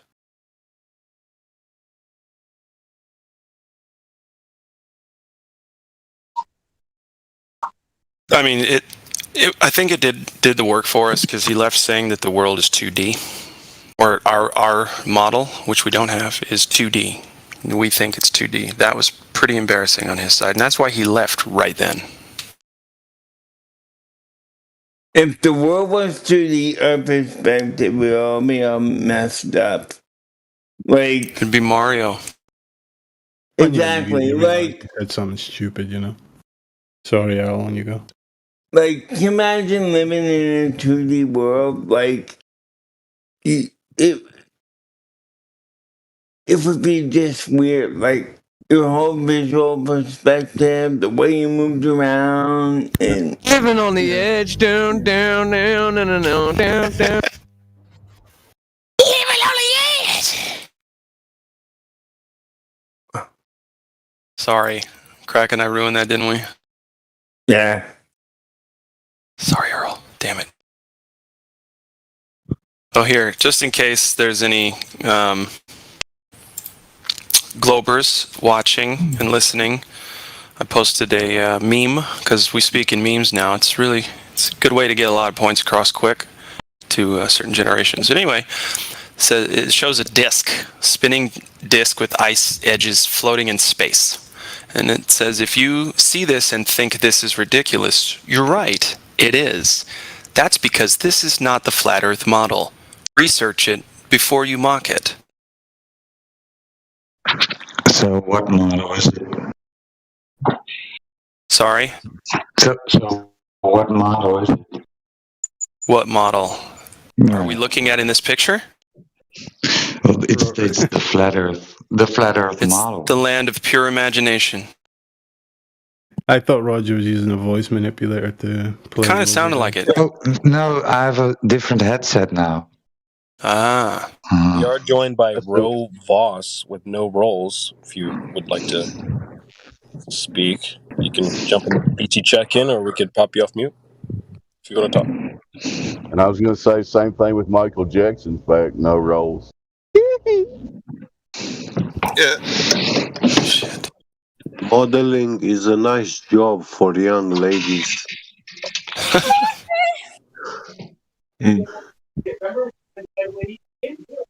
That is true. It's very true. And young men. And then at some point we can't tell the difference. Anyway. True. That's what models are good for. If gravity makes everything into perfect spheres, then how is it pear-shaped? Exactly. Because it's 10 pounds, that's why. Guys, they're going to say gravity is evolving. That's what they're going to fucking say. A little chubbier. Yeah. Chubby's a good way. It's like pear-shaped. Yeah. Chubby's a good way. Did gravity forget? No. Gravities and elephants. They are steel traps, my friend.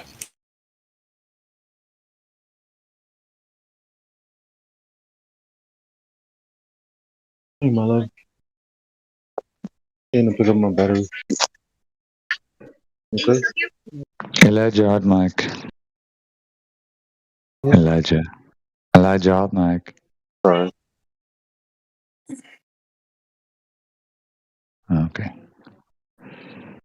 I was going to say, Roger, as long as I've been listening to you, that's the first time I've heard you have bad audio ever. Couldn't believe it. Do I have bad audio now? No, a minute ago when you were changing headsets. Quality. It is usually better. A few minutes ago when you were saying something with your headset, you've been distorted at all ever. So, no, dude.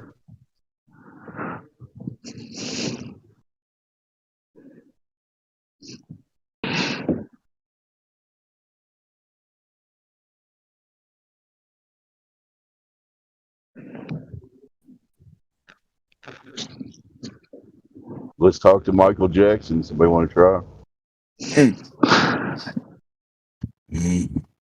Yeah, we can try. Watch out, he's a smooth criminal. Hell yeah, I am. Last time I talked to him, it was about the price of giraffes. It's because I was planning on getting some too. But yeah, I don't know. I haven't talked to him in a while. Holy shit. I missed it to listen, so You guys can mute me again if you want to. Yeah. So, Michael, do you have any questions? No, I'm just here to listen. You're here to listen. Okay. Yeah. Sure. It's yeah, I go ahead. think you have good arguments. Mm-hmm. Yeah, something that's to all think for about, me. right? Something to think about, right? Yeah. Right. We all did. So it's. Reality is what it is. Whatever you want it to be doesn't matter. So how did you find yourself here to listen? How did you find the server? I found it on Discord earlier today.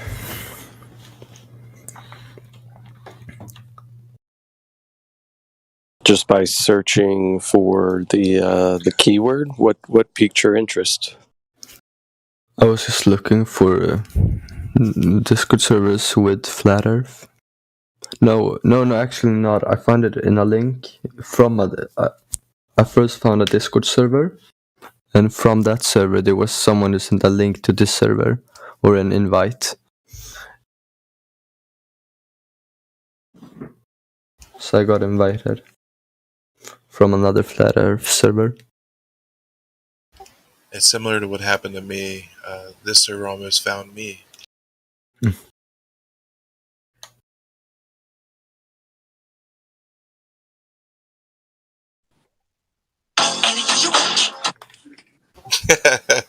They captured me and threw me in here. I had no choice. Yeah, we will never know if Annie is okay. Yeah, we'll never know. No. The only question that will remain unanswered forever. All we know is she got hit by a smooth criminal. That's it. Yeah.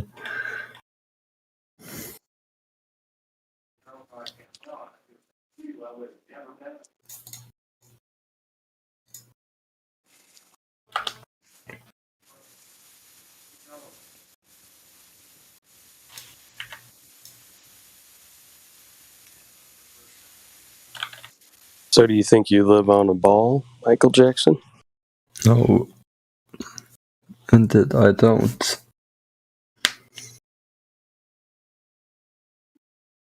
I think he took just a little bit of offense to that. Wow. I would have too, though, so. It's almost fighting words. You think I live on a ball? What? How dare you? Yeah, exactly.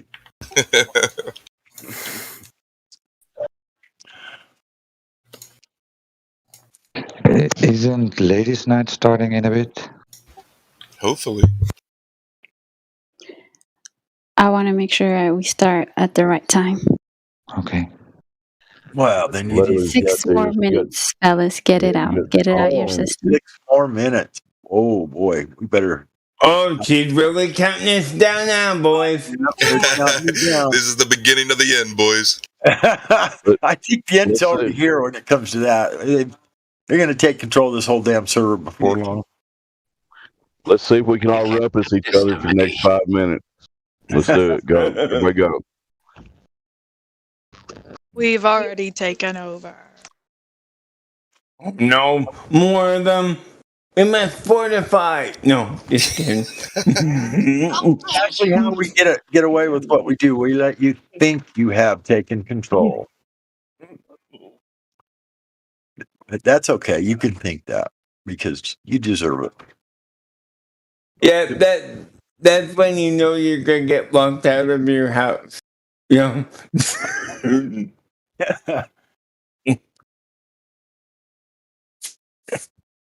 Yeah. When you know the rent's paid, you know you're getting thrown out. You'll be like Fred Flintstone pounding on the door.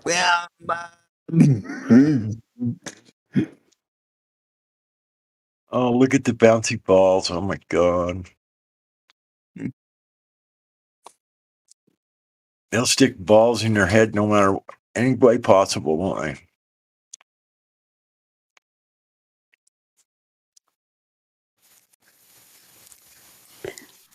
Well, 4, 3, 2, 1. Silence your mic, boys. No, you have 4 more minutes. Yeah, I was gonna say that in 6 minutes. Wait, wow, you're having time issues there, man. I don't know how many of the ladies will be able to join tonight. Nice to see you. Okay, cool. Thanks. Great to see you. I'll at least be joining for a little bit. Yes, the first part is always the hardest part, but I will try to.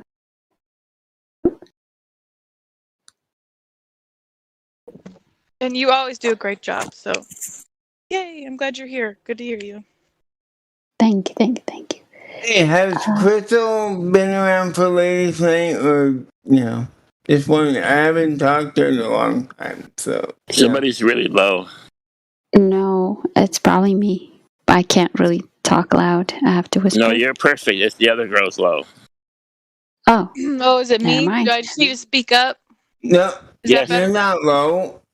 Oh. You didn't sound low to me. Maybe he has his volume low. Maybe.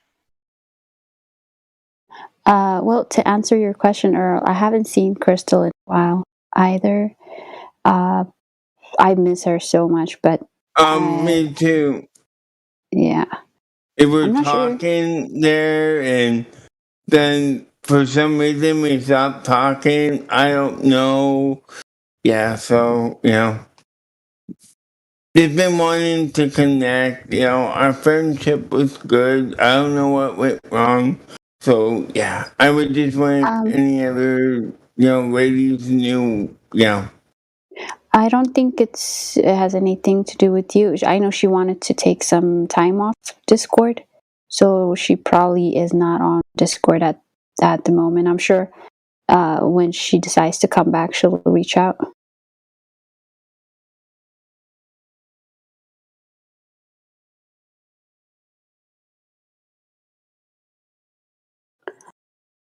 Okay. Okay, thank you. I will Yeah, no mute problem. myself. Yeah, you still have 1 more minute. Darn it, I don't know my time well either. Crap, man. Maybe because the days and weeks are going by so fast for me, it's hard to mentally keep up with all this. No worries. It's like Thursday comes up. Oh, it's okay. Then I'm here. I'm like Thursday again. What the crap? Wait, how did that happen? Yeah, I thought it was Thursday today too, and until I came on here. So it happens to all of us.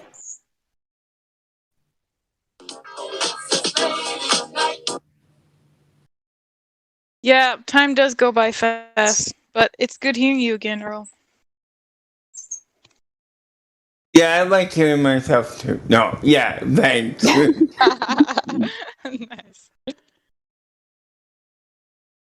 It's always good when you can self-deprecate yourself. It just yeah.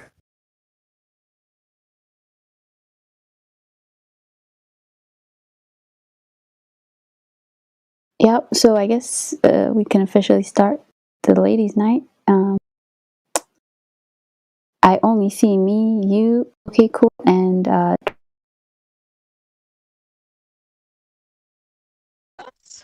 Who else is here?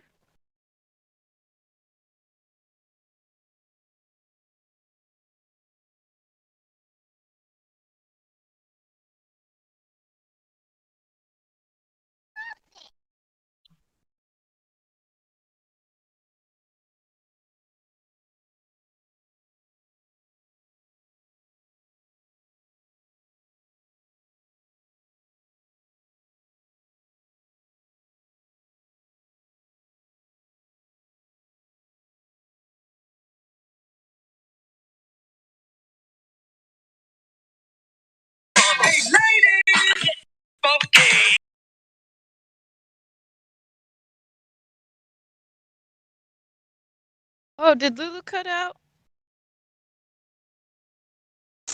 Did I?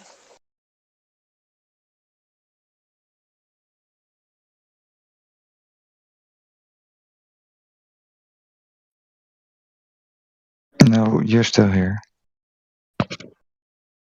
Midnight Sun! Where'd you go? We can't hear you if you're trying to talk.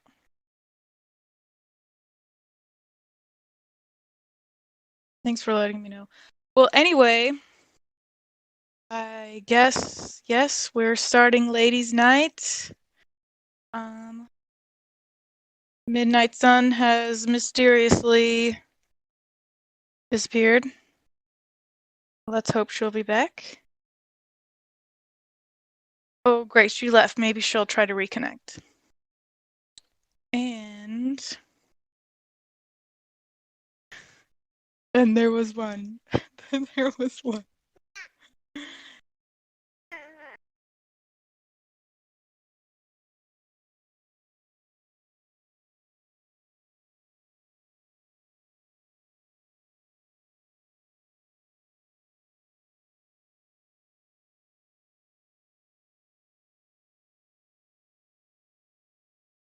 Okay, well, I don't know what number Ladies' Night this is, but welcome everybody. I do not have permissions to do the DJ bot, which I actually, oh yeah, we still have one of them.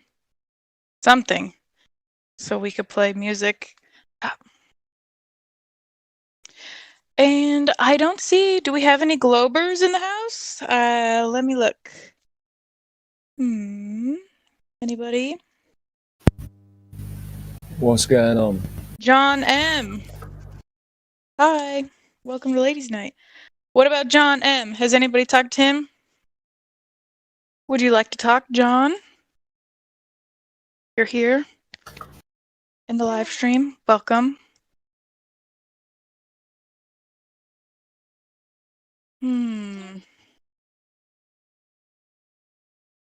Oh, well, I got a DM. Joshua is Minecraft. And he says he's a Glober. Do you want me to unmute him for you? Well, my question is, are we still having them? Are we still making them go into VC check-in and then getting the role, or? We can do that, but I'm a mod, so I can just decide to unmute him right now. Okay, that would be great. I'd appreciate that. Thank you. For some reason it's not working, so. Joshua? Okay.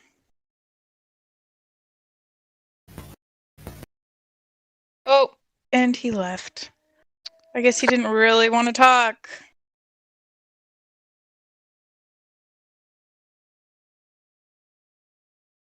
Oh, thank you, old dude. Yes.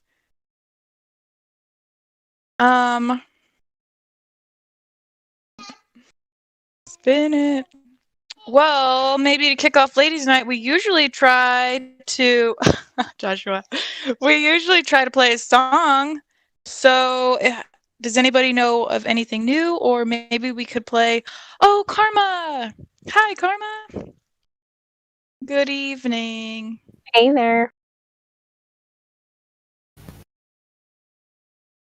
How you doing? We had a Glober, but then he got scared and he left. It happens. A lot, actually, Right. but yeah, it happens. It does. Oh, and trombone. Shell Sound is here as well. Welcome. And my son is also here, if you can hear him. Do you want me to kick the night off with a song for you guys, yeah? Please, yeah, Karma, trombone, do you guys have any requests? Can I Ooh, just I do say? love the Matrix.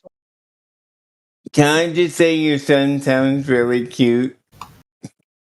Thank you. I was I'm thinking the same biased. thing. He is very cute. I'm biased, though. No, he sounds cute. Right, we'll play. And you're too much of a truther to be too biased about it, so he probably is pretty adorable. I mean, just by logical assumptions. I like your logic. Okay, acceptable. Can someone DM one of the female mods as well? Yes, great idea.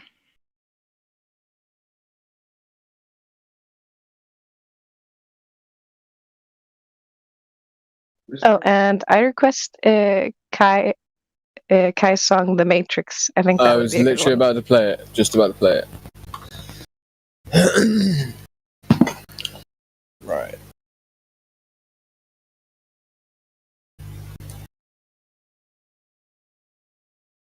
The bot is not even responding, so.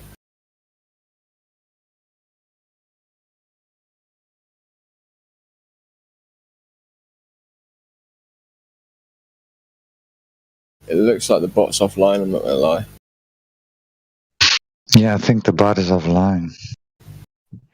This is what I was saying the other day, man.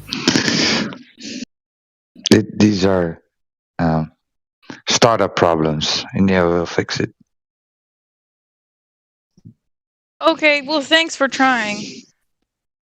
We gotta work the kinks out. Mm-hmm.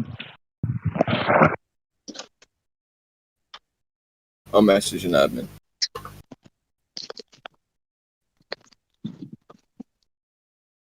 Hi, Flatter Day Saints. How you doing?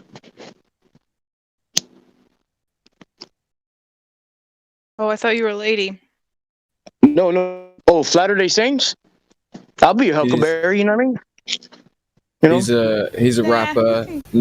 He's a rapper. I'm just a tramp. I'm just a tramp. Let me not a lady. tell you something in a second. Flat Day Saints, tonight is ladies' night, right? So the guys sort of they stay on mute and we listen to the ladies. It's not fully started up yet. Ladies' night, I guess. We're sort of waiting for a lady moderator, but I'm just letting you know because I know you know. Yeah. Yeah. But yeah, Flat Day Saints, shout out to him, man. He's making some good music, bro. Thank you. Wait till you hear the next one. You're gonna really like it. Sweet, brother. I put a surprise at the end. Right. All right, bro. Good talking to you. Yeah, you too, bro. All right. Cool, thank you. Well, I mean, we do have some newbies in here. But, well, like I said, I did message some ladies, so we'll see if one of the mods show up. Or even one of the gold members. Can the gold members unmute in the live stream? No, it's just the mods, right? The golds can do it too, but you know, if you want anyone muted in particular, just say I want this person unmuted. Say the name, and then I don't have to keep speaking. You know what I mean, or anything like that. I've just unmuted one guy. For you already. Jawthon, the Joseph, so Jonathan Joseph or Donathan Joseph. Isaac, you have control of your mic. Yeah. Cool, thank you. One of them. Welcome to Ladies' Night. Do you have any questions for the ladies? If you have control of your mic, you can unmute and talk. If you so choose. You said Isaac. Okay.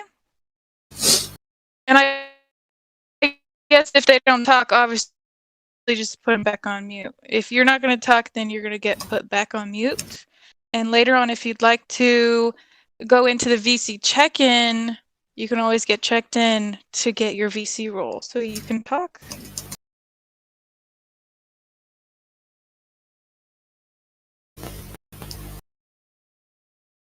All right, what about Jonathan Joseph? Was he unmuted? You could, that'd be appreciated. Go ahead, Jonathan. Do you have anything to say? You're here. Live. On Ladies' Night. Is anybody brave enough to talk to the ladies? Karma, what do you think? I don't think anyone's brave enough so far, at least, but we can always keep hoping. Right. Yes. Yes, we can. Oh, great. Shine's here. Shines. Yay, you made it. Hi, I made it. Hello, everyone. Hello. Hey.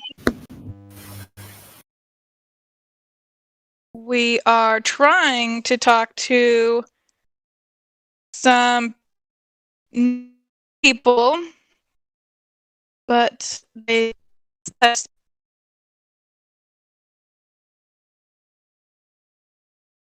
Oh, you kind of broke up there. I didn't get to hear the last bit.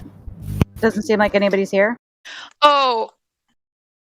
Well, yes, it looks like there's quite a few new people, but they do not want to speak, apparently.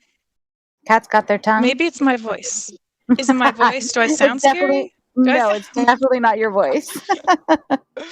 That's funny. You sound very cute and approachable. I don't understand why they don't want to talk to you.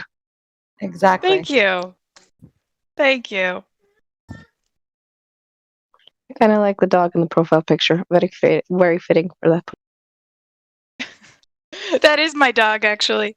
She's really cute. Dinah. In the whole picture, she's actually standing in front of her kill. She had killed a vole.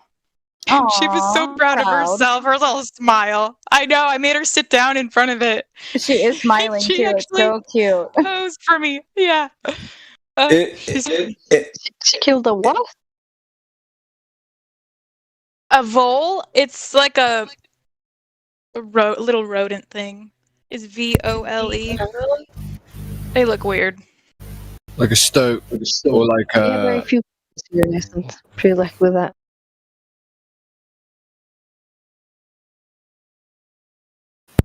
Right, so we have people up in the VC check-in, girls, so don't worry too much. I've unmuted. So yeah, Clown Grade, you've got control of your mic. There's a guy called Dai who just come in, he's new. I guess he's VC verified. But yeah, I can't really do too much other than just unmute people. Simple Beats just came in. I can unmute them. B, you have control of your mic. Oh, Clown Grade, was that you? Yes. Wow, welcome. Hi. Okay, here in Europe, we don't use science books to wrap hamburgers. Also, it's been known since the ancient Greeks that the Earth is round. Their proof, which is correct, was that the shadow of the Earth on the Moon is a circle every time of the year. And that is possible only if the Earth is a spheroid. If it were flat, we'd see the shadow stretching more and more as the relative position to the Sun changes.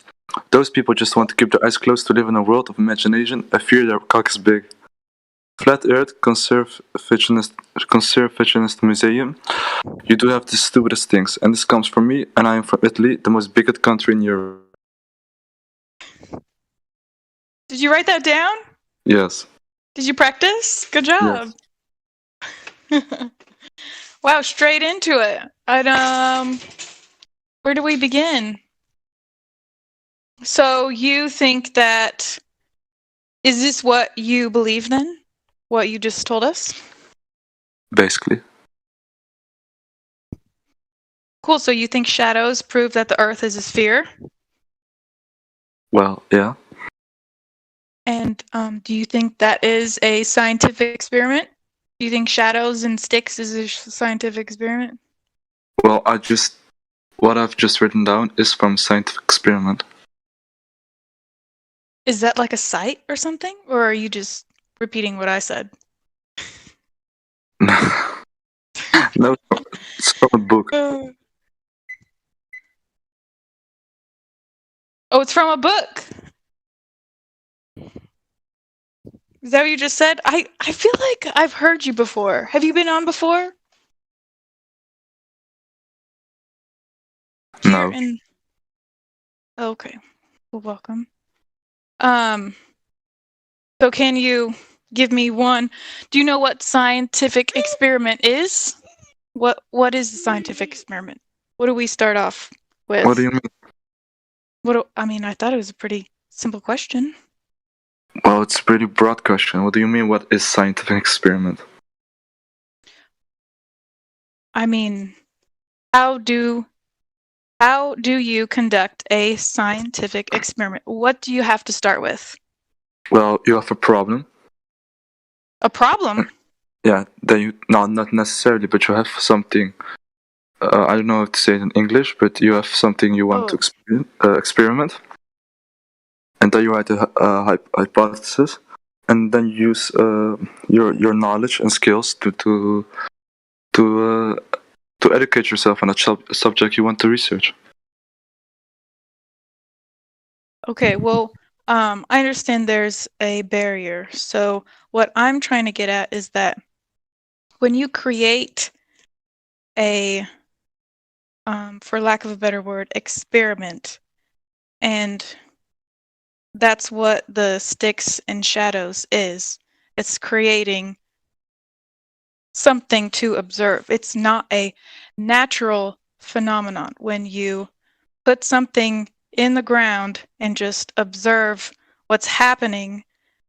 I mean, shadow can still happen on a measurably flat Earth or even a curve. I mean, it's just perspective, really. So do you know anyone that has proven and measured the curvature of the Earth? Well, Other than sticks and shadows. I can ask you the same thing. Do you know anyone who has seen the edge of the Earth? I asked you a question first. If you could please answer that. No, of course not. But it's the same thing. So, it's the same concept. So no, nobody has measured the curvature of Earth. Thank you. But it's the same thing. Did anyone go to the edge of the Earth to see if it's round? No. There's also round. Excuse me. No, stop. Calm down. Well, what is round? I mean, a penny is round, right? A pizza is round. Yes. So what do you mean specifically? Like a ball, like a sphere? It's like you're talking like to me. It's a one-on-one class. It's simple. Even on space. But if it's so simple, why hasn't anybody measured the curvature? Well, if it's so simple, why has anyone gone out of space and shows a picture that Earth's flat? It's the same thing. Besides, well, how can we go to space? Do you believe that people have been to space? Of course. How come we don't have one picture of the globe then? Tell me that.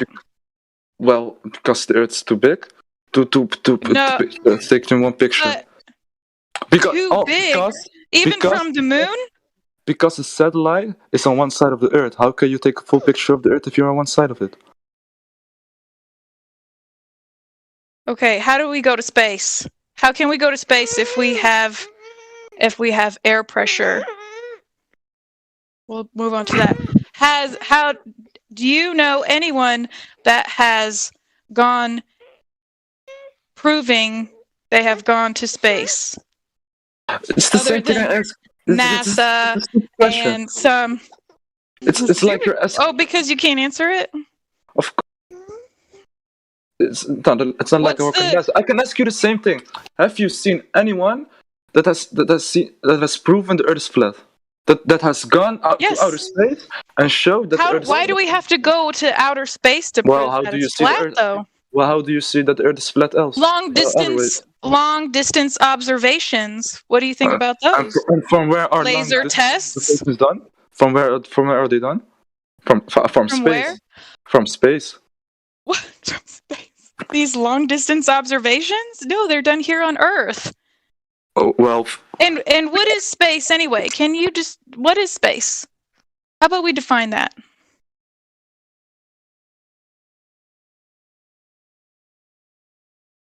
Are you there?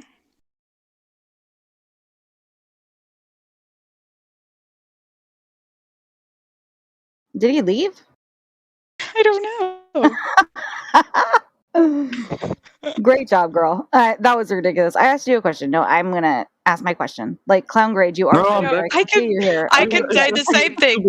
Oh, he's Ask me the here. He's stupidest still thing. here. Good. Why? What is space? What the fuck? You can ask me the same thing. What is life? It's a stupid question. It's such a broad question. You can't just answer it in one sentence. Well, Like, why don't you what is try flat? to answer What is it? flat? What is flat? Well, I can ask you this. What is flat? What is flat? Yes, what is flat? A straight line. A straight line. I can keep going on. You know, it's a stupid answer and a stupid question.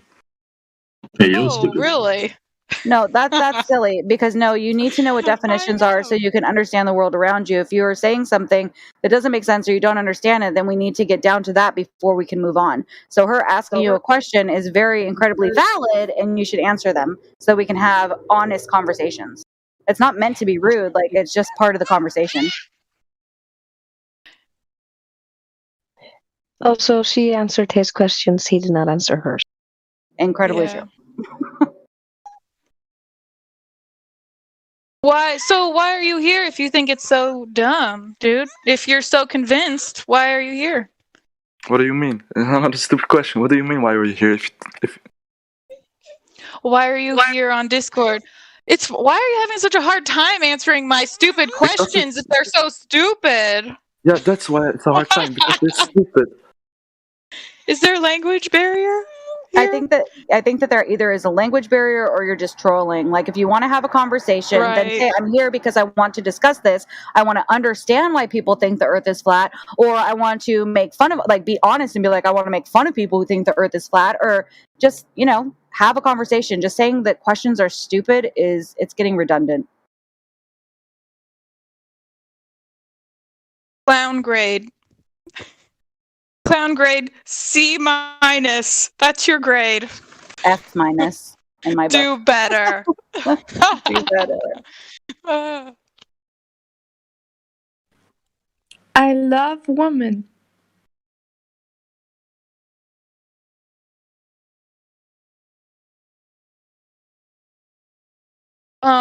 Is there It's the anybody same- else? it's Is the he? same Oh, thing. you're still here. Oh, okay, great.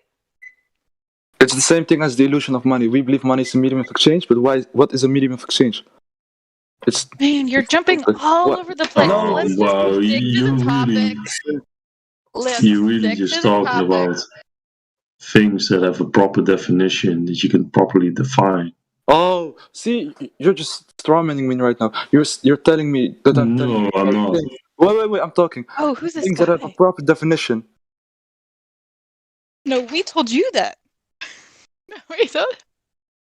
I can define a medium of exchange pretty easily. Not talking. You're not going to dictate. And the you can pace of it. define space. Guys, it's ladies. You're talking about proper definitions. You're talking about things that are proper definitions. So when she's asking me things that do not have proper definitions, how can I explain to you it? How can I explain it to you? It doesn't make sense.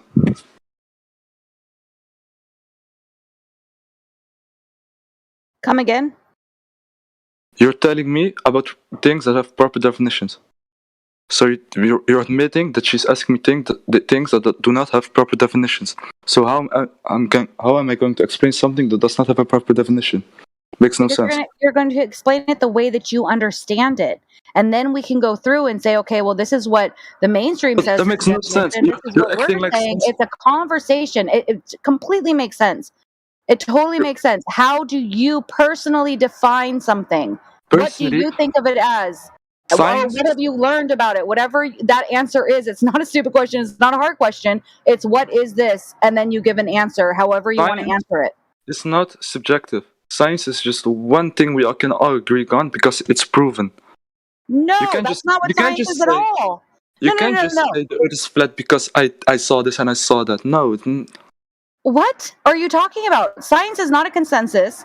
Science is never completely understood. Science is always seeking, always questioning, always debating, and trying to further ourselves in understanding the world that we live in. So you saying that, oh no, it's just understanding, this is what we agree. Like, no, that's not what's happening. But when you're using science, you use things that have proper definitions. You can't just add a bunch of words in something and just say it is like that. That doesn't make sense. Everything needs to have an explanation of why it is like that.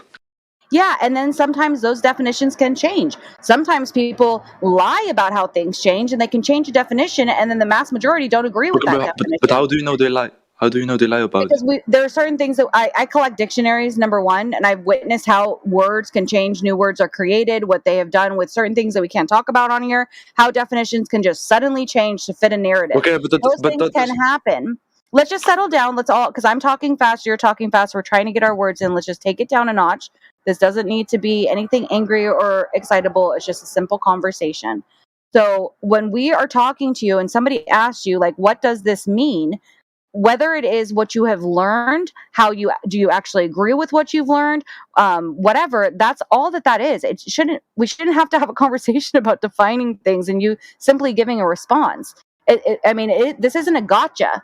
We're just simply trying to understand where you're coming from, so then we can further explain where we're coming from, so we can have a civil discussion about what we're discussing.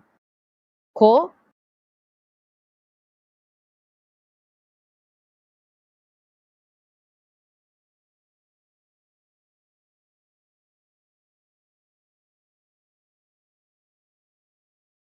Okay, guess not cool. Is there anybody else in here that wants to talk? Let's move on to the next person. He didn't seem like he was open to have an actual two-way conversation, because all my questions were stupid. Even though he didn't answer any of them. It's a classic. When you can't fight a man's argument, all is not lost. You can still stoop to calling him foul names. There's a quote or something like that.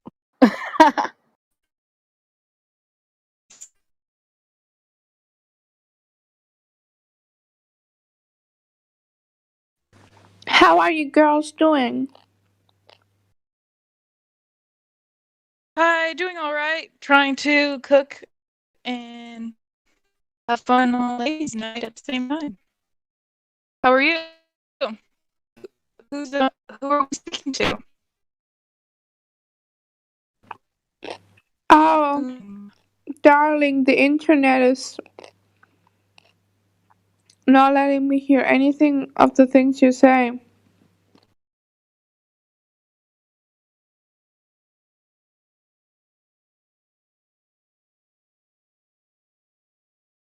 Maybe somebody else can talk. Can you hear anybody else?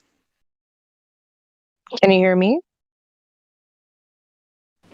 Oh, yes, I can hear you. You can hear her. Could you hear the other girl, or are you talking about her dropping in and out a little bit? Or are you talking about that kind Excuse me, what did you say? I was saying, did you hear the woman speaking earlier and she was just choppy, or did you not hear her at all? No, it was choppy. Okay. Oh, I do not have that great of service, though. Oh yeah, you are kind of choppy. Just a tad. Leslos, you're new, or has she been in here before? Oh, yes. Well, I've been to the server this is the third time. But I don't know why I stopped using Discord, and then I joined again, and then I left again, then I joined again, and now I'm here again for the third time. And I don't know, while I was going through the verification thing, the nice guy told me that there is a girls' night, but I don't know if I'm right here because didn't really feel like it, so I just wanted to ask. Yeah, this is ladies' night. Welcome. Oh, thank you. Okay. Are you a flat earther, glober, seeking, don't know yet? Where do you stand on all this? More like seeking, more like trying to get more information about the whole Earth topic. don't know yet what to believe. I'm sorry. That's a good place to be. I mean, questioning is always great. Thank you.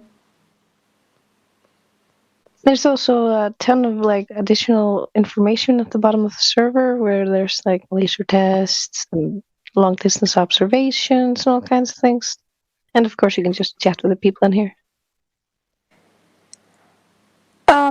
Karma, I'm so sorry, but I couldn't understand you because of the accent. I tried, but it didn't work out. I'm sorry. I sometimes speak with a bit of an accent. I'm being especially bad today because I'm tired, and that's when my accent comes out. Okay, But yeah, now I was saying there's additional information at the bottom of the server where they have laser tests and long distance observations and all kinds of different things. But I wouldn't mind someone else speaking more than me, seeing as I am tired and I will be heavily accented for the rest of the evening. I keep almost switching into Icelandic every like 5 seconds. No, this time I understood everything you said. Thank you, darling. I'll take a look. Thank you very much. No worries. It is a bad habit of mine to fall into the heavy Icelandic accent, and I was speaking very low, so it's harder to understand if you don't know me well. I'll get used. Yes, I was gonna say, I can understand her just because I'm used to hearing her, and so I love your accent. Thank you for that. Yeah, it is cute. You guys are cute. Oh, you're gonna make We're me just touch a your bunch stomach. of cuties tonight.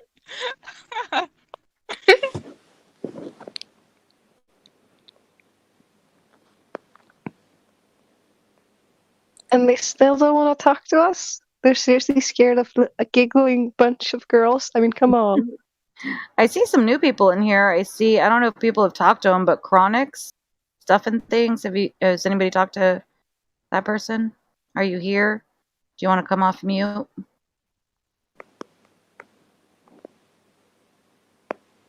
I mean, there has to be somebody. John M., you're VC verified. No Rolls, Jonathan, Joseph. We have a ton of people in here. Nobody wants to speak to us, lovely ladies that are very kind and generous with the kindness. Nothing. You did get a good chuckle out of Drace, and I laughed as well, so that was a great pun at least.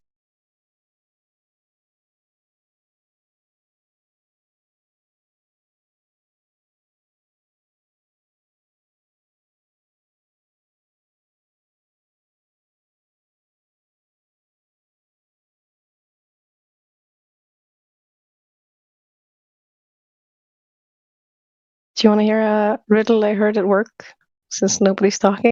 I love riddles. I would love to hear it. Okay, what does everybody get twice for free, but they have to pay for the third time?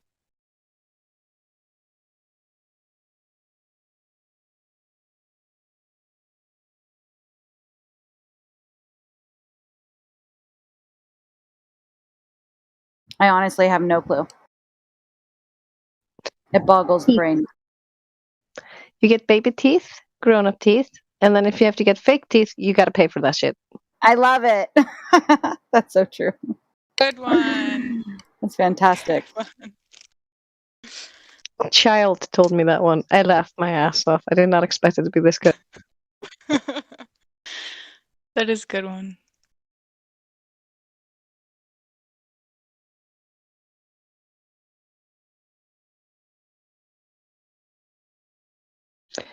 Nobody talks. I'm gonna keep asking you guys riddles. I mean, this is horrible. Oh, hey, there's Mystic Warrior.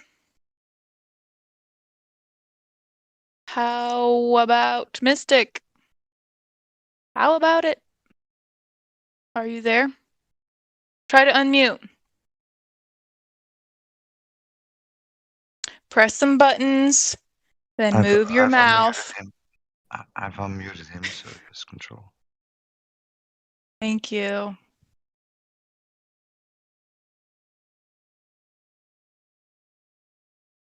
You know what? That's fine. I wanted to hear more karma riddles anyway.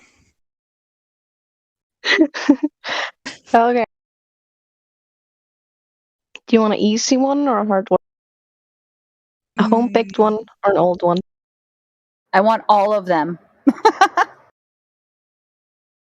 Okay, here's a silly one. What's brown and fuzzy and green and wet?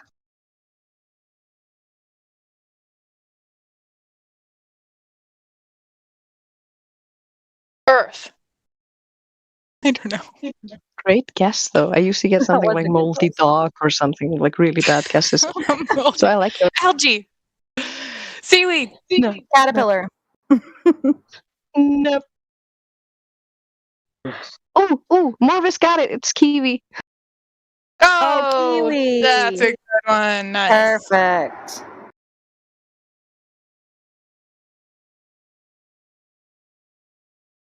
I also have jokey ones. Do you just want jokey, like the very riddly ones, or do you want the jokey riddles as well? I love fun facts, riddles, and jokes, especially like the little silly ones, like how do you make an octopus laugh? Do you give him 10 tickles? Like stuff like that. I'm like a fiend for those things. Okay, then why did it take the pirates so long to learn the alphabet? One more time. Why did it take the pirates so long to learn the alphabet? It probably has something to do with R. Nah, he spent years at sea. Oh, that's awesome. That's fantastic. Oh, that is a really good one. Oh my goodness. Oh, what about Chronix? Has anybody talked to Chronix? We tried. He said he's only in chat. Or they're only in chat. Oh, okay. Yeah. Yeah, I cut out there for a minute, so my bad.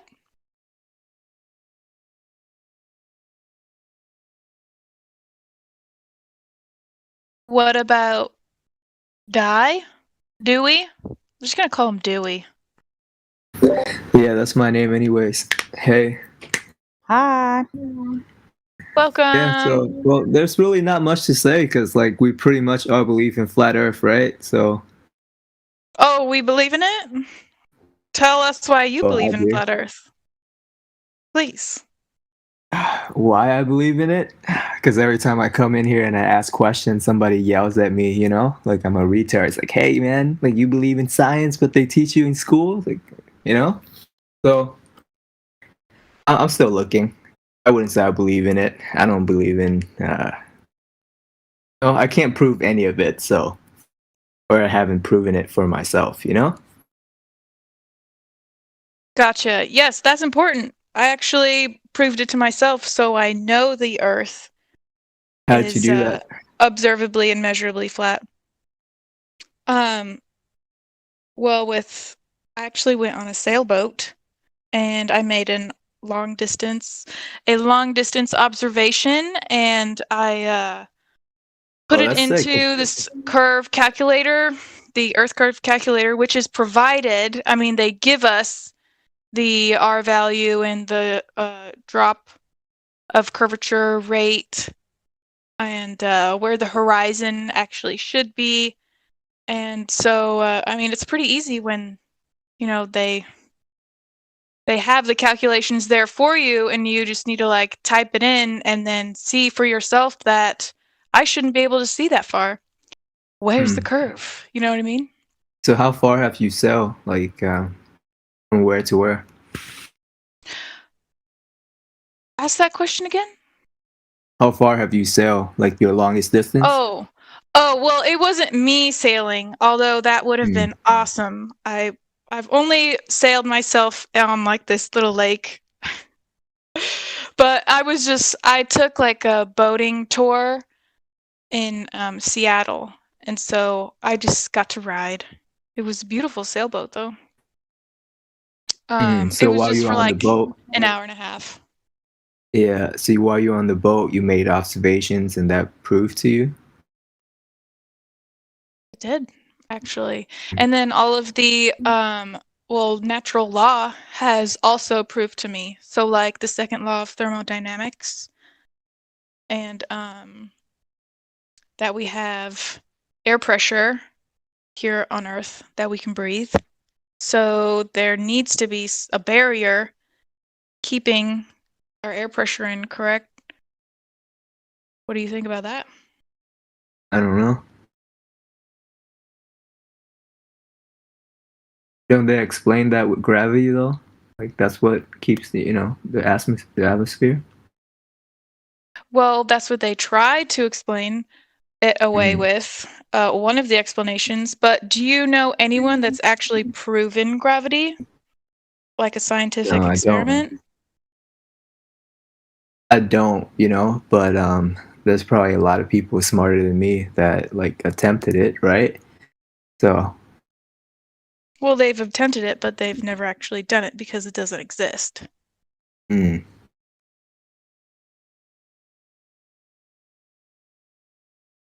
All this is really intriguing. I'm not a scientist or, I don't study this, so I have no clue.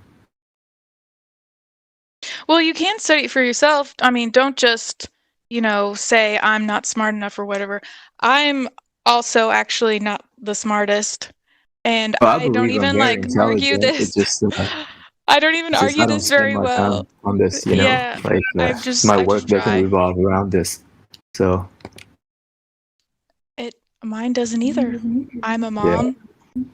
I help my husband with work, and but you can easily find out for yourself.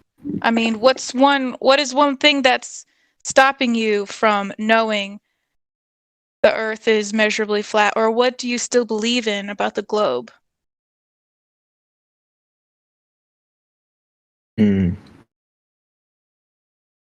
Well, I don't know. I guess I'm kind of on the fence. I come in here like once every few weeks or something, and I see the arguments. I would sit in the chat and hear people argue. I enjoy that. As to like prove one way or the other, I haven't. Well, that's honest. Yeah, thanks for being honest. You just don't know yet. Yeah. And anybody who is new here, just make sure you're in the live stream voice text because there's lots of great information within here. And people will tag you in it to show you things that we're discussing. What up? I'm Woke. I was told to introduce myself. I'm new here. Hi, welcome. What's your name? Woke? Is that what your name is, or you just woke up from a nap? Woke. No, Woke Soldier. No, it's just like a name I got because there's like the whole woke community, and I'm just like, all right, I gotta do this. Even my brother makes fun of my name. But yeah, we were talking to some people in the voice chat check-in, and he said to bring the topic over onto here. Cool. What was the topic specifically? We were talking about NASA and the information that they provide us, and I want to talk about the dishonesty that they do provide us with open arms. Like they'll give us things that aren't really that thing, but they make you think it is. So we were talking about there's actual footage of the Apollo mission. If you've ever seen a documentary called Something Funny Something Funny Happened on the Way to the Moon, there was footage of a camera that picked up sound from a metal object hitting the lunar lander. So you can't really propagate sound through a vacuum. So I was talking to a globe earther from YouTube, and I was trying to get him to understand that if he believes the camera captured the sound of that, then the sound needs to propagate from the two metal objects through the lunar lander, across the lunar surface, and up to the camera, which sounds absurd. It doesn't sound logical. And I was trying to get that to wrap around his head. And the guy up top on voice chat, he said, well, when it comes to documentaries, there could be sub dub overs, and I understand like Hollywood does that all the time with footsteps or just menial sounds. And yeah, so the whole point was, is NASA providing honesty to the people, or are they providing more dishonesty to the people? They're definitely providing dishonesty. Oh, sorry, Karma. Do you want to go ahead? No, I just want to say I think it's hilarious you'd ask this, because the reason why I looked into Flat Earth is because Drace showed me a compilation of NASA fails, like a 2-hour video that just shows how extremely fake it is and how badly they fake it. And that's how I brought the whole conversation up. So yeah, NASA, if you look at any of this in detail, it's just so badly done. It's actually really funny. Like, laugh out loud funny. Even before you know that the Earth is flat, it's still hilarious.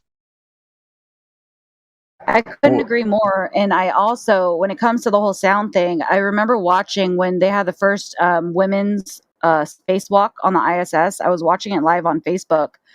And there were bubbles, right? And so there were some people commenting on the bubbles that were coming up all the time. But then they broke, like it was like they were breaking something. Like there was all these humongous loud bangs, and all, of course, the NASA people were making women jokes like, "Oh, the women are going to break the ISS," and blah blah blah. And I was like, is anybody concerned of the fact that we can hear these incredibly loud bangs even at the distance that they're at? Like that kind of sound should not be happening. You know what I mean? Is there live stream of, or is there like still footage of that you guys could share on a Of the live ISS? stream?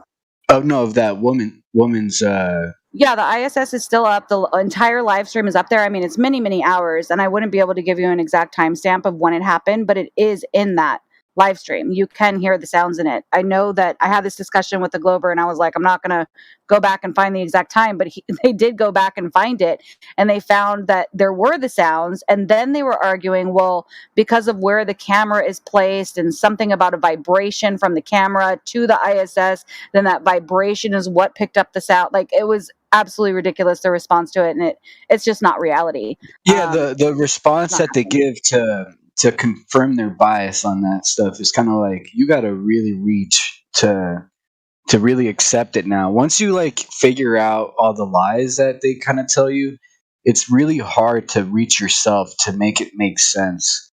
And there's a lot of reverse thinking, where since you believe it did happen, you will fill in whatever it needs to be so it is true. Well, it's confirmation bias is the term for that. So you find anything to confirm your bias that it can possibly be true. And even if those descriptions, you can reduce those into nothing, you'll still hold on to them and say, well, what about this? What about this? Da, da, da, da, you know? And even if somebody's able to get to you through all those, you'll still continue to look for things to confirm your bias rather than just admitting, you know, I was wrong, which a lot of people they just can't do that. There's a lot of ego that comes along with it, and admitting that you're wrong. And what I love about when you are in these communities, especially with flat earthers and people that really are seeking the actual truth, is that we had to admit we were wrong. Like, we were Glovers once, right? So we had to admit that we were wrong. And so we're more susceptible to being like, oh, you know what? I can take that on. I can look into this, and not having that just constant confirmation bias, which it is a battle of your own ego, because when I first was introduced to flat earth, I was listening to Joe Rogan, and so what I do is I'm a civil engineer, and I work just doing design work, and I was listening to Rogan's podcast, and he was laughing at flat earthers, and I'm like I was astounded. I was like, what? I thought that was something that was 200, 500 years ago. What? There's literally people that still believe the earth is flat. And You know, I even thought. Oh, I'm sorry. I thought you were done. Go ahead. no. And the first thing was, I just go to my phone. I'm like, dude, there's literally pictures of space and Earth. What are you guys? Are you guys really that delusional? And I go and I type in Google pictures of Earth, and my fucking heart just drops, because no matter where I looked was cartoon renderings. Man, I've played enough video games to know what's real and what's a good rendering. You know, some of these things are really good nowadays, and it's just it is self-fulfilling when you see lies. You know, if you see the lie, you really can't accept it anymore. If Mic you're a check. truth seeker, that is. Hey, is this working? Yeah, what's up? Mic check. Okay, yeah. Hey guys, can I introduce you to a friend who's on the fence? He's maybe he's a full globe earther. He believes Earth is a globe, and I invited him to come talk to you guys. You know, he's gonna bring up the best points that he has. Would you mind having this conversation with him? It's not, Michael. Yeah, it's on voice activation. Hey guys, I am this is actually my brother, but yeah, like just ask the question, bro. I'm not really sure about this whole flat Earth thing. You know, I'm open to like ideas about it, but I'm not sold on it. You know what I mean? And yeah, it sounds hard.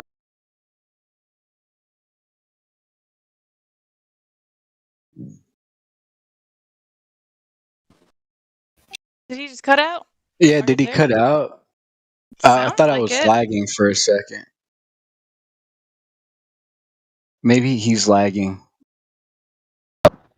So, well, I guess I don't have like anything to argue. I'm just wondering. No, sorry to interrupt you, bro, but you literally just cut out for the last 10 seconds.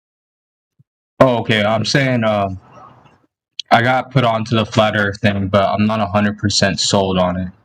Like, it's just hard for me to believe that we're on a non-moving, stationary plane of firmament above our head and all that. So I was wondering, like, what are your biggest proofs that the Earth is not a globe? If you could share them with me, that'd be cool. I guess sea level. I'm sorry. It's ladies' night. Just to let you know. Oh, sorry. It's okay. You guys go ahead. I'll mute myself. I'll listen right now. Sorry. Okay, that's cool. Thanks for trying to answer, though. Yeah, you're welcome to stay and chat after ladies' night is over. So, thanks. Karma, go ahead. No, don't make me do it. I'm half asleep. It's Iceland, man. It's okay. Start talking Icelandic. Just joking. Okay, það einu sem þarfst að vita. No, I'm just. Oh, we totally got it. We got it. Earth is flat. Well, the lack of curve. You can start there at least. Right.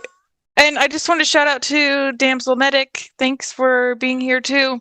Yeah, I totally agree. The one of the biggest proofs is the lack of curve. We're given an equation, 8 inches per mile squared. And I mean, it doesn't add up, man. The math, we're given the math, and when we do it, the curvature is not there due to long distance observations. I mean, also our senses too. When you're just standing there, do you feel like we're spinning? Especially at the equator, well, it's like 1,000 miles per hour. We're supposed to be spinning. And it just doesn't make sense anyway, because the one of the natural laws for gas is, I forget the words, but it's supposed to bounce all over the place. You know, there's no like specific ladies, help me out. You're better at this. You're amazing at this. I haven't even been paying attention because Dre's bought a massage gun or something today. So yeah, Black Swan video is also great. Dre's just posted also the picture of the screenshot from the video of the Black Swan. Right below that, he also posted all the curve calculations and stuff to help you out. So if you compare that with like where we should be seeing the curve and how far we can see, that's just absolutely insane. Because 9.4 miles is obviously much further than 1.2 miles, which is how far we should see before we get actual physical obstruction in the way, which means it's like you can't see through the pregnant belly on the pregnant lady. You can't see the hand underneath the belly. Same thing with the globe. If it's a physical obstruction, you shouldn't be able to see that far. And we have tons of those. I mean, look up the world record for long distance photography. That should not be possible on a globe. And, the Bolivian salt flats. Yeah. All the super flat things. Kansas is flatter than a pancake, right? There's so many things. Oh, and sea level. We can't forget about the oceans and sea level. I mean, water always seeks its level, you know? Yeah, That's a and huge the one. lack of scientific evidence for any type of gravity, whether it's Newtonian or Einsteinian, they can't prove any of it. They don't He's have just listening to you guys. interpretation. And I don't think he even has anything to say. No, I'm just listening. I appreciate it. It's very interesting stuff. Sorry to interrupt. No, I get it. It's kind of like when I first started looking at this, I really wasn't into any of the space stuff or the science stuff to begin with. My brother was super into that stuff and looked up all the things. And then one day he just shows me a NASA fail video, and I laughed at that for 2 hours. It was hilarious. And then he starts walking me through things like sea level, and then he's like, "How can gas pressure exist to like no gas pressure? Wouldn't the gas level out?" And all the different things like that. And then I'm like, "Okay, space definitely doesn't exist. So how does that work? What if it's not space? Then what is it?" And he's like, "Flat." I'm like, "What?" And here I am. Flat Earth. That's all I got. But a lot of people in here have much better points than me because I'm sleepy. I'm Icelandic, and I don't talk to people very often about this stuff. So someone else, like maybe Shines, could do this because she is absolutely lovely and she gets her points across very eloquently, unlike me. So Shines. No, you're great. And Shines is great. And Damsel I Medic is great. actually just came back. My son was screaming the SpongeBob SquarePants song at me. Aye, aye, Captain. So I missed the last bit. So That's awesome. And all of you are amazing. This whole, what do they call that? I'm totally brain farting right now, but it's self something. Like, don't do that. You guys all have the points down. You guys are all speak so eloquently. And I learned so much from each of you each time we do this. It's fascinating.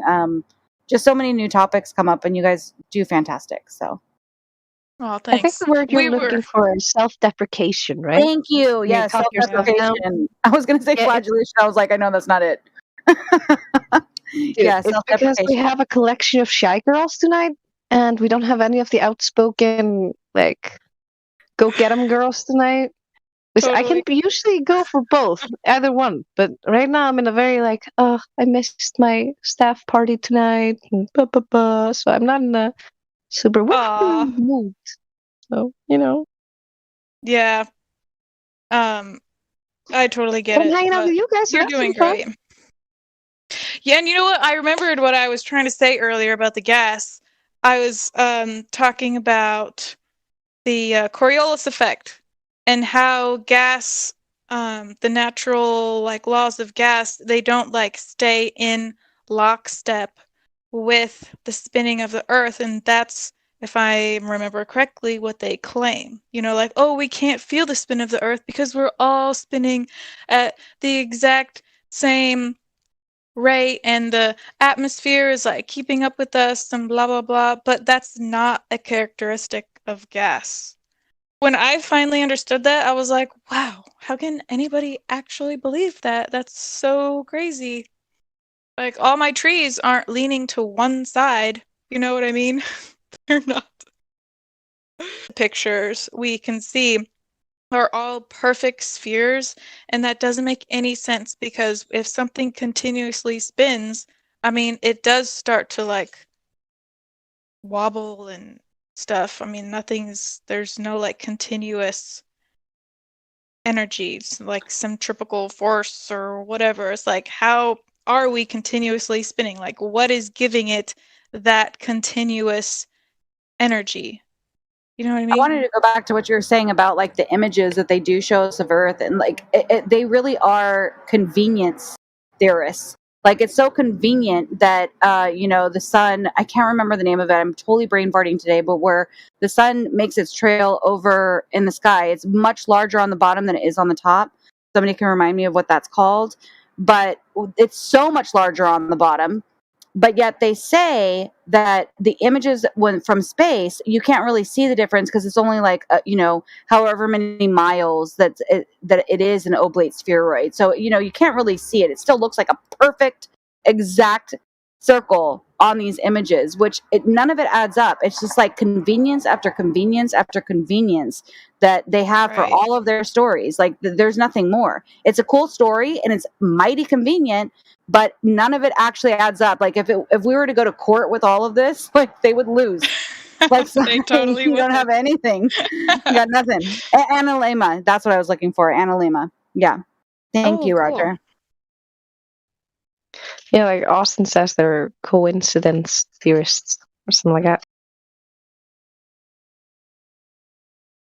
Oh, that's a cool picture, Miguel. Yeah, that's the analema. So it's Yeah, that that's much really bigger on the bottom, right? Which would make sense on a flat model because it gets bigger and bigger the farther you go from the equator, right? And the circle just keeps getting broader. But on a globe, it doesn't make any sense. Like, why is it doing that? There's no answer. It's just convenient. Yet we don't see it in the images. We don't see that it's larger on the bottom. They can say that it's larger, but everything that they've shown us, it isn't. How convenient. Also, there'd be different speeds of spin depending on where on the globe you'd be. Kind of like when you're in a carousel, whether you're close to the middle or the outer edge, you can feel a difference. And with your vestibular system, you really should be feeling all those changes, especially since Earth is not supposed to be going in a like normal full circle orbit, but like one of those that goes elliptical. Yeah, see, I get traces of vocabulary next to me. That is saving my nice. An ellipse. Yeah, it speeds up, it slows down. Flight paths. I mean, it's just like fact after fact after fact, and all they have is convenient stories with nothing to back it up. Yeah. I would just love one actual thing that makes me go, maybe, but I still have yet to see that. Like once you come out of it and you start researching everything, I have yet to see one thing that would even bring me close to being like, maybe I was wrong. Maybe I was wrong about being wrong. And Earth actually is this heliocentric model globe oblate spheroid, but I have yet to see it. Not one thing. So if there's anybody in here that has something like that, we would love to hear it. I've only been waiting for 6 years to see something like that. I got a question. Go ahead. Go for it. What about like, so you guys think that all of the space agencies and anyone who puts up like a GPS satellite and all of those people, all of those scientists are all in on this giant hoax to hide the truth about space or God or or just us being on a flat plane? That all of that science and all of those people are all in on this giant, like, I don't know, lie. No, And I don't think that. I Okay. can't speak for everyone else, but I don't think that. I know for a fact how compartmentalization works. I know many people that have worked for Lockheed and NASA and things like that, and you are restricted to your top security clearance, whatever your security clearance is. That's all you're allowed to know. And when you go in there, you can't bring a cell phone, you can't bring out any outside stuff, you can't talk about it with family members, friends, anybody. Like, they will destroy your life. So all you know is what you're working on, and whatever you're working on, they can turn around and use that for something else that isn't even what you're actually thinking that you're working on. And so the only people that would need to know are really high level people. So I'm not even sure exactly how many people are actually in the know, but I know it's not a lot. It's definitely not a lot.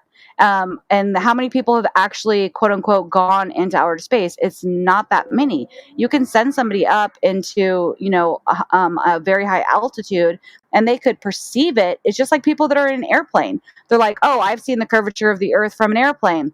Same as the people that are up there. They're probably thinking that they see the curvature of the Earth. Like, it just doesn't compute. You know, until you like see that veil drop down from you, you aren't going to understand what is actually in front of you. It's an optical illusion. So yeah, I definitely don't think that a lot of people are in on it. I agree with Shines. Go ahead, damsel. I heard you in there.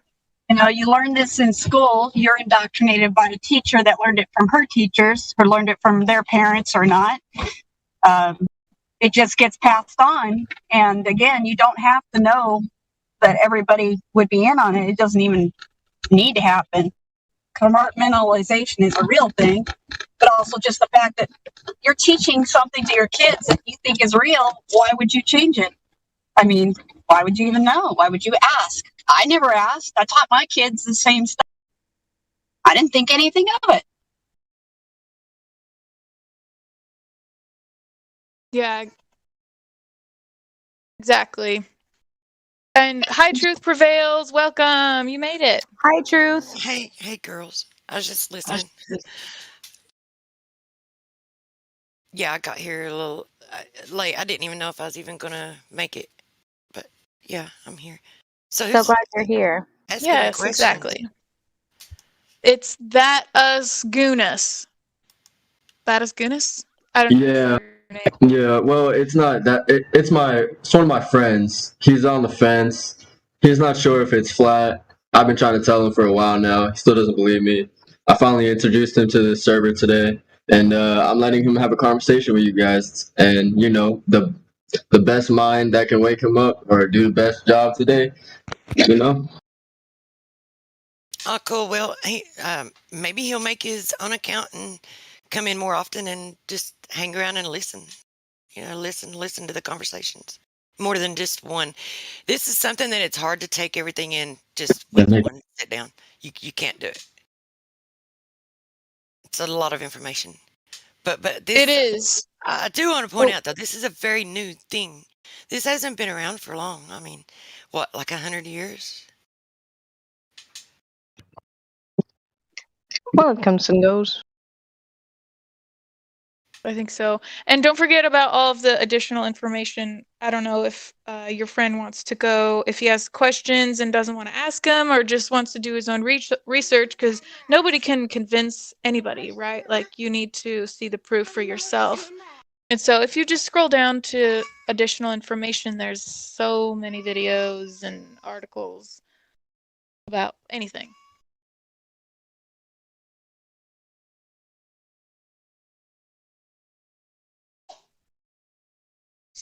Yeah, I so would like. if you observe the world that you live in, like, and you don't have this filter of indoctrination that they've put in your mind, like if you just observe it for what it is, you see it flat, level, stationary. You don't feel it moving. You see the sun and moon move over your head and transverse the sky very locally. They're much smaller. Like, these are the things that you observe. The only reason anyone even thinks or believes that it could be spherical or that it is moving is because that's what they tell you from birth. It's just programming. It's mental programming. If you remove that and look and see what evidence they have for any of this, and see if you observe any of this, you never observe anything. None of what they're telling you. Not one iota. But anyway, go ahead. You were getting ready to ask something.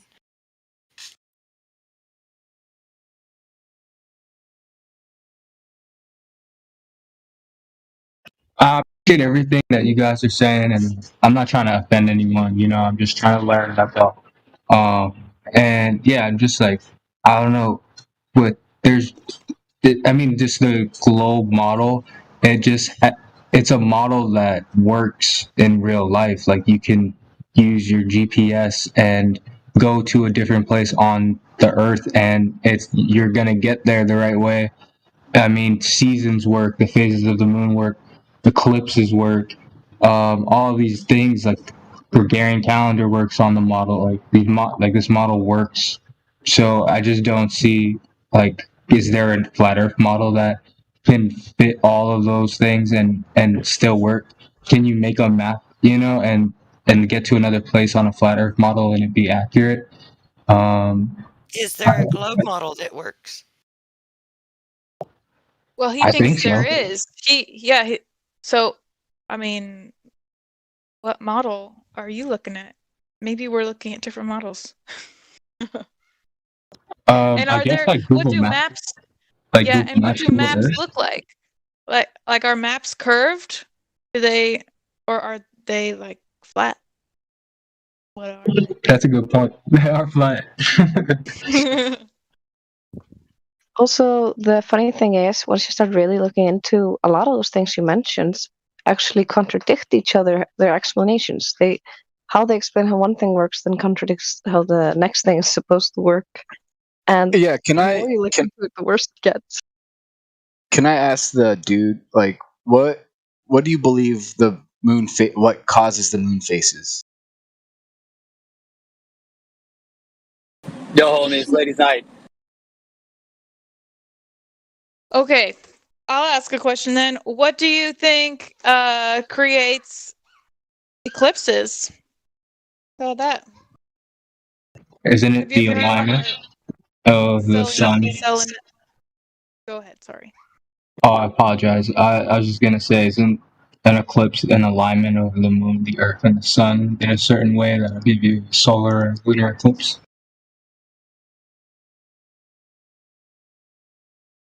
Ruth, could you take this one? You're so good at this topic. Oh, the eclipses. Well, I mean, you guys do a great job. But I mean, yeah. So okay. So what did you say that you thought causes the eclipse? Could you repeat that? Just the alignment of the sun, the moon, and the earth. In alignment, but still, yet like so the align. So what? But what is causing the eclipse? What is the thing causing the eclipse? Well, depends if it's a solar or lunar, right? It would be like the moon or the earth blocking out sunlight. Well, I like to jump right directly to the selenium because it's really. But there's many different types. But they claim that the Earth is blocking, like getting in between, and that the Earth is blocking the light from the sun, and like it's even hard for me to jump to that because first, the moon is not the reflection of the sunlight. Okay, but we'll get past that and just go directly into the eclipse. With the selenium eclipse, you have they're posting. I don't know if you're following live stream voice text, but they're posting some images of a selenium eclipse, and if you look at it, for one, like the Earth can't be blocking. It's not one. You need to establish that it's even a shadow, right? But they claim that it's the Earth's shadow, but the light is the shadow is going in the wrong direction. It should be going from the bottom up, right? But it's not. It's going from the top down, and not to mention, like with the selenium, you also have the sun and the moon both above the horizon at the same time. So it's and they even call it the impossible eclipse because they know their explanation is impossible to explain this eclipse. Like their explanation, this eclipse is impossible, and they even call it that. It's right in your face, right? So the Earth is it's obviously not causing the eclipse. So what is causing it? Now, to have the answer to what is causing it, we don't know, but we do know that it's not what they're saying it is. It's like a lot of these things, a lot of their explanations, that's pretty much where we're going to be at. We're not going to be able to give you the actual explanation, but we can definitely verify that what they're claiming is going on is not going on. So if you think that the Earth is getting in between the sun and the moon, it's like you would have a hard time explaining that with the selenium because you have both the sun and the moon above the horizon at the same time. And I can actually confirm this too because here in Dallas, Texas area, the last supposedly lunar eclipse, at about 6 o'clock in the morning, the moon and the sun were up above the horizon. And so how in the world could it be the Earth that is causing the shadow? I mean, it makes no sense. And that why can we see the moon during the day sometimes too, and it seem like it's transparent? That's kind of crazy. And then some eclipses, they're red, right? The moon is red. Is a shadow red?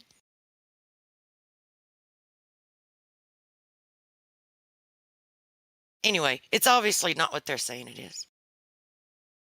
That was very cool. I've never heard of that kind of eclipse before, but I've definitely done some research into it. Yeah, for sure. But there's many different ones. I like I like to focus on the sun more so than the moon. Even the moon is interesting, but then you have well, I'm not going to get into all these other eclipses. I'm going to wait and follow your train of thought where you're at and just answer your questions as you have them. Hello, Blaze. Hello. I saw you sneak in here. I know. I had a few minutes. Hi, guys, girls. This Globey seems nice. I just got here though. Well, I mean, he seems like because he seems genuine, doesn't he? right. Yeah, that's probably a better word. I mean, that was authentic. You know, he'd never heard it like that, and that's what. If people are really honest, that's what happens a lot of times. But they just have to seem like they defend a belief that they don't even know when they. That's what's so funny. I was thinking about this the other day. I mean, shouldn't it be like a magical moment, like one of those aha moments, like, boom, when you realize you lived on a spinning globe? It should be a definable moment. But, not a lot of people have that defining moment.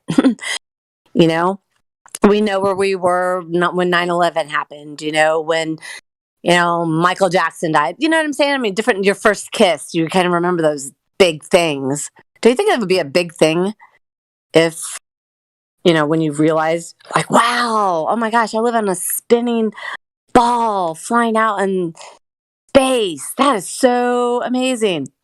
Blah. Do you understand what I'm saying? I like it. It's like, well, you can't go back in time and go, there was this like defining moment. So that should say something to people, really, if we're going to be honest about things.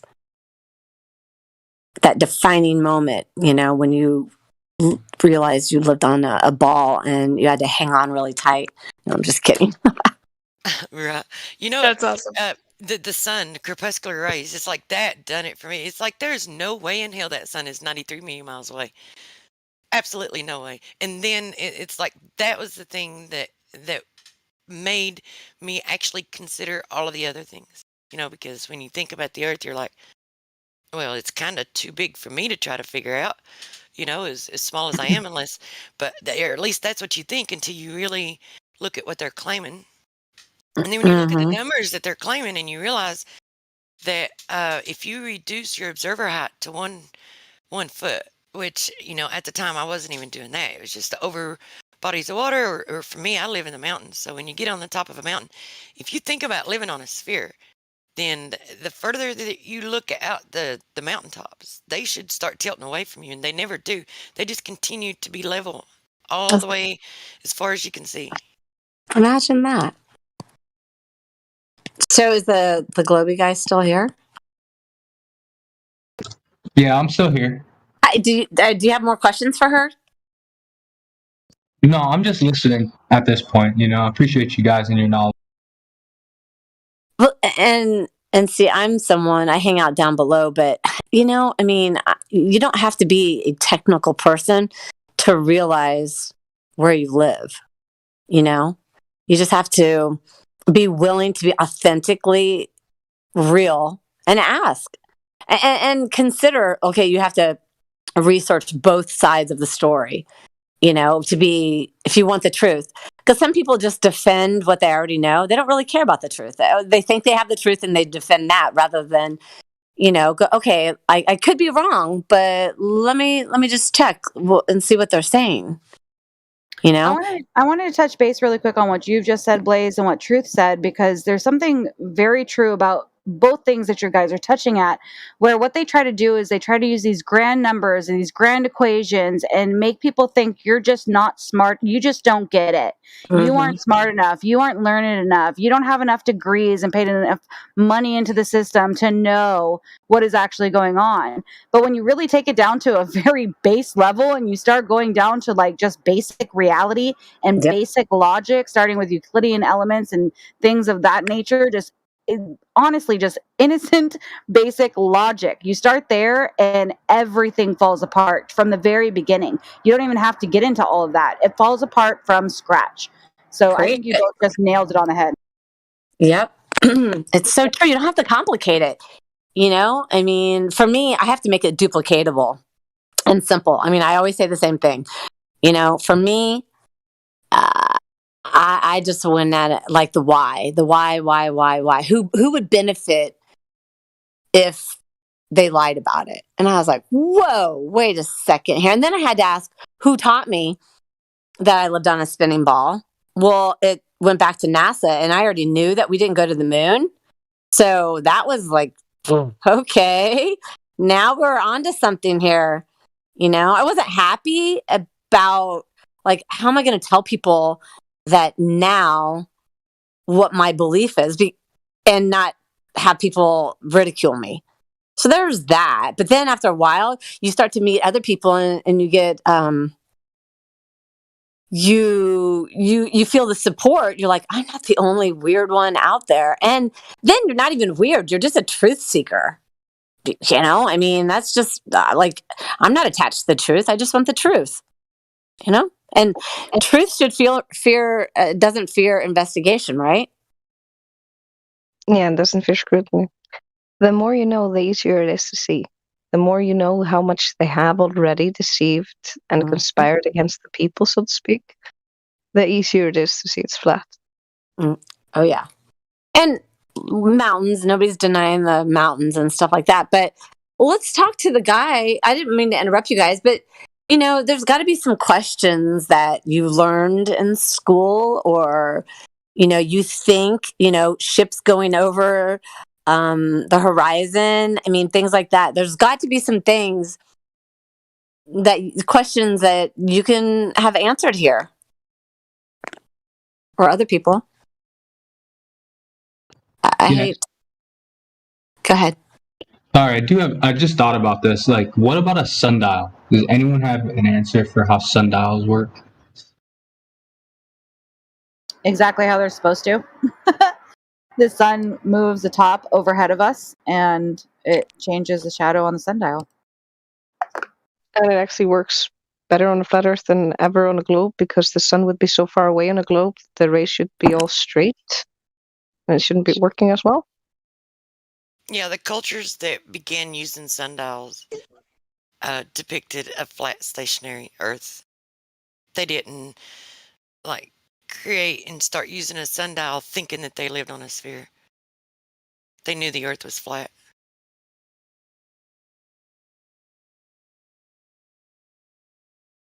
Thank you guys again.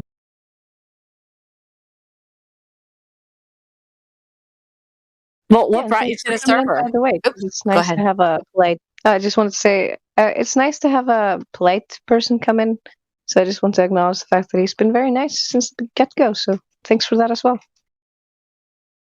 Well, I appreciate you guys. I don't want to offend anybody. I'm just here to learn. I don't have any like you guys were talking about earlier, just attachment to what I believe is true, and oh my god, I'm being lied to. I don't have that, so I feel like I'm open enough to hear out anybody's ideas of our planet and what life is, and just be open enough to not, I don't know, cling to a side and be nasty about stuff. I don't think that gets us anywhere.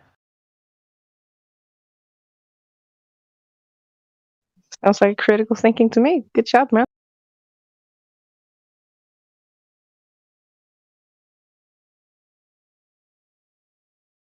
But yeah, I didn't want to interrupt. Sorry, I just wanted to throw out the compliment. But by the way, you girls are doing great, but I'm probably going to log off. It's a little late here. Awesome, Karma. Thank you so much. You're amazing. I'll try to come by again next time and spend more time. I won't have slept this little. Yeah, we enjoy having you around. Sounds great. Yeah. Get some good I've enjoyed rest. hearing you and Kelly both, or I serve too, because, I mean, she's got like a very, very sweet voice. Both of you do.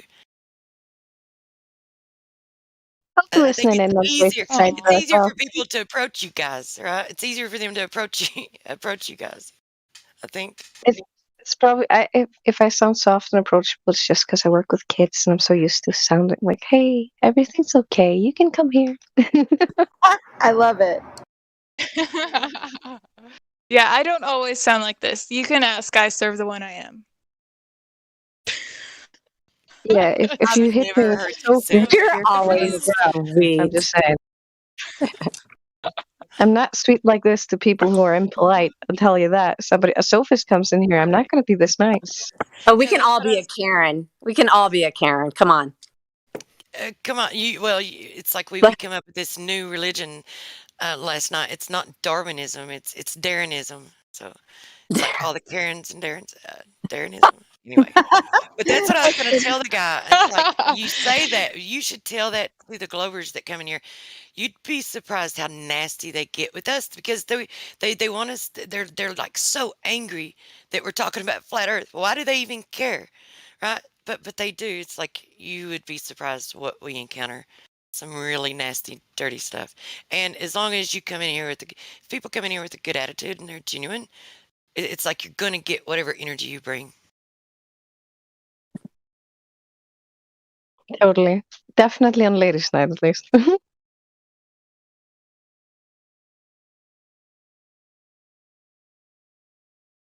Yeah, and it makes it more fun too, because really we just want to talk to people, right? We just want to have a conversation. Yep. Speaking of that, I don't come in here that often, but I see Matthew in here. You want to say hi, Matthew? I haven't seen you in a long time. Hey, how's it going? You haven't been on ladies' night in a while. No, well, welcome back. Hey, Matthew. Thanks. You guys are doing good. Do you have any new input or anything for the ladies? I was wondering if you guys were going to talk about the sextant stuff that has been, a couple weeks ago that was kind of a big topic, but I haven't heard anybody talk about it here yet.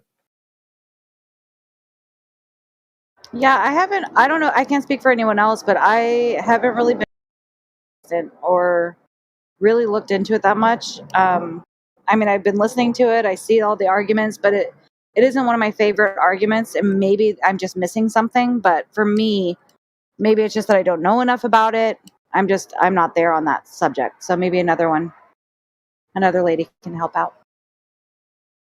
No, I was just asking. Yeah, I don't have anything new to contribute. So if you have questions, I'm happy to answer questions about what globe believers believe, but go ahead.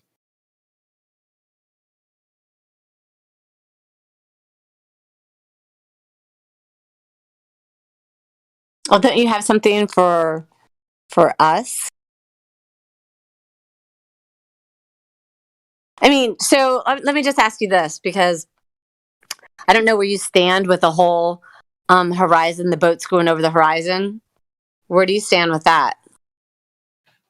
My general view is that like squinting at the horizon is like problematic at best. It's hard to tell one way or another. So You always say squinting at the horizon. well, yeah, because you have to use telescopes and look at like tiny little angles of this high or that high or whatever.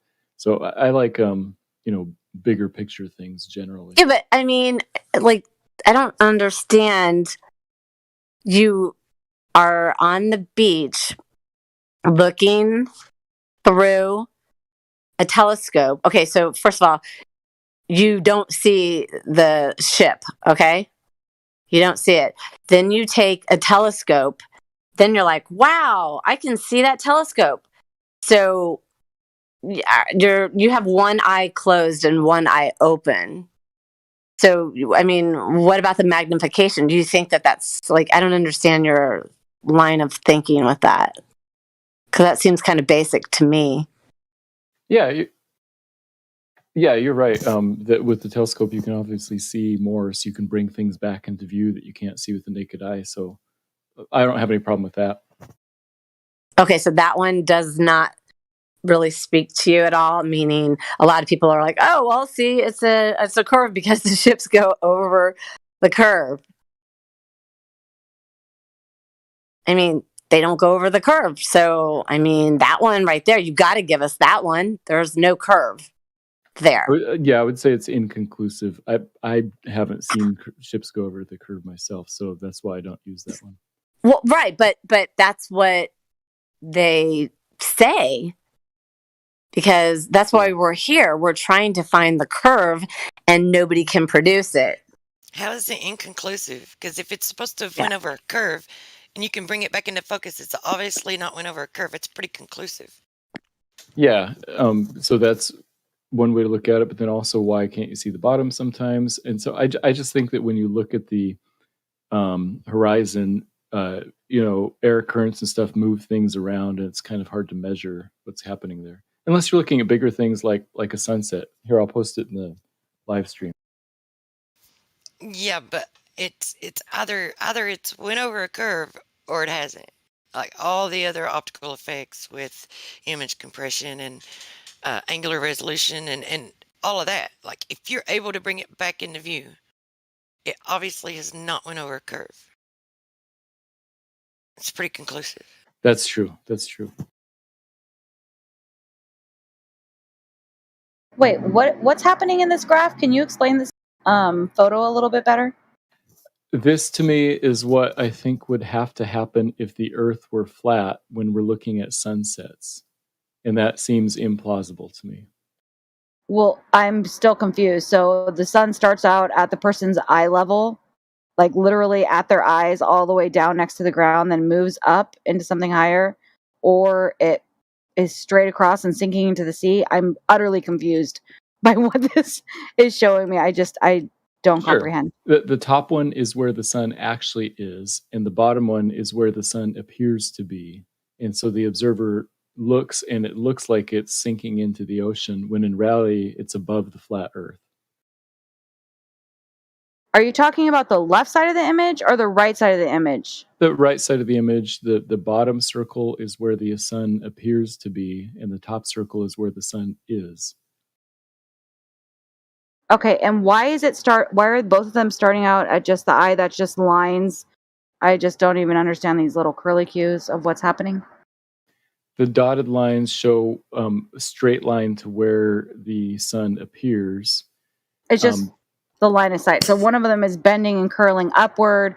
One of them is shooting straight at an angle downward. So you aren't putting anything about perspective, optics, or anything into account of this. It's just like he's standing at the beach and the sun is right. Like I think this should be worked on. That's my only advice. I think you should work on this a little bit more. You need to add in perspective. You need to add in distance. You need to add to scale. Like there's a lot more here to be discussed than what is being shown in this image. Yeah, well, here's a simple question then. The top of the sun is farther away from you than the bottom of the sun. So halfway through the sunset, how come you can see the top but not the bottom, when the bottom is closer and the top is farther? How is the top farther away than the bottom? Because it's higher than you, and the bottom of the sun is lower, and so it's closer. Because things disappear from the bottom up. So I get what you're saying. You're trying to inverse how we see things, since you're saying something is farther away. Yeah, no, that's not how it works. So when things move farther away, they do begin to disappear from the bottom towards the top. And as they come into our view, they reappear from the top to the bottom. Yeah, that's what happens. My question is why, when really the bottom is closer? And I guess I'm just not understanding why you're saying the bottom is closer. Because the bottom is at the bottom, it's closer to the Earth. The top is farther from the Earth. It's about angular resolution. You have less of an angle at the bottom from the point of convergence. Okay, you have more of an angle at the top. So you're going to have the compression and the point of convergence is going to be, it's going to start disappearing first at the angle that's closest to the point of convergence. So why would you think that the top would when it's the furthest away from the point of convergence? It's in perspective to the eye level to the point of convergence. Okay, that actually is the best answer I've heard.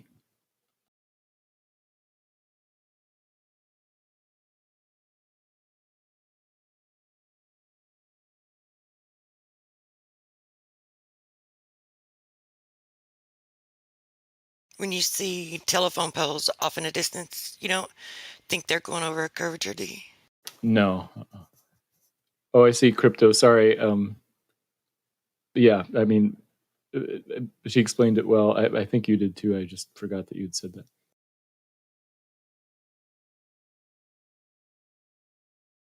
And I just wanted to point out to the new guy that was asking the questions. So this is like the level of deception that they try to use or try to implement when they trying to deceive you by using optical effects to make you think, because this is something that I think National Geographic was the one that did it. And they had the flag and the lines, and they try to use this bottom disappearing first thing to try to convince people, that it's going over a curvature, but yet it's like they debunk themselves because you can see the horizon still yet behind it.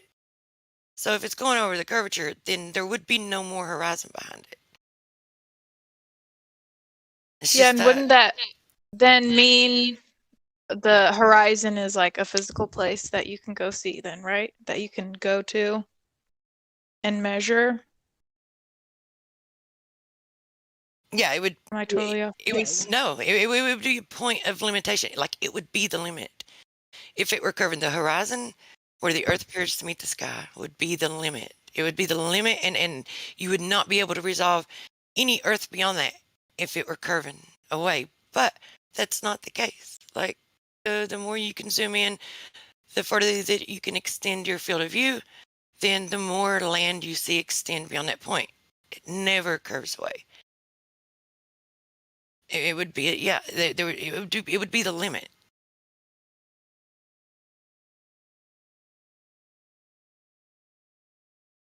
So beware, for the new guy, beware of these deceptive tactics of optical effects.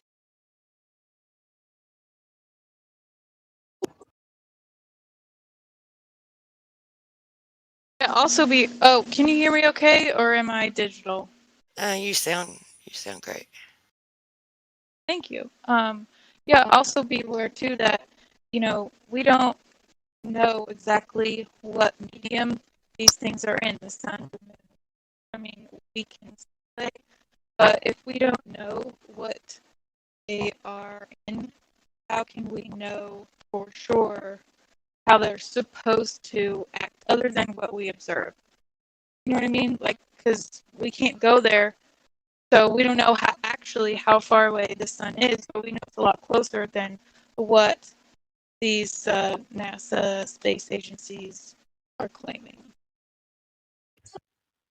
The deception is so large. It's just hard to believe that at the highest level of, there as space agencies, and there's multiple space agencies across the world pushing the same globe model. It's just hard to believe that they're all lying.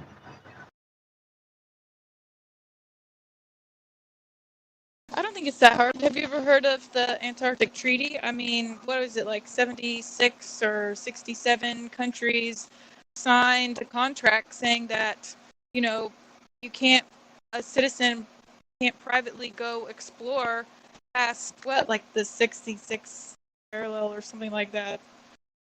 I mean, what about that? They just have to come in agreements, and it's just a few people that have to agree and then spread the narrative. I don't think it's that difficult. I mean, do you trust your government? I personally don't trust parts of some people in the government. I had a question, like, what are your thoughts about, like, the ISS? Like, that's the space station. People have ridden in it, spent, months in there, and they go around a globe, or quote unquote, right? So do you guys believe like the ISS is fake? Because you can look up where it's at and check it out. You know what I mean? So do you guys have any like thing to say about like the ISS or anything like that? Yeah, they've been busted. Busted doing a lot of fakery. There's not one continuous stream. If you try to look it up, one continuous ISS stream there, it's not available. Go ahead, So Trip. why would they have like things flickering in and out of frames and people's heads disappearing? Why are they using all this fakery if it's real?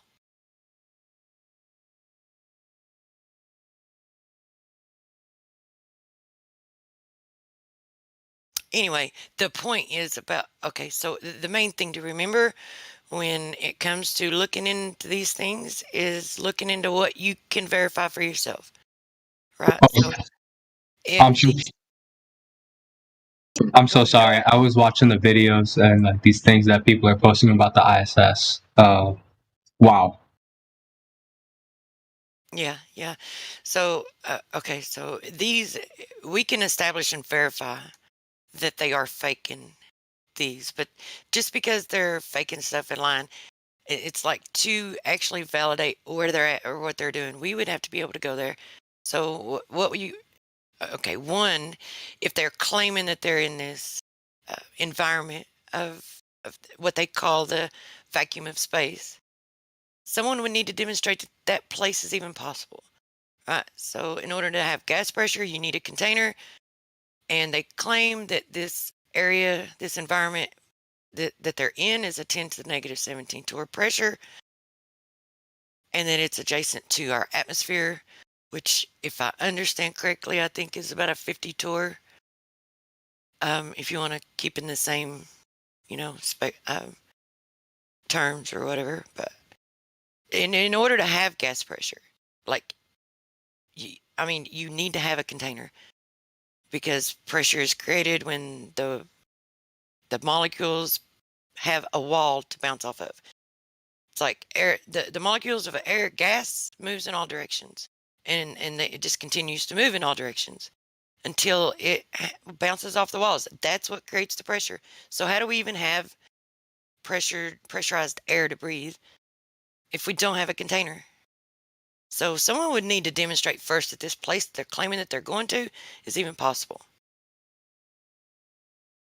Yeah, and not only that, I mean, yes, you can look up where it is and people say, oh, look, it's going to be above us, at such and such hour. We can see, and they see something moving in the sky at that time. But, I mean, you don't know what it is. It could be a balloon.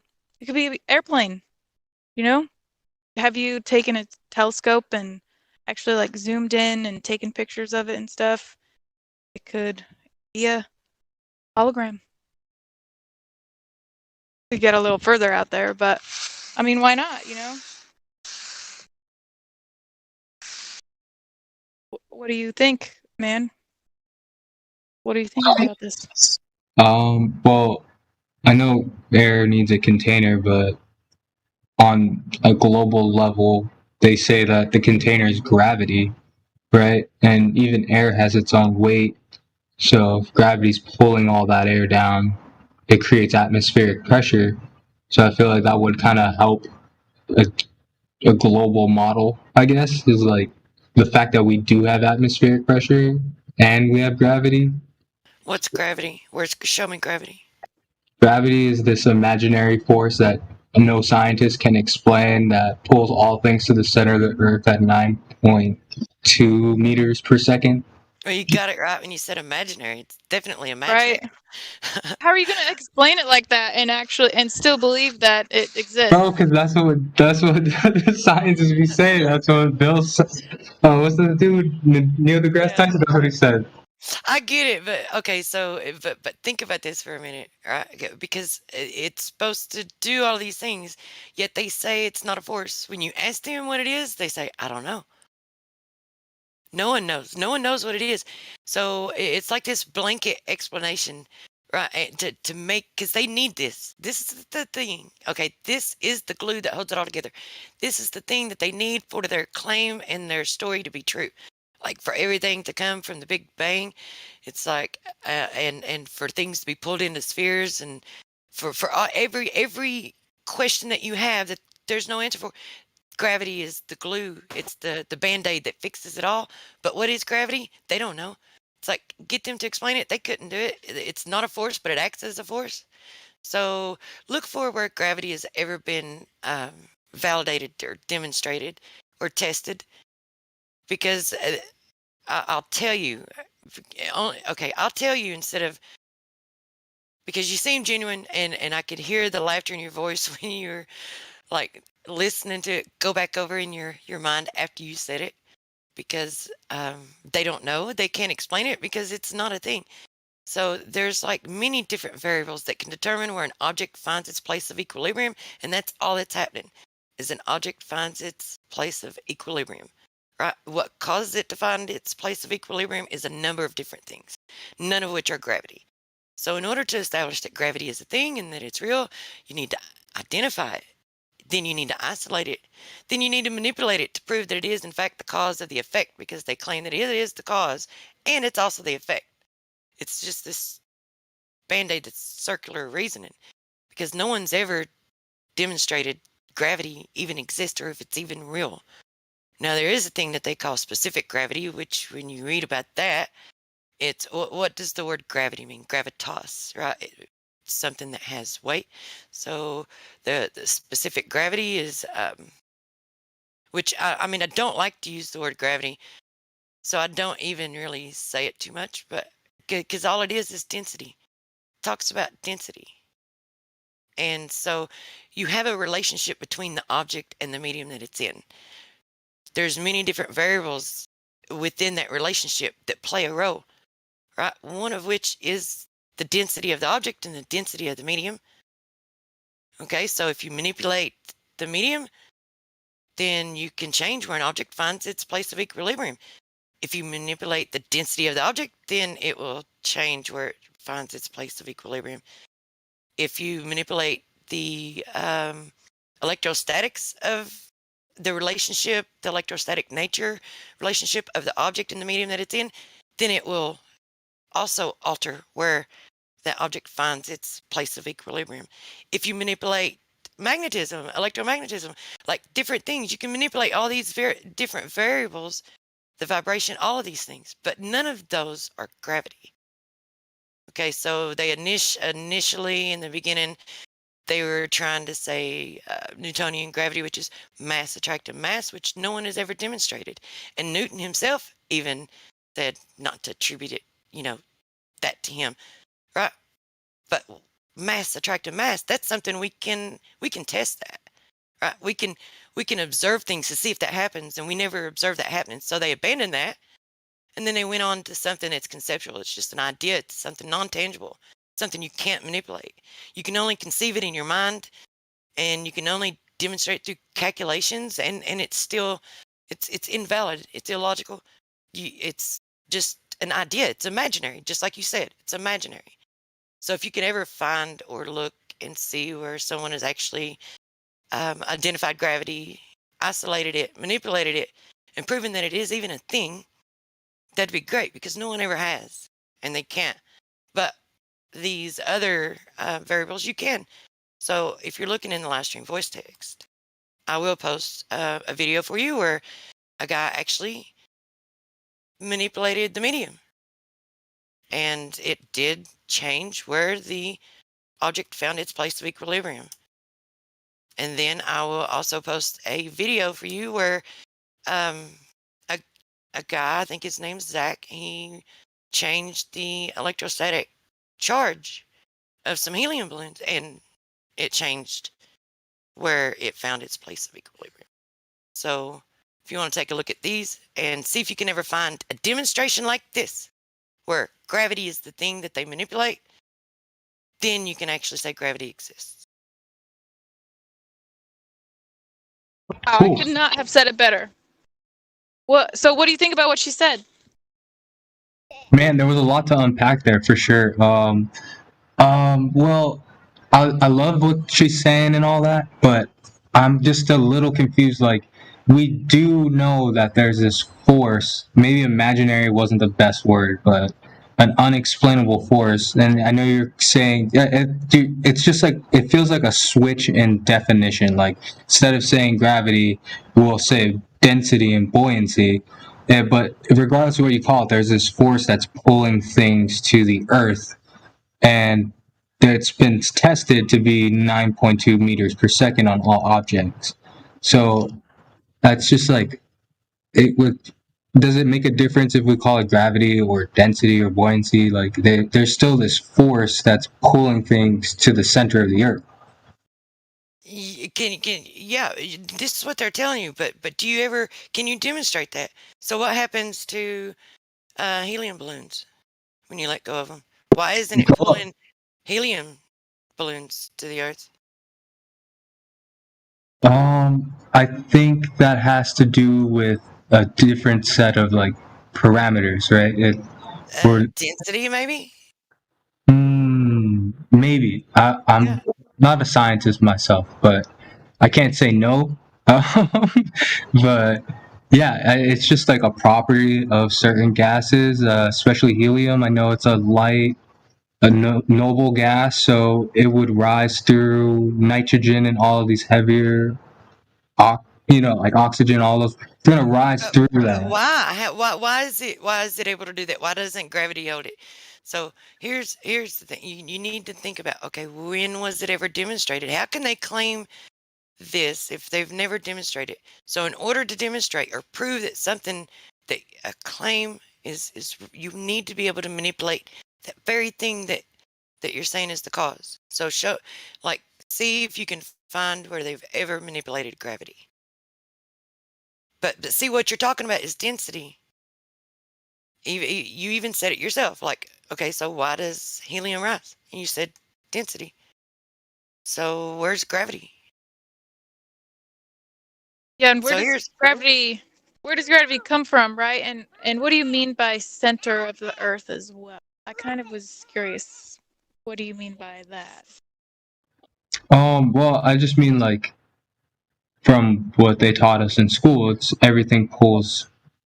Like, I mean, gravity just pulls everything to the Earth's core, right? Like, to the center. That's why people in China who are upside down right now aren't gonna fall off the planet, because everything's getting pulled towards the core.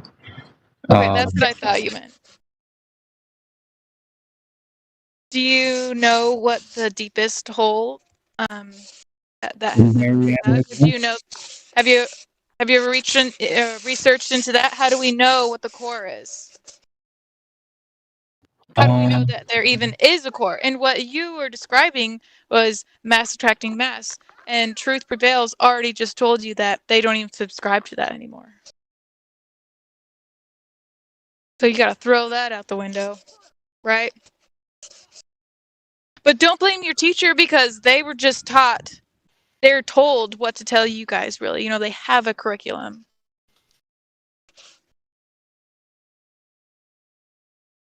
Wait, the deepest hole ever dug was in like Russia or something, and it's 7.8 miles. So that's what, like 12 kilometers or something? 13. Yeah, a little under 8 miles. And here's the thing to keep in mind too, while they were digging that hole, they made all of these predictions, right, along the way as they were going deeper, of what they would encounter, what they expected to find, and they were wrong at every prediction. So if they're wrong and they can only go that deep, and they're wrong every step of the way, why would anyone think that they would be half right? They're not even half-ass right. Like, to even go deeper. Like, and this is only just a little under 8 miles, right? And they're trying to tell you what's 3,950 miles into the earth. They full ass wrong.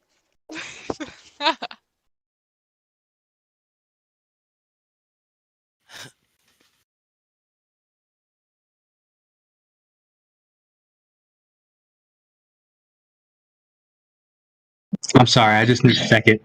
I'm trying to take off this right now. Just 1 second, please. Yeah, they're just telling you a bunch of stories, man. That's what I'm trying to tell you. they have no basis for. Right. So the claims that they make, if they make all of these claims with no evidence for them, then you can just dismiss them without any evidence.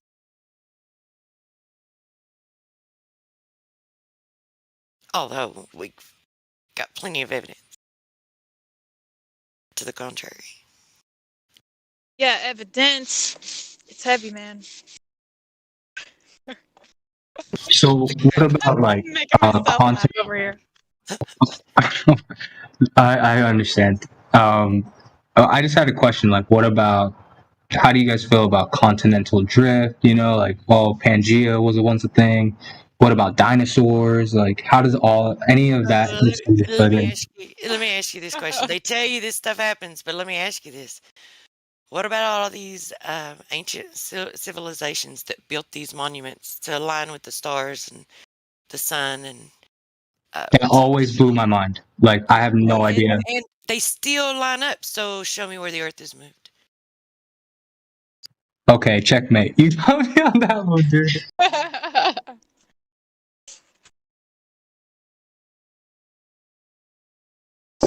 But those are some great stories. How did they build those pyramids with such precision? You know, that just gets me every time. What about aliens? You guys don't. How do you have? Do you have feelings about aliens or? What's alien? What's an alien? I have feelings. I'm a Do you think there's stories? Like from outer space? No, I don't think there's aliens from outer space like in the movies.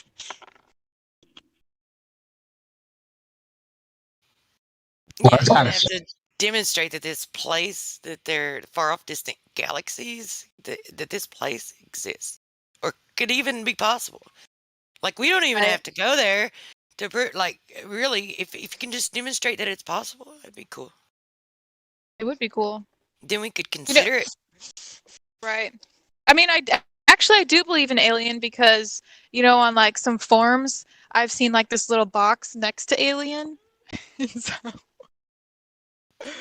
Sorry. I'm kind of odd one today. I believe in ETs, extraterrestrials, not like they're something different than actual humans.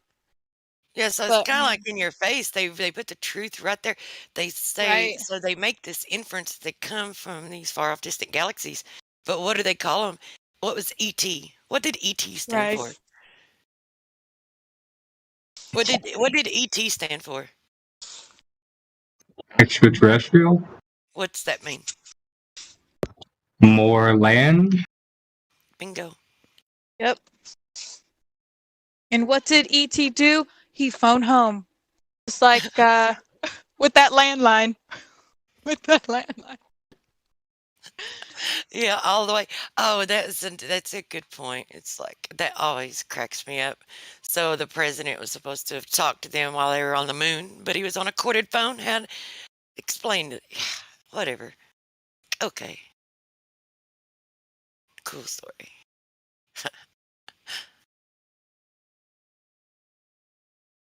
Okay.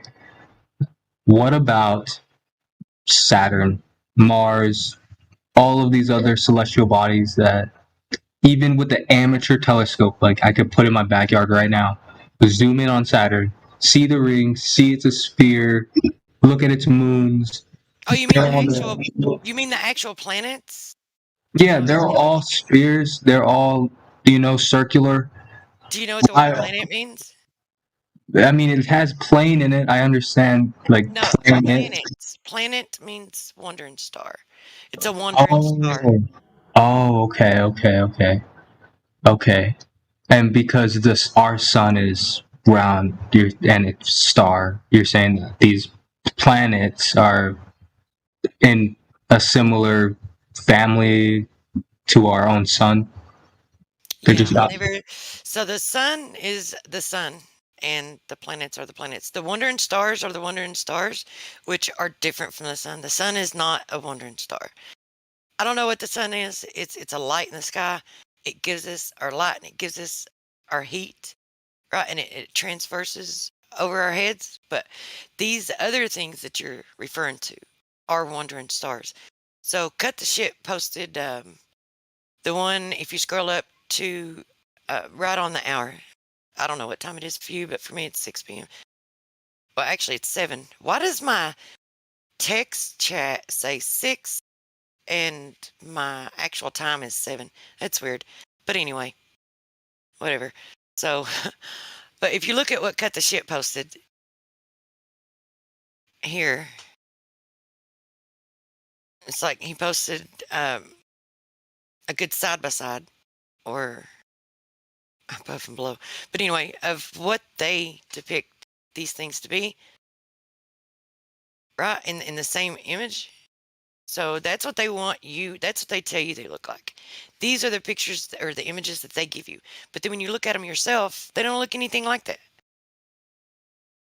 So, and you need to be aware too when you use telescopes, right? Because they have software in them, and the software is programmed to know like which part of the sky you're looking at, and it knows which planet you're looking at, which wandering star you're looking at, and it has imaging software in it.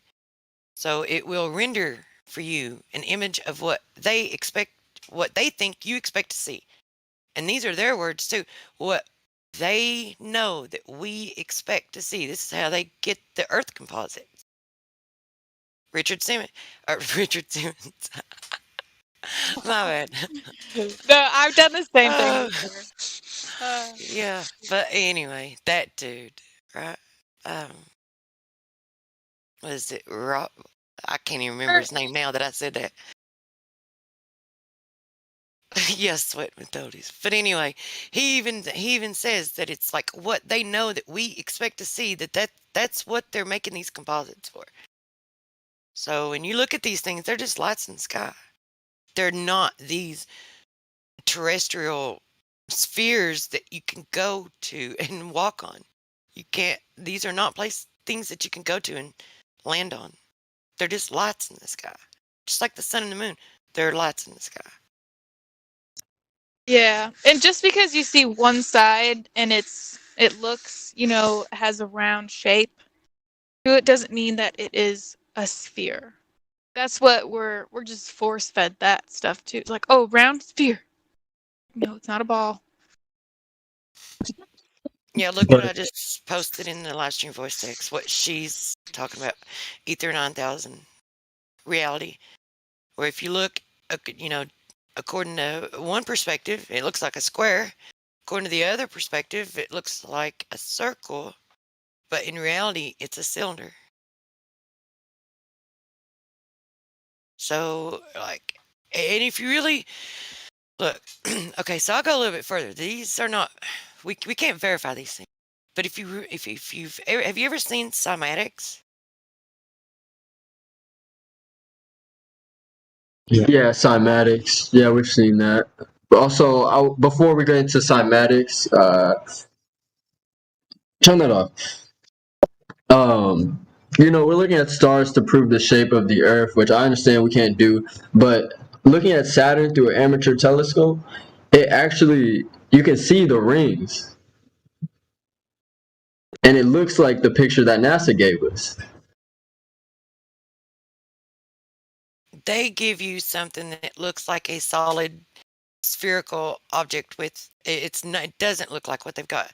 Yeah, it seems to have these it appears to have these bands that go around it. But what does that even mean? It's just a light, but what does that even mean? This is what. Yeah, so what? It just looks like a light. So what? Yeah, so what? It doesn't mean that the Earth is a sphere, but Saturn looks like a sphere. You know what I love about the stars is that they are predictable and we can see them where they're supposed to be throughout all these years, right? Just like what Truth was saying is like all these ancient buildings, they still line up with them. I mean, really, what is the probability that the stars and the sun and the moon would continue on this track if we were supposedly, spinning and flying and zooming through the vacuum of space? Like, don't you think something would hit us or them? You know what I mean? Like, what's the probability, man? I really think it's 0. You get what I'm saying? The probability is like the pyramids getting hit by something. Oh no, she's saying, what are the odds that we see the same stars in the sky every single night, or the same constellations every month and every year? I would say pretty high. I would say no, not at all. If we're going millions, thousands of miles through space. Okay, but by conventional wisdom, those constellations are a bunch of light years away. Like the Milky Way is 1,000 light years wide, our galaxy alone. So it would take you 1,000 years to get across it at light speed, right? So if our galaxy is 1,000 light years away and they're lining up with another galaxy, like we're talking about movements over eon, like beyond human life. Like you're not going to see the movement over 2,000 years. Like they planted the Right, and this is movement that you have no proof of, and also you don't even have proof that light even travels millions of miles. All you know, light travels down the street where you're. I'm not claiming I have that proof, but what I'm saying is conventional science says they do, and that's the prescribing body of science that the world is using right now. You know what I mean? Like, I don't have it. Beat me up, Scotty. Oh, I don't even know where to start with all that. So, oh man, it's like so many assumptions. It's like I know. they make postdictions, so they can only predict things because they've happened before, and they're cycles and they repeat. And Yeah. what's a galaxy? What is that? Like the Milky Way galaxy, the Milky Way. So what this rift that we see in the sky, like a band of stars. It's like, I don't know, man. Like, have they ever validated any of this? How will you ever be able to validate any of what they're saying? Like all the information that we have contradicts everything that they're claiming. And showing how much fakery they've already done, right? And how much they've already lied, and how much has already been contradicted and falsified. So why would you even think that any of this, like further on down the road, could even be true? It's like their basic, the foundation, the basic fundamentals of it. When you tear that apart, like everything else that's built upon it, it can't stand. You know, you could hear in his voice though, like he was saying conventional science and all around the world, these people. It almost sounds like you're joking though, because you're starting to get it. Like, what? Why would they lie, right? Conventional science all around the world. People think this. Well, I mean, what if you go talk to some tribe in the Amazon that's never even heard of this stuff? What are they going to think? Right? They don't subscribe to these scientists that claim they know more than you just because they, took like 4 years in college?